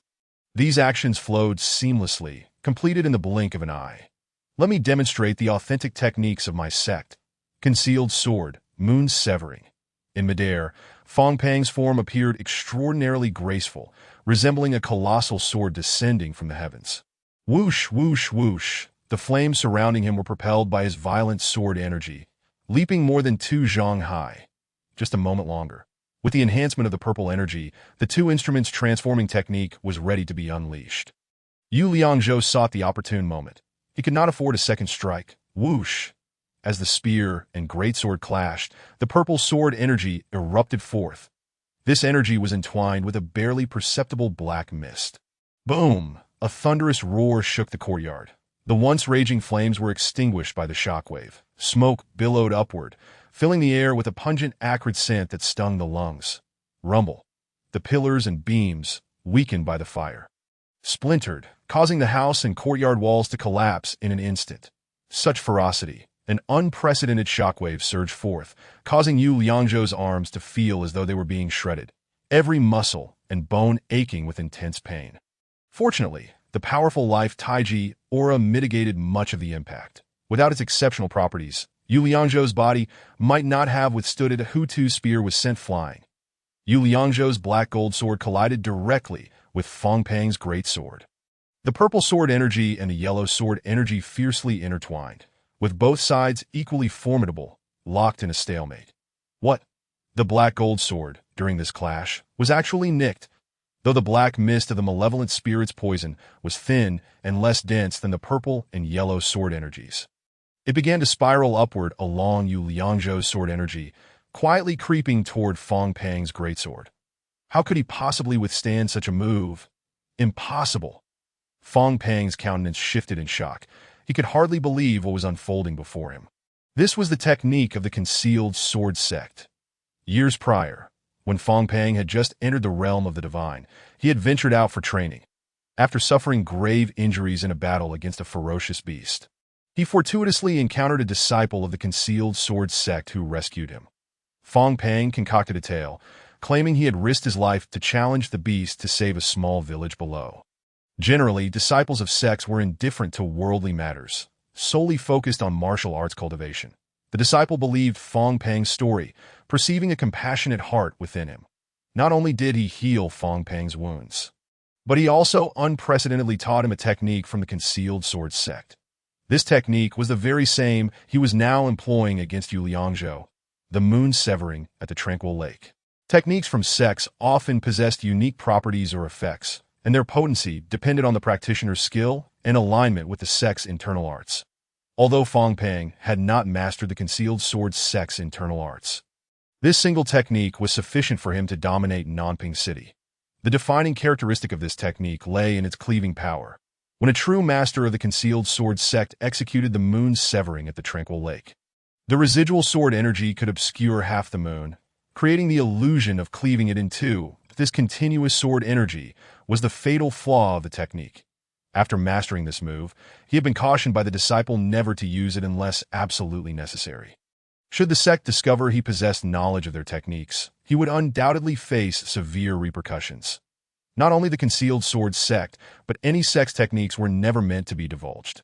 For Fang Peng to deceive the concealed sword sect with a single technique was undeniably a testament to his cunning. The sword energy of the moon severing at the Tranquil Lake continued to surge into the great sword. The ensuing force relentless. Had it not been for the continuous support of the purple energy and the life Taiji aura, Yu Liangzhou would likely have been able to resist for only a brief moment. Indeed, the energy was commendable. It actually neutralized my power. Die. Fang Peng roared, channeling his strength into the great sword, causing Yu Liangzhou's arm to bend slightly backward. The effect activated. Yu Liangzhou was taken aback as the great sword suddenly shimmered with a faint light. He could not hold on any longer. A steady power began to flow through him, and his arm trembled. That moment, a familiar sensation washed over him. The trajectory formed by the sword intent was visible to the naked eye. Unravel the ox. The black gold sword was propelled by the sword intent, carving an uncanny arc in the air. Relying on the enormous blade and the overwhelming force descending upon him, Fang Peng intended to overpower Yu Liangzhou in one fell swoop. Clang! The jarring sound of metal scraping echoed as the black gold sword danced along the blade of the great sword. It was akin to crafting a wild cursive calligraphy piece, sometimes urgent, sometimes slow, exhibiting a dynamic rhythm. Although he did not dismember the opponent's great sword, the yellow sword energy was torn apart, scattering into the air. Rage ignited in Fang Peng's eyes. He unexpectedly released his grip on the sword hilt.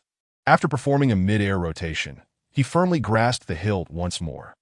Using the momentum from his rotation, he lifted the great sword and swung down again with ferocity.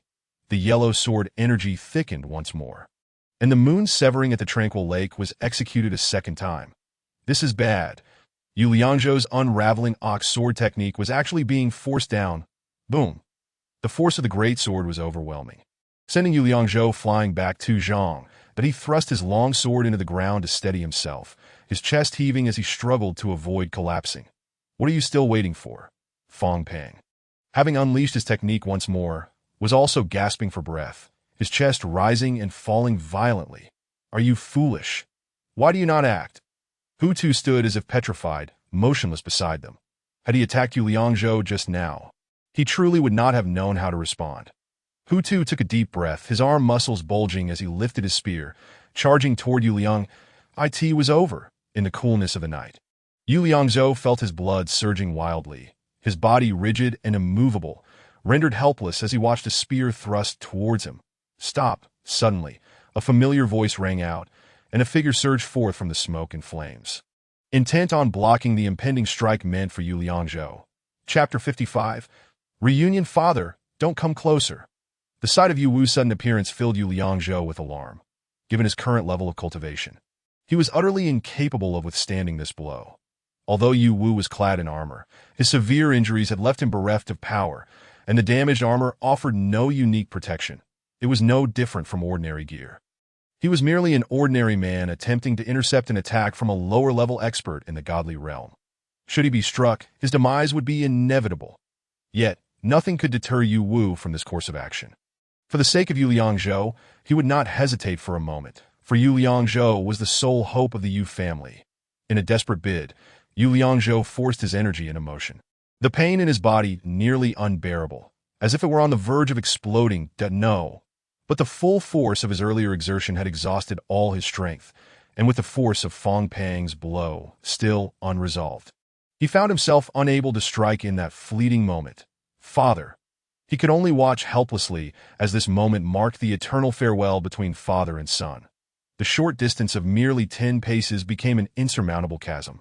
The bond with his family in this world, his father, was about to be severed after such a brief encounter to Zhou. Remember? Retrieve Liangzhou. Yu Wu did not turn to look. His voice was steady and composed. Child obeys. Tears welled in Yu Liangzhou's eyes as he responded with a choked voice to Yu Wu. Yu Wu had endured great hardships, experiencing the most devastating defeat in the history of the Yu family. His father, Yu Shan, had perished atop the city walls of Liangzhou, having been tasked with escorting the civilians south while sustaining grievous injuries that left him powerless. His loyal heart for his country could not be expressed. And to preserve the bloodline of the Yu family, he was forced to live on in hiding. For a family of generals through the generations, what could be more stifling than such an experience? He longed to stand alongside Yu Shan, to die valiantly on the battlefield, wrapped in horsehide, rather than live on alone. The Yu family had long sworn an oath to share the fate of Liangzhou. However, Yu Shan, compassionate towards the innocent civilians, wished to leave behind a bloodline for the Yu family, which compelled him to part ways. Military orders are as firm as mountains. This is the faith that flows in a soldier's blood. Now, Yu Wu's self-sacrifice mirrored that of Yu Shan's from years past, as he resolved to protect his family without a second thought. The spear was now merely inches away from Yu Wu. Suddenly, Hu Tuo yanked the spearhead back with great force, his robust frame shaking violently as he struggled to halt the attack. The immense inertia sent him tumbling to the ground, and without a word, he discarded the spear, scrambling to his feet to confront Fong Pang. Let them go. What did you say? Fong Pang was consumed by rage, his visage contorted in a terrifying snarl that I'll kill you. You may kill me. But let them go. Hu Tuo stood frozen in place, that I'll kill your sister. Fong Pang unleashed a flurry of strikes, yet he did not summon the strength for another sword strike. Yu Wu gazed at Hu Tuo in astonishment. Ren Qing, Hu Tuo remained silent, his head bowed. Ren Qing, Yu Wu insisted, his tone resolute, that it's you. I recognize your voice. That Hu Tuo's manner of speaking, slightly tongue-tied and awkward, was unmistakable. General.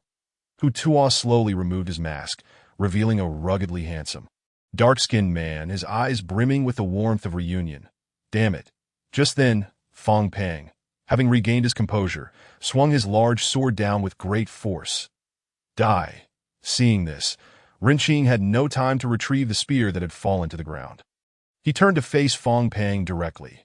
His strength was inferior to Fong Pang's, and without the spear, he was utterly defenseless. Yet, Ren Qing exhibited no trace of fear. He boldly embraced Fong Pang's sword with his bare arms. In an instant, blood erupted forth, staining Ren Qing's entire body crimson. Kill him. Ren Qing showed no sign of retreat. His veins bulged as he clutched tighter. Fong Pang found himself unable to break free unless he relinquished his sword.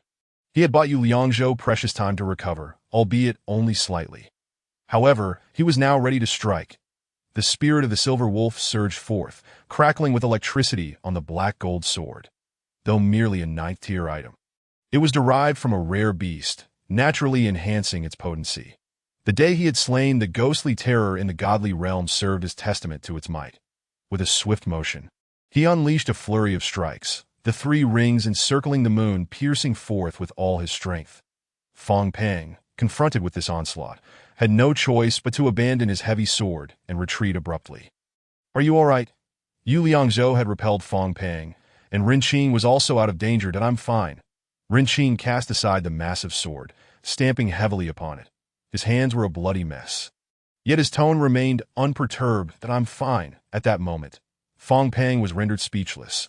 Although he had evaded Yu Liangzhou's strike, the effects of the lightning had left him in a poor state, his forearm charred and seemingly severely burned. You mentioned something about his sister? Where is she? Yu Liangzhou could have continued his assault on Fong Pang. However, having heard him threaten Ren Qing's sister earlier, he inquired, Speak quickly. Ha! Fong Pang's face twisted grotesquely. I am leaving. You can't stop me. This statement held truth. As a mid-level expert in the godly realm, escaping was certainly within his capabilities. When did you acquire a sister? Yu Wu approached to support the injured Ren Qing. Concern etched on his face. Why was I unaware? Recognized. Ren Qing was always straightforward, speaking little but directly. "You shameless Fong Peng." Yu Wu berated him, pointing an accusing finger. Tio threatened Ren Qing with such despicable means. Ha ha, despicable. Fong Peng's disheveled appearance was horrifying. Without resorting to such vile tactics, I might have been dead long ago, or perhaps living like an ant, just as you are. Begone. Yu Liangzhou sheathed his black gold sword. Speaking coolly, "You don't have much time left to live. Take a good look at your hands." Yu Liangzhou gestured with a tilt of his chin.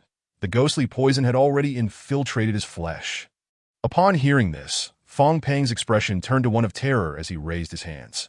His arms were torn not only by the effects of the wolf's blood battle intent, but also scorched by the lightning of the silver wolf spirit. Most critically, during Yu Liangzhou's earlier outburst, the ghostly poison had penetrated his wounds to that moment.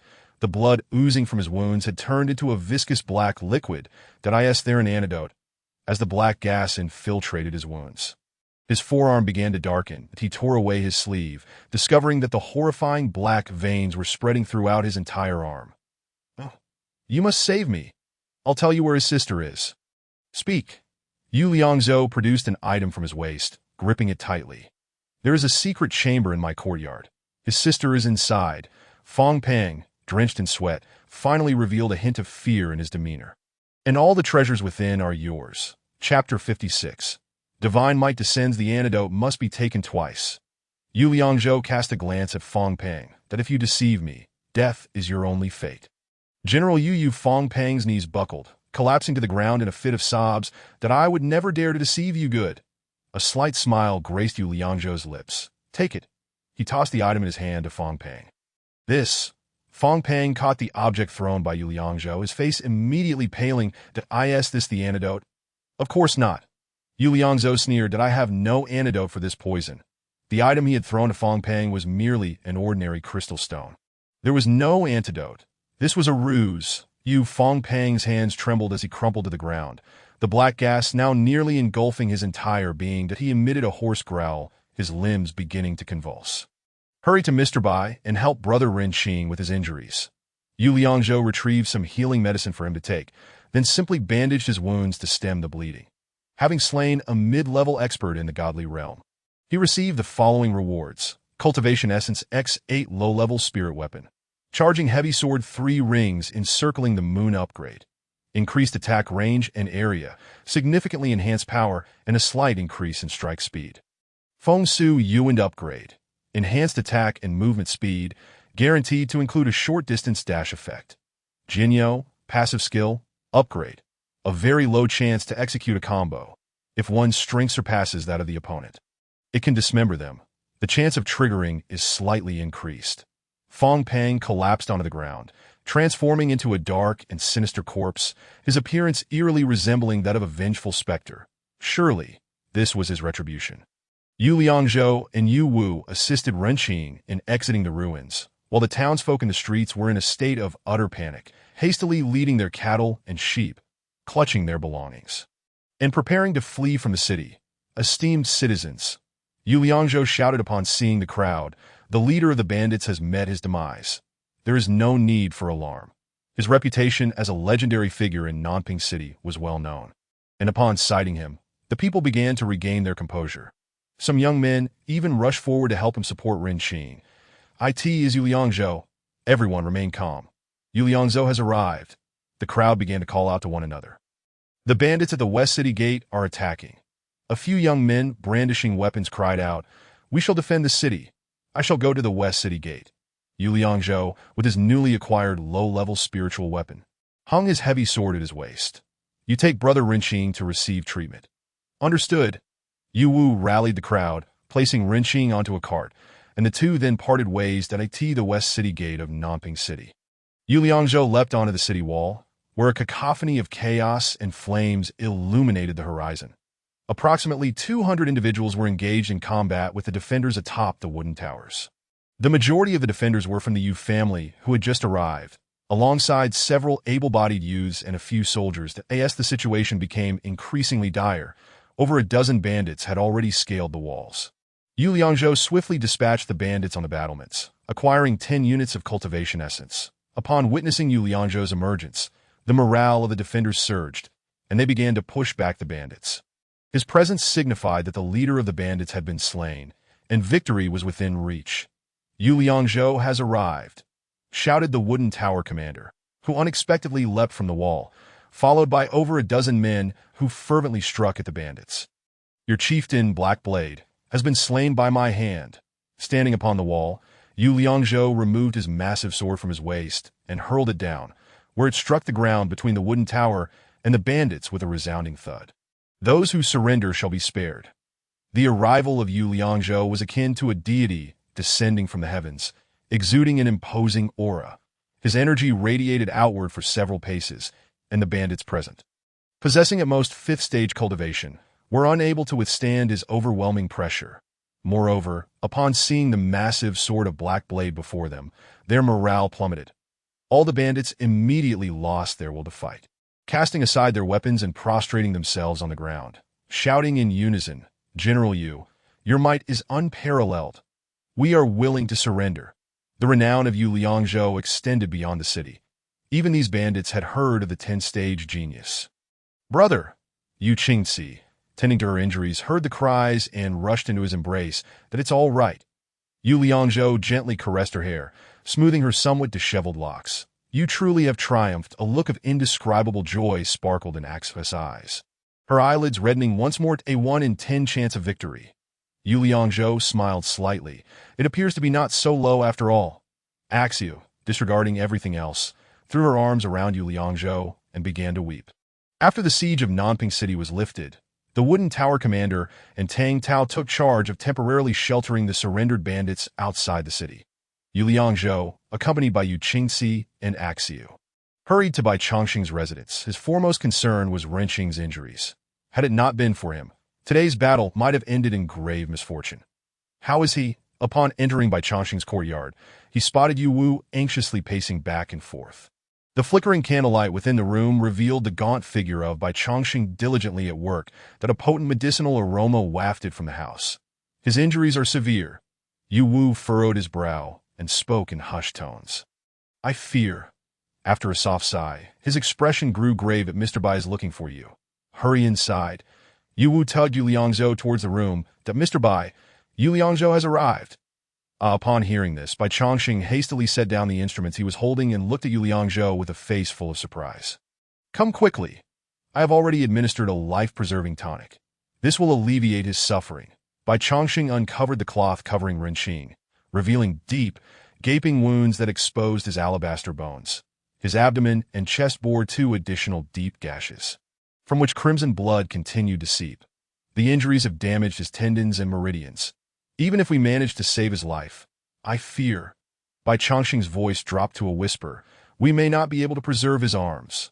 "Is there any way to save them? I would traverse heaven and earth to procure a remedy." Renqing's face was drenched with beads of sweat the size of soybeans, yet his expression remained resolute, not a single groan escaping his lips. "Your energy might be of use." Bai Chongqing pointed at Renqing's wounds. "That I am not particularly skilled in medicine, but I have heard that energy can aid in mending tendons and bones. Perhaps it is worth a try. What do you suggest?" Yu Liangzhou unsheathed his sword and rolled up his sleeves. "While I attend to his treatment, you shall utilize your energy at the wounds to attempt to reconnect them." Bai Chongqing gestured with his hands. "If we can restore the flow of vital energy through the meridians, there may be hope." "Very well." Without hesitation, Yu Liangzhou raised his hands and concentrated, preparing to manifest his life-giving Tai Chi. "Young lad," Bai Chongqing picked up several delicate silver needles and instructed the boy, "Rejoin the meridians." Chapter 57.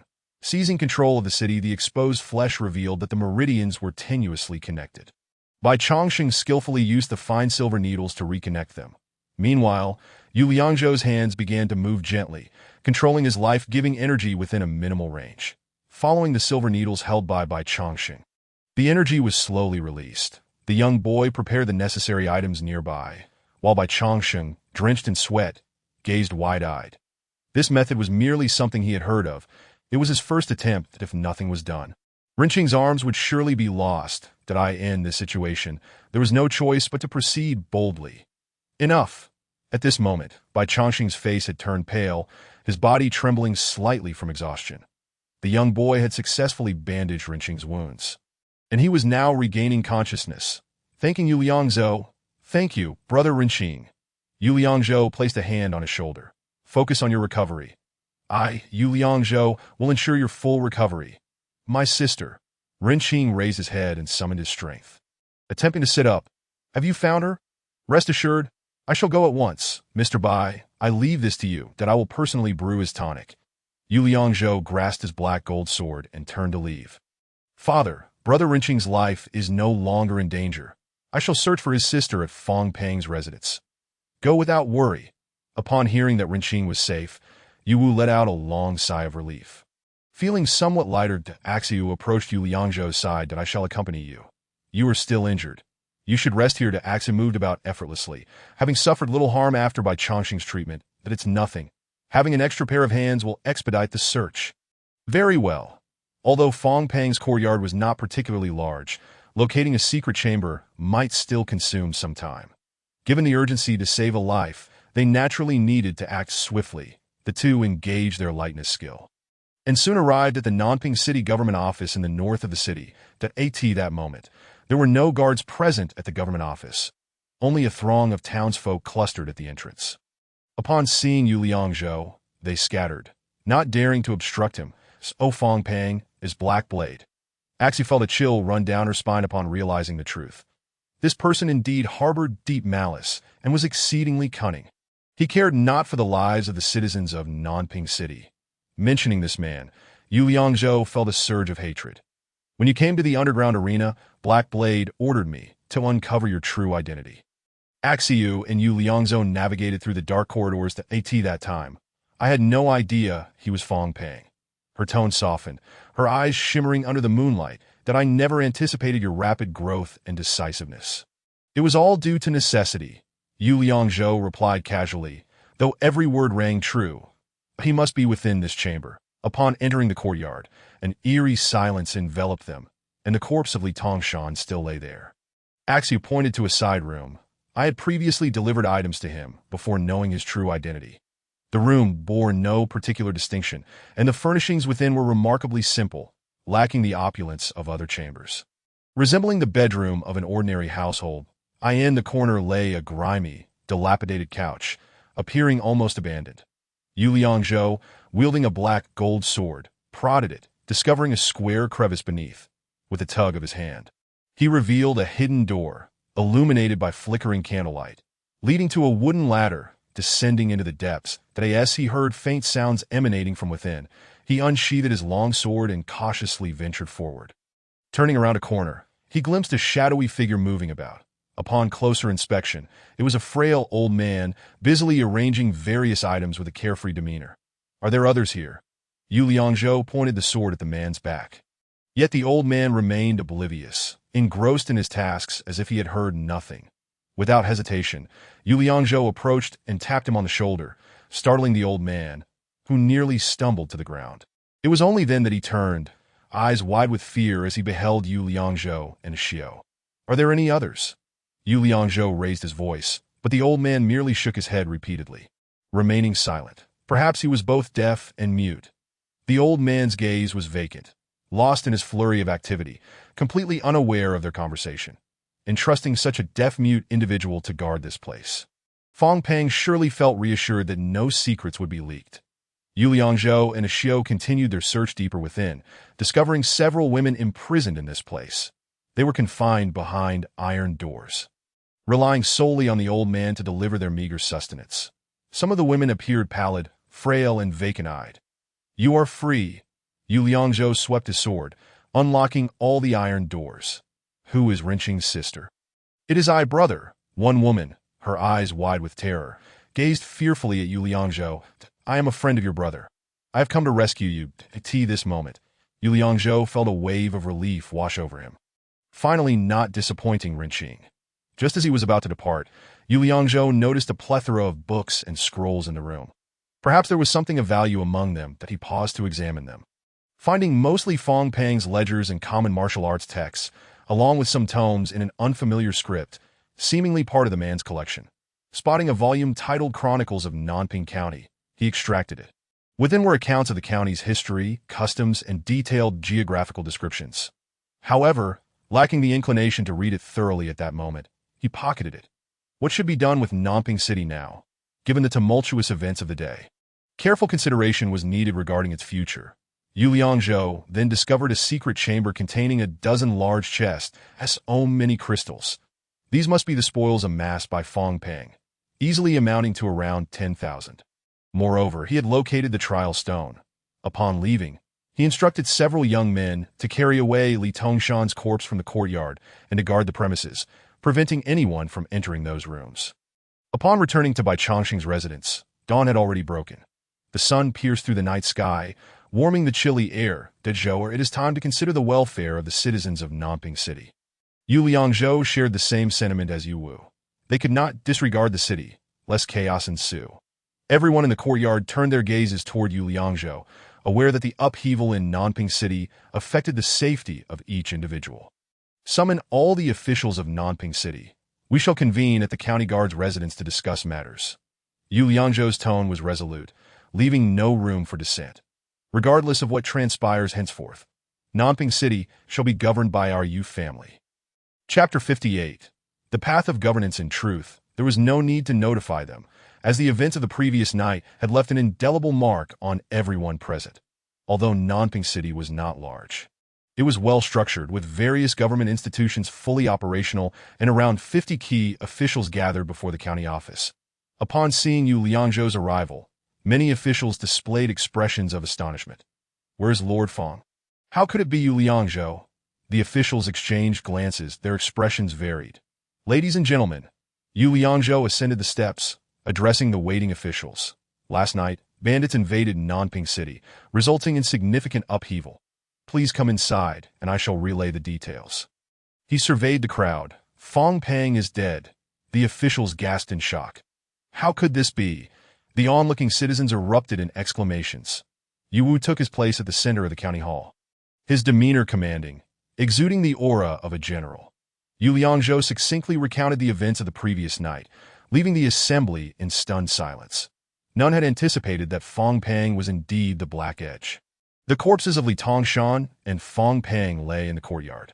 Though Fong Peng's body was now entirely blackened, his features were still recognizable. Then we shall heed the orders of General Yu. An elder official broke the silence first. Nanping City requires governance. I concur. Tang Tao was the first to voice his agreement. The Yu family has been loyal for generations. Thus, Nanping City shall naturally be governed by them. Yu Wu remained seated, making no remarks, merely observing his son in silence.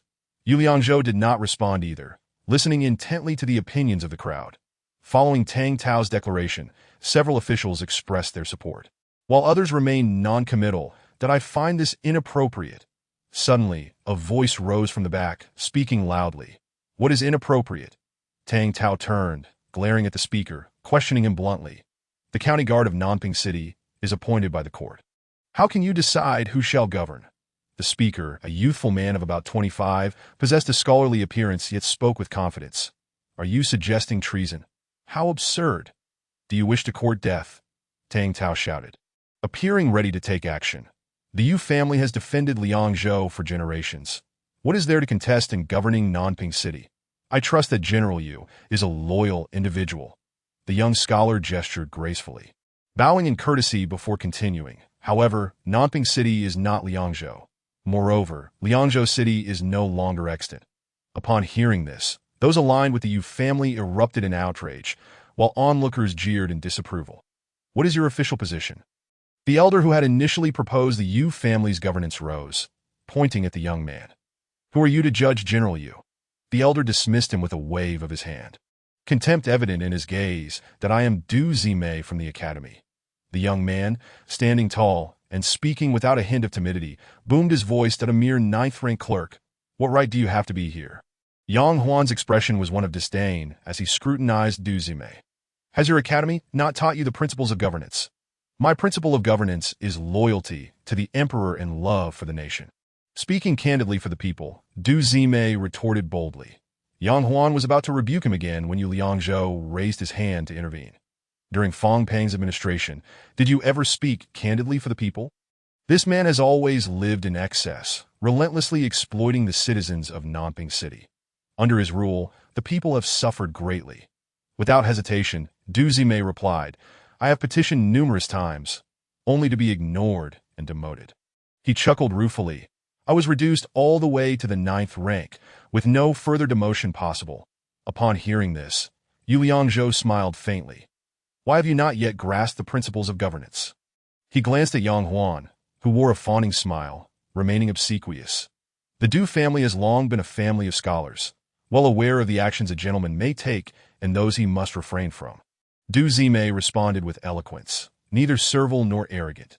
Though sycophants may gain momentary power and fill their pockets, such conduct leads to the ruin of both state and family, that if all officials act solely for personal gain, the nation shall inevitably weaken. The current crises facing the great Zhou are a testament to this. His fervor grew with each word, as if withholding his thoughts would suffocate him, that if this continues without progress, ultimately, the nation will perish, leaving families destitute. Yu Wu sat upright, his gaze piercing as he directed it at Du Zime. Are you blaming my Yu family for losing Liangzhou City? I have long heard of the Yu family's loyalty throughout the generations. Du Zime replied, maintaining his composure as he bowed respectfully. The death of General Yu Shan on the battlefield is the fate of a soldier. After a brief pause, he added, the loss of Liangzhou was not due to the battlefield, but rather the court. At this declaration, Yu Liangzhou glanced back at Yu Wu, and the two exchanged a knowing nod. Then dare you elaborate on how the court has failed us? Yang Huan inquired, narrowing his eyes. Well said. Yang Huan, he is digging a pit for Du Zime. Yu Liangzhou, without waiting for Du Zime to speak, raised his hand to halt his words, then swiftly changed the subject and inquired, what do you suggest we should do about Nanping City? Officials ought to return to their respective duties and swiftly restore normalcy. Simultaneously, we should report all occurrences to the court, and it is only fitting to await the court's appointment of officials to govern Nanping City. Du Zime did not ponder for long and spoke in a calm tone. What about the Yu family? Yu Wu asked faintly. The Yu family has rendered meritorious service in suppressing bandits and should rightly report to the court. If the court sends someone akin to Fang Peng again, what will you do? I, Du Zime, will write to the court again until they dispatch a virtuous official. Enough. Yu Liangzhou surveyed the room and after a brief pause asked, does anyone have anything else to add? General Yu. Yang Huan, with an ever-turning gaze, approached Yu Liangzhou. This Du Zime is a pedantic individual, only capable of uttering useless words. His intentions are clear, regardless of who guards Nanping City in the future. It is Yu Liangzhou who has the final say now. First ingratiate himself to secure his own benefits. You truly ought to learn more from Lord Yang. Yu Liangzhou intentionally smiled mysteriously at Du Zime. Du Zime hesitated, wanting to speak but faltering. Alas, he sighed, shaking his head repeatedly. Yang Huan chuckled triumphantly. Listen well to General Yu and focus on your little position from the 9th rank. Do not recklessly discuss matters of state. Be loyal to the Emperor. Lord Yang. Yu Liangzhou turned to Yang Huan. Have you always managed the finances of Nanping City? Indeed, it has been my responsibility. Yang Huan, though not young, bowed deeply with utmost respect to Yu Liangzhou. This task is indeed arduous, yet I am willing to serve the general without complaint, the Du Zime. You shall now succeed Yang Huan and oversee all finances of Nanping City, that I ask for who the court will appoint to govern Nanping City in the future. That is a matter for another day. However, before that, his brows knitted sharply, and an overwhelming aura of authority surged throughout the room. The affairs of Nanping City, both large and small, shall be decided by the Yu family. Chapter 59. The Realm of Martial Arts. What?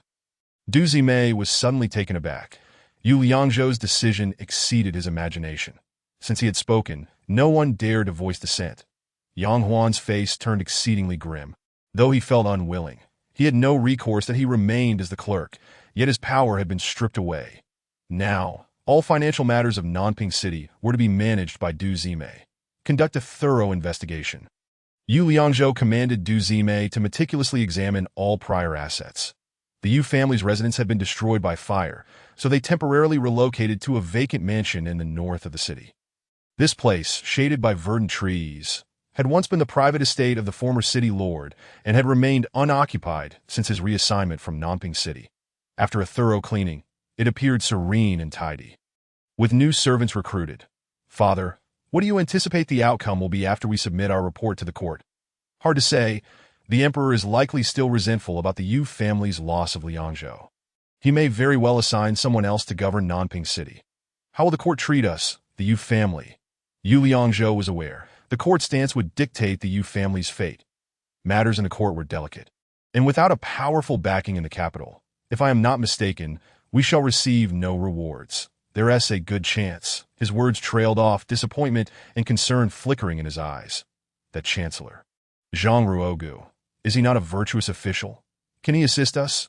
Chancellor Zhang has no ties to us, and others will certainly ostracize us. I fear the outcome will not be favorable. You must find a way to restore your position as general. The Yu family status was precarious, and Yu Liangzhou's strength had not yet reached a point where he could disregard others. Otherwise, all their actions would be deemed unjustifiable. There would always be those who would dredge up past grievances to suppress them. Zhou Yu Wu, ever optimistic, smiled and said, "Whether I serve as a general or not is of little consequence. This small city of Nanping is not your final destination. You should set your sights on the world." Yu Wu, being a former guardian of the frontier and having held the title of General of the Broken Army, possessed extraordinary insight, far surpassing that of ordinary individuals. What realm of cultivation were you in before your injury? Alas, Yu Wu gazed out at the blue sky for a moment, then sighed forlornly. I had just entered the realm of refining essence in a QIS at a high realm. Yu Liangzhou had never heard of it. And evidently, even Tang Tao from the Songfeng Sword Dao Pavilion was unaware. Let it be. I am merely an ordinary person devoid of any cultivation now. Yu Wu clearly wished to avoid discussing the past. Waving his hand and shaking his head with a sigh that I never expected Renqing to still be alive. However, his cultivation has likely also dropped to the lower levels of the transcendent realm. After speaking, he shook his head repeatedly, a look of sadness etched upon his face. This time, suffering such a devastating blow, his cultivation will likely decline further.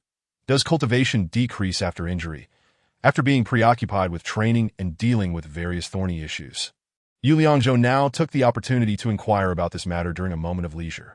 Once one's cultivation dissipates, it cannot be restored. Yu Wu replied gravely. His brows furrowed. One can only slowly cultivate anew. If there were some miraculous elixir or assistance from a skilled individual, would there be a possibility for full recovery? Yu Liangzhou pressed on, unwilling to relinquish the inquiry. Who could predict the occurrences in this world? There are always those more skilled than oneself, and the so-called impossibilities may merely stem from ignorance that a sage's intervention could surely transform decay into marvel. Yu Wu smiled faintly, a mix of resignation and self-deprecation evident in his expression. But how likely is that to happen? His words trailed off as he shook his head and chuckled to himself. Father, do not worry. Perhaps a miracle truly exists. Yu Liangzhou maintained a hopeful outlook. After all, to him, this world was replete with boundless curiosity and possibilities. Previously, our Yu family found itself in a desperate situation. Yet have we not been reborn from the ashes? You speak rightly. Your ambition and courage truly are a blessing for the Yu family. Yu Wu's gaze sharpened, nodding in approval toward Yu Liangzhou. Then he shifted the topic and asked, "By the way, what is the origin of your martial prowess? Who taught you?" "I would say it was imparted to me by a mysterious figure in a dream." "Do you believe that?" Facing his father, Yu Liangzhou had no intention of deliberately concealing the truth. He simply felt that elaborating would be futile, as he himself was unclear. Rather than speak in riddles, it was better to simplify and gloss over the details. Since then, I have comprehended these techniques that, of course, I believe you. There are indeed extraordinary and wondrous phenomena in this world. Yu Wu, a man of experience, would not dwell on trivial details. These sword techniques possess remarkable attributes, containing profound mysteries and immense potential. To acquire such martial knowledge is a rare stroke of fortune. Father, how can I break through to the 10th segment? Enter the realm of transformation, or even reach the higher pinnacle of unparalleled mastery. Since the discussion had turned to martial arts, Yu Liangzhou seized this opportunity to gain further insights from Yu Wu, certain that his knowledge would yield significant benefits. The realms of transformation and unparalleled mastery. Yu Wu frowned, seemingly perplexed, and repeated the question while pondering. That day, I went to learn swordsmanship. Tang Tao informed me about the realms of martial arts cultivation. Ah, Yu Wu slapped his thigh, suddenly enlightened. Tang Tao's understanding of martial arts is superficial. He speaks nonsense. After a moment's thought, he proceeded to articulate carefully. It should be the divine realms of the five elements transformation, the entering of transformation, and the state of no heart. The next realms are the awakened tenfold martial prowess, flowing like clouds and water, and the exquisite craftsmanship. Yes, those are the two realms. Yu Liangzhou's eyes lit up. Leaning forward eagerly, how can I enter these two realms? In this world, there exist five natural attributes: metal, wood, water, fire, and earth. That I in the next realm of the five elements transformation, one can cultivate attributes corresponding to one's own characteristics. Furthermore, these attributes can be integrated into techniques and even applied to spiritual weapons. Having slain two masters of the transcendent realm, you have already reached the pinnacle of the 10th segment, that a breakthrough is merely a matter of time. Yu Wu slowly rose and retrieved a book from the shelf. Precisely the annals of Nanping County, found in Fong Pang's secret chamber. Attached was an ancient, worn map. There lies an ancient tomb here, undoubtedly containing ample resources for cultivation. Given Fong Pang's avaricious nature, why did he not venture there? Yu Liangzhou lowered his gaze to the map, contemplating the location of the ancient tomb. He gently tapped the table with both hands. Yu Wu spoke coldly. There is neither the strength nor the courage for that. Chapter 60. Sacrifice and seals. According to the county records, this ancient tomb is by no means simple. Yu Wu carefully examined the map and slowly began to read the inscriptions aloud. Though the Great Zhou's realm is secured, remnants of the enemy remain unvanquished. The barbarians, self-proclaimed as the Southern King, have long held dominion deep within the southern forests. The emperor desires to subdue their king and has dispatched General Sima Ding to lead a campaign against them. Although the forces of the Great Zhou vastly outnumber the Southern King, victory eludes them. The barbarians are exceedingly fierce, and Sima's army suffers heavy losses. Prolonged engagements have led to shortages in supplies and waning morale, prompting General Sima to order a retreat to the capital. Was this a matter of many years past? Yu Wu sipped his tea, pausing briefly before continuing. The Southern King Qi Huang led his troops in a relentless pursuit. This must have been Sima Ding's ploy to lure the enemy. At this point, Yu Liangzhou interjected, "You are absolutely right." Yu Wu shifted his gaze from the map to meet Yu Liangzhou's eyes. As Qi Huang's forces advanced, Sima Ding swiftly commanded his cavalry to sever their retreat. He then arranged the 13 Divine Gates formation upon the plains, determined to annihilate the enemy in one fell swoop. The 13 Divine Gates is a secret technique of the Sima clan, through which they have achieved unparalleled feats for the Great Zhou. As Yu Wu read this passage, his voice rose in intensity, imbued with reverence. In those days, Sima led his forces southward, clashing with the nomadic cavalry of the northern desert for 3 days and nights. The Xiongnu Empire, renowned for its cavalry, could not breach the 13 Divine Gates. He paused for a moment, then enunciated each word deliberately. After this battle, the Xiongnu were exterminated, and the north was secured. Did my father possess knowledge of this formation? Yu Liangzhou, equally intrigued, envisioned the exhilarating chaos of battle, feeling his blood surge with excitement. The Sima clan is also a family of generals, guardians of the northeastern border of the Great Zhou for generations. Yu Wu appeared to reminisce about those glorious times, his voice growing animated. The 4 great generals of the Great Zhou guard the 4 corners: the Sima of the north, the Duan of the south, the Murong of the east, and the Yu of the west. That if they are the guardians of the northern frontier, why then did they venture south to combat the barbarians? Yu Liangzhou felt that crossing 1,000 miles from the north to the south would incur significant costs. Why did the Duan family, the guardians of the south, not intervene? That history is long past, and I am not well versed in the details. Let us see if there are any relevant records. Yu Wu continued to turn the pages, meticulously searching for any possible information. When the 13 Divine Gates are invoked, the barbarians, no matter how strong, cannot prevail. Out of those struck down, 7 or 8 are slain, and the rest are either dead or grievously wounded. In an instant, Sima Ding would achieve great merit. Seeing the tide turn against him, Qi Huang discarded his massive axe and knelt in defeat. The priest beside him swiftly raised his blade and severed his head. The soldiers of the Great Zhou, witnessing this, erupted in triumphant shouts. However, Yu Wu took a deep breath, lifting his gaze to observe the expectant expression on Yu Liangzhou's face, where Qi Wang's head fell. The earth split apart, and fierce flames erupted from the fissure. A colossal figure emerged from the inferno, towering 7 or 8 zhang, its entire form blood-red, wielding a spiked axe and howling at the heavens. Those who heard its voice were filled with terror, as flames consumed the earth. Yu Wu's hands trembled slightly, and the muscles in his face tightened. That a sacrifice, a sacrifice. Yu Liangzhou furrowed his brow, softly echoing the words. Indeed, some formidable ritual summoned powerful entities into the world through one's own blood, or even at the cost of one's life. His tone carried a hint of unease and astonishment that it is easy to call forth a deity. But sending them away is fraught with peril. One may find themselves irretrievably lost. What transpired next? At this crucial moment, Yu Liangzhou's hair stood on end, and he was eager to learn the outcome. The forces of the Great Zhou were overwhelmed, nearly annihilated. Sima Ding, perceiving the impending doom, gathered the remaining formations of the 13 divine gates to protect himself. With his right hand holding a silver sword crossed over his chest, and his left hand forming various seals. A tempest arose, with winds whipping the earth, rivaling the might of that blood-red giant. Radiant runes encircled him. The divine gates-killing seal. After a moment of silence, Yu Wu slowly recited the final 6 words recorded on the map. Sima passed away. The southern barbarians perished. Yu Wu gently closed the map, regarding Yu Liangzhou with a solemn shake of his head, that there truly no opportunity. Yu Liangzhou understood his father's gesture, recognizing that the disparity in strength was too great. Any methods involving seals and sacrifices require an extraordinary level of mastery. Yu Wu's expression grew serious and somewhat pale. Do you know what a formation eye is? Yu Liangzhou shook his head slightly. I once commanded the Filong cavalry of Liangzhou. If a formation is established, I would be the formation eye. This means that the strongest individual within the entire army is the so-called formation eye. Yu Wu licked his parched lips. The formation eye of Sima Ding's 13 divine gates would not be beneath me.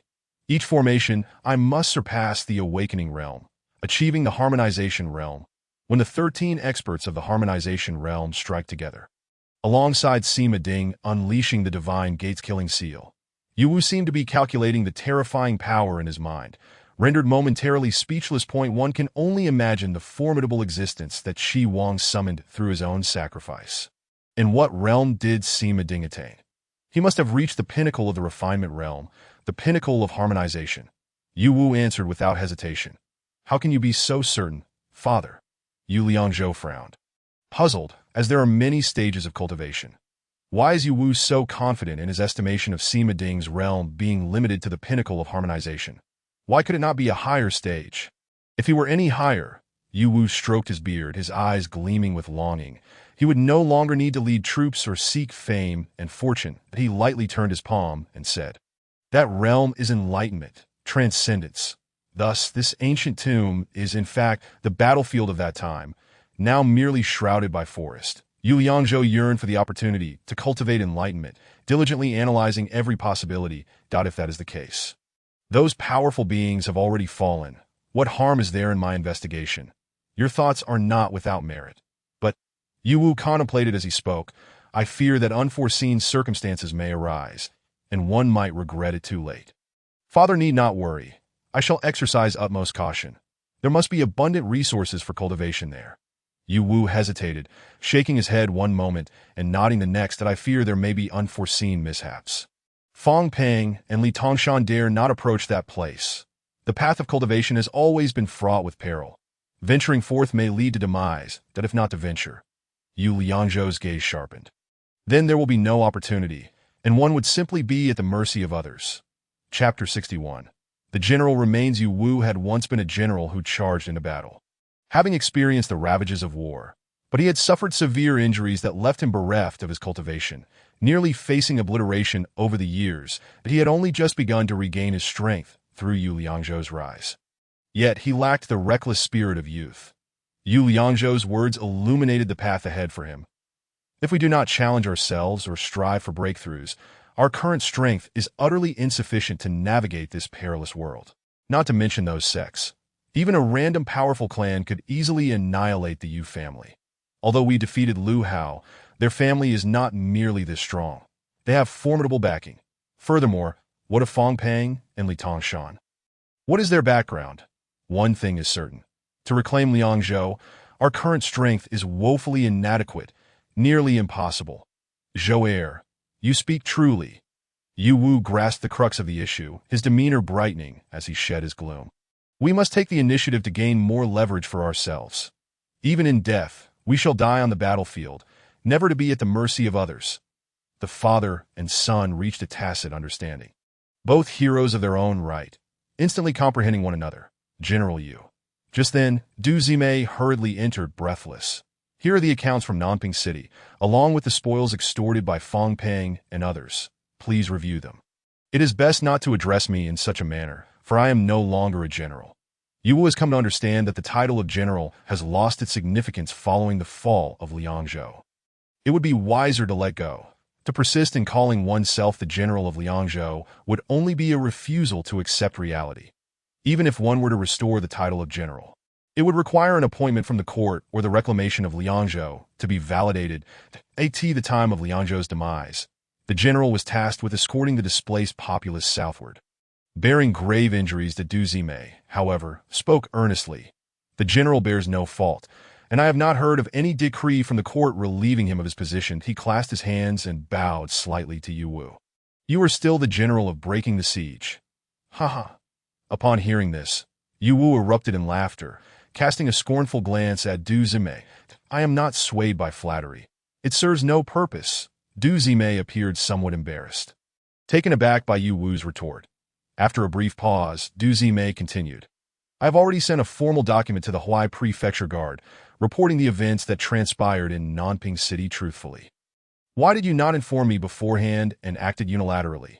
Yu Wu's expression darkened as he rose, his tone laced with reproach. I am, by nature, the scribe, and reporting to the Huai Prefecture Guard is part of my duties. Why would I need to inform you beforehand? Du Zimei gazed at Yu Wu innocently. You, my friend. Yu Wu hesitated, sensing that this individual was beyond reason. With a flick of his sleeve, he sighed. Brother Du, let us first examine these accounts. Behind Du Zimei were several individuals, each carrying thick ledgers. Since these are the accounts of Nanping City, let us proceed as we have in the past. Yu Liangzhou showed little interest in them, casually glancing through a few pages before passing them back to Du. As for the assets seized by Fong Pang, they should be allocated for the relief of the affected populace. General Yu, do you think this is acceptable? Du Zimei spoke gently, showing deference to Yu Wu. The Yu family makes the decisions. Do not consult me on this. Yet, Yu Wu shot him a cold glance. You are the general, and he is not. Du Zimei sidelong glanced at Yu Liangzhou before addressing Yu Wu again. How can he make decisions? You. This time, Yu Wu was somewhat incensed, slamming his hand on the table and glaring at Du Zimei. Brother Du, please attend to your own affairs. Yu Liangzhou stepped beside Du Zimei, gently patting his shoulder, that I shall meticulously record every expenditure. Each month during our meetings, I will ensure to verify everything with the general. Du Zimei then performed a slight bow before turning to depart. It's strange that this person behaves as he does. Yu Wu murmured, watching Du Zimei's retreating figure. Father, this person possesses a straightforward disposition. Yu Liangzhou remarked with a smile that I just reviewed the accounts. They are exceedingly detailed and clear. It is merely that he lacks the finesse in conversation and misses the subtleties in his dealings. After sipping tea, Yu Wu's mood calmed a little that he directly wrote a document to the Huai Prefecture Guard. His emotional intelligence may be somewhat lacking. Yu Liangzhou chuckled softly. Emotional intelligence. Yu Wu was puzzled by the term. Tilting his head in contemplation, that I do not recall this idiom. Haha, I just made up that phrase. Yu Liangzhou realized, noting that such a concept did not exist in this world, that it implies a lack of eloquence and unlikability. Yet he harbors no ill will. One could only wonder what decision the Huai Prefecture Guard would make upon receiving the document. Yu Wu gazed down at the Nanping City annals before him. You must hasten preparations to investigate the ancient tomb. Time is of the essence, that it would be best to return before the Huai Prefecture reacts. I could indeed make use of Fong Pang's heavy sword.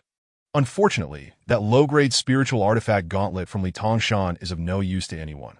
Yu Liangzhou drew the black gold sword, running his fingers over its numerous nicks. This sword, after all, is but a mundane item. It likely will not last long. You need not worry about that. Yu Wu's eyes brightened. Although I have lost my cultivation and no longer possess the ability to forge high-grade weapons, as long as I have materials and your assistance, I can still manage to create spiritual artifacts. With that, the father and son exited to mount their horses, heading straight for the blacksmith shop. Clang, clang. At this moment, the blacksmith shop had resumed operations. The sounds of metal striking metal reverberated throughout the courtyard. And burly men, bare-chested and glistening with sweat, were hard at work. Nanping City had just endured considerable devastation, and the demand for iron goods was insatiable. The heat from 5 furnaces raised the temperature in the building to a level that could leave one feeling faint. Anyone of weak constitution would likely not endure long within. The thick scent of coal smoke made it difficult to breathe, and as red-hot iron was plunged into water, the steam exacerbated this discomfort. However, the blacksmiths, though not highly skilled in cultivation, were accustomed to enduring such conditions. Yu Liangzhou, with his 10 segments of cultivation, faced no difficulty, yet Yu Wu was already drenched in perspiration. The scale of this blacksmith shop was far greater than before. During the time the Liu family had seized it, there had only been 1 furnace, but now, the operation of 5 furnaces seemed barely sufficient. The materials for this gauntlet can be disassembled and used to upgrade your black gold sword, Yu Wu remarked, examining the low-grade spiritual artifact gauntlet meticulously. However, its attributes differ from those of the sword, so the properties cannot be retained. Can the black gold sword really be upgraded to the level of a spiritual artifact? This sword had proven to be quite compatible, and it had shared many life and death moments with him, establishing a bond. Although the sword was of low rank, he felt a twinge of reluctance to part with it entirely. Chapter 62. Forging a Spiritual Artifact. Merely relying on the materials from this gauntlet may not suffice to elevate the black gold sword to the level of a spiritual artifact. Yu Wu continued to examine the gauntlet, disassembling various metal components. Now you have 2 choices. Yu Wu set down the gauntlet, reaching to touch the heavy sword resting on the stone platform, that we must dismantle this heavy sword as well. Only then can we sufficiently upgrade the black gold sword to the level of a spiritual artifact. And what is the other option? Yu Liangzhou inquired. Did Tio upgrade this heavy sword? Yu Wu ran his hand along the sword's blade, noting that its metallic feel indeed surpassed that of the black gold sword. Though it remained uncertain whether he would become accustomed to it, I choose to upgrade the black gold sword. Yu Liangzhou replied without hesitation that a sword previously wielded by Feng Pang will naturally not feel right in my hands, and my techniques tend to be lighter and more agile. This sword is my companion. We have established a connection. Good. Yu Wu understood his father's sentiments. The choices presented were merely rhetorical, but he shared the same thoughts as his son and waved his hand vigorously, calling out, "Brothers, stoke the flames of this furnace." A short, stout man hurried over, pushing a cart laden with coal. Skillfully, he added coal to the furnace, while another man gripped the bellows, pumping air into the fire with vigorous movements. Instantly, a wave of heat surged forth, reddening Yu Liangzhou's face.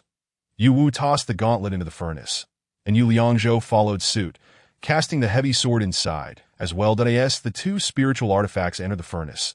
The once roaring flames were suddenly subdued, resembling a fire doused with water, and the blaze dimmed significantly. "De jour," Yu Wu exclaimed urgently. "Use your aura to stoke the furnace." Upon hearing this, Yu Liangzhou flicked his wrist, channeling his Tai Chi energy into the furnace. Now he could expertly control the airflow. Wherever the energy flowed, the flames surged dramatically, rekindling the dimmed fire, sending waves of heat and sparks flying, causing those nearby to scatter in alarm. Whether forging iron, refining pills, or practicing any other skill, one's cultivation was inextricably linked. Yu Wu gazed at the blazing flames, his entire face illuminated by the fiery glow. After what felt like a small eternity, molten iron began to flow from the furnace. "Bring me the sword." Yu Wu quickly retrieved the black gold sword and placed it into a prepared stone mold. 2 burly men carefully supported a container filled with molten iron, slowly pouring it into the stone mold. The black gold sword was instantly engulfed by the scalding iron, its blade visibly melting away until it became one with the molten metal. After a brief wait, the iron cooled, and the shape of the sword began to reveal itself. "You take the hammer." Clang, clang. Yu Liangzhou focused intently, striking each angle, folding it over, then hammering it flat again. This repetitive process allowed him to lose track of time, absorb in his work that it is done in the eyes of Yu Wu. An exhilarating light radiated as, after the iron shavings receded, a gleaming black long sword materialized before him. The blade had widened slightly and lengthened a bit more. When Yu Liangzhou touched the sword's edge, he felt a penetrating chill and a refreshing metallic scent. The blacksmith's assistants had never beheld such a sharp and exquisite long sword, and they quickly gathered around a low-grade spirit weapon, Black Gold Sword, Attack 180. Agility 50. Wolf Blood Battle Intent Effect. More likely to cause wounds and bleeding. Malevolence Effect. Instills fear in undead beings.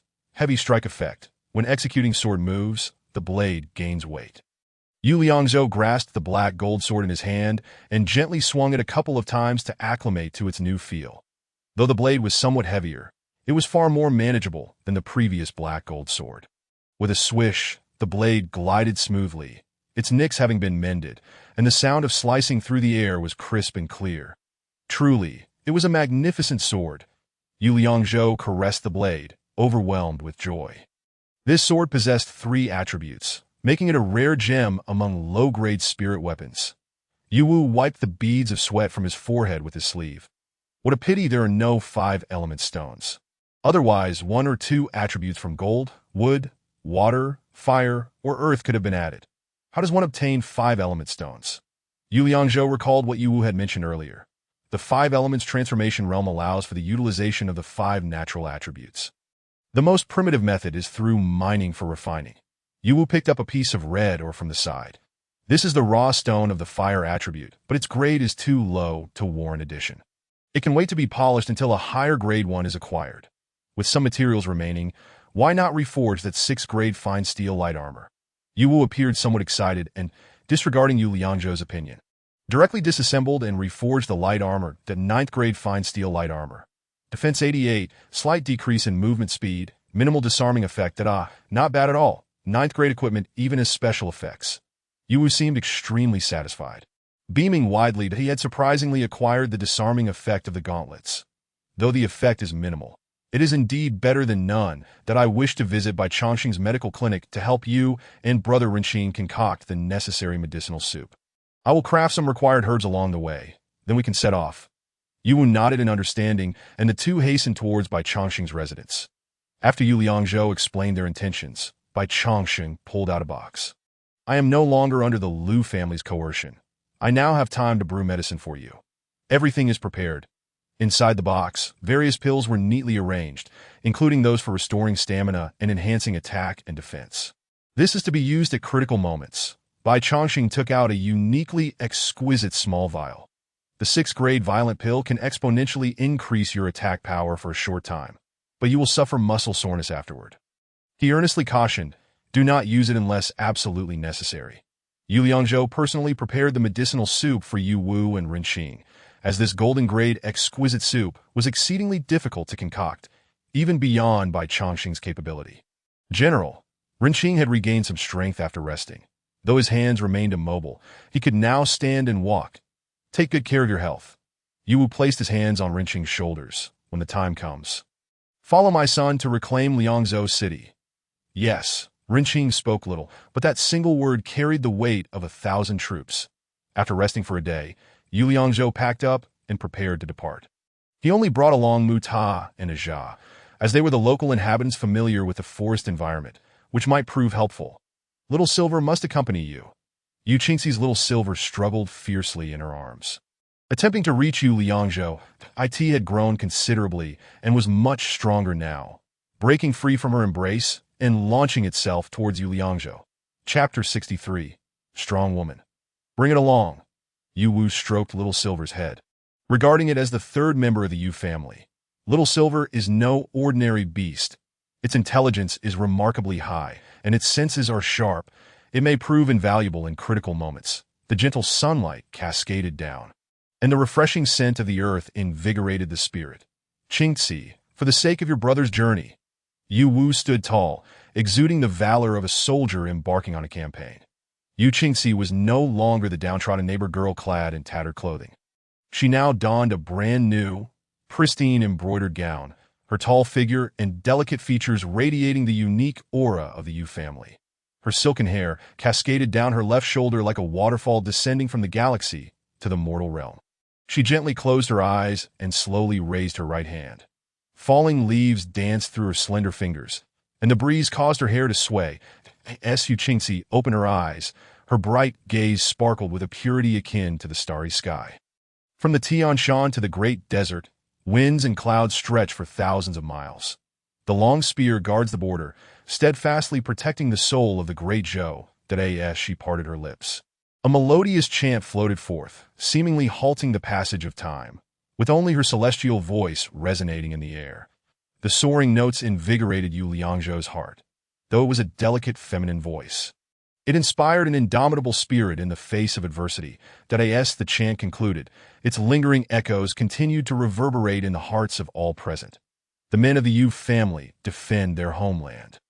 Yet the women, through song, rally support for our great Zhou warriors. This chant of battle has been passed down in the Yu family, a farewell to the soldiers before their departure. The efficacy of Qingxi's singing was astonishing. Yu Liangzhou felt a surge of energy swelling within him, a sensation akin to consuming a power-enhancing elixir. Mu Ta gasped in astonishment, his expression a mix of surprise and delight. This is simply exquisite.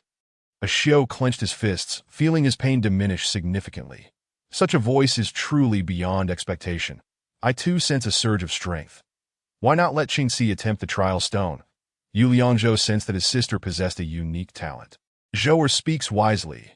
Yu Wu's eyes lit up with excitement. Leaving only Rinqing and Bai Chongqing behind, the rest returned to the Yu family estate. The trial stone was kept at the Yu residence, and Yu Liangzhou retrieved it, placing it in the courtyard. Qingxi, would you care to give it a try? All along, it has been my father and brother protecting me, that if I can assist the Yu family, I shall not hesitate. With that, she strode confidently towards the trial stone, unhesitatingly placing her hand upon Yu Qingxi's palm made contact with the stone surface. The previously dull runes began to shimmer, emitting a white light. Under the eager gazes of all present, the runes ceased to glow. This is a normal response to entering a new tier, signaling the emergence of a rank 0.7 tiers. Yu Qingxi's eyes sparkled with joy as she leaped with elation. I am actually a 7-tier singer. She clasped her hands tightly to her mouth, exerting all her effort to contain her excitement. Tio think that singing could possess tiers. I never anticipated you to be so exceptional.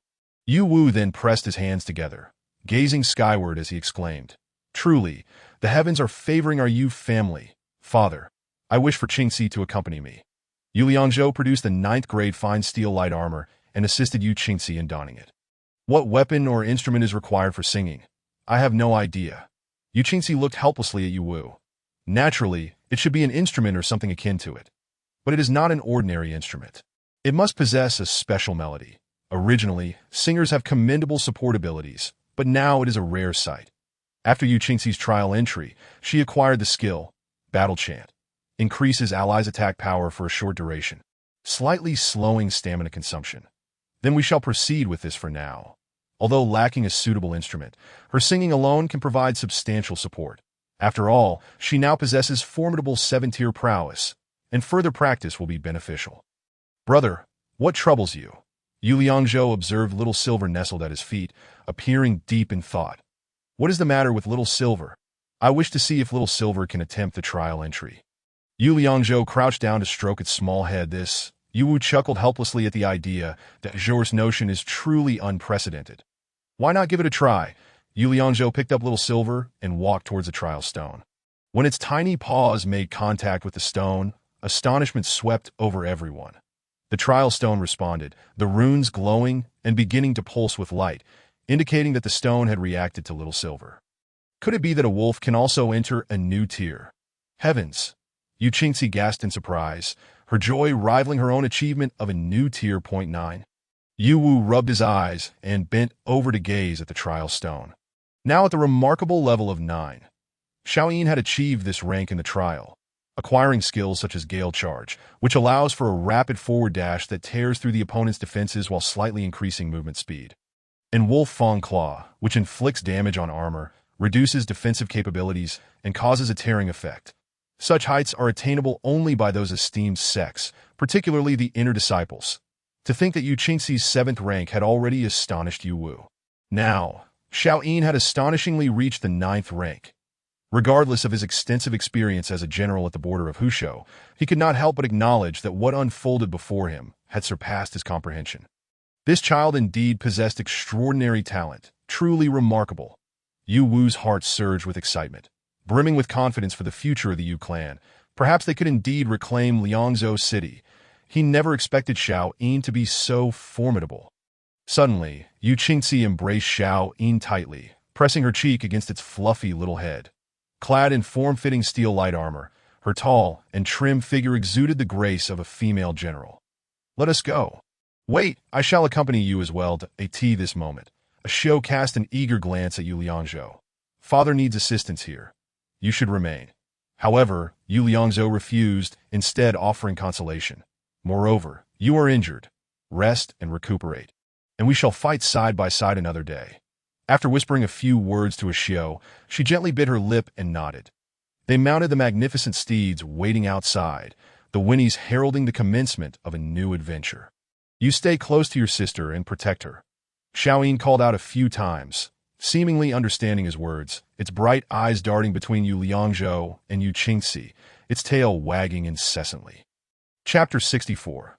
The Forbidden Land. According to the map's guidance, the ancient tomb lay deep within the dense forest west of Nanping City. Without the map, no one would even know of its existence. Nor would anyone dare to venture into such a place. Although it was Yu Qingxi's first excursion and she was acutely aware of the myriad dangers surrounding her, she felt no fear. Instead, she was filled with excitement and anticipation for what might unfold. Accompanying Yu Liangzhou on this journey was a cherished wish come true. In the Great Zhou dynasty, there was no prejudice against the fragility of women. Rather, many legendary tales of female heroes had emerged. Among the guardians of the realm, the Murong clan of the East was renowned for its female warriors. Recently, the Yinyu Tower by West Lake had gained fame, and figures such as the founding matriarch Gongsun Wu were celebrated as heroines. The quartet navigated the dense forest with ease, encountering no unusual occurrences along the way. They did come across a few giant apes and scorpions. But these creatures sensed Yu Liangzhou's formidable aura and dared not approach. The autumn sky occasionally drizzled a fine mist, and within the forest, ancient trees and twisted vines made it impossible to ride, forcing them to proceed on foot. Upon reaching the edge of the ancient tomb's location, the sun had nearly dipped below the horizon. The fiery sunset, shrouded in thin mist, enveloped them in a crimson, ethereal realm. "This place is quite suitable, easy to defend, yet hard to attack." That Emuta pointed toward the forest's edge, where a smooth cliff face stood out prominently. "Let us set some traps around. This would be more prudent." Beneath the cliff lay a small hill, rising over a yard above the ground, from which they could survey the surroundings. That Emuta ignited a bonfire and skewered the wild rabbit they had caught along the way. The enticing aroma wafting through the air, a perfect reward after a day of trekking. Xiao Yin, now quite the glutton, relished the wild fare as much as its primary sustenance of refining essence. "Brother, where are we headed this time?" Due to the haste of their journey, Yu Liangzhou had not elaborated on the details that we dare not venture further in, as Yu Liangzhou prepared to re-enter the mountains. Muta assumed they were merely gathering herbs and hunting giant scorpions as before. Yet he was taken aback to see Yu Liangzhou show no interest in the herbs or prey encountered, instead pressing deep into the forest, evoking a sense of curiosity and hesitation in Muta. Yu Liangzhou, however, did not conceal his intentions, producing the map and pointing directly at it. "Are you familiar with this ancient tomb?" Muta's eyes widened in shock as he exclaimed, "This is the forbidden land of our clan." Forbidden land. Yu Liangzhou succinctly recounted the tale of Sima Dingnan's campaign. "Does this matter bear some connection to you?" "This legend has indeed reached our elders. Many tribes thrived in the south back in the day. Then Muta set down the wine he was drinking and the roasted meat he was eating. The Chai clan was the largest tribe. Our ancestors were part of the tribal alliance. After the fall of Chai Wang, the alliance disbanded and gradually integrated into the life of the Great Zhou. What does forbidden land signify?" Yu Liangzhou was most concerned with the specific information regarding the ancient tomb and directly inquired about the crucial matter. "The spirits of our ancestors are interred there. We of the clan dare not disturb them." Mu Ta's eyes brimmed with reverence as he made a peculiar gesture over his chest. Moreover, even birds and beasts do not dare to enter. It is feared that the spirits of our ancestors still guard their remains. Could it be? Mu Ta seemed to realize Yu Liangzhou's purpose for entering the mountains. You intend to visit that ancient tomb? Yu Liangzhou nodded with a calm demeanor. I cannot dare to enter. Mu Ta stammered, his words tumbling over one another. Then, Yu Liangzhou wiped his mouth and took a sip of wine. You may wait here, or return to the city. Then he glanced at Yu Qingxi, who showed no sign of fear on her face. Let us depart now. The sky had completely darkened, and Yu Liangzhou could not afford to delay a moment longer. He understood that whether by day or night, the impending danger would not diminish in the slightest. Focusing on honing his strength was the crux of all matters. That he gazed toward the direction of the ancient tomb, confirmed the position, and then set forth, with Yu Qingxi closely trailing behind. Suddenly, Xiaoyin leapt down with a yowl, rushing to Yu Liangzhou's side and calling out twice before dashing ahead. Xiaoyin! Yu Qingxi cried out in haste, fearing it might wander off or encounter peril. That it seems to be leading us. Yu Liangzhou remarked calmly, following Xiaoyin's swift movements with ease, unfazed by any obstacles. Its silvery fur glimmered in the moonlight, akin to a guide illuminating the path. The forest was eerily quiet. Just as Mu Ta had described, there were no traces of birds or beasts. One could distinctly hear their own breathing, even that of Yu Qingxi. That the ground was indeed remarkably flat. Had it not been for the dense trees, it would resemble a vast plain. Although Xiaoyin was small, its speed in running was remarkably swift. With Yu Liangzhou's cultivation, this posed no challenge. Yet after a prolonged sprint, Yu Qingxi was left gasping for breath. Despite her own 7th rank, it was evident that she was not adept in physical prowess. Her bodily endurance and strength had not significantly improved, merely surpassing that of an average person. After an indeterminate duration of running, Xiaoyin suddenly dug its claws into the ground, uprooting a great deal of soil before coming to a halt. Yu Liangzhou and Yu Qingxi, following suit, skidded to a stop, nearly colliding into one another. Something's amiss. Crouching beside Xiaoyin, he gripped the hilt of his sword, lightly nudging the sheath with his thumb. The blade of the black gold sword gradually gleamed, his gaze fixated on the encroaching darkness ahead. Xiaoyin bared its fangs, emitting a low growl. However, Yu Liangzhou discerned no anomalies, merely feeling an inexplicable tension pervading the air, which had grown cold and biting. The records of the Nanping City Gazette concerning the ancient tomb were limited to the events of that time, with nary a mention of specific details. All secrets remained for Yu Liangzhou to uncover. Suddenly, a shiver ran down his spine as 2 scarlet orbs emerged from the ground. He had seen such things before. Those were the eyes of a vengeful spirit. Chapter 65. Siblings unite. The visage of the vengeful spirit materialized, its wet, matted hair clinging to its skull, revealing a gaunt face where bones protruded starkly. Were it not for those crimson eyes, resembling flickering candle flames, this specter could pass for a mere shadow. This vengeful spirit's cultivation was no less formidable than that of the previous one. Yu Liangzhou sensed its power. How could he possibly engage it in battle now? The chilling night air enveloped the scene as the vengeful spirit suddenly unfurled its gaping maw, revealing a blood-red tongue within a cavernous mouth. The interior of its mouth was starkly visible, emanating a noxious black mist that reeked of decay. The vivid contrast between its crimson jaws and obsidian skin rendered it even more grotesque against the backdrop of the night. Akin to a creature that had just devoured a living being, with crimson fluid still clinging to its razor-sharp fangs. Its half-exposed body writhed upon the ground, claws digging into the earth as it propelled itself forward. The sound of snapping branches and rustling leaves echoed ominously, creating an unsettling atmosphere. The piercing, unnatural noises pierced the air, striking the eardrums and provoking a wave of goosebumps, stirring a primal fear within. This disconcerting sound had the power to disturb the very essence of one's spirit. Mu Liangzhou quickly recognized this and urgently instructed Yu Qingxi, "Suppress this malevolent sound with your combat incantation." Understood. Though fear flickered across Yu Qingxi's face, she maintained her composure. With swift precision, she raised her hands, blocking her ears with her index fingers while tightly shutting her eyes and inhaling deeply. Her voice, a brief yet powerful melody, resonated through the air, accompanied by a surge of energy that shook the atmosphere around them. Once she commenced her chant, the potency of her incantation significantly intensified. Moon Liangzhou could distinctly sense that the paralyzing fear evoked by the spirit's wails began to dissipate, replaced by an invisible strength surging within him that he was determined to avoid close combat with the specter, mindful of its venomous essence. After all, it was this very poison that had claimed the life of Fang Peng. Seizing the opportunity while the spirit was still partially ensnared in the earth, he made the first move. Soaring into the air, he drew his black gold sword in a swift arc, enveloping the spirit in the essence of life Tai Chi. The blade began to quiver as he readied the two instruments' transformation technique, aiming to gauge the creature's strength.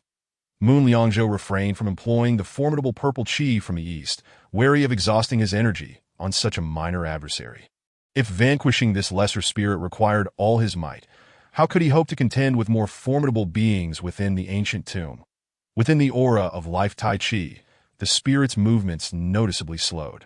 It began to thrash violently, wrenching its half-buried body free from the earth, its distorted form twisting inhumanly as its head turned at unnatural angles. That it crawled on all fours, resembling a monstrous spider. "Release," Moon Liangzhou commanded, shaking his sword with precision, sending a fierce wave of sword energy toward the spirit.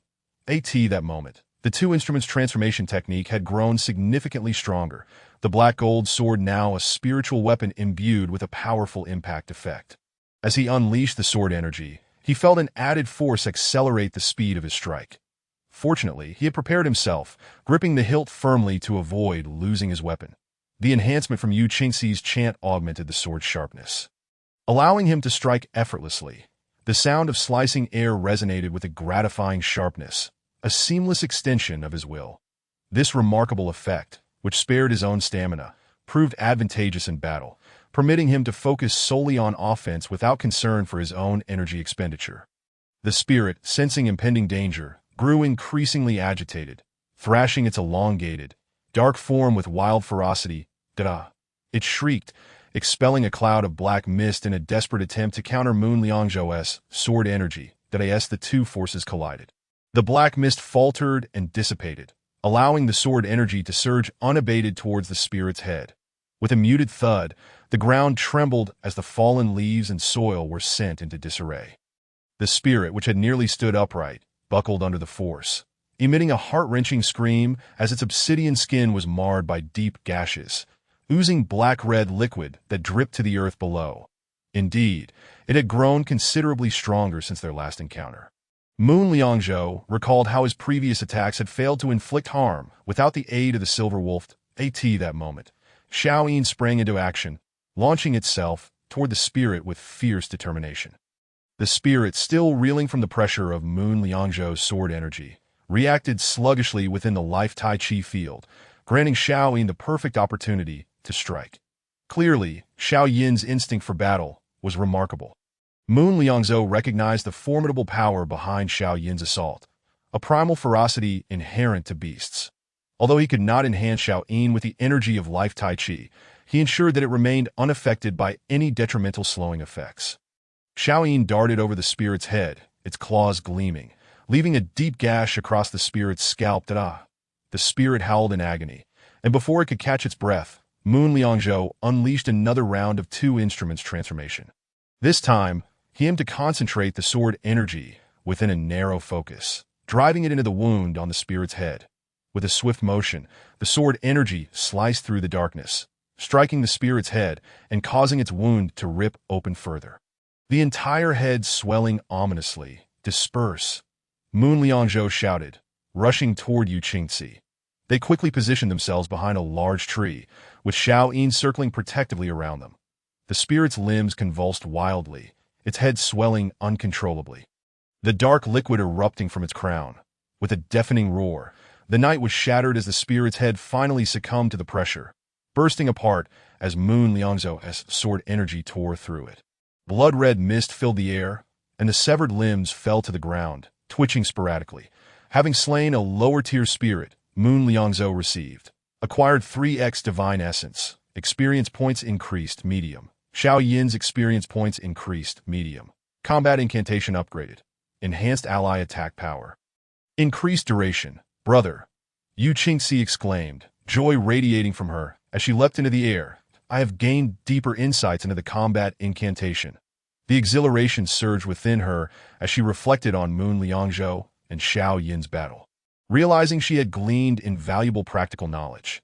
After all, this was her first real combat experience, facing an opponent from a higher realm right from the outset. That if I were to face such a creature alone, I could prevail, but at a great cost. Moon Liangzhou sheathed his black gold sword. With your assistance, this battle was achieved with remarkable efficiency, that a clean victory. I shall strive to improve further. Yu Qingci, emboldened by her initial triumph, felt her confidence swell. Next time, I will not falter, nor will I close my eyes. Xiaoyin, well done. Moon Liangzhou praised as he lifted Xiaoyin, ruffling its fur. You are indeed a natural warrior, seizing the moment perfectly. Its little tail wagged energetically, clearly pleased by the compliment. But be cautious of the venom. Moon Liangzhou warned as he navigated around the remnants of the spirit, assessing their surroundings. Suddenly, Xiaoyin began to emit a low, mournful howl as they approached it. Before them lay a gaping chasm that severed their path, a vast pit stretching over 100 yards long and more than 30 yards wide, its depth indeterminate. Shrouded in darkness, the ancient tomb was likely situated in this very place. The moonlit Luanzu had long since committed the contents of the map to memory, affirming that this location must indeed be the ancient battlefield of yore. This fissure was the result of the sacrificial rites performed by the legendary Qi Wang. Shall we descend? Although Yu Qingci posed this question without fear, it was merely a solicitation for Yu Luanzu's opinion. It seemed inevitable that they must venture downwards. Yu Luanzu surveyed the surroundings before glancing at Xiao Yin, continuing, aside from this fissure, there is naught but emptiness. Any valuable treasures must lie below. Xiao Yin, Yu Luanzu gently called, and the creature immediately darted along the edge of the fissure, seeking a suitable descent point. Xiao Yin possessed remarkable intelligence, seemingly comprehending their words and intentions. After a brief distance, Xiao Yin halted abruptly and leapt into the abyss, startling both Yu Luanzu and Yu Qingci, who rushed forward only to discover that the fissure's uneven surface contained a space ample enough for Xiao Yin to fit and for them to navigate down the rocky walls. It appeared to have grasped their intent to descend. Yu Luanzu was the first to leap down, closely followed by Yu Qingci. With Xiao Yin leading the way, the two pressed their bodies against the mountain wall, cautiously probing deeper into the chasm. According to historical accounts, this fissure had existed for centuries, its depths now overrun by various flora. They could grasp at the vines, managing to navigate the narrow passages with relative ease. Time became an indeterminate concept as the foliage began to thin, compelling them to rely solely on Xiao Yin's guidance. Though enshrouded in darkness, their status as cultivators endowed them with heightened sensory capabilities. In the absence of distractions, the obscurity seemed to sharpen their focus. Xiao Yin, wait. Yu Luanzu hesitated at the edge of the unfathomable fissure, pondering the impracticality of their continuous descent, but he pried a small stone from the rock wall and cast it into the abyss. After a prolonged wait, a faint echo reverberated back, hinting that the depth likely exceeded their wildest imaginings. Yet they found themselves in a most precarious position, torn between ascent and descent. Suddenly, Xiao Yin emitted a low, haunting call that echoed through the vast chasm, resonating with an otherworldly quality. It seemed to have discovered something. Yu edged closer to Xiao Yin, spotting a platform ahead, a spacious cavern that appeared to be an entrance. Without hesitation, Xiao Yin leaped across, and the distance was but a little over a yard, allowing both Yu Luanzu and Yu Qingci to easily follow suit. Indeed, it was a cave. Yu Luanzu raised his gaze and surveyed the surroundings, his hand brushing against the stone walls, which bore the marks of human craftsmanship, indicative of extraordinary strength in the beings who had carved it. Given that even he, with his cultivation, could navigate this place, it was evidently designed with intent. You are correct. Two groups have traversed this path, with formidable individuals forging ahead. Those who followed were mere mortals or cultivators lacking the prowess to ascend to the divine realm. The cave was modest in size, capable of accommodating 7 or 8 individuals, and the edges featured descending steps, revealing more evident signs of human construction, almost like stone stairs, facilitating their descent.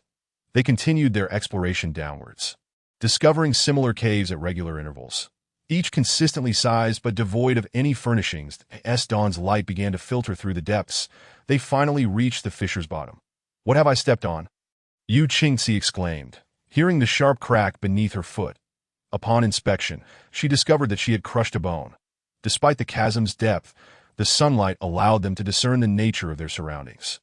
And what they beheld was shocking. Bones strewn across the ground, all devoid of skulls. Chapter 67. The boneyard, the vast fissure, gradually narrowed, providing a precarious foothold amidst countless skeletal remains, though faint rays of light penetrated the abyss. It was these meager illuminations that unveiled a chilling scene, rendering visible the ghastly tableau previously shrouded in darkness. Countless white bones lay scattered, from which wisps of white mist emerged, indistinguishable as either evaporating moisture or the souls of the deceased ascending. They floated towards the heavens, seeking to liberate themselves from this graveyard. The desiccated corpses emitted no foul odor, but rather a stale, heavy scent reminiscent of aged wood, neither truly offensive nor fragrant, and certainly not something one might associate with delight. The multitude of bones, regardless of their scent, could hardly be linked to anything pleasant. They were undoubtedly the remains of soldiers from the southern campaigns. Yu Luanzu picked up a broken spear, its tip rusted and decayed, yet the sharp design still suggested its former lethality, capable of piercing through an ordinary suit of armor. Centuries had not entirely erased their traces.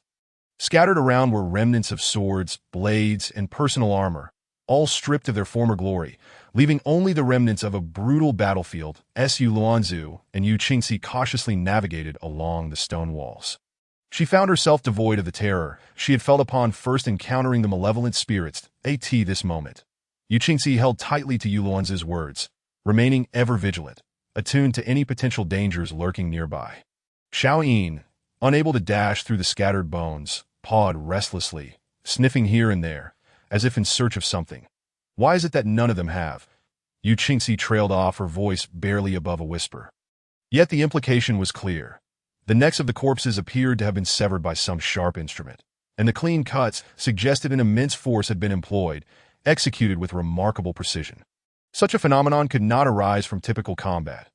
Yu Luanzu examined the countless remains, each seemingly dispatched in the same manner, their heads severed as if they were mere lambs for slaughter. A frown creased his brow as a chilling thought took root in his mind. This was not a battlefield, but rather a place of execution. In a true battlefield, the slain would meet their demise in myriad ways, their wounds scattered across their bodies. Yet here, every corpse had been uniformly decapitated, making the notion of an execution site the only plausible explanation.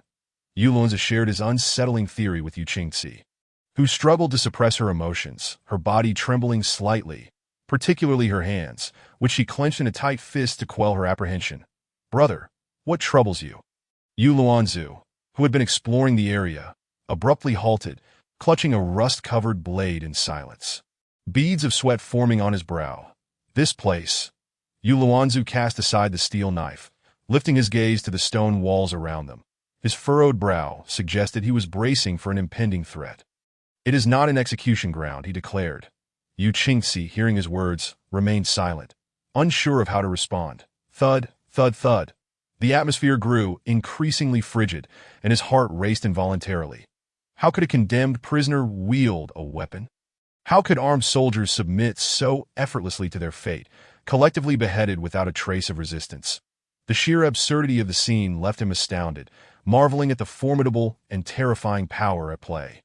Suddenly, Xiao Yin let out a sharp cry, its small head swiveling in distress. In a flash, Yu Luanzu instinctively drew his black-gold sword, invoking his technique to traverse the air, propelling himself toward Xiao Yin with remarkable speed.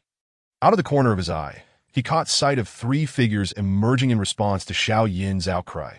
As he reached Xiao Yin, he discovered that the three figures were, in fact, lifeless bodies, intact, their heads still firmly attached. Upon closer inspection, Yu Luanzu noted that these corpses were not those of soldiers. Their attire remained unblemished, cloaked in long capes that concealed black armor, an unfamiliar style reminiscent of the western regions. Soon after, Yu Qingxi joined him at Xiao Yin's side, her complexion pale and her body trembling, yet she strained to discern the features of these corpses. These individuals must have arrived later. Though their bodies were desiccated, their faces were still recognizable. Unlike those headless corpses, the distinctions among them were readily apparent. Yu Liangzhou discovered some peculiar tools beside them, reminiscent of those used in mining operations. Could it be that the marks on the stone wall were evidence of their excavation? Before he could ponder this further, Yu Liangzhou noticed an opening behind them, approximately half a person's height. Allowing one to crouch and enter the cave at that moment, Xiaoyin suddenly called out anxiously, hesitating at the cave's entrance, a stark contrast to its previous bold demeanor, showing a reluctance even in the face of malevolent spirits. How did these individuals meet their demise? There seemed to be danger within the cave. A flurry of questions raced through Yu Liangzhou's mind, but he had no time for fear and steeled himself to make a decision, to enter the cave. Yu Liangzhou stepped into the cave first, an icy chill enveloping him instantly, causing his limbs to stiffen and his breath to turn into white mist. However, the cave was not shrouded in total darkness. A faint glow emanated from the depths, illuminating the path ahead. This passage appeared to be man-made, with clear marks of chiseling visible. After walking approximately 3 zhang, the cave suddenly opened up, allowing Yu Liangzhou to stand upright in a vast expanse. Looking up, he could not discern the ceiling's height or width, only a sense of boundlessness. Xiaoyin became unusually quiet, closely following Yu Liangzhou's side, each step taken with utmost caution. The ground beneath them had transformed into a type of crystal. The faint glow emanating from within, while a flickering light danced around them, elusive and indistinct in its positioning. Everything here felt surreal, as if caught in a dream. After only a few steps, Yu Liangzhou sensed something amiss. He turned abruptly, only to find the passage they had come through had vanished, leaving behind an endless void of darkness interspersed with flickering lights. Chapter 68. Breaking the formation, this was no ordinary space. In such an environment, one must not become separated. Yu Liangzhou halted, picking up Xiaoyin and handing it to Yu Qingci. Who goes there? Just then, an ethereal, hoarse voice echoed, I am Yu Liangzhou, a descendant of the Yu family. Guardians of Liangzhou for generations. Without a moment's hesitation, Yu Liangzhou responded, having received clear information before arriving that this place was the battlefield of the Northern Guardian, Sima Dingnan. The speaker's words were in the language of the Great Zhou, carrying a tone imbued with military authority, prompting his candid reply. How many years have passed? I never expected to encounter a descendant of the Yu family. The voice carried a hint of joy. Gradually drawing closer to Yu Liangzhou, do the individuals who came before have any connection to you? I do not know the individuals you refer to, Yu Liangzhou replied, genuinely unaware of whom he was speaking of. We are merely 2 individuals and 1 wolf that we came to investigate based on information from the South Pingqing annals. South Pingqing? The voice now seemed to be right before Yu Liangzhou and his companions. As if conversing with an ordinary person, this place is merely several dozen miles from South Pingqing of the Great Zhou. While answering the question, Yu Liangzhou seized the opportunity to inquire. May I ask who you are? And why do you not reveal yourself? Do you truly wish to see me? A figure faintly emerged ahead, though details of his attire remained obscured. Are you not the renowned General Sima Ding of the Northern Guardians? Yu Liangzhou asked directly. The figure did not respond, enveloped in silence. The atmosphere grew tense, and Xiaoyin and Yu Qingci's arms emitted a low, rumbling sound that I did not expect that a youth like you would know of my name. As the voice drew nearer, the figure became increasingly distinct. Be cautious. Yu Liangzhou felt an unprecedented pressure, an overwhelming force that seemed insurmountable, that he sensed no need for defense, that in the past, he would have drawn his sword. Even when facing 2 transcendent masters alone. Yet this time, there was no possibility of battle. The opponent was simply too formidable, and this oppressive aura only brought despair. Ha ha! You dare to come here without even mastering the transcendent realm? The figure, clad in silver armor and standing in the shadows, had a cape trailing to the ground, its edges tattered and worn. Yet his face remained indistinct. Should I be disappointed or hold onto a glimmer of hope? A long sword hung at his waist, emanating a chilling aura. The Yu family is on par with the Sima family. Currently, my father leads the Liangzhou troop station at South Pingqing. Yu Liangzhou understood that whether negotiating terms or trying to intimidate, this was a necessary ploy. Should the need arise, the Yu family will surely provide our utmost support. The Western Guardians have actually come here. The oppressive aura began to wane, and the siblings felt a sense of relief.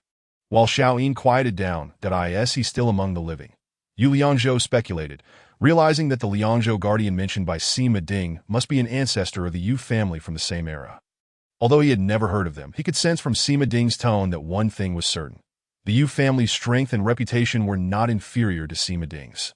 Military secrets must not be divulged, Yu Liangzhou said, cupping his hands in a gesture of respect, that I hope that Sima Sr. will understand. Then perhaps you can assist me. Sima Ding stood motionless, yet his voice began to waver. With your cultivation, do you suspect my strength? Yu Liangzhou, feeling compelled, had previously stated he could assist, and now he had no choice but to continue the conversation. Let us see what you require. After all, we will confront whatever comes our way. This demeanor indeed reflects the Yu family's bearing. Sima Ding's voice carried a note of approval. Then you shall aid me. Please, senior, speak. Yu Liangzhou endeavored to keep his voice steady, his mind racing with countless possibilities. Above all, ensuring Yu Qingci and Xiao Yin's safety was the foundation of his plans. Are you familiar with the 13 formations of the Sima family? Before Sima Ding's words had even faded, luminous figures representing 13 troops materialized before him. Your cultivation may be insignificant, but to break this formation, you need only to find the key. Before him stood a formation of 13 troops, fanning out in a semicircle. Seemingly mundane at first glance, even ordinary people could arrange such a setup. Yu Liangzhou regarded the 13 formations, feeling utterly at a loss. Each wing bore 2 squads of archers, followed by 2 squads of spear cavalry, and then 2 squads of shield bearers with a central line of heavily armored swordsmen. Though formed from light, the details were strikingly clear, each unit well equipped, their silver armor gleaming and weapons exuding a cold glint, truly embodying the tension of a battlefield. How can I possibly break this formation? Yu Liangzhou's mind raced with various strategies, completely unfamiliar with formations. Just as he grappled with this dilemma, Yu Qingci suddenly spoke up. I will break the formation. Her usual caution surprised Yu Liangzhou, but upon reflection, it made sense as a general's descendant. She would naturally be familiar with military tactics, having been ill before entering Yu Liangzhou's body. He had no opportunity to study formations. Perhaps Yu Qingci had learned these skills from a young age, thus stepping forward to take on this significant responsibility, since the siblings shared an unspoken understanding. Yu Liangzhou took a step back. Yu Qingci advanced, positioning herself directly before the 13 formations of the Sima family. Attack! Sima Ding initiated the offense, and the troops sprang into action. The outer cavalry split from both wings, attempting to encircle the enemy's flanks. Yu Qingci remained silent, her brow slightly furrowed, yet the troops before her began to move as if her thoughts directed them. She dispatched the spear cavalry to the wings, suppressing the opposing cavalry. The shield bearers formed a frontline defense, while the archers began to shoot, stifling the enemy's momentum. Is it truly that simple? Yu Liangzhou observed, astonished that if this was indeed the 13 formations of the Sima family. It seemed almost trivial. Chapter 69. The confrontation in the battlefield at this moment. The troops under Sima Ding's command suddenly sprang into action, moving along a peculiar route. They eerily circumvented the frontline defenses of Yu Qingci and charged directly into the ranks of archers. Beads of sweat dotted Yu Qingci's forehead as the cavalry descended into chaos. She struggled to adjust the maneuvers of each unit, yet it seemed her adversaries were always one step ahead, anticipating her deployments and altering their formations, leaving her exhausted and the entire arrangement in disarray. It appeared that the Yu family was merely a fade. Sima Ding spoke in a deep voice. However, to be able to manage to such a degree at such a young age is not without merit. Yu Qingci's delicate brows knitted together, her hands gesturing in the air as the troops followed her commands. Although Yu Liangzhou lacked knowledge of formations, she could discern some clues based on her instincts. Her sister's forces might not be able to effectively assault the enemy, but they could withstand fierce attacks. Thus, the situation became a stalemate, with neither side able to gain the upper hand. Indeed, Qingci is formidable. Yu Liangzhou thought with sudden delight that I end the confrontation against General Sima Ding from the north. You are merely at a slight disadvantage. What kind of formation is this? Though unable to see Sima Ding's expression, she could sense his astonishment from the subtle changes in his tone. Yu Qingci's troops coalesced into a formation resembling a circle, gradually advancing towards the enemy as if traversing a realm devoid of resistance. Our ancestors from the Yu family have also passed down formations that at this moment. A relaxed expression graced her face as she gently wiped the sweat from her brow with her sleeve. Surely, Senior Sima recognizes this formation? She inquired, laughter bubbling forth that of course I recognize it. Sima Ding responded, raising his hand sharply, causing a flash of light to erupt. In an instant, all the troops disintegrated into ashes. After a brief silence, he posed a question. Dare you enter the battlefield to confront the general? Without actual troops, how could one engage in battle? Yu Liangzhou was somewhat perplexed, lacking an understanding of what it truly meant to enter the battlefield to confront a general.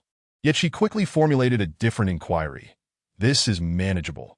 Sima Ding stood firm like a mountain, merely waving his sleeve, which caused the surroundings to shift and the very fabric of space to transform. Both Yu Liangzhou and Yu Qingxi suddenly found themselves in an expansive desert, surrounded by majestic mountains and dense forests in the distance. Everything here mirrored the real world, indistinguishable from reality. They rode upon two steeds, with Xiao Yin positioned between them, fixating intently on the enemy ahead. Suddenly, a resounding battle cry erupted, and the war drums reverberated like thunder across the sky. Looking around, they found themselves encircled by armored soldiers, who had already arranged themselves in formation. I am aware that your cultivation is not profound, so I will not truly engage you. Sima Ding's voice echoed from afar. Following the sound, they spotted the banner bearing his name fluttering in the wind, with a figure clad in a silver mask atop a steed, that if you can identify a flaw and break through this formation, you shall be victorious. Qingxi, do you have any means to breach this formation? Yu Liangzhou asked, turning his horse around to protect her. Those who enter the battlefield to confront a general seldom survive. Yu Qingxi wrapped the reins around her wrist with her other hand, her expression growing grave that in a battle where one side falters. If the defeated general's valor and achievements command the respect of the victor, then in cases of significant disparity in strength, the defeated general is permitted to enter the battlefield to confront the opposing general. Should they triumph, the enemy must retreat and cease hostilities. After a moment of silence, she continued, if the general entering the battlefield fails, they shall meet their end, wrapped in their steed's hide, a hero perishing on the battlefield. Such battlefield customs instill profound reverence, for even in defeat, there is honor. The steed beneath Yu Liangzhou tossed its head, kicking up dust with its hooves. Should victory be attained, one would embody the very essence of a deity of war. Yet, the likelihood of a victorious outcome for those entering the battlefield was exceedingly slim. Even her father had never witnessed such an event. Yu Qingxi's concern was palpable, her expression betraying her anxiety over the impenetrable encirclement. Is this the 13 formations of the Divine Gate? This was her first encounter with a multitude of troops, and she surveyed the swirling dust, utterly at a loss as to where to begin. How can we break this formation? It must be. The only way to escape the battlefield confrontation was to identify the flaws within the formation. That a hint of dust had already settled upon Yu Qingxi's face. A single strand of hair dancing in the wind, that we must not rely on brute force. And no matter how exceptional one's cultivation, it would ultimately be unsustainable. Moreover, the general at the heart of the formation possessed formidable skills, likely on par with those entering the battlefield. She craned her neck to gaze at Sima Ding in the distance, understanding that facing the master of the formation left them with little chance of success. Sima Ding just mentioned that he will not truly engage us. Yu Liangzhou appeared somewhat composed, calmly stating, as long as we can identify a flaw and break through this formation, we will prevail. However, we are already within the formation. After surveying the area, Yu Qingxi's face revealed her predicament. Unable to discern the enemy's formation or the movements of their troops, she concluded, then we must charge forward while searching for its weaknesses. Yu Qingxi nodded in agreement, prompting Yu Liangzhou to urge his steed forward, drawing his black gold sword and leading the charge. The soldiers, however, remained motionless, merely obstructing their path. Impressive. Yu Liangzhou sensed that the cultivation of these soldiers surpassed her own. Victory in a one-on-one confrontation seemed unlikely, let alone against countless soldiers that Sima Ding had articulated. They merely needed to maneuver through the formation, avoiding combat with these soldiers, which significantly reduced the difficulty of the battlefield confrontation. Perhaps there was indeed a glimmer of hope. Is this the gate of life or the gate of surprise? No, no, no, this is. Yu Qingxi trailed behind Yu Liangzhou, muttering to herself. She continuously pointed and recited mantras as if reciting incantations. Array, troops, battle, all align and advance. Uncertain whether this battlefield was real or an illusion, Yu Liangzhou felt an overwhelming fatigue wash over her. It was impossible to engage in endless combat without respite. This method could not explore every possibility. Her cultivation had already been exhausted prior to this. This young lady's formation skills are not to be underestimated. That moment, Sima Ding's voice reached them, tinged with disappointment. You truly lack practical experience. What a pity. Should you fail to breach this formation, you shall perish here. His tone remained calm, so devoid of emotion that it rendered protestation futile. Brother. Yu Qingxi sensed a tremendous threat and recognized the undeniable weight of Sima Ding's words. Her eyes glistening with unshed tears that we cannot break through. Yu Liangzhou abruptly pulled on the reins, causing his steed to rear and let out a long whinnied, "I can breach this formation," that I end that moment of despair. A familiar yet unfamiliar voice echoed in Yu Liangzhou's heart. You are.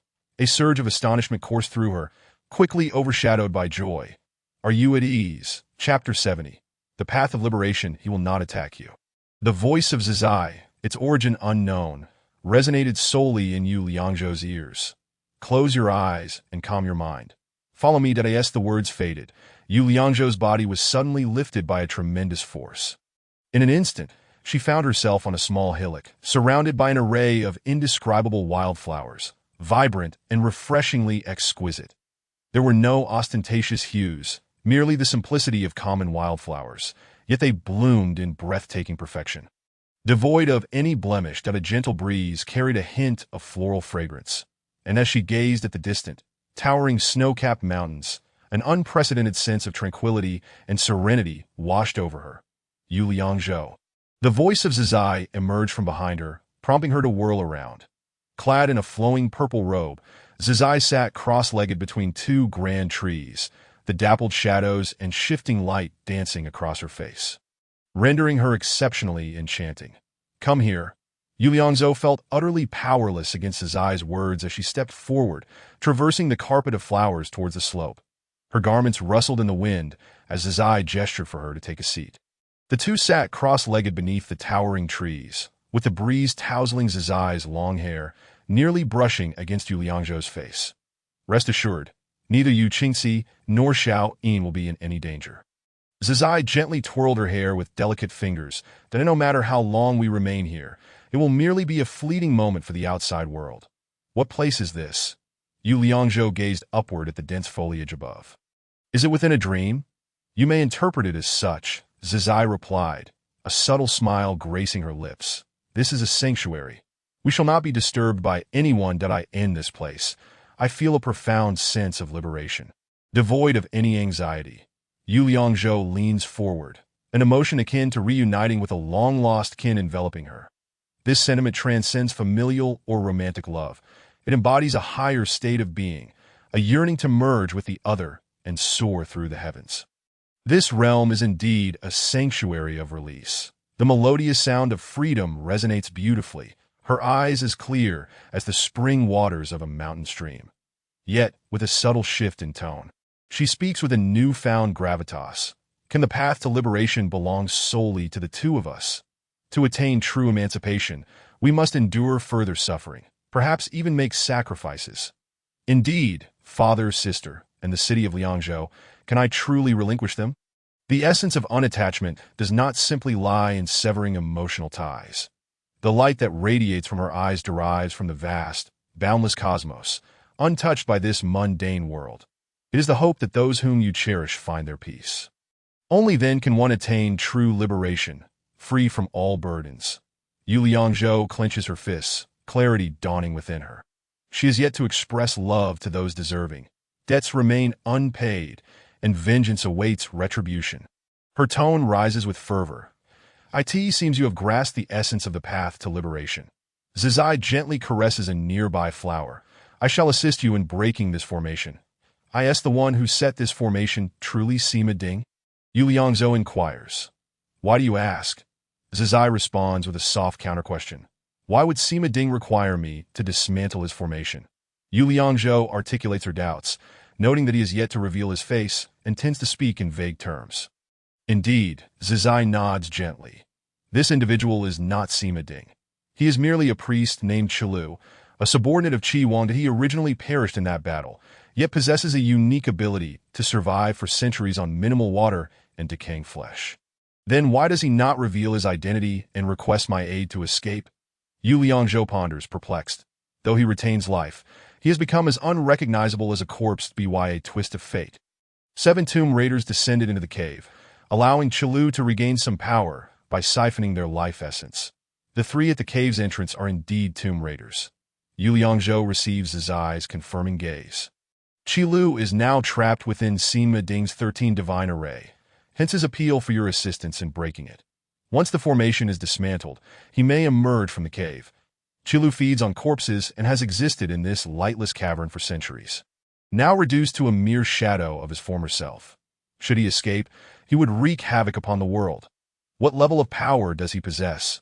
Yu Liangzhou rises, intent on confronting him. How can I defeat him? Zizai remains unperturbed. At his peak, you would undoubtedly be no match for him with your current abilities. However, he has now fallen to the lower tier of the Ruhua realm. Are you Hua realm? Yu Liangzhou contemplates the disparity between their strengths, realizing he is 2 entire realms above her. This is the most formidable opponent she has encountered thus far. Qilu has learned some of Sima Ding's formations. You must first dismantle the array and then strike him down in one fell swoop. Suddenly, Yu Liangzhou feels as though she is plummeting into an endless abyss that I in the blink of an eye. She finds herself back on the battlefield, with Yu Qingci and Xiao Yin reappearing beside her. These cavalry are mere illusions. Zizai's voice echoes in her mind once more. His power can only control a select few soldiers. The rest are mere bluster. Xiao Yin possesses the Wolf Clan's summoning technique, albeit his current cultivation is insufficient. Have him howl at the sky. I shall lend him my strength. Xiao Yin, demonstrate the might of your wolf howl to the adversary. Without hesitation, Yu Liangzhou commands Xiao Yin. Xiao Yin understands, shaking his head and lifting his neck. After a few throaty tremors, he firmly claws the earth. Whoa. A piercing and prolonged wolf howl reverberates through the skies. Even overpowering the sound of the enemy's cavalry, that I in the wake of the howl, dust swirls behind them, that a wolf pack. Yu Qingci exclaims, pointing towards the rising cloud of smoke. Within moments, a formidable wolf pack arrives behind Yu Liangzhou, matching the numbers of Qilu's army. You can actually summon wolves. The enemy's general, under Sima's banner, begins to stir, and Qilu's hoarse voice carries across the field. Counterattack with the same formation. Once the illusion dissipates, we shall charge forth to slay Qilu. Zizai's voice is concise and forceful, igniting Yu Liangzhou's courage and fighting spirit. Xiao Yin, command the wolf pack to advance. With Yu Liangzhou's order, the wolf pack bears their fangs, howling as they charge towards the enemy. Simultaneously, Yu Qingci begins to chant the incantation for battle. The wolf pack, now empowered, appears even more ferocious, their eyes gleaming with bloodlust as they clash with Qilu's cavalry, resulting in a gory spectacle. These beasts move with astonishing speed, relentlessly assaulting the enemy forces. The 2 sides swiftly dwindle, and soon the casualties exceed half. Several battalion formations have been almost entirely consumed by the wolf pack, leaving Sima's banner exposed at the forefront.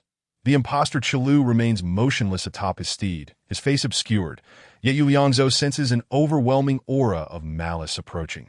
Chapter 71. Breaking the enemy, although Qilu remains still. The intense aura of malice envelopes them, accompanied by the stench of blood that prompts Xiao Yin to emit a low growl, his crimson eyes brimming with murderous intent. With a swift motion, Yu Liangzhou unsheathes her black gold sword, her legs tightening around her mount as she charges directly at Qilu. Xiao Yin, akin to an unrestrained arrow, matches her speed. You have seen through us, haven't you? Quite impressive. Qilu's voice darkens, and he casts aside his pretense.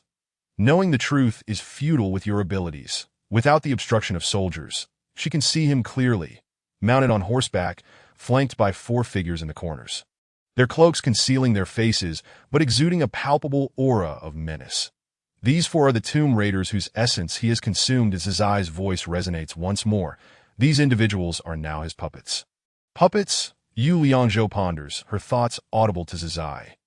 Indeed, that a secret technique from the southern frontier, the art of puppet control.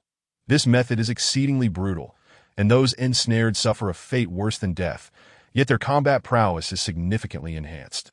There was once a genius madman in the southern frontier who attempted to turn their ancient deity, Qi Yu, into a puppet. Did he succeed? Yu Liangzhou's curiosity ignites, momentarily overshadowing the formidable foe before her. Of course, not if he had succeeded. Focus on the battle. Zizai's tone becomes slightly more serious, prompting Yu Liangzhou to center her thoughts, concentrating on Qilu and the four puppets at his side. With a resounding thud, the Taiji energy field expands, simultaneously unleashing 5 sword energies from the Songfeng sword technique, aimed directly at Qilu and the 4 puppets. Qilu remains unmoved on his steed, while the 4 puppets charge towards Yu Liangzhou, their disheveled arms revealing long, sharp claws glimmering ominously. All 4 puppets are at the lower tier of the Shinting realm. Yu Liangzhou senses the threat they pose, their level surpassing her own, although they are lower-tier puppets. Zizai's calm and gentle voice steadies her nerves. Once they become puppets, their combat abilities will surge, and they will harbor no fear. They act solely at their master's command. You must be cautious. Understood. Yu Liangzhou tightens her lips. Reassured by Zizai's presence as she stands fearless, the 4 puppets raise their hands in unison, effortlessly dispelling the sword energy from the Songfeng sword technique. However, once they enter the Taiji energy field, their movements slow slightly. Qilu's figure shifts ever so slightly, as if wary of this energy field. Empowered by Yu Qingxi's chants, Xiao Yin, within the Taiji energy field, finds renewed strength, engaging in a swift skirmish with the 2 puppets. He surprisingly holds his own, his speed clearly surpassing theirs. Whoosh, whoosh, whoosh.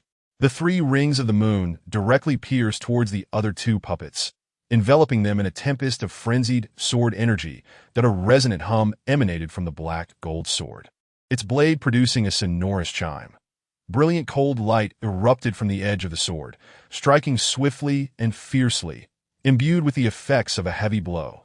The long robes of the 2 puppets were torn asunder by the sword's force, revealing their true forms, 2 pitch-black corpses, their eyes grotesquely bulging from their faces, devoid of any eyeballs. They evoked a sense of revulsion, surpassing even that of the malevolent spirits. Furthermore, the effect of wolf blood battle intent left them with gaping wounds, from which a viscous black-red liquid oozed forth. Despite their injuries, there was not a trace of pain upon their countenance. They continued to charge recklessly toward Yu Liangzhou, their claws flailing wildly in the air.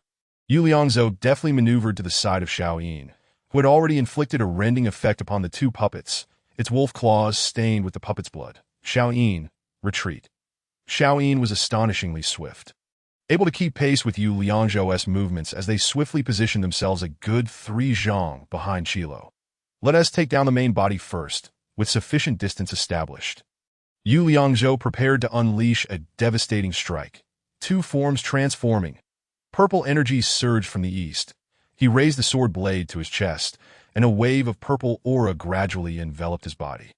The blade absorbed the purple energy, generating an overwhelming aura of killing intent from the void. The air around began to warp, and Yu Liangzhou's long hair danced wildly in the gust. Back! Qilu let out a deep growl, raising both hands suddenly. That moment, the 4 puppets, as if controlled by invisible strings, rapidly converged back, standing guard before Qilu. Receive my attack. As Yu Liangzhou spoke, the purple sword energy shot forth like a lightning bolt, hurtling towards Qilu. Dust and debris were swept up in a whirlwind, amplifying the might of the 2 forms transforming. The 4 puppets lined up in formation, bracing themselves to withstand Yu Liangzhou's lethal strike. With a resounding crash, they were shattered into fragments, the force shaking the very earth. Qilu's body began to sway. Such power, and I have yet to reach the divine realm. Before he could finish, Yu Liangzhou soared into the air, his long sword poised above Qilu's head. The intent of the sword surged forth, triggering the ox-cleaving technique immediately. Qilu raised his hand in a futile attempt to block the relentless onslaught of sword light, his disheveled attire a testament to his desperation. And no matter how hard he struggled to deflect it, The sword scars formed by the sword intent grew, increasingly ferocious and unyielding. Each strike of the ox cleaving targeted his weaknesses, rendering his defenses utterly inadequate. Nonetheless, Chilo was indeed a formidable practitioner of the transformation realm. Although he was left bloodied and mangled by the ox cleaving, he had yet to be dismembered to that moment. His true visage was laid bare. He appeared almost like a desiccated corpse, with no blood seeping from his wounds. His gaunt features resembled a withered skeleton, devoid of any vitality. I concede. Chilo collapsed among the carnage of the shattered puppets. Raising his hand in surrender, "Spare my life, and I shall lead you out." Having vanquished 4 lower-tier puppets, Yu Liangzhou was rewarded with 24 Cultivation Essence for Divine Essence, an upgrade to the Song Feng sword technique, an experience for the martial arts he employed.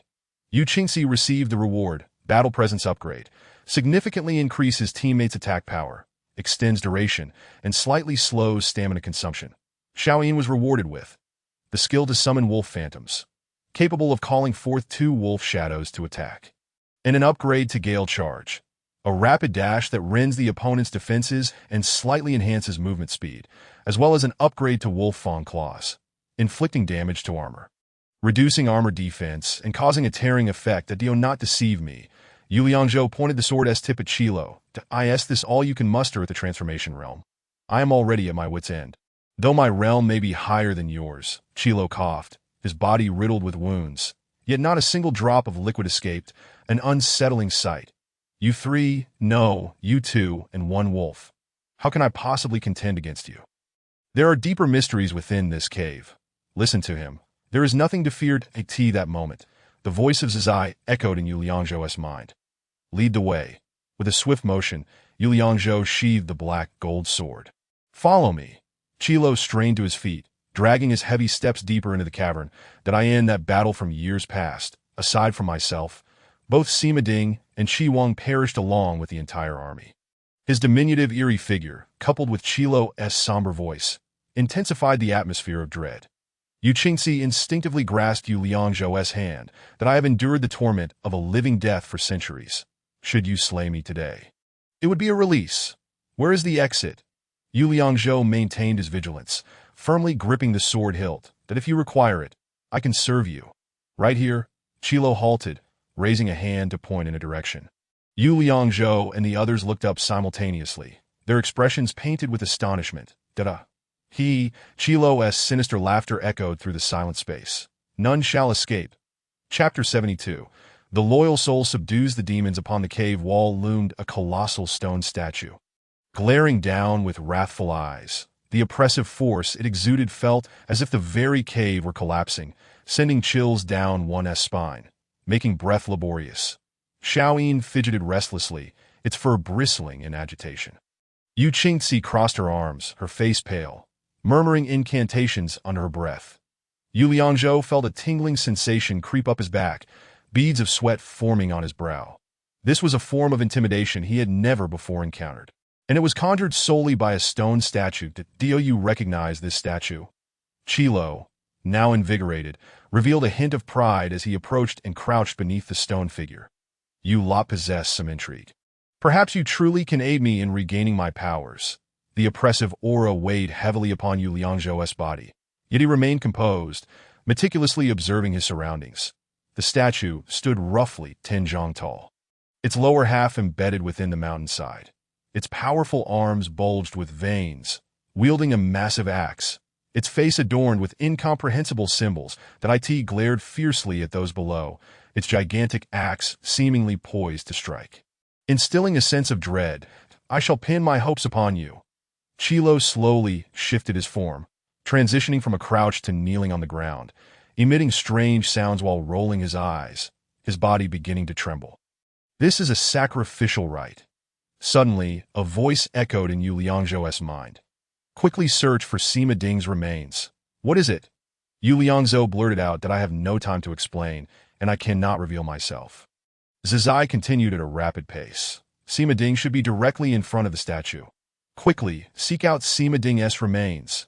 Yu Liangzhou swiftly turned and scanned the area, but aside from the enormous statue, there was nothing of note. All else was a void, save for the faint blue glow emanating from the stone slabs on the ground. That moment, the entire cavern began to tremble, and the immense statue swayed. Ah! Chilo groaned in agony, his cries echoing in a heart-wrenching manner that sent shivers down one's spine. Xiaoyin seemed to sense something. It clawed vigorously at the ground.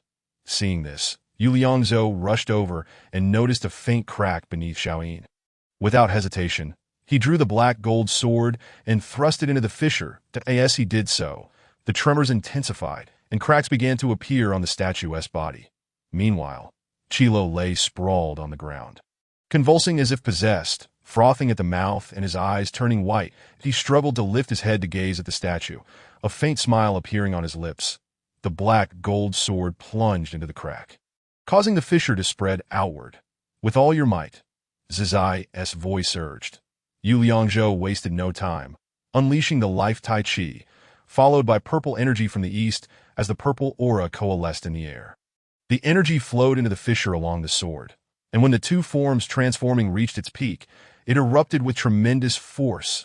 Boom! The impact was colossal, sending Yu Liangzhou, Yu Qingci, and Xiaoyin flying several zhang away. The statue's arms began to retract inward, stones clinging to them cascading down. Red flesh emerged from the cracks. The statue was indeed alive, that it had merely been shrouded by centuries of dust and stone. Boom! Simultaneously, the cracks in the ground spread rapidly, the earth beneath them crumbling away in an instant. Yu Liangzhou and his companions were unable to escape, plummeting downward. The drop matched the height of the statue's lower half. The source of the blue glow was revealed to be crystal stones, while the ground below was simply composed of ordinary rocks. Such a considerable deposit of crystal ore, it was no wonder that tomb raiders sought this place. As the moonlight bathed the surroundings, Yu Liangzhou touched a piece of crystal, its unpolished surface nearly as large as a basin. Yu Qingci supported Yu Liangzhou's shoulder, finally managing to steady himself. With wide eyes, he pointed at the statue and exclaimed, "Look!" The tremors of the mountain grew increasingly intense, and the stones on the giant's skin nearly all fell away, revealing his true form. This giant was a colossal embodiment of the southern frontier people. With hair tied into a massive braid cascading down his back, his body adorned with robust muscles, and his red skin marked with various runes and dark stains. Yet, one of his feet remained ensnared within the mountain. He struggled to free himself, but to no avail. With each exertion, the mountain trembled violently once more. He began to roar and thrash his enormous body. "Quickly search," the voice of Zizai urged again. Yu Liangzhou hurriedly signaled for Xiaoyin and Yu Qingci to search the area. Suddenly, he noticed that the crystal beneath his feet was significantly elevated compared to the surrounding terrain. So he used his Tai Chi energy to push aside the shards of crystal. Indeed, a humanoid statue lay buried beneath. The figure knelt on one foot, holding a long sword plunged into the ground. Once more, Yu Liangzhou employed his energy to disperse the centuries' worth of debris and dust that had accumulated upon him. A vivid image of a living general emerged before his eyes. His cloak spread on the ground, and his silver armor still gleamed brightly. Yu Liangzhou, with keen vision, spotted the plaque hanging at the man's waist, upon which were inscribed the words General Sima Ding. This individual could undoubtedly be none other than General Sima Ding. At that moment, the struggling giant turned his head and bellowed madly at the remains of Sima Ding. He swung his massive axe towards them, but the distance was too great for it to harm Sima Ding. However, the rush of air from the giant's axe felt akin to facing a hurricane, making it nearly impossible to breathe. Fortunately, the protection of Tai Chi energy spared them from harm. Is General Sima still alive? Yu Liangzhou pondered inwardly. "He has perished," came Zizai's voice, devoid of any change in tone. However, the seal of the annihilation of bones still exists, but it can only restrain one of his feet. Is this statue the embodiment of the annihilation of bones? Yu Liangzhou regarded the giant. His overwhelming power too ferocious and immense that he questioned himself, realizing he stood no chance against it. Perhaps even a single strike from him would be beyond his endurance, had it not been for his foot being trapped. The mountain would likely have been cleaved asunder. Indeed, he has reached the realm of enlightenment of the heavenly path that, if released, the entirety of Nanping City would be instantly razed to the ground. Could it be that the annihilation of Bones is the giant summoned by Qi Wang through his own sacrifice all those years ago? The sight of the annihilation of Bones evoked memories of the countless troops trampled beneath him. Vivid and clear in his mind, that it was indeed him. The most pressing matter now was to awaken the God Gate's absolute kill seal and once again suppress him. General Sima Ding has fallen. How can I awaken his God Gate's absolute kill seal? Yu Liangzhou felt at a loss, knowing that with only a handful of them, they stood no chance against the annihilation of Bones. Moreover, with the entire Nanping city lacking the strength, it seemed that not a soul in Huai Prefecture possessed the power to subdue him. You will be the eye of the God Gate's 13 arrays. Upon Zizai's proclamation, Yu Liangzhou was momentarily stunned. Did I will be the eye. Yes, Zizai replied calmly. Chapter 73. The God Gate's Absolute Kill Array. Pay your respects to General Sima with a single knee salute. Zizai's tone was calm, yet carried an air of authority, that he is the indomitable spirit of your great Zhou kingdom, renowned alongside your ancestral Yu family, that he will withstand your salute, without a second thought. Yu Liangzhou clasped his hands and knelt on one knee, a surge of reverence swelling within him. Loyal spirit of the great Zhou, General Sima Ding, as I, Yu Liangzhou, accompany you on your journey beyond the Moon Mountain. Please accept my BOW. As he spoke, a sense of melancholy washed over him, his nose tingling and his eyes moistening as he recalled his ancestors galloping across battlefields to safeguard Liangzhou City with such valor. As soon as his words fell, the silver longsword in Sima Ding's hand began to tremble slightly, a faint glimmer of cold light swirling around the blade.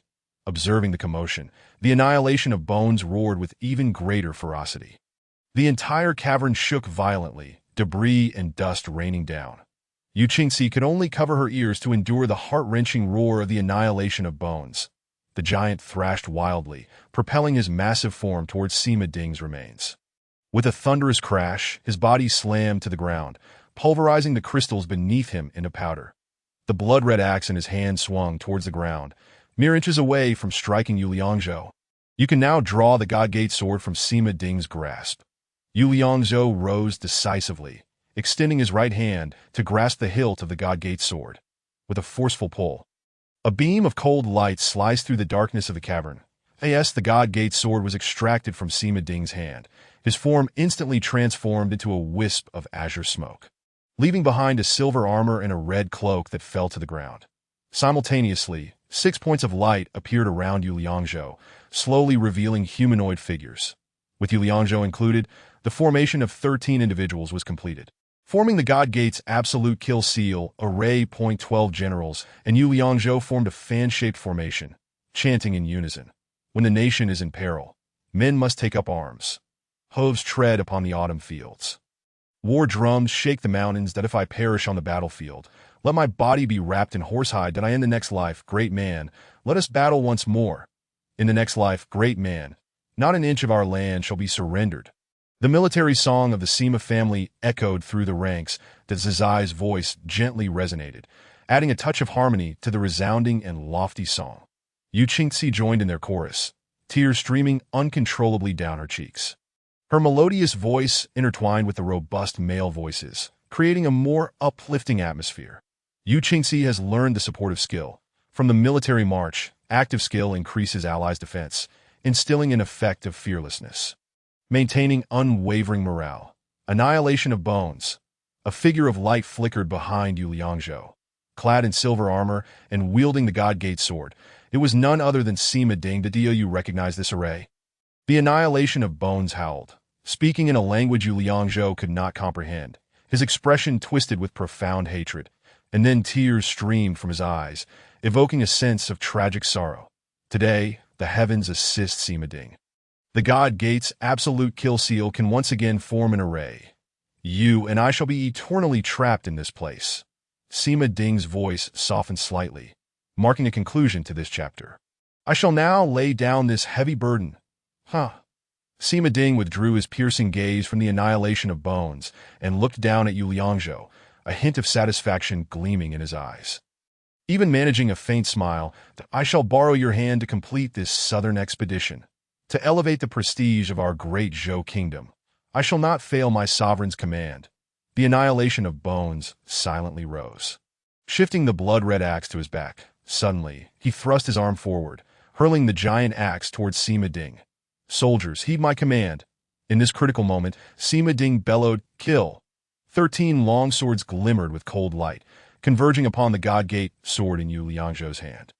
A powerful surge of sword light erupted forth, hurtling straight towards the blood-red axe of the annihilation of bones. Bang! The two forces collided, instantly causing the mountain to tremble and quake. The mountainside teetered on the brink of collapse. Numerous fissures spreading across its surface. Large boulders plummeted, dust swirling around them. The intense pressure made Yu Liangzhou feel a wave of dizziness wash over him, followed by excruciating pain throughout his body.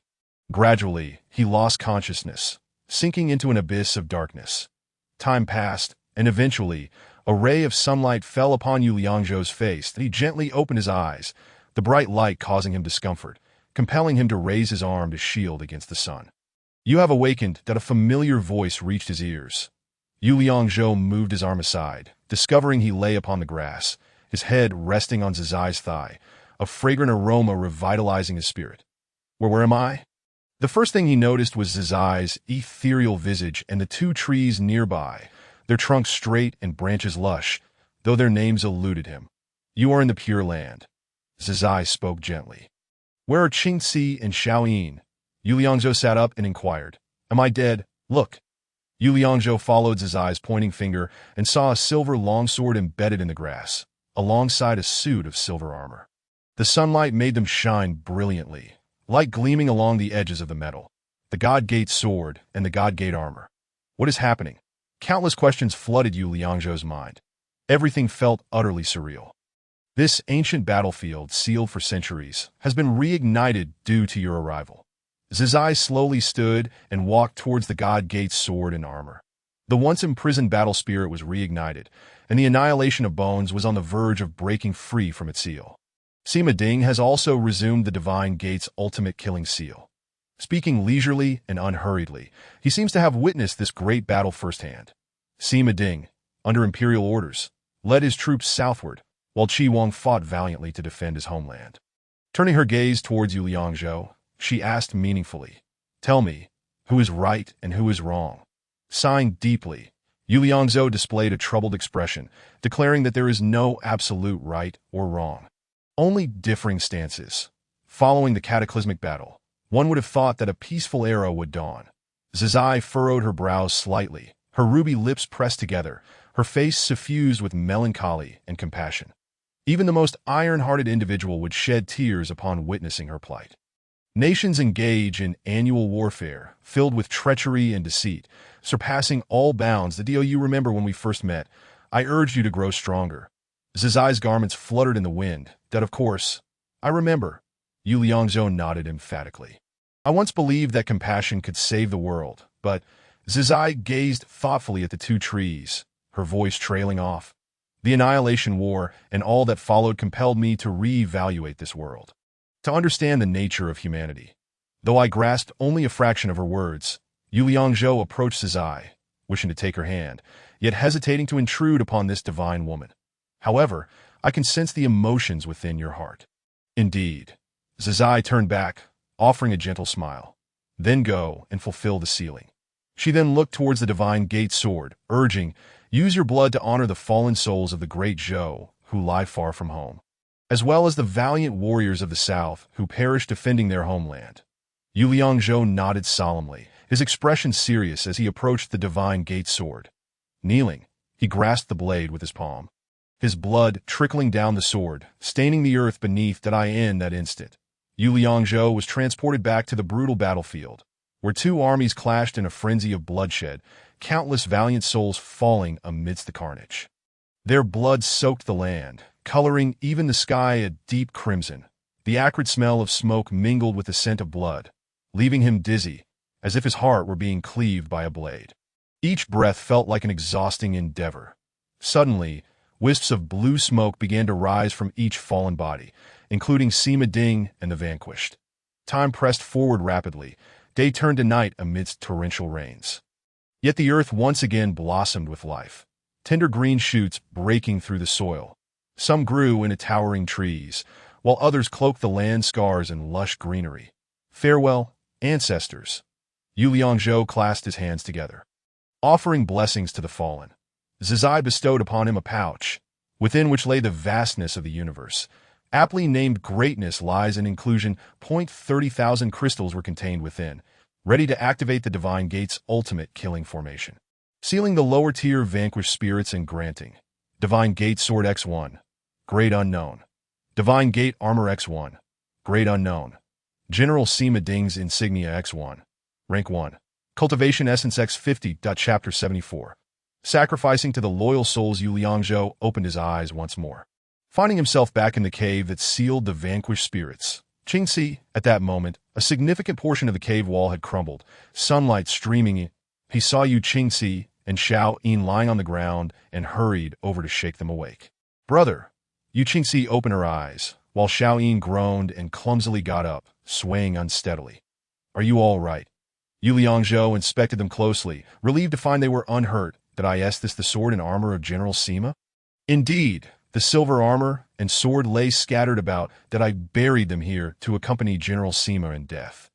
Yet, the sword and armor were covered in dust, lacking the luster he had witnessed in the Pure Land. That cannot be. Yu Qingxi reached out to stop him. You have reactivated the Divine Gate's ultimate killing formation and sealed the vanquished spirits. You should inherit the loyal soul of General Sima. Not allow these divine weapons to be buried here to me. Yu Liangzhou held the Divine Gate sword, unsure of what to do, while Xiao Yin nodded vigorously around him. Very well, I shall keep it for now and return it to General Sima's descendants later. At that moment, the colossal figure of the vanquished spirit vanished, and the generals of the Divine Gate's ultimate killing formation were no more, leaving only a battlefield strewn with crystals and enormous boulders. As they exited the cave, they discovered that the once crowded ground of corpses had vanished. Instead, the valley was filled with the gentle sound of flowing water, and the earth emitted a fresh fragrance. With a flurry of wings, several birds soared above them as a massive chasm opened in the valley, allowing for smooth passage unlike before. They ascended the incline, their movements swift, reaching the summit in no time. Following the path back, they encountered Aza, who had been waiting alone in the cave for Yu Liangzhou. His rare smile brightened his face. You all have finally emerged. Hurry, eat and drink. Where's the wooden tower? Yu Liangzhou raised a goatskin flask, drinking heartily. Last night, when you entered, the earth trembled, and I feared for your safety, so I went to the city for help, Aza explained, pointing towards the forbidden area. What happened? Such a tremendous commotion. I fear Nanping City will not remain peaceful. That is a long story. We almost did not make it out. The aroma of roasted meat wafted through the air, and Yu Liangzhou suddenly realized how parched and famished he felt.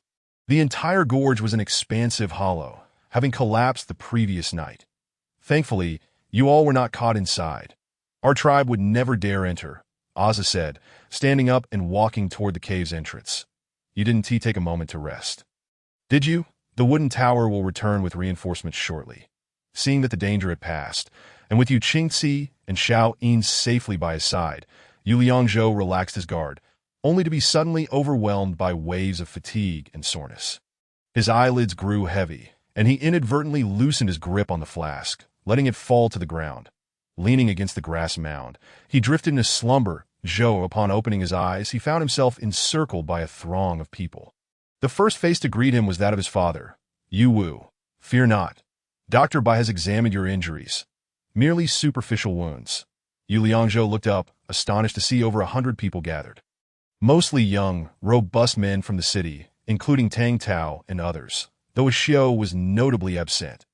Each person regarded him with concern, conversing animatedly. The wooden tower returned, saying you were in danger, and there was a tremendous uproar last night. I gathered the strongest brothers in the city to come assist you. Yu Liangzhou examined his hands, finding no injuries. Could it be that my blood sacrifice was merely a dream? Father, the old mountain has a platform. We must perform a ritual at this ancient battlefield. Rising, he led the group towards Old Mountain. This place had been the site of a great battle centuries ago, where countless heroes had laid to rest. Today, we must once again honor their spirits. Yu Liangzhou pointed to the collapsed forest, using a massive stone as an altar. He cleaned the divine gate sword and armor with cloth and placed them upon it. With a swift motion, he sliced his palm with the divine gate sword, letting his blood drip into 3 bowls of wine. Raising the first bowl, he faced the battlefield and proclaimed loudly, "Brave soldiers of the Great Zhou, you fought valiantly alongside General Sima. Those who fell in battle, far from home, are truly the loyal souls of our nation." That he poured the wine onto the ground. "You may return home." Next, he lifted the second bowl. "Warriors of the South, you defended your homeland with flesh and blood, standing shoulder to shoulder with the soldiers of the Great Zhou. You would rather be wrapped in horsehide than retreat an inch." He poured the wine fiercely onto the ground. "That I honor your heroic spirit. You may rest in peace." "Oh heaven!" He raised the final bowl, his voice nearly hoarse. "I, Yu Liangzhou, offer my blood to honor the fallen souls of the South and the Great Zhou.